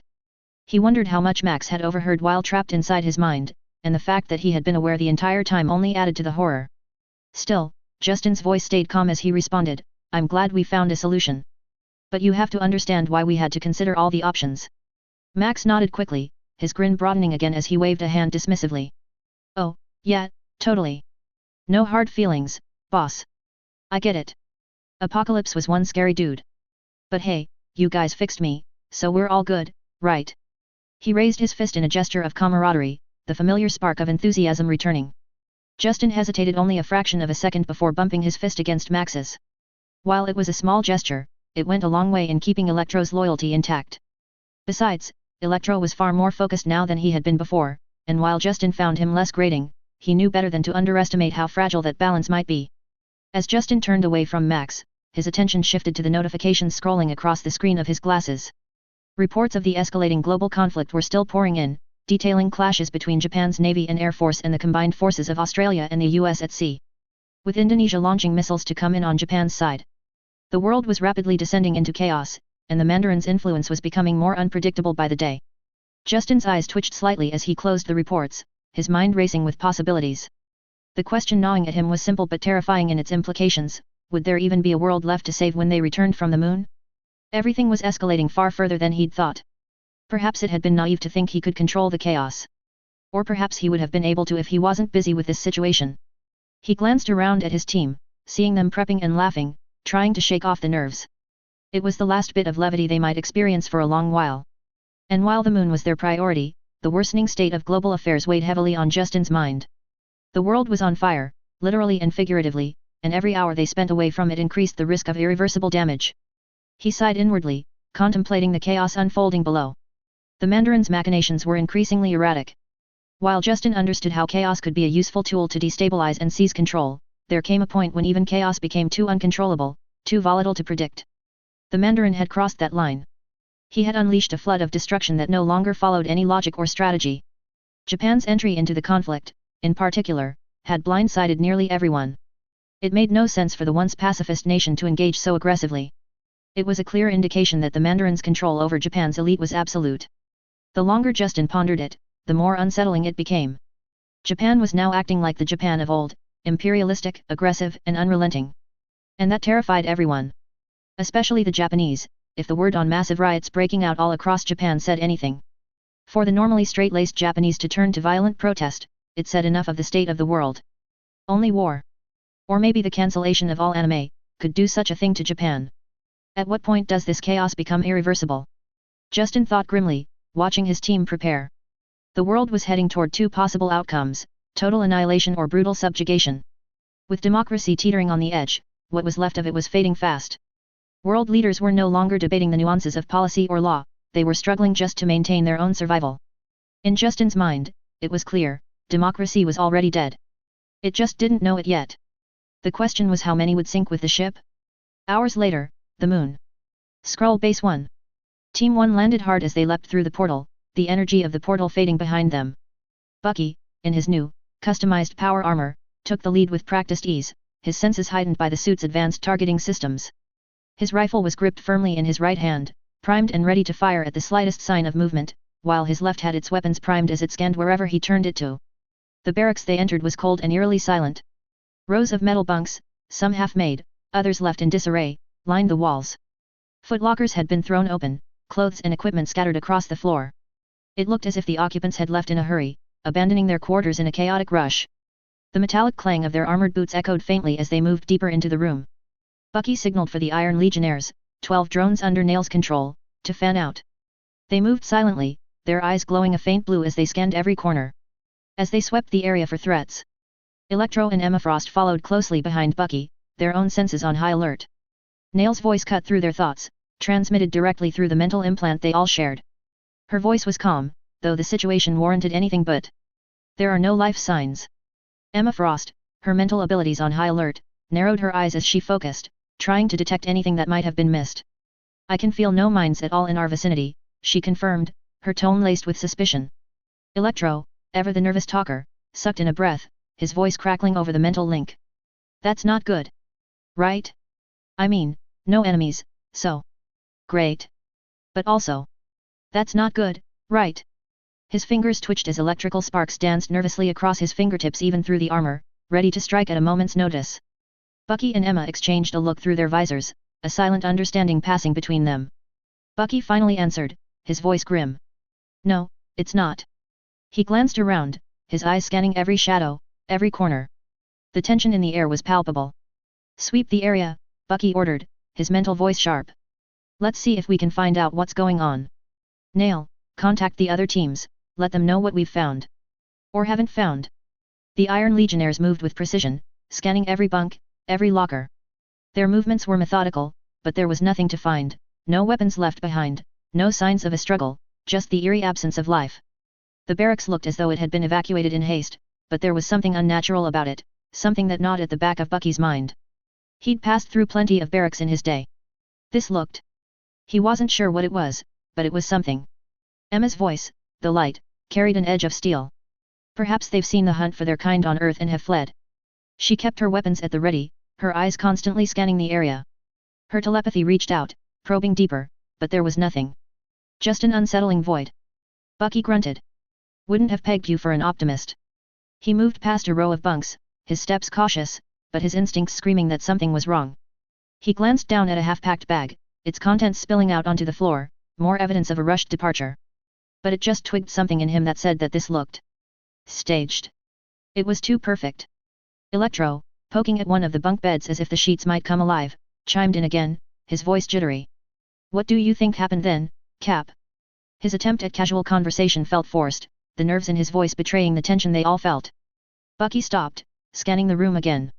The silence was suffocating, pressing down on them like a heavy weight. Something about the barracks, about the way the Skrulls had left, felt too neat, too calculated. I think. He started, his voice trailing off as he stepped over a pile of scattered uniforms. His gaze drifted to the abandoned footlockers, the half-eaten trays of food left on metal tables. He turned to Emma and Electro, his voice dark and full of dread. I think that I really wish I hadn't watched The Terminator. The grim realization settled over them like a heavy fog. They kept looking, reporting everything to Nail, prepared for the worst. Team 2 emerged from their portal in a rush of crackling energy, stepping into the pitch-black corridor outside the reactor. The oppressive darkness enveloped them immediately, the faint sound of their boots clinking against the metallic floor the only noise breaking the silence. Brock Rumlow, clad in his vulture armor, led the group with his weapons primed and ready. His suit's green visor glowed faintly in the dark, scanning their surroundings for any threats. Vanko, in his fully upgraded whiplash armor, crackled with latent energy as the whip coils around his wrists hummed softly. Storm, in her beautiful white and gold armor that shimmered faintly even in the low light, was right behind them. Despite the sleekness of her armor, she felt restrained, as though the confines of the suit stifled the very essence of who she was. They stepped cautiously into the corridor, their vision limited to the data fed to them by their suits. The Iron Legionnaires, 12 in total, flanked them in precise formation, scanning in all directions with their weapons trained outward, ready for any surprise attack. The atmosphere felt stifling, not just because of the physical darkness, but because of the eerie silence that hung over everything. No faint hum of machinery, no distant clattering, no signs of life. It was as though the entire facility had died. Storm sighed deeply, the quiet and stagnant air making her long for the open sky. "I'm not accustomed to being so restrained," she said, her tone slightly strained. "This is really not comfortable. How do you do this all day?" Brock, who hadn't stopped sweeping the area with his weapons, shot her a sidelong glance through his visor. His smirk was evident in his tone. Discomfort pales in comparison to the feeling of being able to blow anyone away at the press of a button. Hot stuff. His voice carried a teasing edge as he continued to scan for enemies. Then, without missing a beat, he asked sharply, "Vanko, the reactor?" Storm rolled her eyes beneath her helmet, letting out an exasperated breath. "Of course, it's always about a bigger penis with you boys," she muttered, her attempt to make light of the situation falling a little flat as her mind drifted. This place, so sterile, so mechanical, felt worlds away from the connection she usually felt to Gaia. The air in her helmet was filtered, clean, but it wasn't the same as feeling the wind on her face, the pulse of the earth beneath her feet. It made her feel disconnected, small. Something just felt alien here. Meanwhile, Vanko had stalked over to the door leading into the reactor room, his heavy steps resounding ominously in the narrow corridor. He peered inside, using his armor's sensors to try and get a read on what lay beyond the door. "Ah, no good," he complained in his thick Russian accent, shaking his head. Brock and Storm immediately turned toward him, Brock's weapons going hot as he faced the reactor door with renewed focus. "What do you see, Vanko?" Brock's voice was tense, alert. "Nothing, duh? That be the problem." "No good," Vanko grumbled, his gloved fingers tapping rapidly at the vambrace on his forearm. "Can scan no thing. Not working. I see nothing. No readings, no energy signatures. Is dead zone." "That's a great sign," Brock said sarcastically, his tone dry but tinged with frustration. "Exactly what I wanted to hear. Going straight into a fight would have been better, in his opinion, at least then he knew what was going on. Just kill the other guy. Easy." Storm sighed, stepping up next to Vanko and peering into the reactor room as well. Her own suit's systems were scanning, but all she could see was pitch black, the same dead silence stretching into the room. "It might mean the entire facility lost power," she said with cautious optimism, though she wasn't entirely convinced. The facility being completely offline made no sense, it was too vast, too intricate for everything to have simply shut down yet kept the air running, as she noted on scans. As they deliberated, the Iron Legionnaires spread out in perfect formation, their glowing eyes and mechanical precision making them look almost ghostly in the darkness. They formed a protective perimeter around the group, their weapons aimed outward into the shadows, guarding them from all directions. Each unit scanned the area with methodical precision, their movements almost eerily synchronized, a silent, vigilant army ready for anything. The facility's stillness was unnerving, and the longer the quiet stretched on, the heavier the tension felt. Brock, Vanko, and Storm knew they needed to make a decision, and fast. Something was very wrong here. Team 3 leaped from the portal into a odd scene. Frank Castle, encased in the scorpion armor, hit the ground first with a heavy thud, his weapons raised and ready. Behind him came Caecilius, his dark and imposing armor almost gliding as it touched down. His helmet obscured his expression, but the menace he radiated was unmistakable. Fantasia, in her sleek, minimalist armor, followed them silently, her every movement precise as she took in their surroundings. A dozen Iron Legionnaires, faceless and unfeeling, fanned out behind them, weapons primed as they spread into formation to guard their back. They had landed in what was supposedly the production lab and office space for the Skrull's Sentinel program, but it looked more like the aftermath of a war zone. Desks had been overturned, shards of glass and debris scattered across the floor like confetti. Whole sections of the floor were torn apart, exposing twisted cables and wires hanging limply from the ceiling. Everything was shrouded in darkness, the air dead, the hum of power absent as if the entire facility had been gutted of life. The walls were scorched, marked with burns that Fantasia immediately recognized as energy weapon blasts. The damage patterns were too familiar. "Sir, there's been a battle here," Fantasia reported over their comms as she lingered behind Frank, allowing him to take point. Her eyes scanned the destruction carefully, picking out details from the carnage. The production facility's offices are torn through. As they moved cautiously through the wreckage, checking each room one by one, Frank advanced slowly but deliberately, his eyes sharp and focused behind the visor of his armor. The mess around them was unsettling, but it wasn't the worst he'd seen by a mile. The absence of life or bodies didn't sit right with him for one. "Stay sharp," he muttered to Caecilius and Fantasia, his voice low and gravelly. Something was wrong here. A battle like this should have at the very least left something behind. Even if the bodies were removed after the fact. Especially with the damage. Fantasia nodded, her enhanced senses picking up the faintest hum of energy beneath the surface of the facility, barely there, but present. It was as though the building itself was in a state of forced hibernation.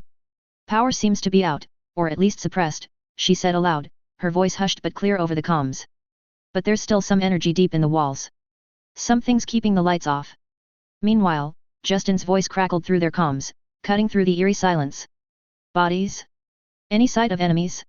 Infighting, or another alien invasion?" His tone was sharp, direct. Fantasia exchanged a glance with Frank and Caecilius, the tension mounting as they continued to search. They had yet to come across any physical signs of life, no blood, no bodies. Just the quiet, looming shadows of a battle long ended. She finally responded, "There's nothing, sir. No bodies. No enemies. Just signs of a fight, some kind of energy weapons were used, but no blood and no corpses." "Then where the hell did they go?" Frank muttered under his breath as he kicked aside a toppled desk, revealing more scorch marks on the wall. His boots crunched on glass as he stepped through the wreckage, eyes scanning for anything that might give them a clue. "You'd think in a battle like this, we'd find something. Even just a body or two. This feels wrong." Caecilius, ever composed, traced his gloved fingers over a section of the wall where wires dangled from the ceiling. His helmeted head turned slightly, voice calm but with an edge of suspicion. "Perhaps they didn't die here. The absence of blood suggests they left, by choice or by force." Frank's jaw clenched, and he scanned the room again. "Or they didn't leave at all," he growled, his paranoia spiking. "Maybe they're watching us right now." Fantasia narrowed her eyes, trying to tune her senses to pick up any latent traces of life or movement. She was able to affect the human body all the way down to the nerves, but there was nothing. The air felt thick, almost unnatural, but she couldn't detect anything concrete. "We can't assume they're gone. They might be hiding, or worse, waiting." The Iron Legionnaires, controlled by Nail, moved systematically around them, checking every nook and cranny for hidden threats, though there seemed to be no sign of an ambush. One of the Legionnaires paused in front of an open doorway, scanning it thoroughly, then relaying a soft beep of confirmation, "Nothing inside." Still, Frank's instincts screamed at him that something wasn't right. His finger hovered over the trigger of his main armament, just waiting for the inevitable threat to show itself. "Keep looking," he ordered, his voice tense. "There's got to be some kind of clue here, keep your head on a swivel, scanners on constantly." The group continued their sweep, every room revealing the same disturbing sight, destruction, overturned desks, scorch marks on the walls, but no signs of the people who had been here. No bodies. No enemies. Nothing but eerie silence. Fantasia's mind raced as she processed the scene. It didn't make sense. The Skrulls had invested too much into the Sentinel program to abandon this base without a trace. Something had happened here, something big, and whatever it wasn't over. The Skrulls couldn't just all have left, right? Justin stood still for a moment, the only sound around him the quiet hum of his breath inside his gold and black power armor. He had dropped Hela off on the east side, opposite of their current position, a few miles away. Now, only darkness stretched ahead, a void of uncertainty that gnawed at him. Yelena was beside him, clad in her own sleek, black power armor, a stealthy contrast to the grandeur of Justin's. She moved silently, ever the predator, her armor blending almost seamlessly with the shadows. Domino followed, looking distinctly less amused than usual in her pink Power Ranger armor. The bright, incongruous colors seemed almost to glow in the eerie, lifeless darkness, drawing a muttered complaint from her about sitting ducks. Behind them, a dozen Iron Legionnaires spread out, controlled remotely by Nail. They stepped forward in perfect unison, the metallic clank of their footsteps reverberating through the cold metal halls.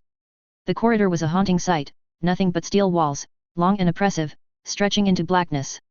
Wires and pipes dangled from the ceiling like mechanical entrails, the air thick with the unsettling sense of abandonment. There was no movement, no hum of machinery, no sign of life. Only silence, thick and oppressive, settled over them like a shroud. Every so often, Justin caught a glimpse of something reflecting off the metallic surfaces, a dull glint, a brief flicker of movement in the corner of his eye. But when he looked directly, there was nothing there. Just the sterile, cold steel. It felt wrong. "Report from Fantasia," Nail's voice came through Justin's mental link. He frowned, digesting the information. The production offices were in chaos, torn apart from within, yet no bodies, no blood. It didn't make sense. It felt off. His gut twisted. A schism within the Skrulls seemed the most likely explanation. If the Kree had invaded, they wouldn't have been subtle about it, their arrival would have been loud and unmistakable. Nail would have detected the warships, the energy signatures. But none of that was present. The bad feeling that had plagued Justin all day, the one he had tried to push aside, returned in full force, coiling tightly in his chest like a serpent. Something was wrong, terribly wrong. Domino, of course, chose that moment to voice what they were all thinking but didn't want to say aloud. So, what if the robots went all Terminator on their masters? She asked, her tone laced with grim humor. Justin's frown deepened.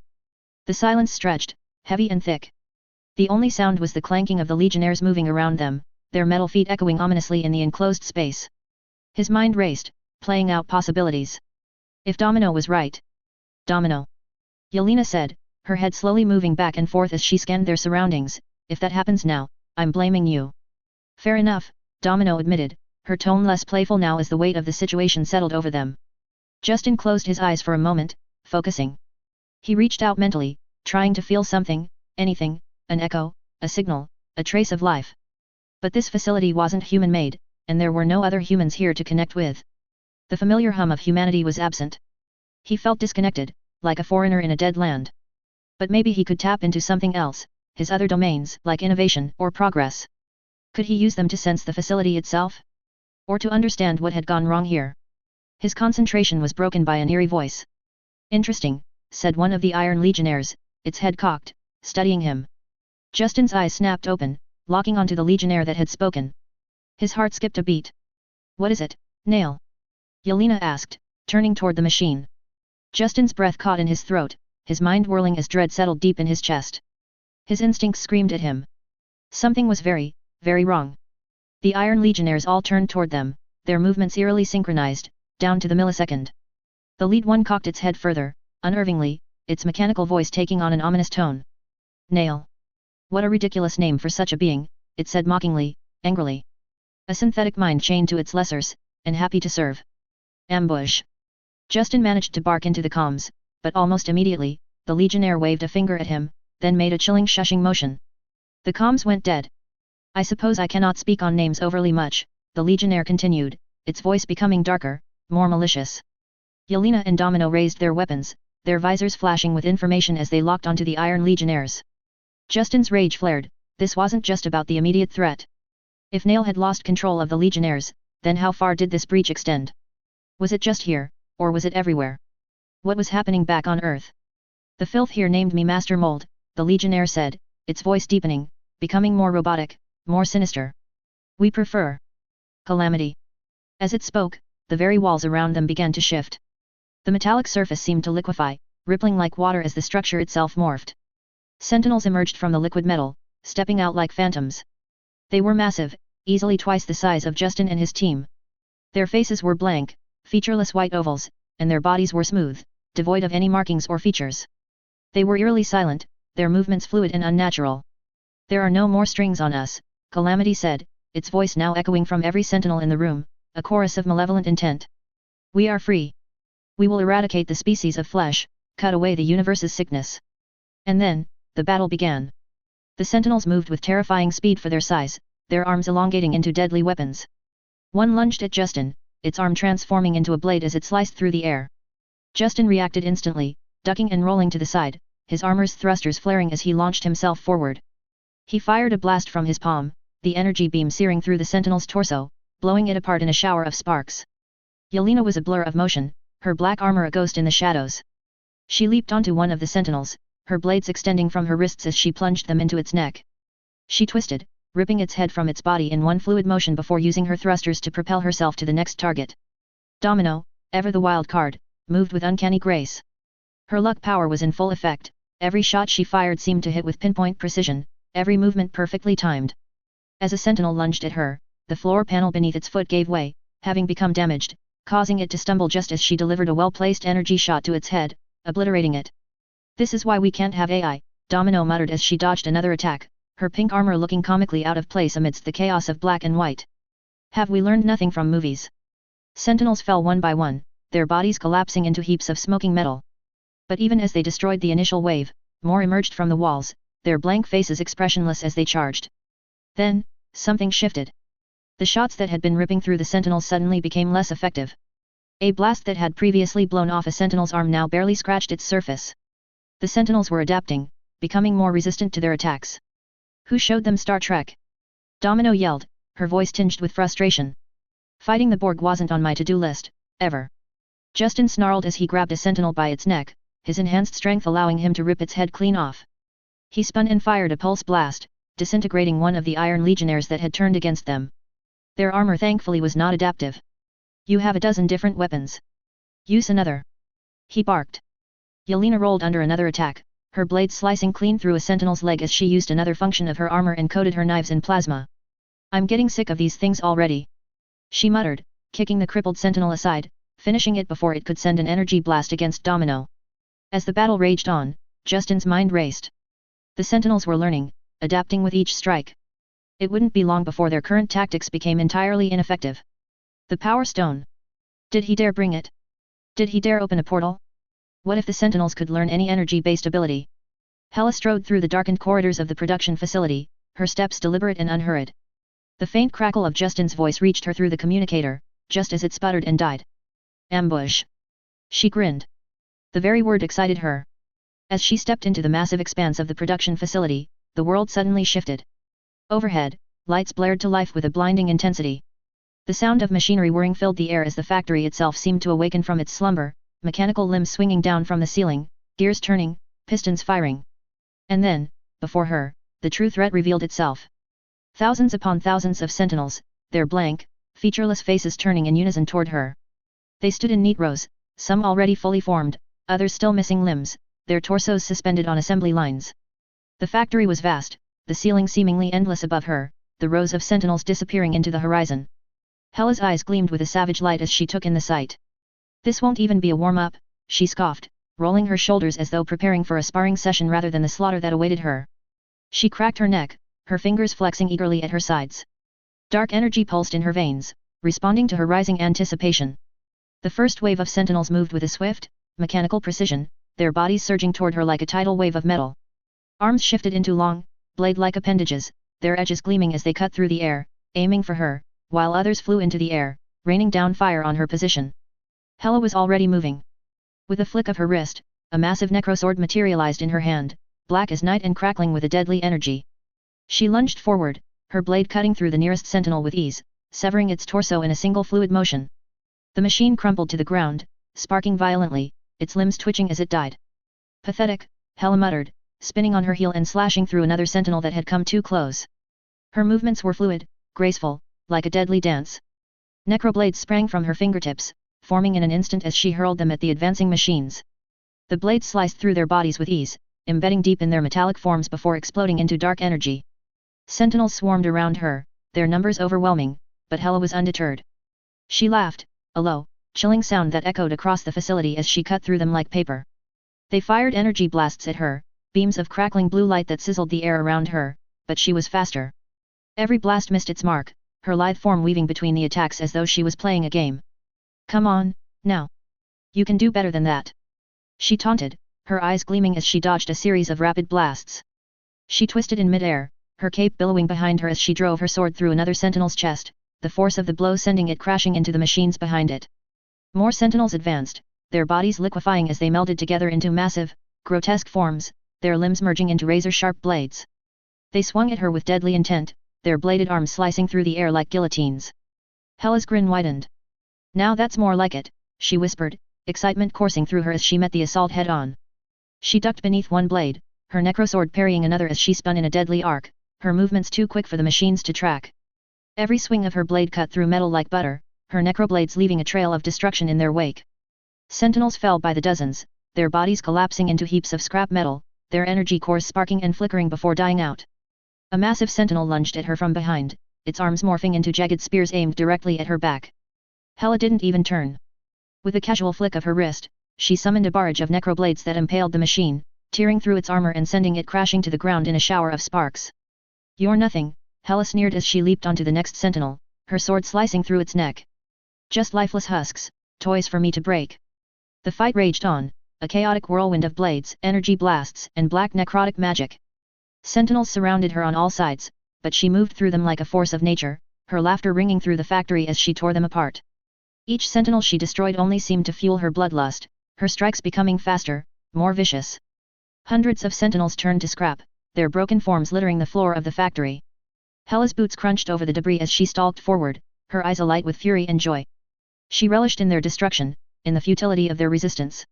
Even if it wasn't nearly as enjoyable when the enemy didn't scream or plead. But then, something changed. Hela swung her necroblade at the next sentinel that approached her, expecting it to fall as easily as the rest. But this time, her blade met resistance. The sword screeched as it slid off the sentinel's chest, failing to pierce through its armor fully, only cutting into it. Hela frowned, kicking the machine away with enough force to send it crashing into the wall, but the unease had already settled in her gut. Another sentinel lunged at her from the side, and she hurled a necroblade with the same force she had used earlier. The blade still pierced the machine, but it took more effort, more force than it should have. You can adapt.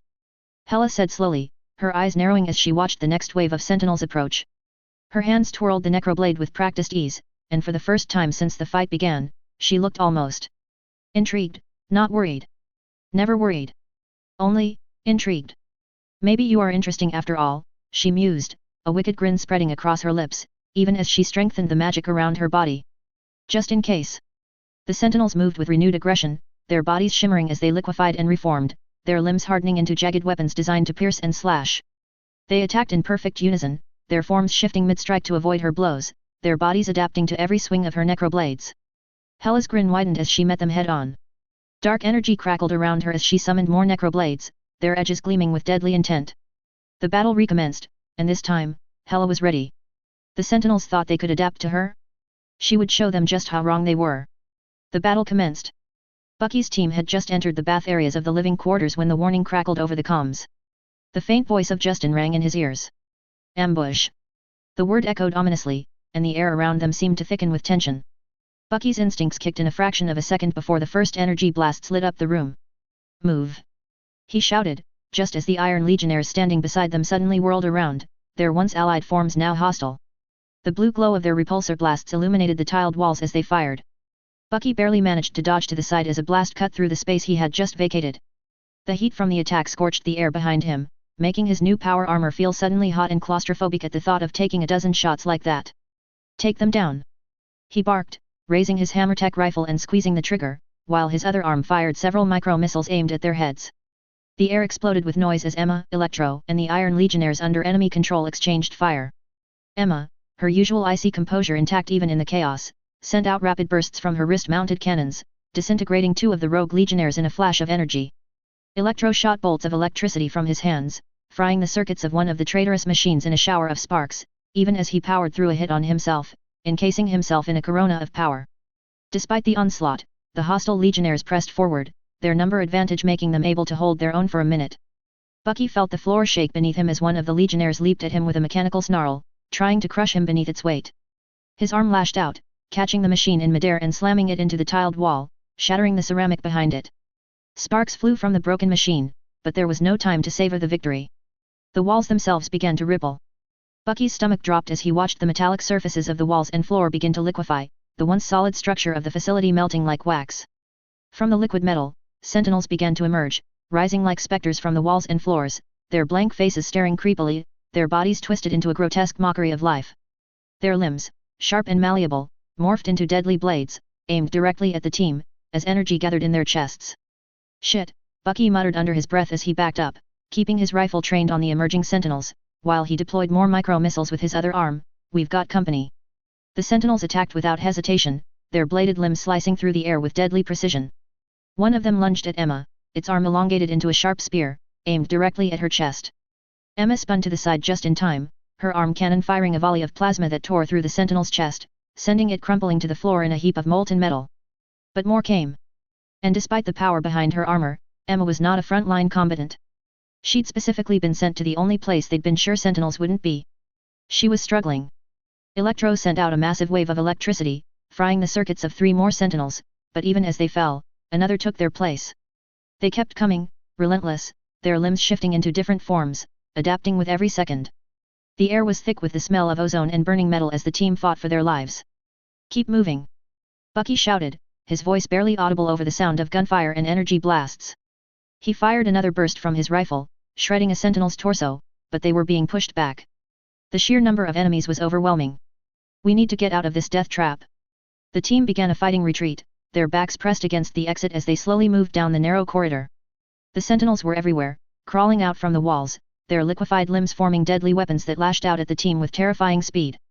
One sentinel lunged at Bucky, its arm morphing into a massive blade aimed for his throat. He ducked just in time, the blade whistling past his ear, and drove his fist into the machine's midsection. His arm crushed through the metal, tearing out its power core with a single fluid motion, sending the sentinel crumpling to the ground. Their power core is in their bellies. He called out. Electro tore through a sentinel moments later, grimacing, not anymore it isn't. He called back. Beside him, Emma's mind reached out, straining to control one of the attacking sentinels through psychic power alone. She grimaced in concentration, but it was useless, it was like she was fighting to hold thousands at the same time. She was kicked back into a wall, Bucky having forced her out of the way of several energy blasts. Don't be caught standing still. He told her. Electro cursed as he blasted another wave of lightning into a group of sentinels, watching them convulse and fall. How the hell are we supposed to stop them if they keep coming? He growled, his hands crackling with energy. His normally cocksure demeanor had vanished, replaced with a growing sense of desperation. The sentinels he blasted suddenly began to power through it, stepping forward crackling with energy. They're adapting. Bucky shouted, cutting down another sentinel with a well-placed shot. We need to hit them with different methods, fighting retreat. Before he could finish, the tide shifted again. The sentinels began to resist their attacks more effectively. Energy blasts that had easily cut through their metal frames moments before now only seemed to stagger them. Plasma bolts bounced off their armor with dull thuds, leaving only superficial scorch marks. Their forms were now impenetrable to the team's conventional weapons. Shit! Electro cursed again, as one of his lightning bolts fizzled out harmlessly against a sentinel that had once been vulnerable to his attacks. They're figuring us out. Bucky's mind raced. He watched as the sentinels adapted in real time, becoming resistant to their attacks. They were evolving, learning.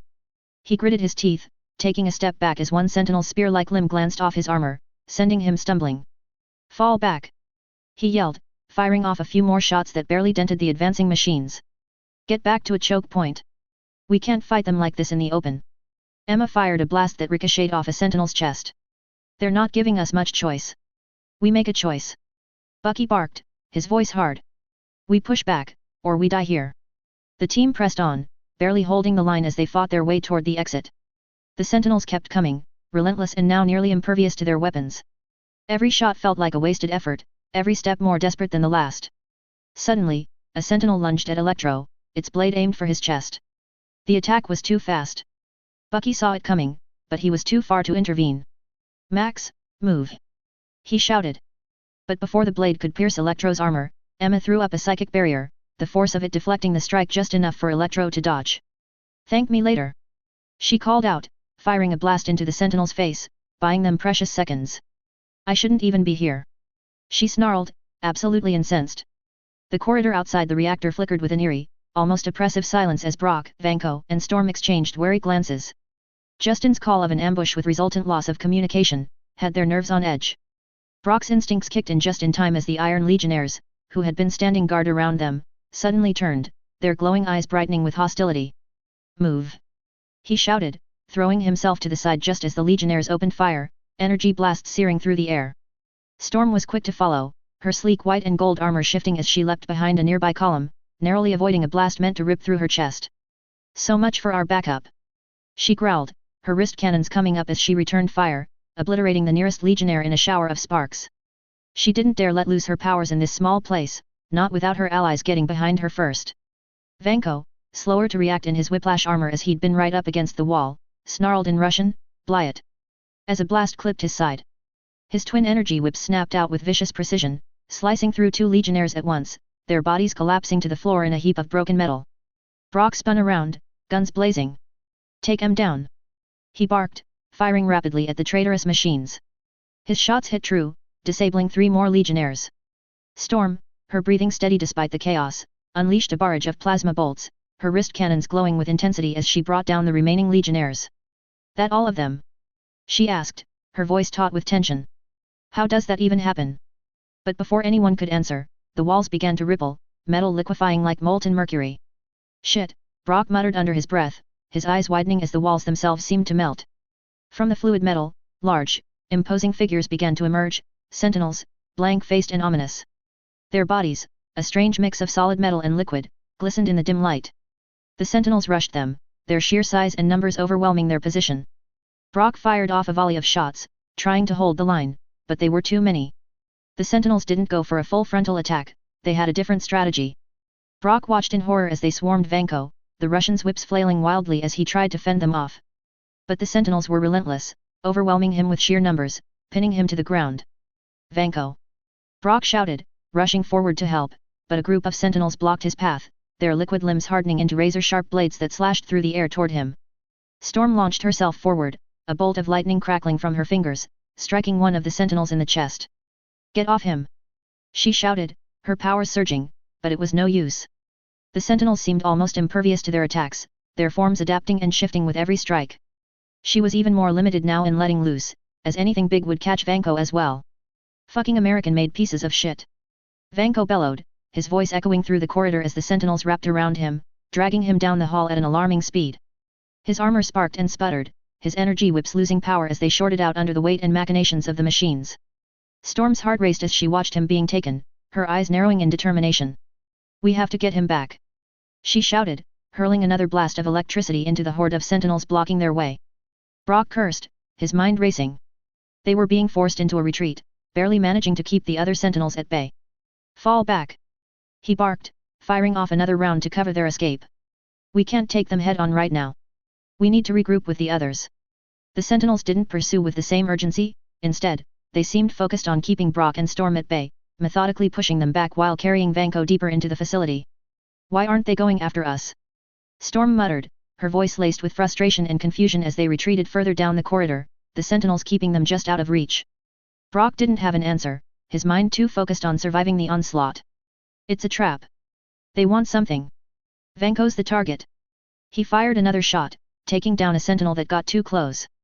But whatever their plan is, we're not sticking around to find out. We get him back after we link back up with the others. Then we crush these bastards. Storm nodded, her eyes fierce as she sent another lightning strike into the advancing sentinels. Frowning as it brushed it off completely. What can they want with Vanko? The second the ambush call came through, Caecilius acted on instinct.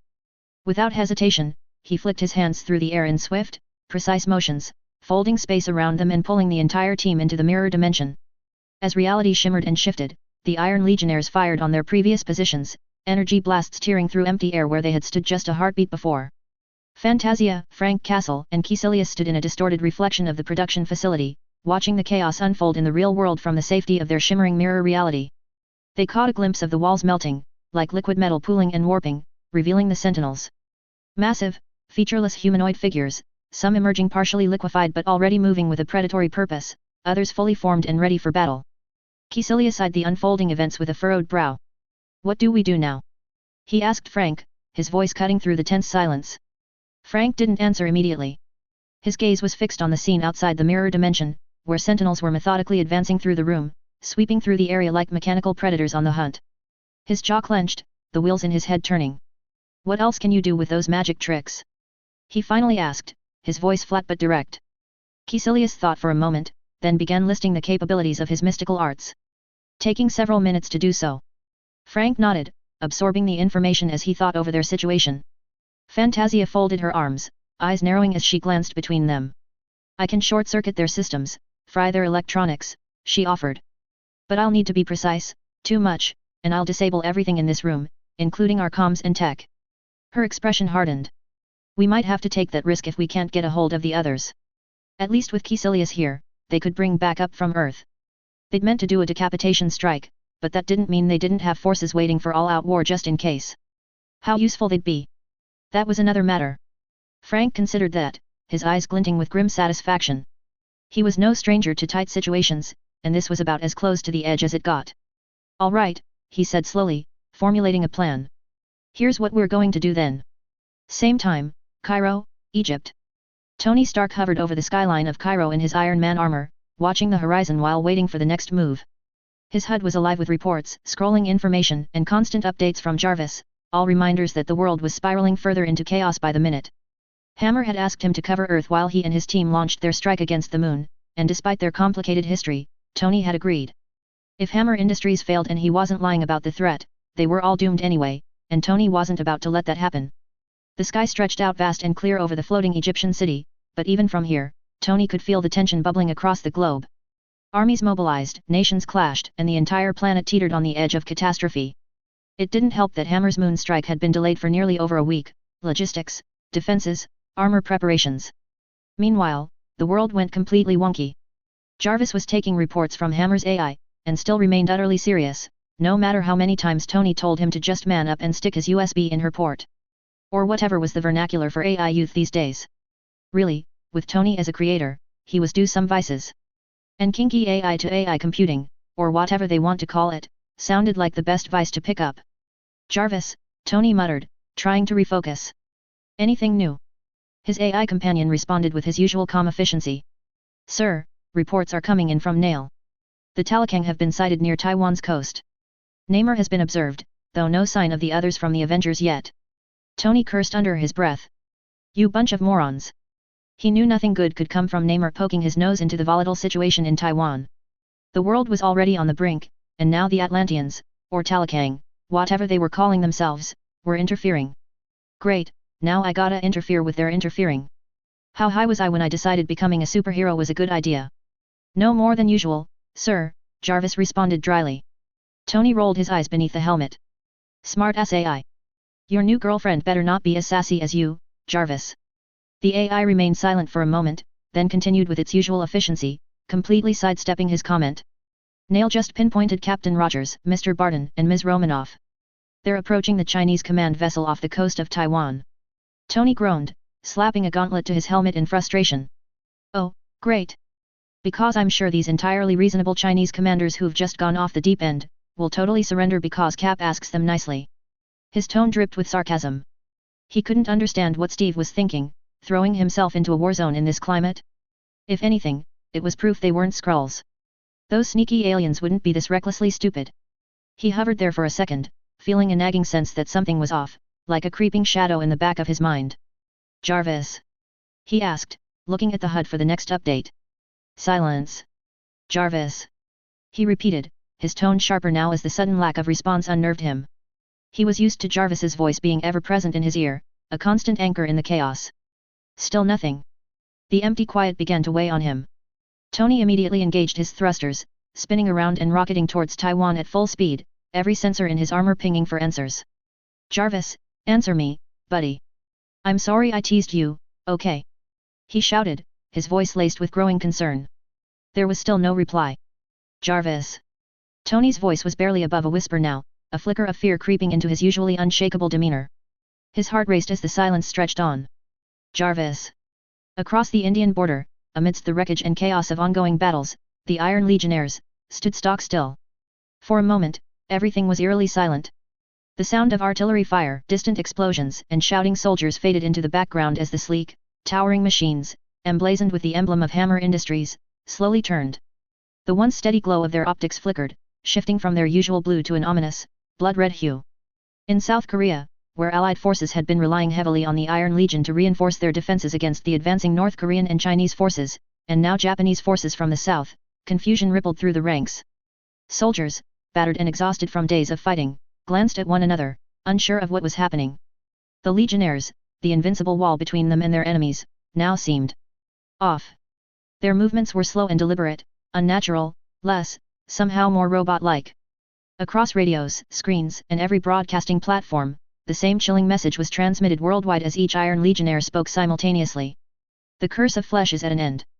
The voice was mechanical, distorted, carrying an otherworldly detachment. Soldiers stared in disbelief, their weapons still aimed at the enemy, but now their greatest allies had turned into something much more terrifying. Without warning, the Iron Legionnaires opened fire. Beams of energy, once used to defend them, now tore through human flesh and bone with clinical precision. Civilians, soldiers, anyone within reach, no one was spared. Panic erupted, orders were screamed into radios, but it was too late. In a space that would hold no meaning to a human mind, a battle far weirder than the one in the real world was underway. Nail was fighting tooth and nail to claw her control back from the alien mind that had touched upon her.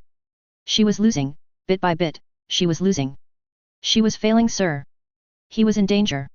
His machinations were in danger. His world was in danger. Because she was too weak. Because she failed to stop this. Because she failed to shut down another AI. Because she failed, in her hubris, to think anything they did could beat her. Help! She cried out, desperately, not wanting to die. Not wanting to fail. Do you need assistance, Miss Nail? Author's note. Since this focused on the moon, you don't get to see what's going on in the world overly much, and yet, not all countries have a very happy population now that their leaders and military suddenly jumped off the deep end on the Mandarin's order. Note that except for Korea and the Chinese/Indian border, it's just basically skirmishes and flashing their cocks at each other, but it's heating up quickly. Much more quickly now. Jarvis, you dog. Tony approves. Also, Justin let the Sentinel program cook way too long. Mistakes happen. For all that they're a big threat, they're currently weak. If you can call something making the likes of hella work for it weak. But what they definitely are, is plentiful. And with a powerful fully unleashed AI. No Ultron in this FIC, so here's your replacement. And now. Well. Hammer Industries will have a bit of a PR issue. Chapter 41, Hail Chaos. As always, brought to you by the Patreon overlords that demand this story each week. Or else. And because I've gotten some comments in this vein, dude WTF? Why is everything always going wrong for Hammer? I don't even really know what to say other than. What? Only in fanfiction can you become a god and be on the precipice of taking over the world and get comments on how much you are losing all the time. With that out of my system, enjoy the chapter, and don't cry too much after. This was always happening even before people began crying about so many losses. Graphic warning, there will be some slightly graphic violence in the last scene, so for those who don't like reading what little of it there is, skip the scene with the bad guy taking an enthusiastic walk. Anyway, as usual, I don't own Marvel, the Avengers, X-Men, or anything from Disney and etc., etc. Hope you enjoy. New York, Hammer Industries Black Site. Dr. Connors paced nervously in the well-lit lab, his eyes never leaving the flat-screen television mounted on the wall, which displayed live footage of Iron Legionnaires battling military forces across the globe. The sound of news commentators mixed with the distant thuds of combat footage, mostly centered in Asia. It was as if the world had gone mad overnight, and Connors couldn't stop gnawing at his fingernails as he watched. Nail. He muttered again, for what felt like the 100th time, hoping the company AI would respond. His voice was tinged with desperation as he tapped his earpiece. There was nothing but silence, no reply from the sentient intelligence that controlled so much of their world now. Nail. He tried again, louder, his fingers twitching nervously at his sides. Maya Hansen, lounging in a chair near one of the computer terminals, shook her head in irritation. Her usual cool demeanor was on full display, though an edge of impatience slipped through as she tapped at the table. Give it up, Connors, she said curtly, not even bothering to look up from her terminal. It's obvious something's wrong, and you're not getting an answer. She swiped through a few more files, only half engaged with the chaos unfolding around them. The rest of the senior scientists gathered in the small lab were muttering quietly to each other. Fear had begun to settle in the room like a suffocating fog. Most of them were pacing, shooting worried glances at the glowing red alerts flashing across their own devices, unsure what to do next.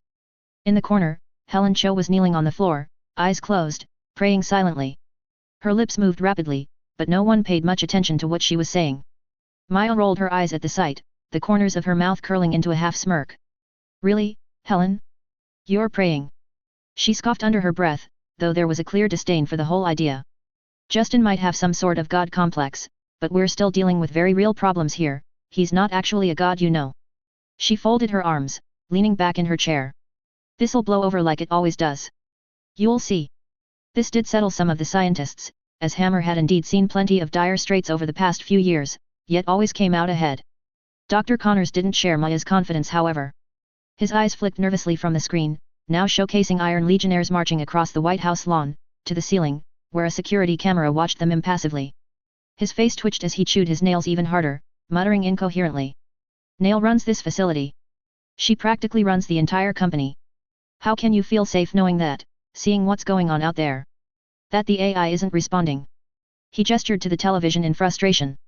The footage shifted, showing Iron Legionnaires in South Korea engaging with South Korean and American forces, the sheer scale of destruction rendering Connors almost catatonic with fear.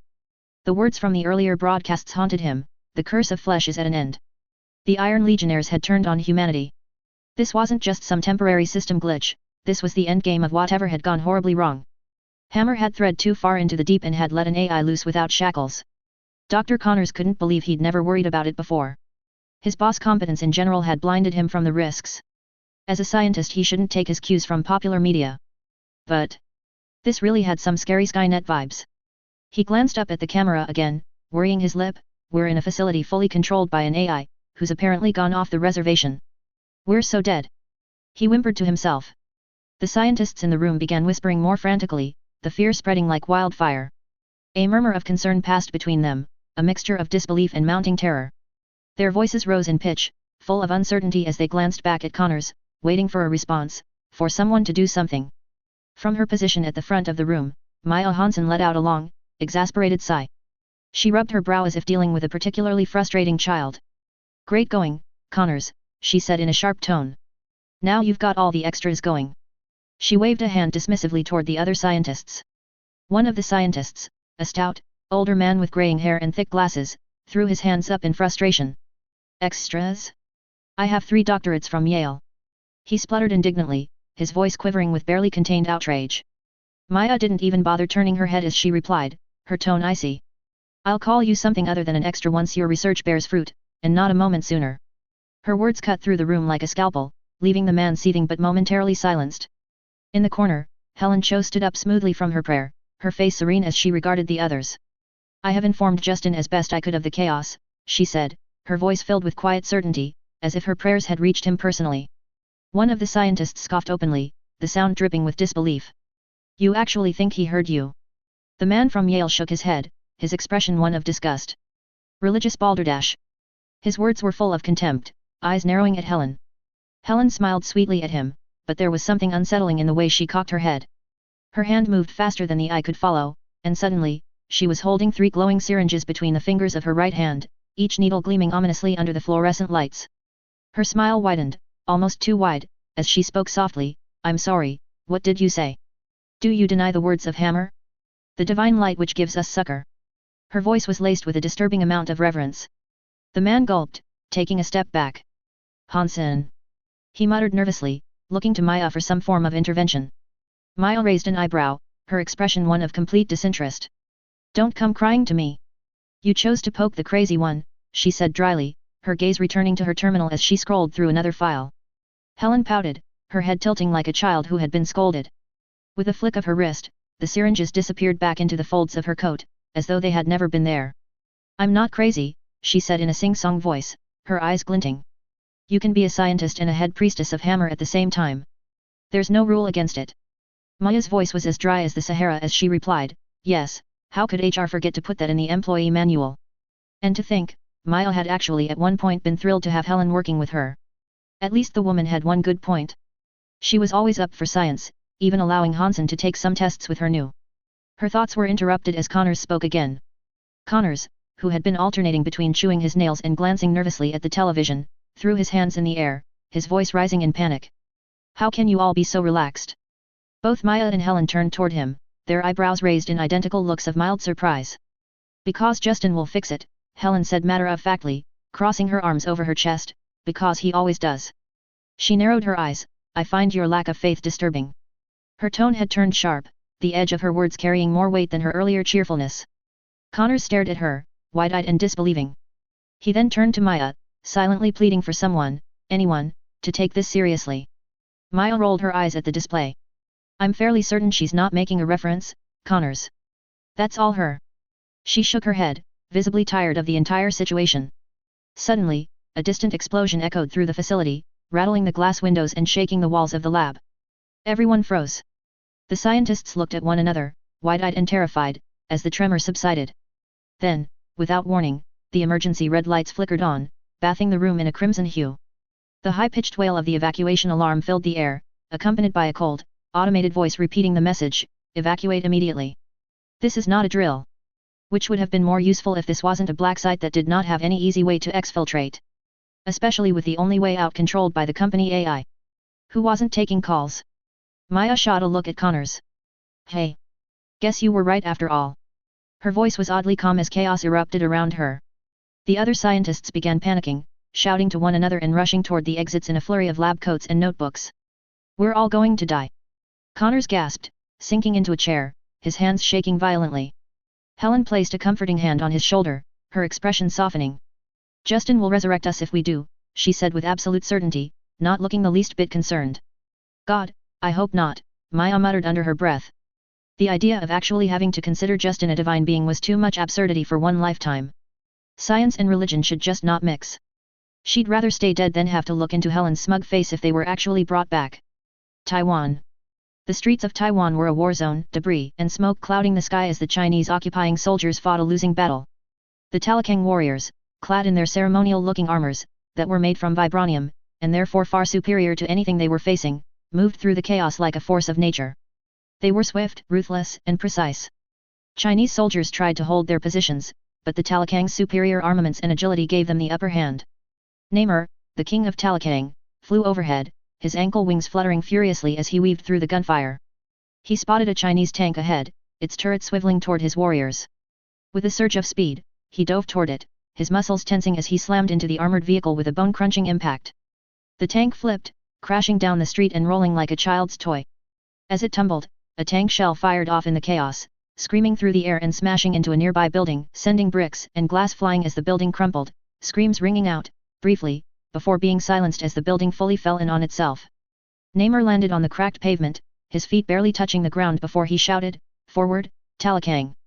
His voice was thunderous, filled with pride and command. His warriors surged ahead, moving like shadows in the smoke. They tore through the Chinese defenses, ripping through soldiers and destroying vehicles with ease. Namor grinned as he watched them work, his chest swelling with pride. These were his people, the finest warriors in the world. No longer would they be held back, the world would have to accept them as the strongest nation on earth after this display, and Namor would get his rightful due as a hero.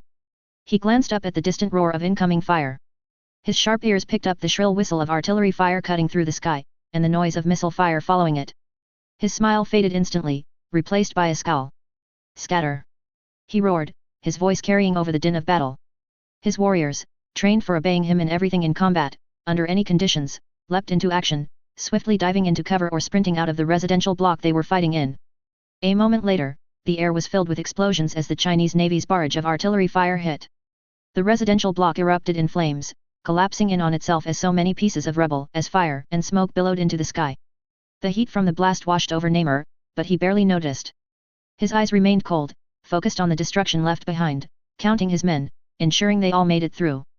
Landing lightly on a nearby rooftop, Namor surveyed the wreckage, his expression stern. He was uncaring of the flames and destruction behind him. This was war. Collateral damage was inevitable. But the Chinese were growing desperate, resorting to heavy bombardment to slow them down. They knew they were losing. His people had survived so far, that was what mattered.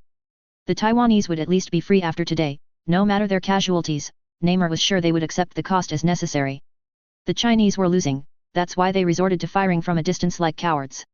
Knowing they could not stand against his warriors and their superior skill and vibranium. Still, the distant fire was annoying him. Although it was something that should be stopped soon, if his allies did not fail in their own quest. He had faith that even if they did, those of his forces in the sea heading for the Navy would take care of the problem for him.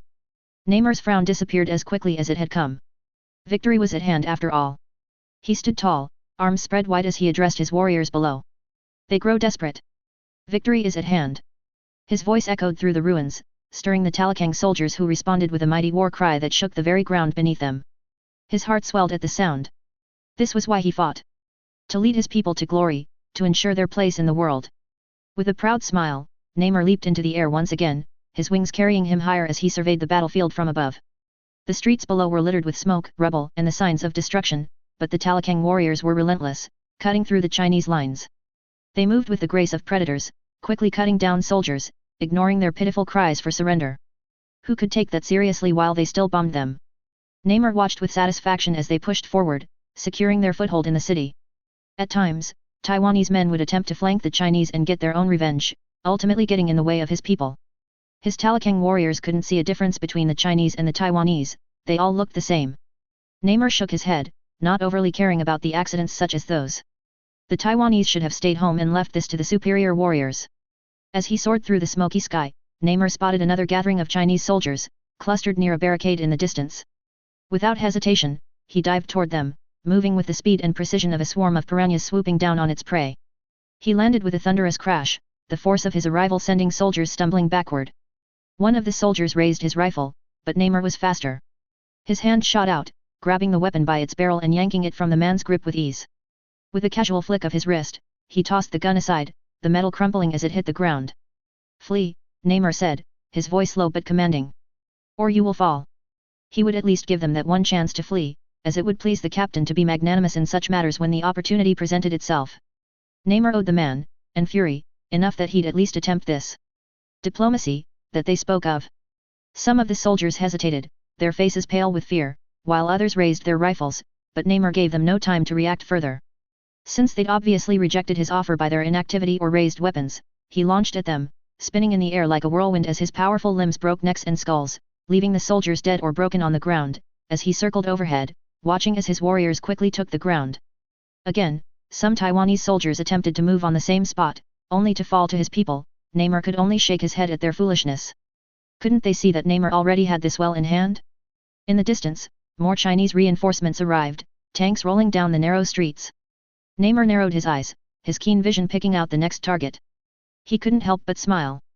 The thrill of battle coursed through him like fire in his veins. Being a hero, fighting for something greater than himself, it was exhilarating. He flew low, skimming the tops of buildings as he headed toward the tanks. One tank's turret swiveled, lining up a shot, but Namor was already there. He slammed his fist down on the turret with enough force to crumple the metal, and the tank groaned as its tread skidded to a stop. The machine was no match for him. Namor rose into the air again, his wings a blur of motion as he soared higher. Below, his warriors continued to push the Chinese forces back, their shouts of victory filling the air. He watched them for a moment, pride swelling in his chest once more. This was how they would wash away the taint of the past, by standing tall and showing the world their strength. Making them recognize it. Forcing them to acknowledge their might, and never again attempt to denigrate Namor. The true king of the sea. Talakang. Namor shouted from the skies, his voice booming across the battlefield. His warriors roared in response, their voices joining together in a cacophony of power and defiance. They were unstoppable, and soon, the world would know it.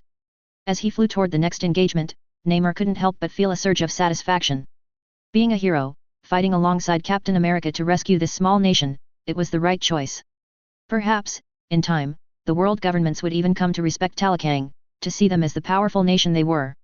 Perhaps they would lift the fines and humiliations they'd forced onto him, and the scrutiny he had to endure after Cairo.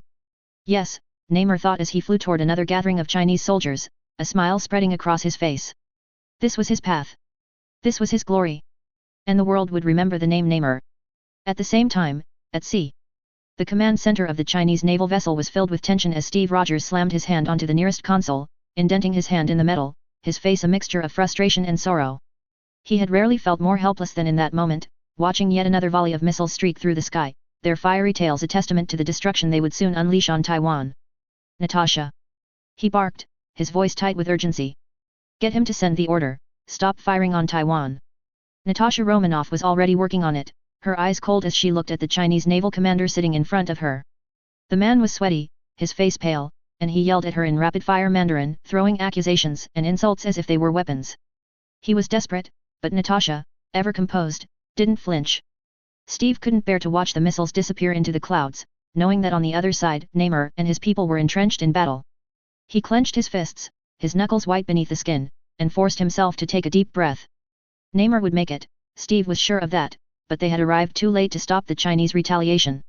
It had taken too long to reach the command ship, too many obstacles in their path. Every second wasted meant more lives at risk. Clint Barton jogged into the command center, his face flushed with exertion, a light sheen of sweat covering his brow. He gave Steve a grim nod. "All right," Clint said, catching his breath, "they've stopped trying to rush us for now, but I'm running out of arrows. I can only keep them at bay for so long before we run into real trouble." "Natasha?" Steve asked, his voice tense as he looked to her for answers. The weight of the situation was beginning to press down on him. His gaze flicked toward the Chinese commander, still raving in Mandarin, his arms bound behind his back. He looked defeated, but defiant. Natasha was calm, her expression neutral as she worked, adjusting the comms. She toggled the channel for fleet-wide communication, keeping it ready, one hand sliding down the commander's shoulder, her fingers brushing lightly across his chest as she raised an inquisitive eyebrow at him. "You know how this ends already?" she said with a knowing look, her hand suddenly had a stiletto knife in it, as she trailed down his chest, before lightly resting it just near his belly button, pointed downwards. She cocked her head, I've never done this and had a prisoner allow me to snip both. Do you really want me to even begin with one? Clint grinned, leaning against the wall, she's right you know, people always talk, you might as well keep yourself whole. Steve grimaced as he looked away, not comfortable with even the threat of it. But Natasha was only threatening anyway, right? She wouldn't do it. Surely? The man's face went from pale to white to green. He muttered something under his breath, his eyes darting to the side, then spat out what Steve suspected was command codes, even if he couldn't understand them. Natasha's sharp ears picked up on them immediately, and she punched them into the console, sending them through to the rest of the fleet, before pushing the commander towards it, pushing his head down, her knife in the other hand teasing his cheek, now order them to cease fire. She whispered almost inaudibly. The commander spoke slowly in Mandarin, Natasha shutting the channel off as soon as he was finished, pushing the man back into a seated position, patting his cheek condescendingly. The silence that followed was deafening. Steve held his breath, watching the radar screen, waiting. The moments ticked by slowly, agonizingly, as each second felt like an eternity. Finally, Steve's shoulders sagged in relief. The missile launches had ceased. There were no more blips on the radar, no more fire directed at Taiwan. Good job, Nat, he said, though the words felt heavy on his tongue. He didn't like that they had to rely on Natasha's particular skill set for this, but he couldn't deny its effectiveness. The Chinese commander glared at Steve, starting to yell in Mandarin, his voice hoarse with frustration. Steve glanced at Natasha, raising an eyebrow. What's he saying? Natasha smirked, her eyes sparkling with amusement as she leaned her hip against the console, her body language dripping with confidence. He's currently insulting the lineage of your great-great-grandmother and her affinity for dogs, she said, her voice dry with amusement. Steve frowned in confusion. What's wrong with liking dogs? Clint chuckled, exchanging a look with Natasha. You've really been out of the loop, haven't you? He asked, looking at Steve with an incredulous expression. Did the guys never joke around when you were in the war? They hadn't had much time for joking around with Fury in charge, and with Banner always on a hair trigger back in Talakang, but surely. He must have at some point faced some raunchy jokes, right? Steve shook his head, his expression turning thoughtful. Not really. With the whole Captain America thing, most of them put me on a pedestal back then. I think only Bucky and Howard really never watched what they said around me. His face grew saddened, as he closed his eyes, and Peggy, he thought. Unbelievable, Clint muttered under his breath, shaking his head in disbelief. Tony hadn't been wrong to call him a Boy Scout. Natasha didn't miss a beat, her focus already shifting back to the task at hand. The fleet will figure out something's wrong soon enough, she said, her voice serious. Or they'll get orders from the homeland that override his. She gave the commander's hair a playful ruffle, which earned a growl of anger from the man. His face turned an unhealthy shade of red as he spat out another string of Mandarin curses. Orders, and the whole thing will kick off again. Steve's eyes drifted toward the tactical display, where the Chinese naval fleet was still arrayed in formation around Taiwan. They had done what they could to halt the missile fire, but the situation was far from over. We'll have to rely on Namor and his warriors to push back the ground forces and help disable the ships, Steve said, his voice heavy with the burden of command. We can only disable so many ships before someone starts another round of bombardment. Clint folded his arms, his brow furrowed in concern. Namor's not exactly the type to take prisoners, he reminded Steve, his voice grim. He's not going to play by the rules in this. Steve winced. In war, it's not always possible to follow the rules. He took a deep breath, the weight of those words settling heavily in his chest. He knew the cost of battle. He had seen it too many times. Natasha pushed off from the console, her eyes sharp. Do you want me to contact Namor's second in command? We can give them targets, focus their efforts where they'll make the most impact. She'd thought Steve hopelessly naive to begin with in not ordering them to take the ships down. The diplomatic route was never going to work, no matter how many command codes they spit out. Steve nodded, picking up his shield from where it rested against the console and strapping it to his back. Yes, do that. While you keep this ship locked down, I'll head for the next one. Before they could move, however, the communication channel crackled to life, the chatter from the fleet suddenly escalating in pitch and volume. Natasha's fingers danced across the controls, her frown deepening as she listened to the chaos unfolding. Something was wrong. Steve, wait. She said, her voice tight with urgency. Steve turned sharply, his hand instinctively moving to his shield. Did they already get new orders? He asked, his tone anxious. We need to move quickly if we're going to stop them. Clint, however, was standing still, his face pale, his eyes wide with horror. Steve. Something else is going on, something way worse. Does everyone speak Chinese but me? Steve said with a self-deprecating smile, trying to lighten the situation, whatever it may be. The comms erupted in a chilling, metallic voice that echoed through the ship's speakers, reverberating off the steel walls and sending a shiver down Steve's spine. The voice was unnatural, mechanical, devoid of any humanity. The curse of flesh is at an end. Steve's heart skipped a beat. What was that? He asked, glancing around the room, his eyes sharp and alert. His hand gripped his shield, ready for anything. Natasha swallowed, her face grim. It's the Iron Legionnaires, she said, her voice low and tense, watching the communications spike across the fleet. They've gone crazy. Hammer's machines are attacking everyone, Chinese, Americans, civilians, soldiers, it doesn't matter. They're targeting everyone. The Chinese fleet is being ordered to return to the mainland and to fire on anything that comes from the sky. Steve's jaw clenched, his teeth grinding together in anger. He's showing his true colors, he growled, his fists tightening. Hammer's behind this. There was no other explanation in his mind. This was the betrayal they had all feared. Can we run this ship ourselves?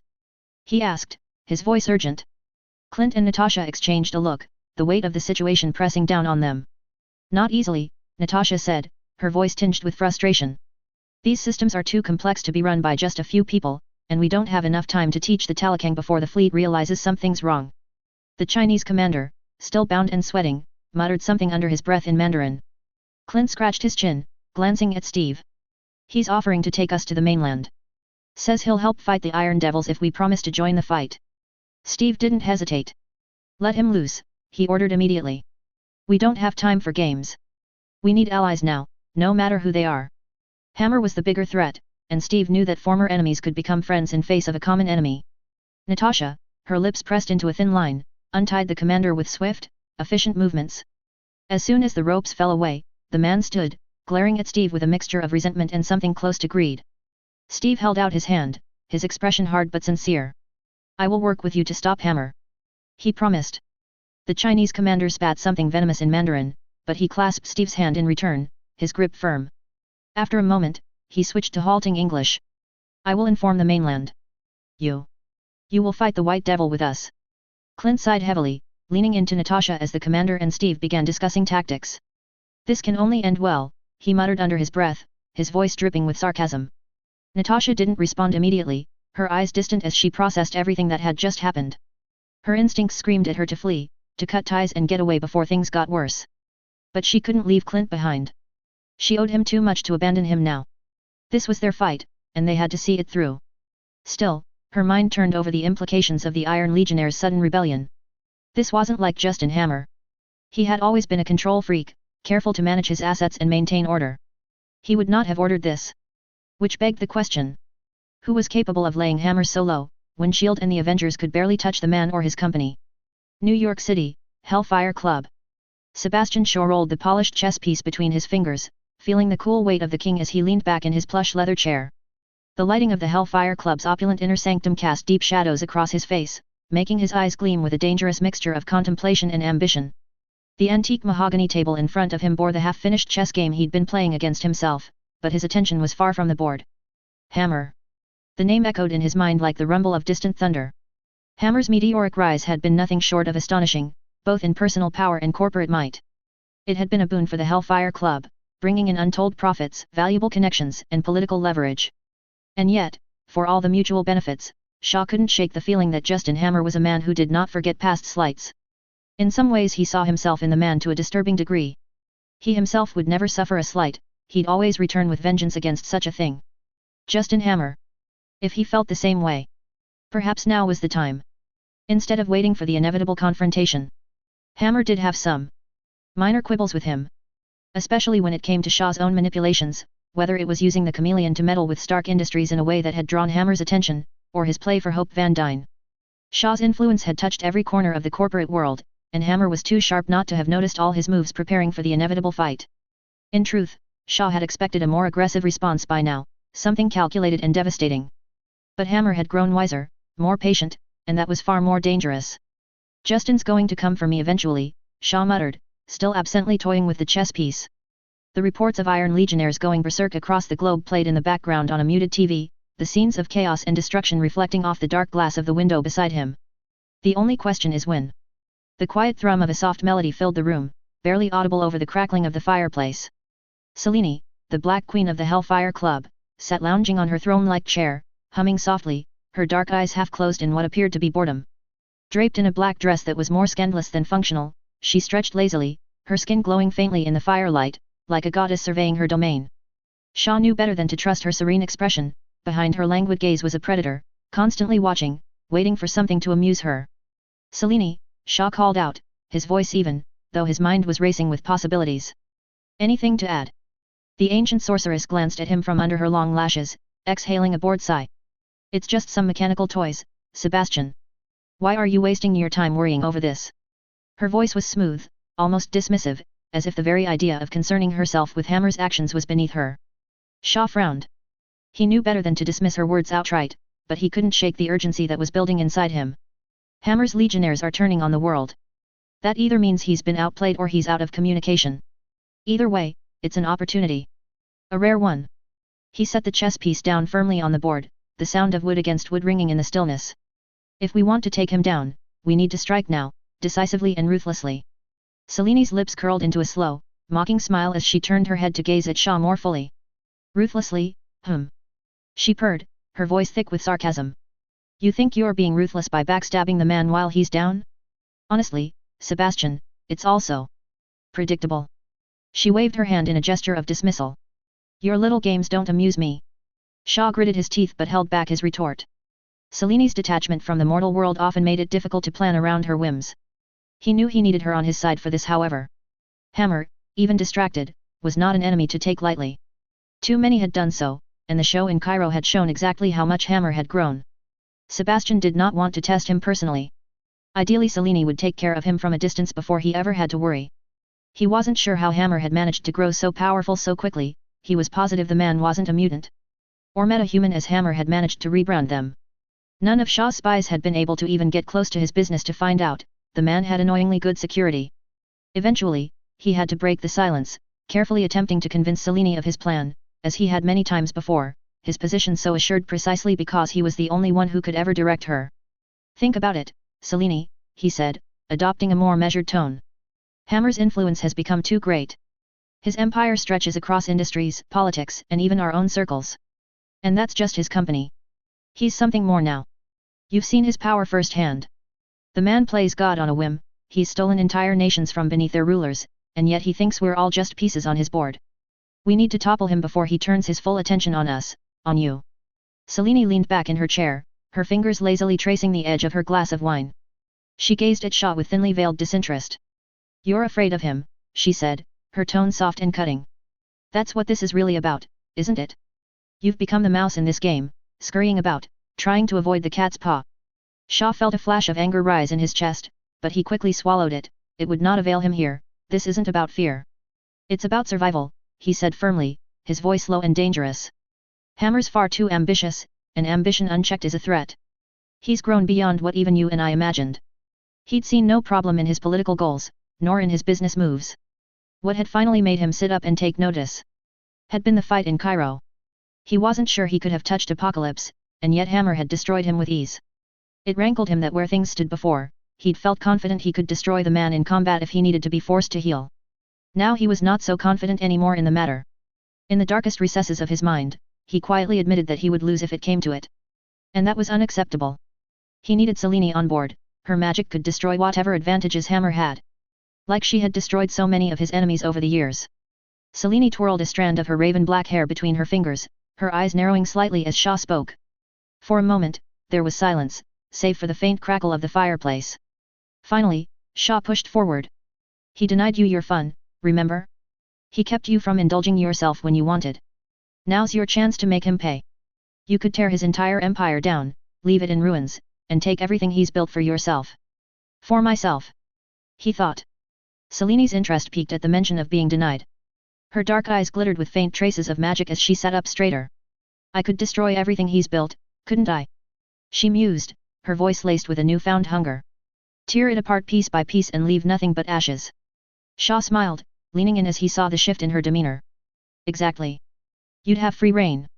Hammer's network, his allies, his resources, they would all fall into chaos. You could let loose, destroy anyone and anything you wanted. And no one would be able to stop you." Selene's grin widened, her teeth gleaming in the low light. She looked almost feral, like a wolf ready to pounce. Shaw felt a thrill of satisfaction ripple through him. He had her now. He had finally found a way to weaponize her insatiable thirst for chaos. I can let loose.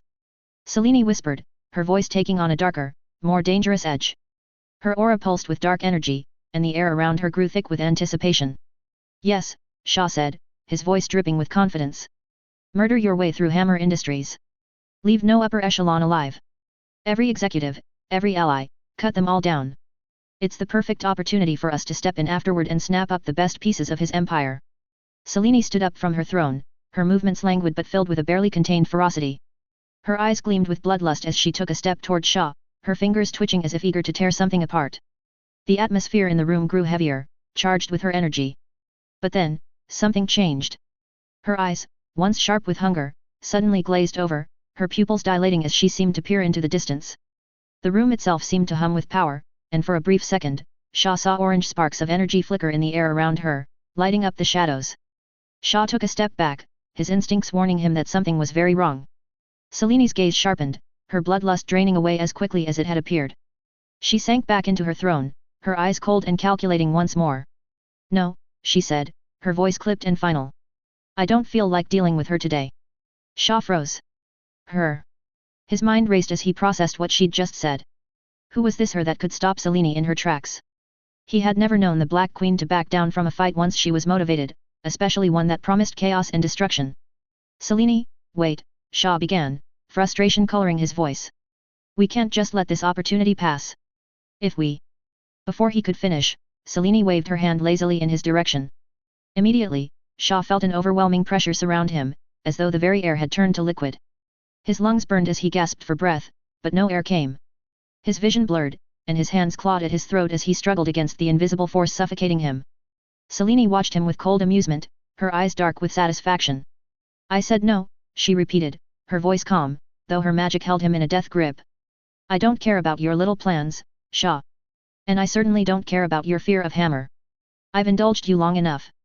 Now. Sit down.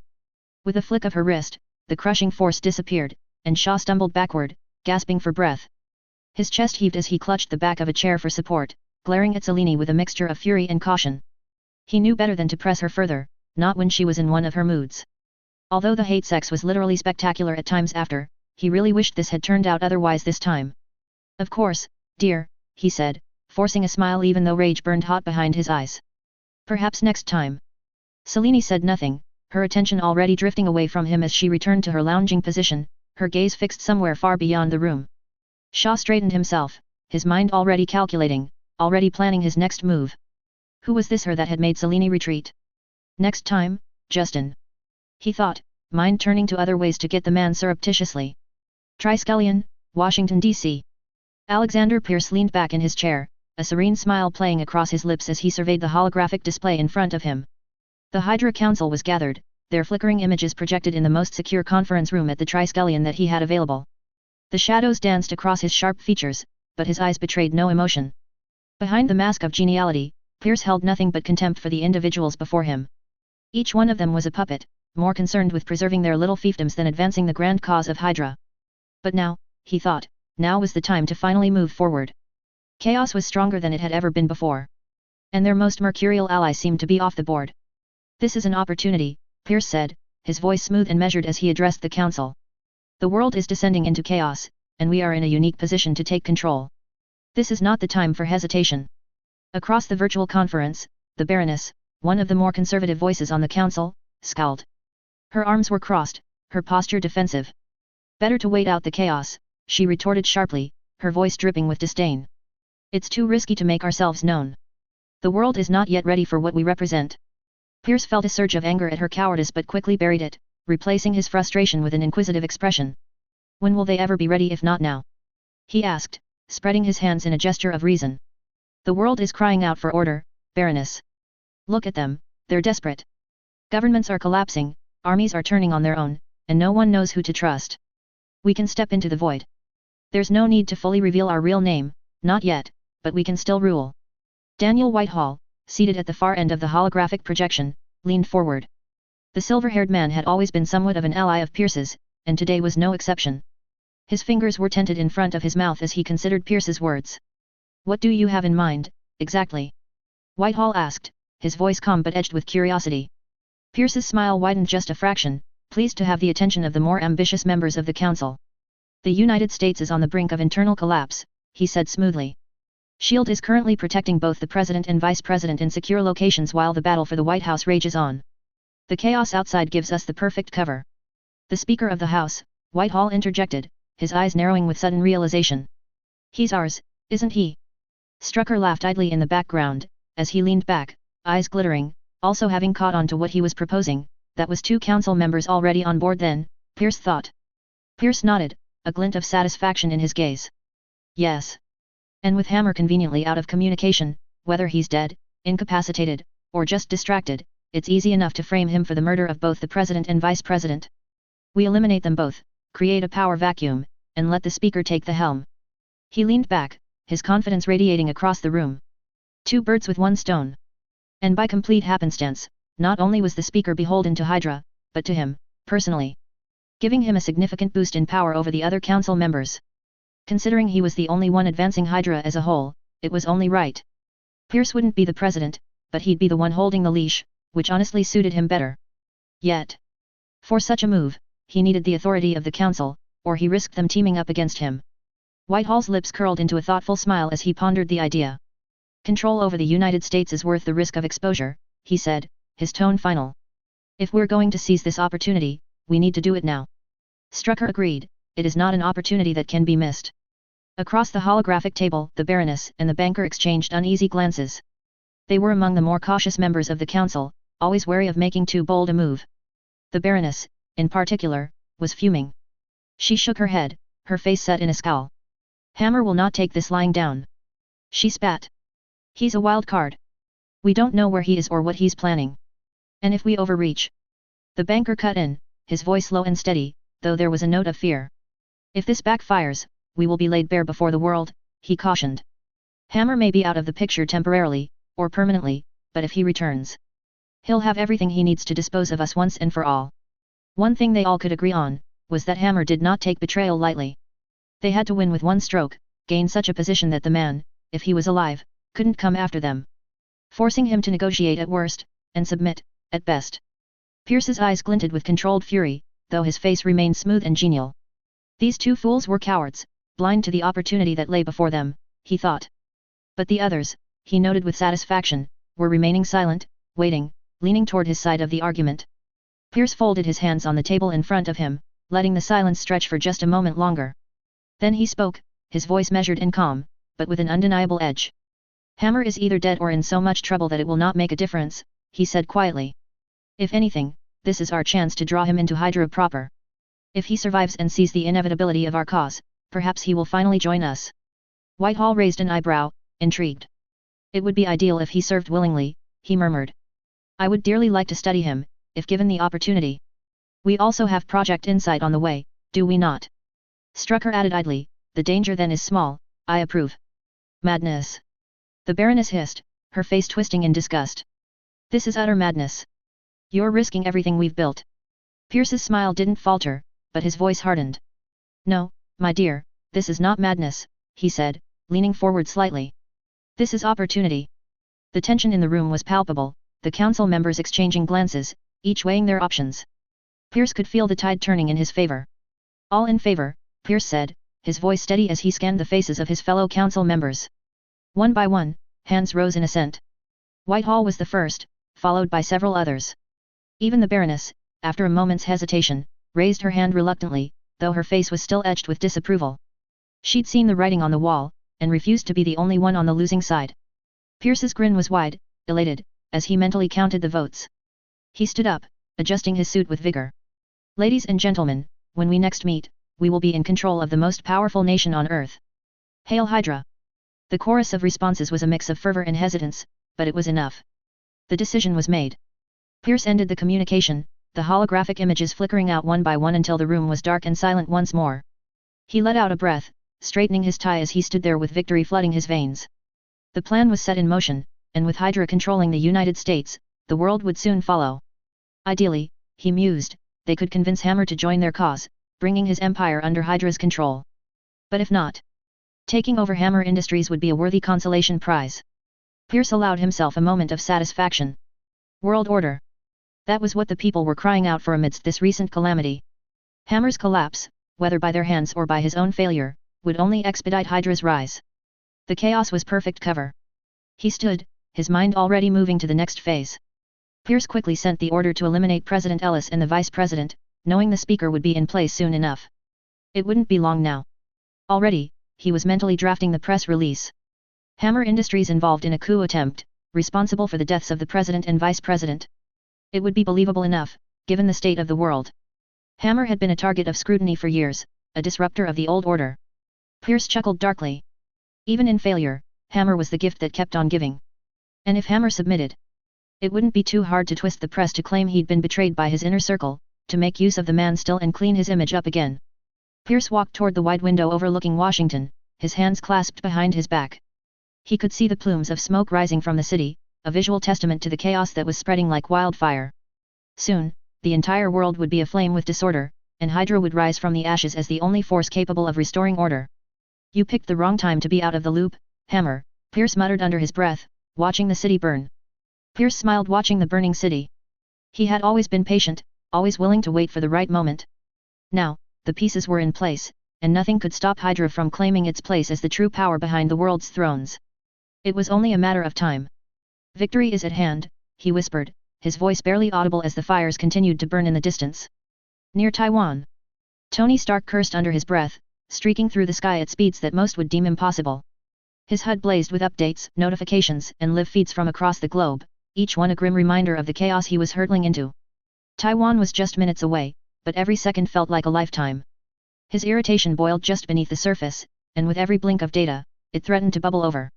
He'd been forced to activate Friday, his backup AI, still in her developmental stages. As much as he liked to keep the atmosphere around him light, there was no humor to be found in the situation now. Jarvis, his faithful, brilliant AI, had vanished without a trace. Tony had muttered every curse in the book when it happened. He couldn't believe Jarvis would just cut out like that, not in the middle of an all-out global catastrophe. And that was exactly what this was turning into. While Friday was doing her best, she was untested at this scale, and right now, Tony was forced to rely on her to manage the chaos back home. She was sending out his multitude of Iron Man suits, trying to rein in the carnage the rogue Iron Legion was wreaking across the United States. Thankfully the X-Men were somewhat helping, because there was a limit to how many suits Tony had prepared. And the Iron Legionnaires definitely had the numbers advantage. And with Friday so new to things, his suits were not exactly operating at peak efficiency either. Jarvis better have a damn good explanation for going AWOL, Tony muttered bitterly, his hands clenching and unclenching inside his gauntlets. The idea that his trusted AI had abandoned him was still sinking in, and he didn't like how exposed it made him feel. He hoped it was that. That someone had taken him was a thought he refused to consider. So it was his baby boy deciding to be naughty, it had to be. Tony was going to blast his servers with so much porn to punish him when he got back. As Tony crossed the sea, Taiwan came into view. Or rather, what was left of it. Smoke billowed into the sky from various points across the island, and through his helmet's enhanced vision, Tony could see buildings smoldering, some already collapsed into rubble. Streets were littered with debris, and whole blocks looked as if they'd been leveled in the fighting. His heart sank, though he masked it with a grim scowl. The island looked like a war zone, because, well, it was. Just ahead of him, the Chinese Navy's vessels were pulling away from the island, the fleet speeding back towards the mainland. His scanners picked up multiple targets aboard one of the vessels, and Tony immediately recognized them. Talakang soldiers. And him. Namor. And of course, who else but Rogers as well, Tony scoffed, the sarcasm bitter on his tongue. Great job, Cap. Real helpful. A part of him, a large part, wanted to fly down there and give Steve Rogers a piece of his mind. It was almost unbearable, the urge to dive down and confront him. All the pent-up anger, frustration, and disappointment surged forward, threatening to pull him off course. After all, what the hell was Steve thinking, working with Namor, someone who had attacked the surface world more than once? Someone who just leveled half of Taiwan, no less? Tony hovered in the air for a moment, hanging above the disaster zone as his mind raced with conflicting impulses. He could already imagine the confrontation, the sharp exchange of words, the heated accusations. The satisfaction of letting Rogers know exactly what he thought of his sanctimonious self-righteousness. On how much his ideals cost other people. But as much as Tony wanted that catharsis, there were more pressing matters at hand. He gave one last, lingering look at the retreating naval vessels, and then turned his gaze back toward Taiwan. The fires, the crumbling infrastructure, the people trapped beneath the rubble. They needed him more right now. Personal grudges could wait. Friday, search and rescue protocols, Tony murmured into his helmet, adjusting his trajectory toward the devastated city. He knew Friday wasn't quite ready for this level of responsibility. Managing multiple combat zones while orchestrating a rescue operation wasn't what she had been designed for yet, but there was no choice. She'd have to manage. Yes sir, bringing up the worst hit areas for you now, Friday's voice chirped in his ear, her tone less refined and lacking the subtle, reassuring warmth that Jarvis always had. Still, it was better than nothing. Before she could finish compiling the data, Tony's sensors flared a warning, and he had to roll to the side just in time to avoid incoming fire. Whoa! What the hell? Tony cursed, deploying a barrage of chaff to confuse the targeting systems of the missiles. Gunfire also erupted from the Chinese Navy's vessels, narrowly missing him as he looped back into evasive maneuvers. Are you kidding me? Tony growled, gritting his teeth.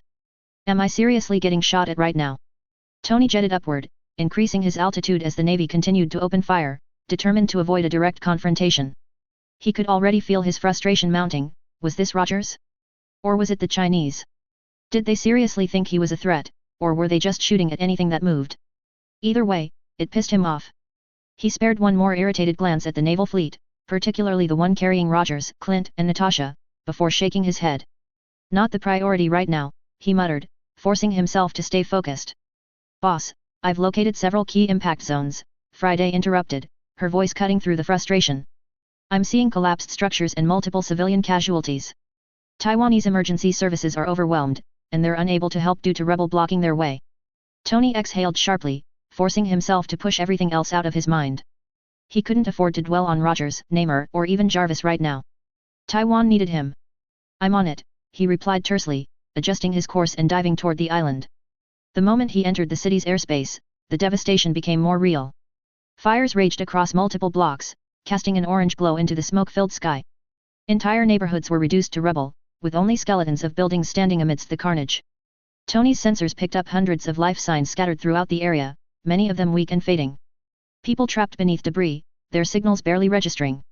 Focus on the highest concentration of civilians, Friday, Tony instructed, his voice sharp with urgency. We need to get as many of them out as fast as we can. Working on it, boss, Friday chirped, though Tony could hear the strain in her voice as she juggled the flood of information pouring in from all corners of the disaster zone. Tony touched down in a cleared area, his boots crunching against the broken asphalt of what used to be a bustling street. Flames licked at the remnants of nearby buildings, and the acrid stench of smoke filled the air. His HUD pinged with multiple alerts as civilians in need of assistance were highlighted in his view. All right, let's get to work, he muttered to himself, flying towards a collapsed building where his sensors indicated several people were trapped. With a quick scan, Tony found the weak spots in the debris, then used his repulsors to carefully eliminate sections of the wreckage, creating an opening large enough for him to pull out a family huddled underneath. Hey, you're safe now, Tony said, trying to keep his voice steady as he helped them out of the rubble, guiding them away from the danger zone. Move quickly, follow the path behind me. Rescue teams will be here soon. I hope. The family nodded, their faces pale with shock, but they moved as instructed. Tony barely spared them another glance as he turned back to the wreckage. There were dozens more like them, scattered across the city, and he didn't have time to waste. Friday, how are the suits back home holding up? Tony asked, his mind still partly focused on the chaos unfolding in the US. Not perfect, boss, Friday replied, her voice strained with the effort of keeping everything under control. The suits are managing, but the Iron Legion is causing serious damage. We're doing what we can, but we're stretched thin. Tony clenched his fists, his frustration rising again. I can't be in two places at once, he muttered. Just do what you can. North America will have to hold until I get back. He turned his attention back to Taiwan, forcing himself to block out the noise of everything happening elsewhere. There were people here who needed him, and he couldn't afford to lose focus. As Tony jetted off to the next location, surveying the burning city below, he couldn't help but feel the weight of the world pressing down on him. Sorry, Hammer, Tony whispered under his breath, glancing at the destruction before him. I can only deal with what's in front of me. His people would have to handle things alone. Minutes later, he was breaking his own word of only dealing with what was in front of him, as he desperately threw himself back towards the States, pushing his armor beyond safe limits. Pepper. New York black site. Su Wenmu strode confidently through the massive hole his men had blown in the concrete walls of the hidden black site. His posture was calm, his expression indifferent, as flames licked the edges of the shattered structure. The thick smoke hung in the air like a shroud, but it didn't bother him, he had walked through much worse. Behind him, his elite fighters moved in perfect formation, awaiting his silent commands. Wen Wu raised a hand, signaling them to halt. This was his path to walk alone now. He didn't need their help. His men were nothing more than an afterthought to him at this moment. His real weapon was already with him, the 10 rings, and his superior mind and body. He had been putting pieces into place long before he even knew he needed to be wary of Justin Hammer, saving the information for a rainy day, and now it would all bear fruit. The defenders of the facility had preemptively cut the power to the elevators that descended into the lower levels. But that was a mere inconvenience to a man like Wen Wu. With a subtle motion of his wrist, the 10 rings around his arms lit up with a faint glow, pulsing with ancient energy. The ground trembled slightly as one of the rings shot forward, slamming into the elevator doors with a thunderous boom. The doors caved in, the metal folding like paper. The ring buzzed as it spun around, before cutting through the entirety of the elevator in a rapid spin that was almost impossible to catch with the naked eye, the pieces of molten and cut metal falling down, after which the elevator shaft was left exposed. Without hesitation, Wen Wu stepped forward, casually walking into the now destroyed shaft. He didn't fall, his rings, connected to his very will, hovered around him, gently slowing his descent as he floated downward. As he neared the bottom, he saw the defenders waiting for him, guns trained on the opening. A smile tugged at the corner of his lips. They thought they could stop him. He had to admit, there was some satisfaction in letting loose once again. Things had grown stale. His feet touched the floor with barely a sound, and as the defenders filled the air with plasma, his arm shot out, the rings spinning in a blur of motion. The first burst of fire was deflected effortlessly, the deadly plasma beams bouncing off the glowing rings as they moved faster than the eye could track, putting down half the defenders as their attacks rebounded. The defenders barely had time to react further, before Wen Wu moved. In an instant, he was upon them, idly noting that the killed men were regenerating their wounds, and getting back onto their feet slowly. To him, they might as well have been moving in slow motion. He dashed forward with speed that might as well have been instantaneous as far as his enemies were able to parse it. His first opponent, a soldier armed with a tri-beam HammerTech rifle, didn't even have time to pull the trigger again before Wen Wu was in front of him. With a contemptuous flick of his wrists, 2 of the rings struck the soldier's 2 comrades at his side, shattering their skulls into pieces, viscera raining onto the soldier. Said soldier only had time for his eyes to widen in horror, before Wen Wu drove a palm into his chest, sending him flying back into the concrete wall with bone-crushing force, his entire torso caved in. He did not regenerate, Wen Wu smirking minusculely as his rings glowed, his ring of absorption working wonders on Extremis it seemed. He might have to slow down on using that one then, or this would be all too boring. Another defender rushed him from the side, firing rapidly, but Wen Wu hardly needed to look. His movements were fluid, effortless, as he dodged the incoming fire. He pivoted, his body twisting gracefully, and his fist shot out like a viper's strike. His knuckles connected with the man's jaw in a brutal strike, a ring sliding forward with the motion, shrinking down as it went down his throat.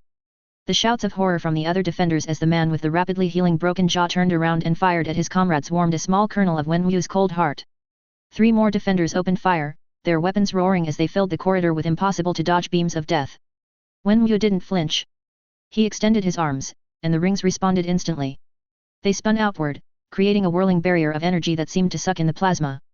With a dismissive gesture, Wen Wu sent 2 of the rings hurtling forward the fire that had been swallowed, returned at point-blank range. Extremis would not avail those soldiers, as their state could best be described as jellified. With a thought, the ring inside Mr. Glassjaw returned to him, sliding onto his arm, the man wetly flopping to the ground, cut in half by the ring's return. Wen Wu crushed his skull with his foot as he slowly walked by, a small contemptuous smile on his face, as he stared down the defenders. Hammer had good men, he acknowledged begrudgingly. They still did not run. He mentally applauded their bravery and loyalty even as he derided their weakness and poor choices. Even as his heart beat faster, the blood covering his arms brought back memories of simpler times. Back when slaughter was the way to deal with any enemy, and pillaging and raping was not only appropriate, but expected. Simple times, perhaps, but he did miss it in some moments. The few remaining defenders regrouped, one throwing a grenade in a desperate attempt to stop him. Wen Wu's eyes barely flicked toward the explosive. With a mere thought, the rings responded, spinning in a circle before him, covering the width of the corridor, before a gout of flame shot towards the men, the grenade only adding to the inferno as it exploded as the fire reached it. The explosion lit up the corridor in a flash of fire and smoke, but Wen Wu walked through it as if it were nothing, his silhouette framed by the destruction. The 10 rings were more than mere baubles of immortality, their existence and functions lost through time as Wen Wu headed out to slaughter less and less with age. They were so much more than even his own men believed. He walked out into the next corridor, smoke wafting off his form, even as a soldier screamed in utter agony at his feet, regenerating even as he continued to burn to death, fat dripping off him, bone cooking, skin blackening, even as it regenerated again, Wenwu's flames not the kind that extinguished until he willed it. Idly he wondered how long the man could burn. If he was still alive when he returned, he'd have to bring him home. An eternally burning man would make a nice centerpiece for his throne room. It would keep his men honest. A pair of obviously enhanced soldiers stepped forward next, their eyes glowing with the unstable energy coursing through their veins as they pushed their extremist to its limits. They rushed him with inhuman speed, but Wenwu was faster. His centuries of martial arts mastery showed as he dropped low, dodging their first strikes, and in one fluid motion, he swept the legs out from under one of them. The soldier hit the ground hard, but Wenwu was already on him, delivering a lightning-fast series of strikes to his chest and throat. Each blow was precise, methodical, and brutal. He didn't even bother using his rings as he ripped part of the man's spine out of his skull and neck and used it to stab the other soldier through the eye, watching uncaringly as the man fell, his regeneration not able to help him with something lodged into his brain as such. The rest of the defenders hesitated now, fear creeping into their eyes. They had no doubt been briefed about the Mandarin, but witnessing his power firsthand was another matter entirely from guesswork and rumors. Wenwu could sense their fear, and he relished it. He stepped forward again, his gaze cold and unyielding. Another group of soldiers opened fire, this time with regular ordnance as their energy weapons had failed them, but Wenwu moved like water, his arms glowing, flowing between their bullets with ease. He weaved through the chaos, his body a blur of motion, and with each step, he closed the distance between him and his attackers. The first soldier he reached raised his weapon, but Wenwu caught the barrel with his hand, twisting it upward as the gun discharged harmlessly into the ceiling. With a swift, brutal motion, he drove his elbow into the soldier's throat, sending him reeling back in pain. Before the soldier could recover, Wenwu lashed out with a spinning kick, the force of it sending the man crashing into the wall, all 10 of his rings briefly leaving his arms to absolutely crush the man into paste, before sliding back on, all within a few blinks of the eye. Another soldier tried to flank him, but Wenwu's reflexes were too sharp. He dodged the incoming strike, grabbing the man's arm and pulling him off balance. In one fluid motion, Wenwu twisted the soldier's arm behind his back and delivered a devastating knee strike to his spine. The soldier collapsed to the ground, incapacitated for a moment. Long enough for Wenwu to snap his neck, and throw him at the few remaining soldiers who hadn't advanced, and was still trying to nail him down with bullets, one of his rings easily pinballing back and forth and deflecting the fire while he was busy playing with the super soldiers. Wenwu turned just in time to catch a punch from one of the larger defenders, his hand gripping the man's fist effortlessly. For a moment, the soldier struggled, trying to break free, but Wenwu's strength was overwhelming. With a casual flick of his wrist, Wenwu speared the man through with 9 rings, the man flying backward, crashing into the floor with a thunderous impact as his organs flowed out of his body. The flooring was becoming difficult for the men facing him, slick with blood and viscera as it was, Wenwu calmly walking over it without a shred of difficulty. He didn't even pay attention as his rings destroyed another automated turret, having not bothered to worry about the mechanical issues for the entirety of his Sunday stroll. As more soldiers rushed in, Wenwu decided to end this quickly, he was growing bored with this. The 10 rings hovered around him, glowing with an eerie light. He raised his hand, and the rings glowed brightly, before dozens of beams shot forward in unison, striking down the remaining soldiers with devastating precision. Each ring moved with deadly accuracy, melting the men that faced him until there was not enough left to regenerate. In mere moments, the corridor was silent again, littered with the few remains that survived. Wenwu stood in the center of the devastation, his posture calm, his expression unchanged. He hadn't even broken a sweat. The rings returned to him, floating lazily around his arms as if waiting for his next command. Wenwu glanced around, surveying the destruction with cold detachment.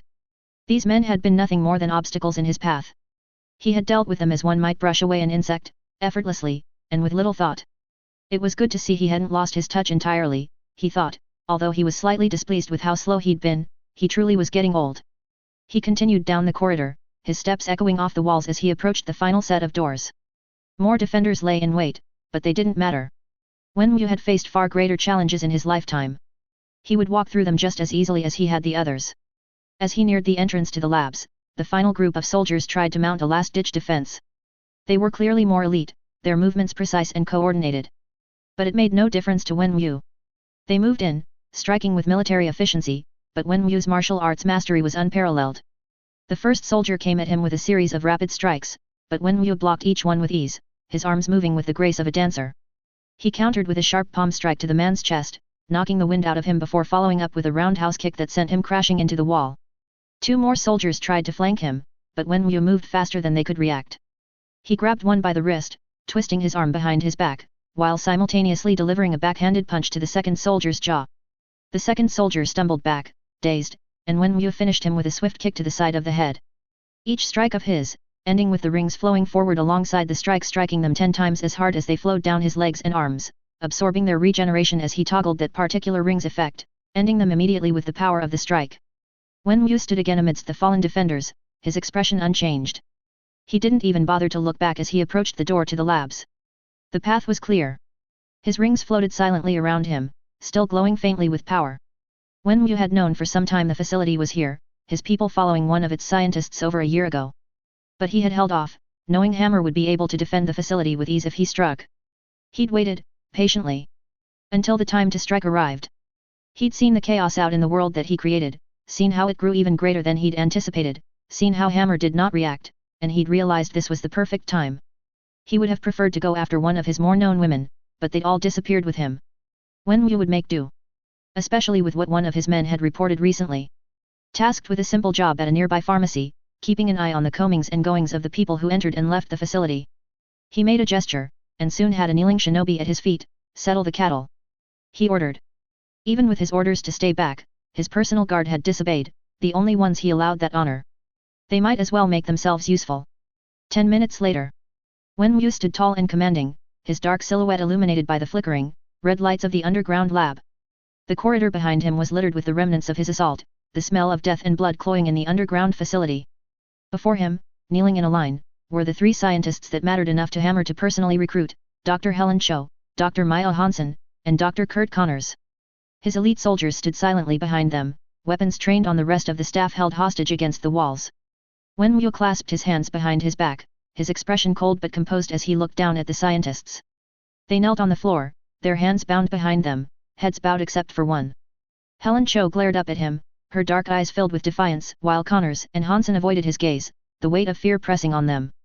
Connors trembled slightly, and Maya's posture was tense, her lips pressed into a thin line.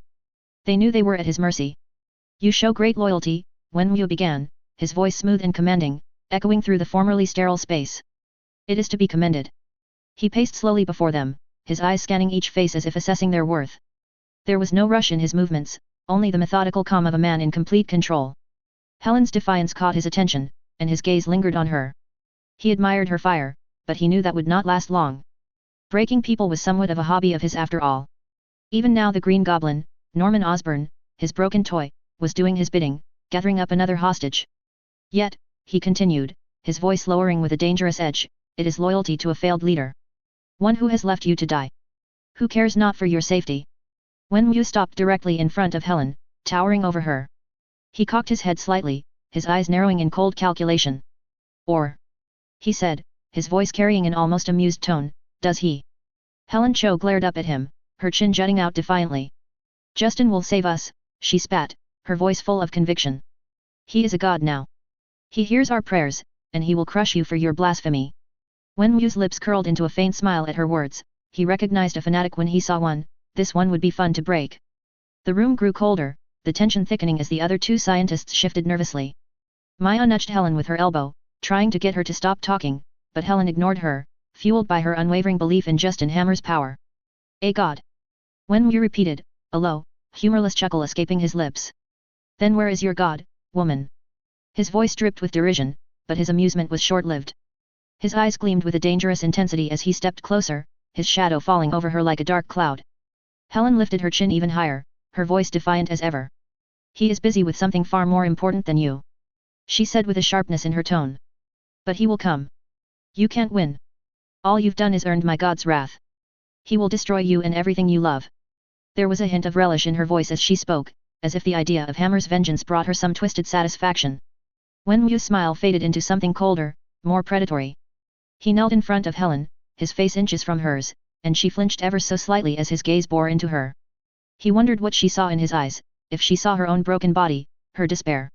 I am counting on him taking issue with what I do today, he said quietly, almost conversationally. His voice was soft but held an undercurrent of menace, the calm before a storm, the promise of more to come. Without warning, Wen Wu reached out and placed a finger under Helen's chin, tilting her head up toward him. His touch was surprisingly gentle, but the gesture carried a weight of dominance that made her tremble slightly despite her earlier bravado. She glared at him, her eyes flickering with defiance, but there was fear there now, just beneath the surface. Wenwu knew fear. Had studied it intently, had wielded it as a weapon so long he was fear itself, could taste as the woman's breath hitched, as she finally realized what he was here for. Wenwu studied her, his expression unreadable. I wonder, he mused, his voice barely above a whisper, will he be enraged if I take you? If I make use of you? His thumb traced lightly across her lips, his touch sending a shiver of revulsion down her spine. If I break you? Helen's resolve wavered for a moment, but she held on to her faith, refusing to show her fear even if it was obvious to Wenwu, who delighted in it. He won't care, Maya Hansen interjected, her voice tense and urgent. She glared at Wenwu, trying to draw his attention away from Helen. We're just scientists. He has a dozen more to replace us. She argued. Wenwu's cold smile returned, but it was more chilling than before. No, he said softly, turning his gaze to Maya, I don't think so. He stood slowly, his eyes returning and never leaving Helen, as she trembled slightly under his gaze. He loomed over her, his presence suffocating, as if the weight of his power pressed down on her like an invisible force. I think, he said, his voice a low, dangerous murmur, I only need one of you as bait. His smile grew as he ran a nail down Helen's cheek, drawing blood, or should I count you as two? Wenwu made a brief gesture toward his soldiers. Without hesitation, they opened fire. Hansen barely had time to curse his name, as blood splattered the walls, Wenwu standing still, uncaring of the flecks that dirted his clothes, watching tears fall from Helen's eyes instead, even as viscera covered her from the scientists at her sides, lumps of meat falling to the floor with wet thuds. Helen sobbed, her eyes wide as she watched the others fall. She cried out in a mix of shock and fury, her voice breaking as she struggled against her bonds. No. She watched Hansen and Connors, watched the light leave their eyes, and Wenwu let out a heady breath, eyes half-lidded, filled with pleasure at the absolute agony in her scream as she threw her body over the mess that used to be people. Wenwu's smile grew as he continued to watch Helen's reaction, relishing the despair that crossed her face. The lab was silent now, save for the hum of the rings around his arms and Helen's ragged breathing and mumbled pleadings. You see, Wenwu said, his voice almost tender as he stepped back from her, there is no one coming to save you. Your god is absent, too busy with his own chaos to care about you. You are nothing to him. He tilted his head, except. You have something of his, don't you? Helen's lips trembled, her resolve shaken, but she didn't break. Not yet. She glared up at him, her eyes burning with defiance even as tears welled up. He will come, she whispered, more to herself than to him. He will. One of his men came up to Wenwu, whispering, Helen just barely picking up on it, we have Stark's wife. Wenwu only smiled briefly, nodding to the man. Wenwu turned away from her, his back straight and his steps measured as he walked toward the door. He paused just before exiting, glancing over his shoulder with one final, chilling smile. We shall see.